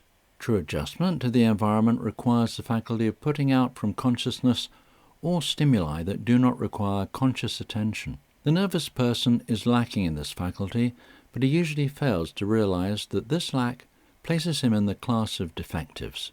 A paralyzed man is a cripple because he cannot run with the crowd. A nervous individual is a cripple, but only because he thinks that to run with the crowd lacks distinction. Something depends on the accident of birth, but far more depends on his own choice.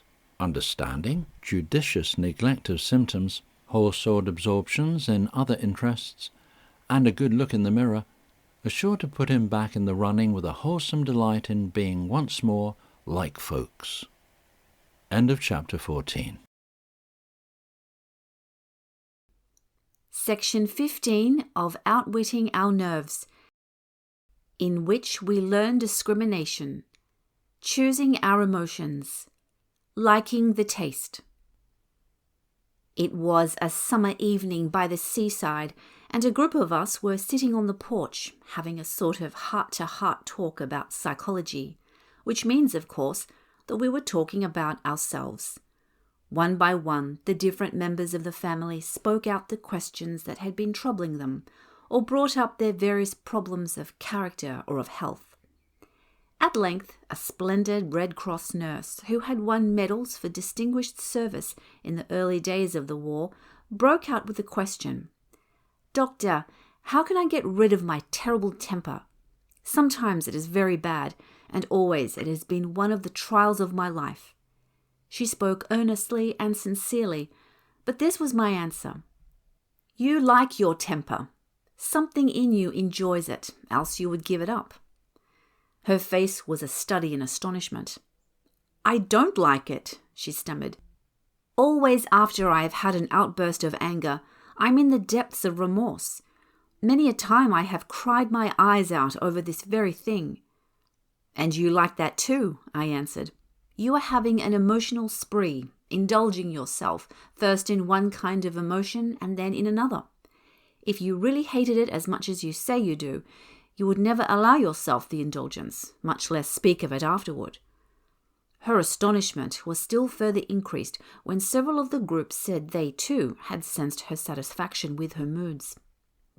Hard as it is to believe, we do choose our emotions. We like emotion as we do salt in our food, and too often we choose it because something in us likes the savor, and not because it leads to the character or the conduct that we know to be good. The power of choice. Whether we believe it or not, and whether we like it or not, the fact remains that we ourselves decide which of all the possible emotions we shall choose, or we decide not to press the button for any emotion at all. To a very large extent, man, if he knows how and really wishes, may select the emotion which is suitable in that it leads to the right conduct, has a beneficial effect on the body, adapts him to his social environment, and makes him the kind of man he wants to be. The test of feeling. The psychologist today has a sure test of character. He says in substance, "Tell me what you feel, and I will tell you what you are. Tell me what things you love, what things you fear, and what makes you angry, and I will describe with a fair degree of accuracy your character, your conduct, and a good deal about the state of your physical health." Since this test of emotion is fundamentally sound, it is not surprising that the nervous man is in a state of distress. Indigestion, fatigue, oversensibility sound like problems in physiology, but we cannot go far in the discussion of any of them without coming face to face with the emotions as the real factors in the case. When we turn to the mental characteristics of nervous folk, we even more quickly find ourselves in the midst of an emotional disturbance. Worried, fearful, anxious, self-pitying, excitable, or melancholy, the nervous person proves that whatever else the neurosis may be, it is, in essence, a riot of the emotions. There is small wonder that a riot at the heart of the empire should lead to insurrection in every province of the personality. It is only for the purpose of discussion that we can separate feeling from thinking and doing. Every thought and every act has in it something of all three elements. An emotion is not an isolated phenomenon. It is bound up on the one hand with ideas and on the other with bodily states and conduct. Whoever runs amok in his emotions runs amok in his whole being. The nervous invalid, with his exhausted and sensitive body, his upset mind and irrational conduct, is a living illustration of the central place of the emotions in the realm of the personality. But it is not the nervous person only who needs a better understanding of his emotional life. The well man also gets angry for childish reasons. He is prejudiced and envious, unhappy and suspicious for the very same reason as is the nervous man. Since the working capital of energy is limited to a definite amount, the control of the emotions becomes a central problem in any life, a deciding factor in the output and the outcome, as well as in comfort and happiness by the way. Nothing is harder for the average man to believe than this fact that he really has the power to choose his emotions. He has been dissatisfied with himself in his past reactions, and yet he has not known how to change them. His anger or his depression has appeared so undesirable to his best judgment and to his conscious reason that it has seemed to be not a part of himself at all, but an invasion from without which has swept over him without his consent and quite beyond control. A house divided against itself. Most of the confusion comes from the fact that we know only a part of ourselves. What we do not consciously enjoy, we believe we do not enjoy at all. What we do not consciously choose, we believe to be beyond our power of choice. The work of the evil one, or the natural depravity of human nature, perhaps, but certainly not anything of our choosing. The point is that a human being is so constituted that he can, without knowing it, entertain at the same time two diametrically opposite desires. The average person is not so unified as he believes, but is, in fact, a house divided against itself. The words of the Apostle Paul express for most of us the truth about ourselves. For what I would, that I do not, but what I hate, that I do. What Paul calls the law of his members warring against the law of his mind is simply what we call today the instinctive desires coming into conflict with our conscious ideal. Hidden desires. Although we choose our emotions, we choose in many cases in response to a buried part of ourselves of what we are wholly unaware or only half aware. When we do not like what we have chosen, it is because the conscious part of us is out of harmony with another part, and that part is doing the choosing. If the emotions which we choose are not those that the whole of us, or at least the conscious, would desire, it is because we are choosing in response to hidden desires and giving satisfaction to cravings which we have not recognized.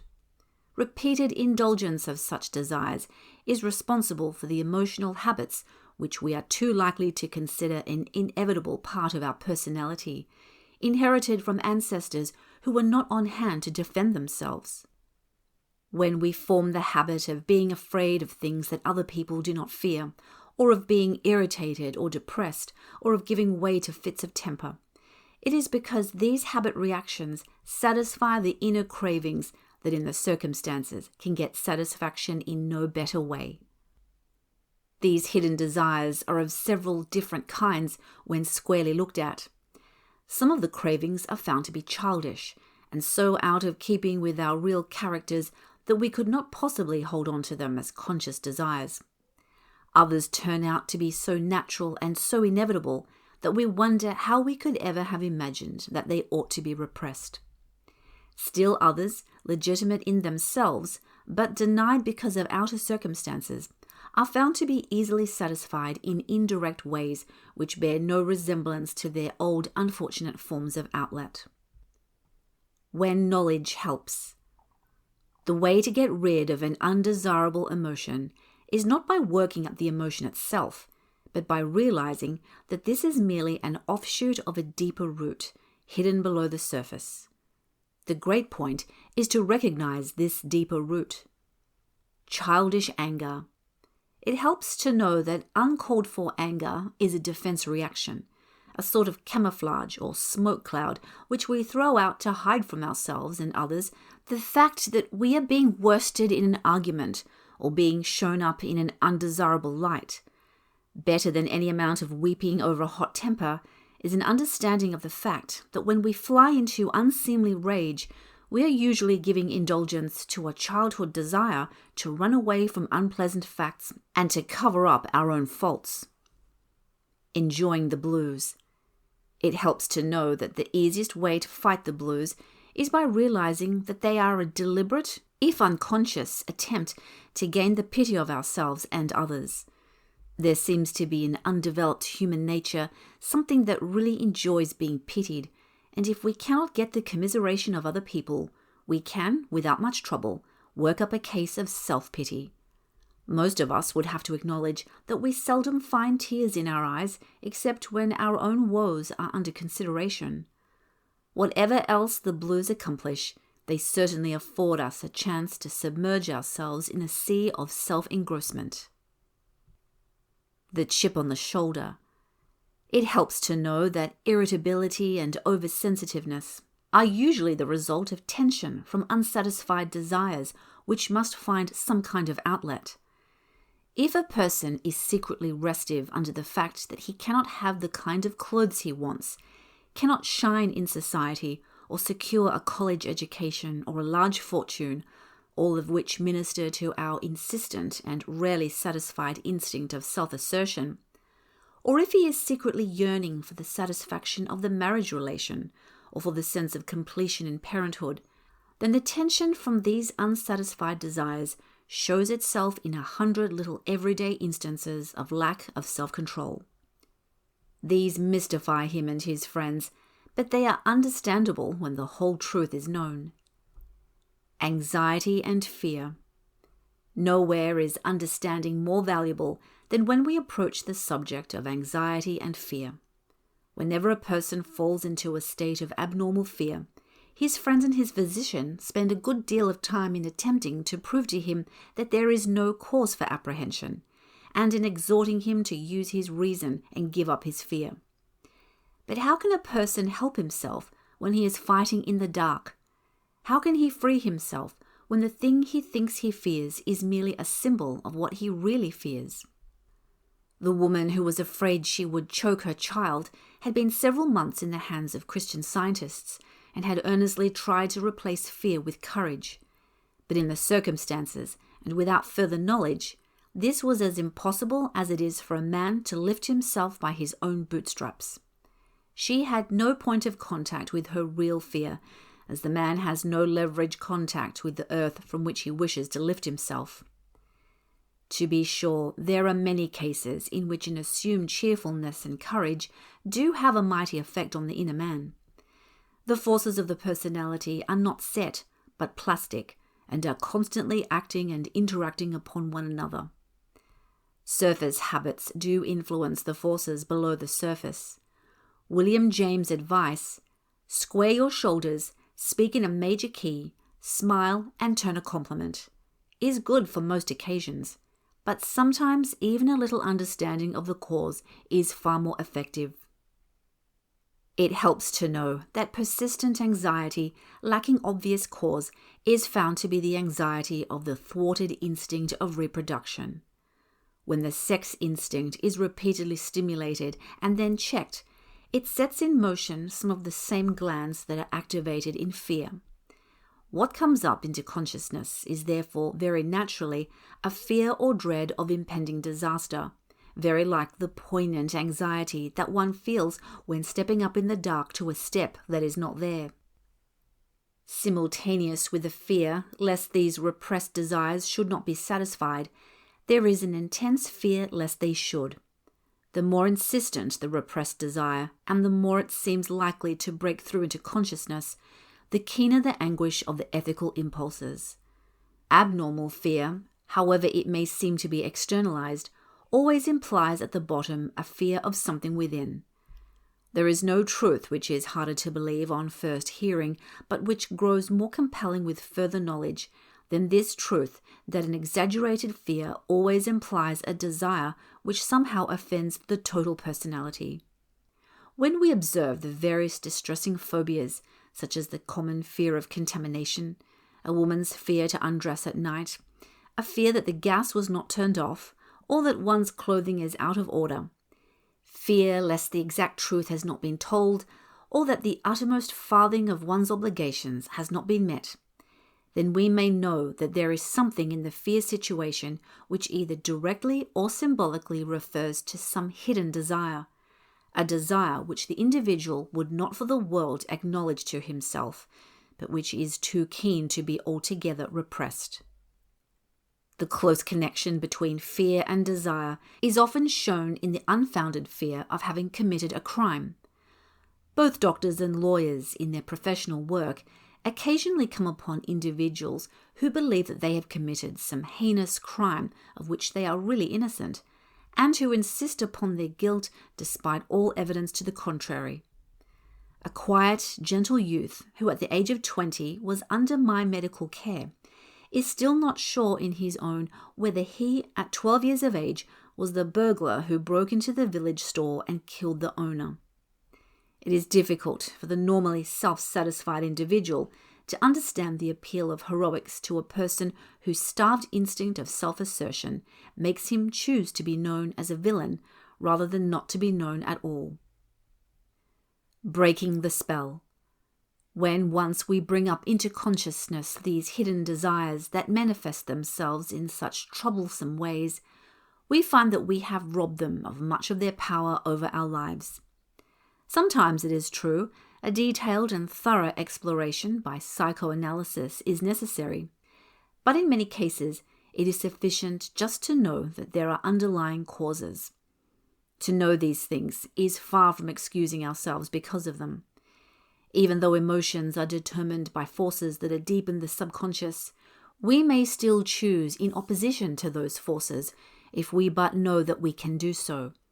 The fact that some of the roots of our bad habits reach down into the subconscious is no excuse for not digging them up.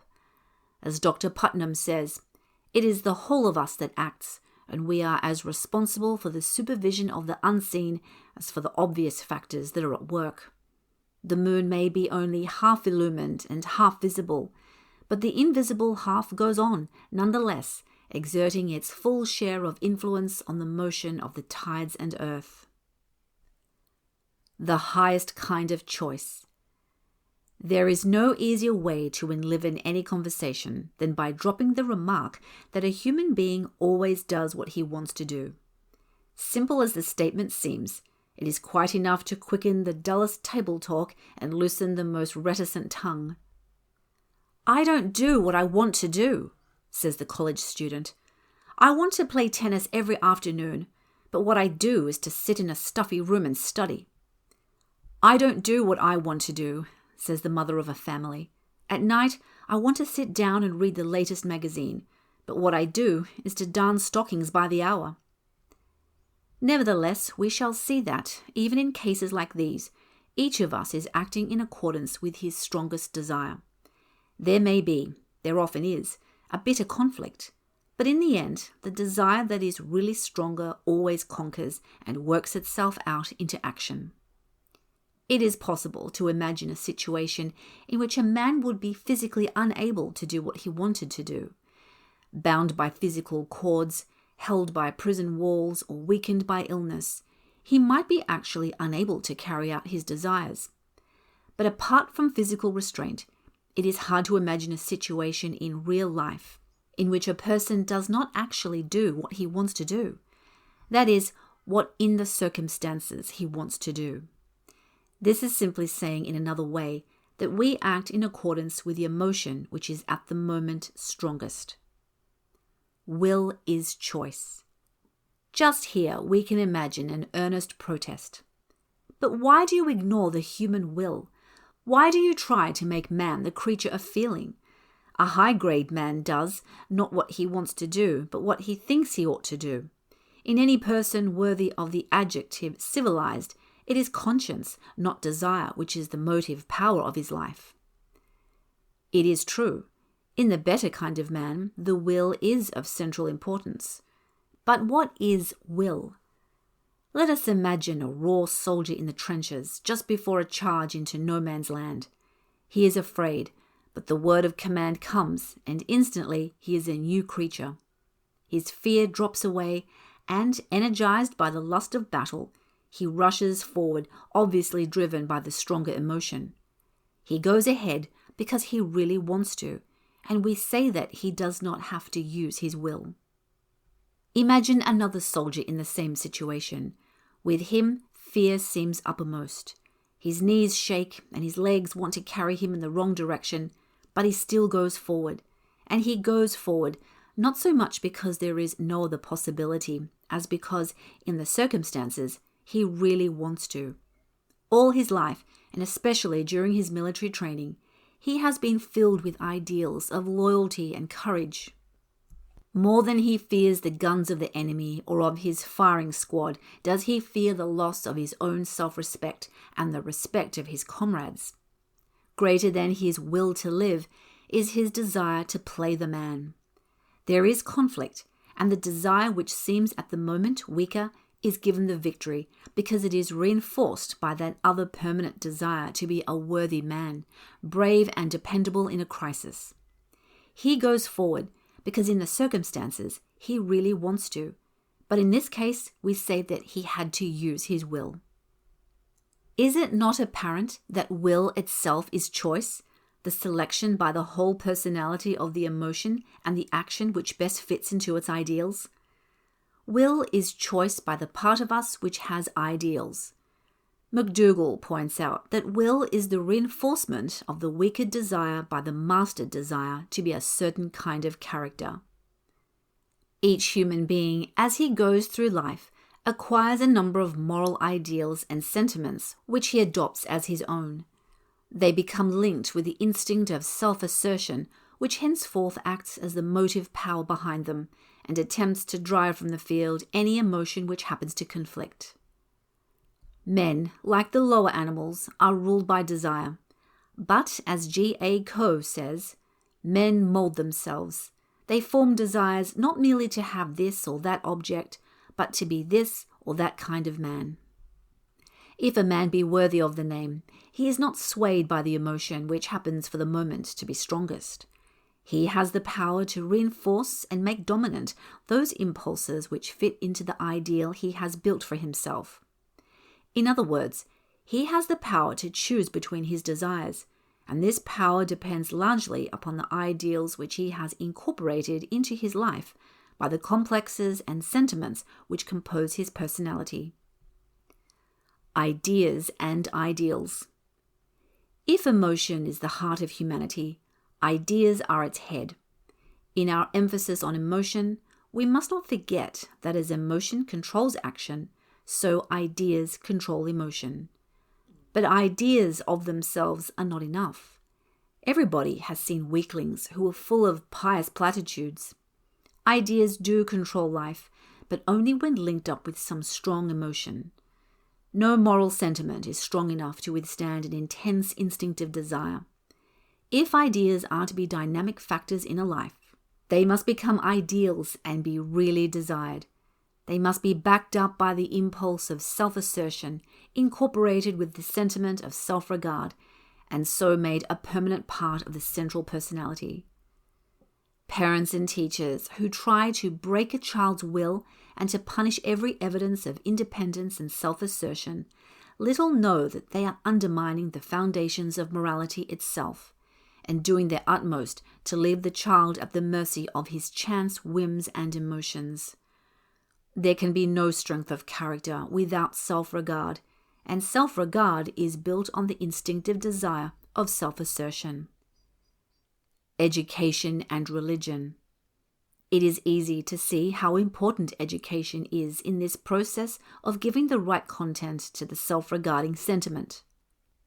The child trained to regard temper as a disgrace, self-pity as a vice, oversensitiveness as a sign of selfishness, and all forms of exaggerated emotionalism as a token of weakness, has acquired a powerful weapon against temptation in later life. Indulgence in any of these forms of gratification he will regard as unworthy and out of keeping with his personality. It is easy, too, to see how central a place a vital religious faith has in enriching and ennobling the ego ideal, and in giving it driving power, a force which makes a high ideal seem both imperative and possible of achievement, could hardly fail to be a deciding factor. Every student of human nature knows in how many countless lives the Christian religion has made all the difference between mere good intentions and the power to realize those intentions. How many times it has furnished the motive power which nothing else seemed able to supply. Moral sentiments which have been merely sentiments become, through the magic of a new faith, incorporated into conscience and endowed with new power. Just here lies the value of any great love or any intense devotion to a cause. As Royce says, to have a conscience, then, is to have a cause, to unify your life by means of an ideal determined by this cause, and to compare this ideal and the life. Avoiding the strain. It seems that a human being is to a large extent controlled by will, and that will is in itself the highest kind of choice. But too often, will is crippled because it does not speak for the whole personality. Knowledge helps a person to relate conscience with hitherto hidden parts of himself, to assert his will, and to choose only those emotions and outlets which the connected up, the unified personality wants. Sometimes, indeed, a little knowledge makes the exercise of the willpower unnecessary. Using willpower is, after all, likely to be a strenuous business. It implies the presence of conflict and the strain of defeating the desire which has to be denied. Why struggle to subdue emotional bad habits when a little insight dispels the desire back of them and makes them melt away as if by magic? For example, why use our will to keep down fear or anger when a little understanding dissipates these emotions without effort? Whatever we do with difficulty, we are not doing well. When it requires effort to do our duty, this means that a great part of us does not want to do it. When we get rid of our hidden resistances, we work with ease. As a strong wind, applied in the right way, drives the ship without effort, just so the forces in our lives, if they are adjusted to one another, will without strain or stress easily and naturally work together to carry us in the direction we have chosen. When we get rid of blind conflicts, even the business of ruling our spirits becomes feasible. Summary. Various sprees. The human animal has a constitutional dislike for dullness and will seize upon almost any device which promises to lift him out of what he considers the monotony of daily grind. An elaborate essay might be written on the means which human beings have taken to create the sense of aliveness which they so much crave. Some of them, we call them savages, have found satisfactory certain wild orgies in primitive war dances. Others, we shall soon call them out of date, have found simpler a bottle of whiskey or a glass of champagne. Still others find a cold shower more invigorating, or a brisk walk, or a good stiff job which sets them aglow with the sense of accomplishment. But there are always those who, for one reason or another, find most satisfactory of all a chronic emotional tippling, or a good old-fashioned emotional spree. Persons who would be shocked at the idea of whiskey or champagne allow themselves this other kind of indulgence without in the least knowing why. Nor is the connection between alcoholism and emotionalism so far-fetched as it seems. Psychoanalytic investigations have repeatedly revealed the fact that both are indulged in because they remove inhibitions, give vent to repressed desires, and bring a sense of life and power which has somehow been lost in the normal living. Both kinds of spree are followed by the inevitable morning after, with its proverbial headache, remorse, and vows of repentance. But despite all this, both are clung to because the satisfaction that brings is too deep to be easily relinquished. Whenever an emotion quite out of keeping with conscious desire is allowed to become habitual, we may know that it is being chosen by a part of the personality which needs to be uncovered and squarely faced. Nervous symptoms and exaggerated emotionalism are alike evidence of the fact that the wrong part of us is doing the choosing and that the will needs to be enlightened on what is taking place in the outer edge of its domain. In the choice between emotionalism and equanimity, the selection of the former can only be in response to unrecognized desire. A nervous person is invariably an emotional person, and as a rule lays the blame for his condition upon past experiences. But experience is what happens to us plus the way we take it. We cannot always ward off the blow, but we can decide upon our reaction. Even if the conduct of others has been the cause of our emotion, it is really we ourselves who have created it by the way in which we have reacted. One ship drives east, another drives west, while the self-same breezes blow. 'Tis the set of the sail, and not the gale, that bids them where to go. Like the winds of the sea are the ways of fate, as we journey along through life. 'Tis the set of the soul that decides the goal, and not the calm or the strife. Rebecca R. Williams. End of section 15. Chapter 16. Glossary and Bibliography. Chapter 16, in which we find new use for our steam. Finding vent in sublimation. The redirection of energy. A child pent up on a rainy day is a troublesome child. His energy keeps piling up, but there is no opportunity for him to expend it. The nervous person is just such a pent-up child. A portion of his personality is developing steam which goes astray in its search for vent. This portion is found to be the psychic side of his sex life. Something has blocked the satisfactory achievement of instinctive ends and turned his interest in on himself. Perhaps he does not come into complete psychic satisfaction of his love life because his wife is out of sympathy or is held back by her own childish repressions. Perhaps his love instinct is baffled by finding itself thwarted in its purpose of creating children, restrained by the social ban and the desire for a luxurious standard of living. Perhaps he is jealous of his chief or of an older relative whose business stride he cannot equal. Jung has pointed out how frequently introversion or turning in of the life force is brought about by the painfulness of present reality and by the lack of the power of adaptation to things as they are. But this lack always has its roots in childhood. The woman who is shocked at the thought of sex is the little girl who reacted too strongly to early impressions. The man of 40 who is disgruntled because he is not made manager of a business created by others is the little boy who was jealous of his father and wanted to usurp his place of power. The man who suffers from a sense of inferiority because his friend has a handsomer or more intellectual wife is the same little boy who strove with his father for possession of the mother, the most desired object in his childish environment. The measure of escape from these childish attitudes means the measure of success in life. Fortunately for society, the average person achieves this success.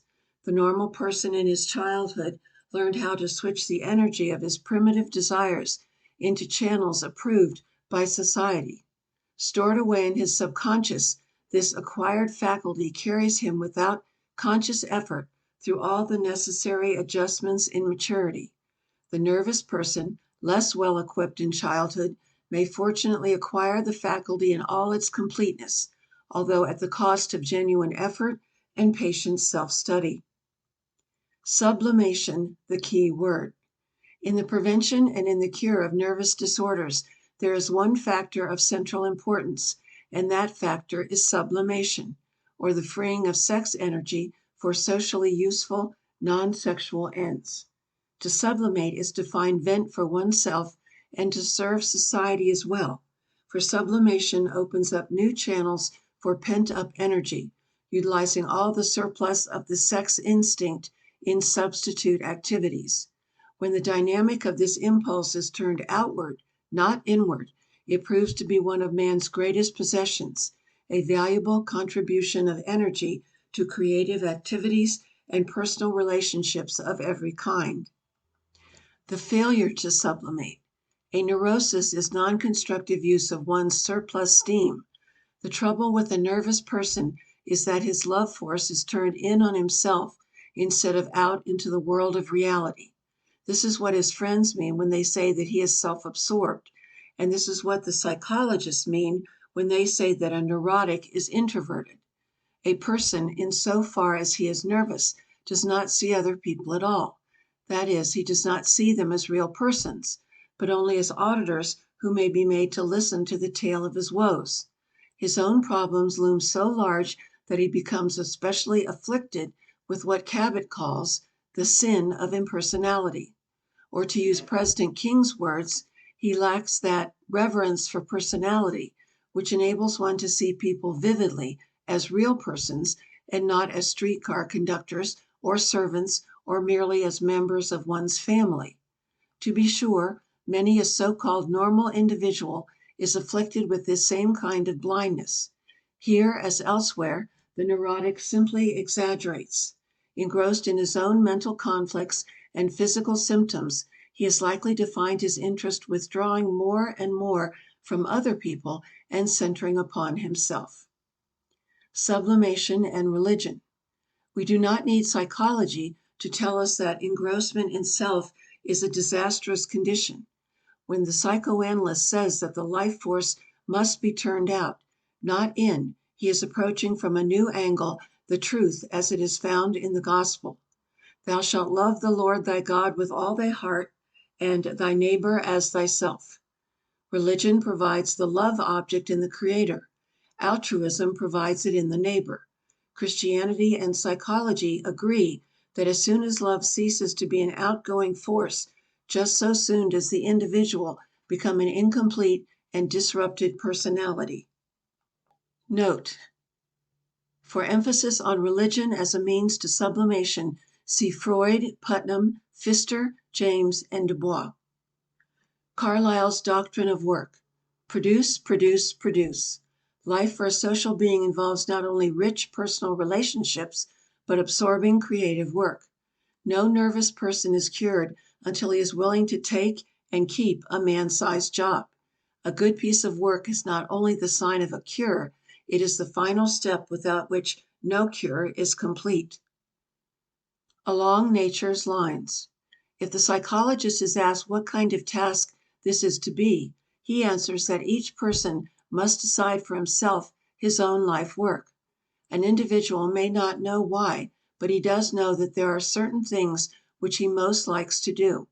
Sublimation is more readily accomplished if his energy is directed towards self-chosen interests. Parents or teachers or physicians who try to force another person into any definite plan of action are making a grievous blunder. Help may be given towards self-knowledge and the understanding of general principles, but advice should never be specific. Taken in the large, it is found that men and women choose different ways of sublimation. Man and woman differ in the psychic components of the sex life, even as they differ in the physical. Sublimation, to be successful, must follow the lines laid down by nature. The urge of the average man is towards construction, domination, mastery. The urge of the average woman is toward mothering, protection, nurture. The masculine characteristics find ready sublimation in a career. The man builds bridges, digs canals, harnesses mountain streams, conquers pests, overcomes gravity, brings the ends of the earth together by wireless or by rail. He provides for the weak and the helpless, his own progeny, or, incarnated in the body of a Hoover, He gives life to the children of the world. In woman, the dominant force is the nurturing instinct. Child and man of her own come first, but when these are lacking, to paraphrase Kipling, in default of closer ties, she is wedded to convictions. Heaven help him who denies. Only as a career opens up full vent for this nurturing instinct will it provide satisfactory substitute in sublimation.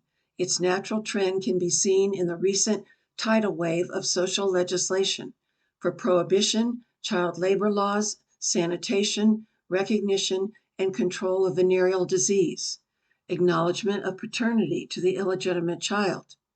Since the women of the day, in numbers up to the million, have been compelled to sacrifice both man and unformed babe to the grim juggernaut of war, this nurturing urge may press hard against many of the social and business barriers now impeding its flow. But if society understands and readjusts these barriers, making it possible for its citizens, women as well as men, to approximate the natural instinctive bent, it will not only save itself much unrest, but will also go far toward preventing the spread of nervous invalidism. Summary. That which a nervous invalid most needs is a redirection of energy.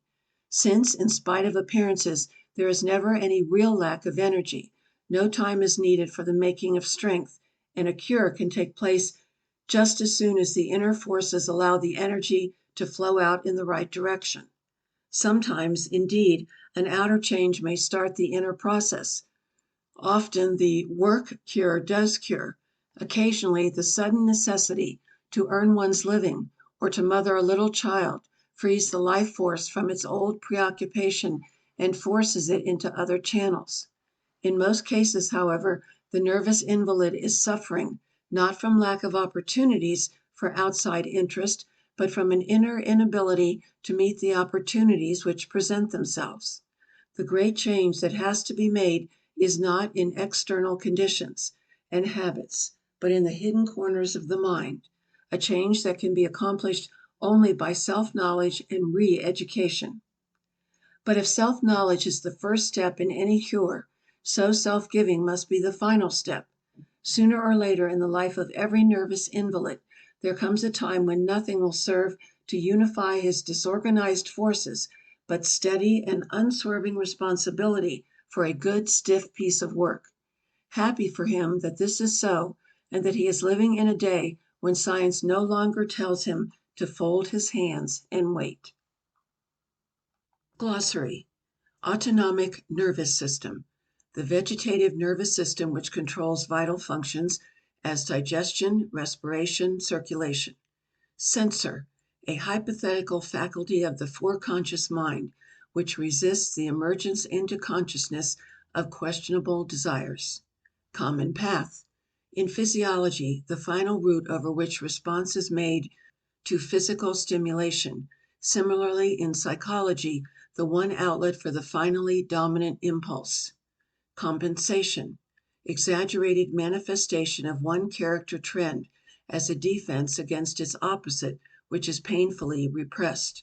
Relief in substitute symptom formation. Complex. A group of ideas held together by emotion, usually referring to a group which is wholly or in part unconscious. Compulsion. A persistent compelling impulse to perform some seemingly unreasonable but really substitute or symbolic act, or to hold some irrational fear or idea, an emotional force which has been separated from the original idea. Conflict. Special. Struggle between instincts. Unconscious. Conversion. Special. The process by which a repressed mental complex expresses itself through a physical symptom. Displacement. 1. Transposition of an emotion from its original idea to one more acceptable to the personality. 2. The shifting of emphasis in dreams from essential to less significant elements. Dissociation. 1. The state of being shut out from taking active part, applied to a group of ideas, as in normal forgetfulness. 2. Abnormal. An exaggerated degree of separation of groups of ideas, with loss to the personality of the forces or memories which these groups contain, as in double personality. Fixation, establishment in childhood of overstrong habit reactions. Free association, a device for uncovering buried complexes by letting the mind wander without conscious direction. Homosexual, the quality of being more attracted by an individual of the same sex, abnormal, than by one of the opposite sex, heterosexual, normal. Hysteria, that form of functional nervous disorder which manifests itself in physical symptoms, an attempt to dramatize unconscious repressed desires. Inhibition, restraint, special, limitation of function, physical or ideational, due to unconscious emotional attitudes. Libido, life force, élan vital, or restricted, the energy of the sex instinct. Neurosis, used loosely for psychoneurosis or nervous disorder. Obsession, a compulsive idea inaccessible to reason. Oedipus complex, overstrong bond between mother and son, or, more loosely, between father and daughter. Overdetermined, used of an impulse made overstrong by lack of discharge, with accumulation of emotional tension from added factors. Phobia, a persistent, unreasoning fear of some object or situation. Psychoneurosis, a perversion of normal psychic reactions. Prince, a general term for functional dissociation of the personality, resulting in psychasthenia, disturbed ideation, neurasthenia, disturbed emotions, hysteria, disturbed motor or sensory activity. Psychotherapy, treatment by psychic or mental measures. Rationalization, the process of substituting a plausible false explanation for a repressed unconscious desire. Repression, expulsion from consciousness of a pain-provoking mental process. Resistance, the force which impedes the return of a repressed complex to consciousness. Subconscious, that part of the mind of which one is unaware, the storehouse of memories ancestral and personal.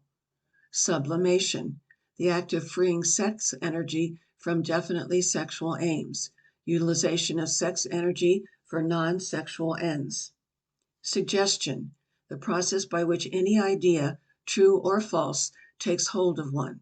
The idea may enter the mind consciously or unconsciously through reason or through impulse.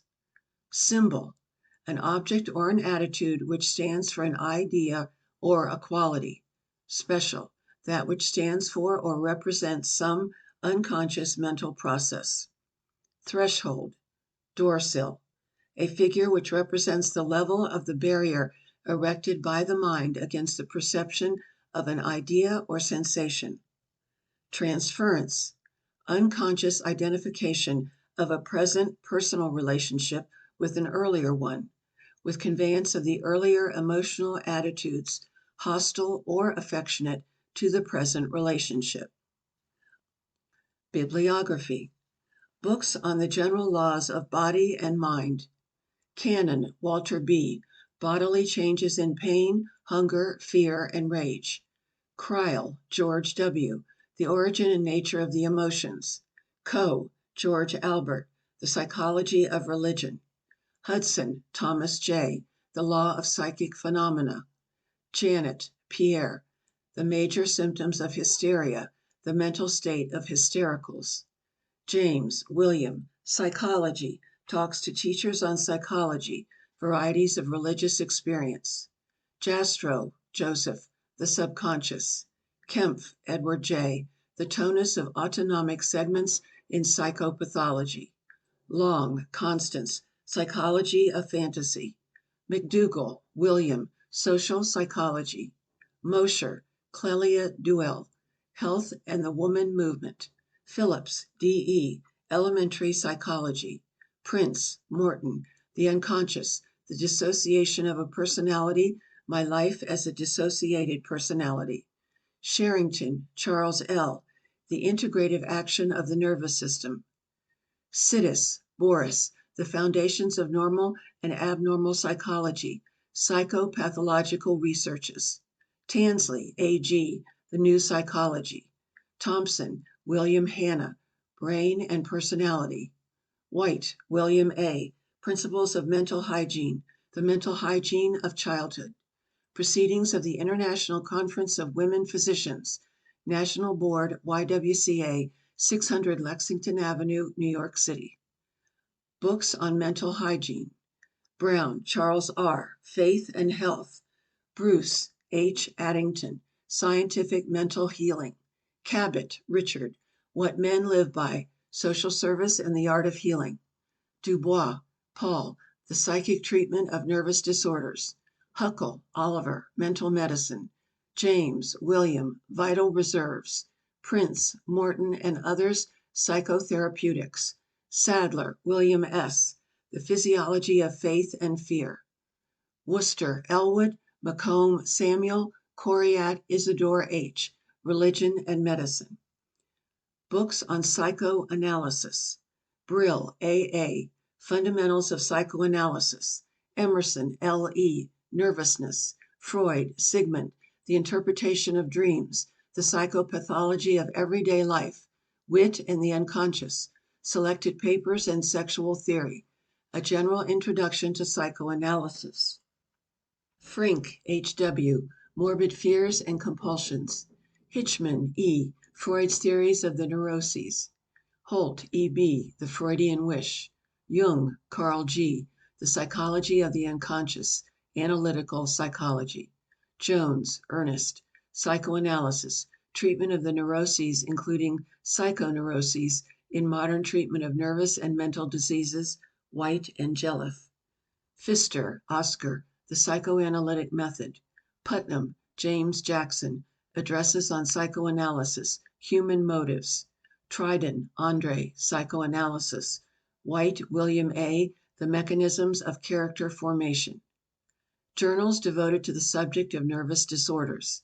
Journal of Abnormal Psychology, published in Boston. Psychoanalytic Review, published in Washington, D.C. International Journal of Psychoanalysis, published in London. End of section 16. End of Outwitting Our Nerves by Josephine A. Jackson and Helen M. Salisbury.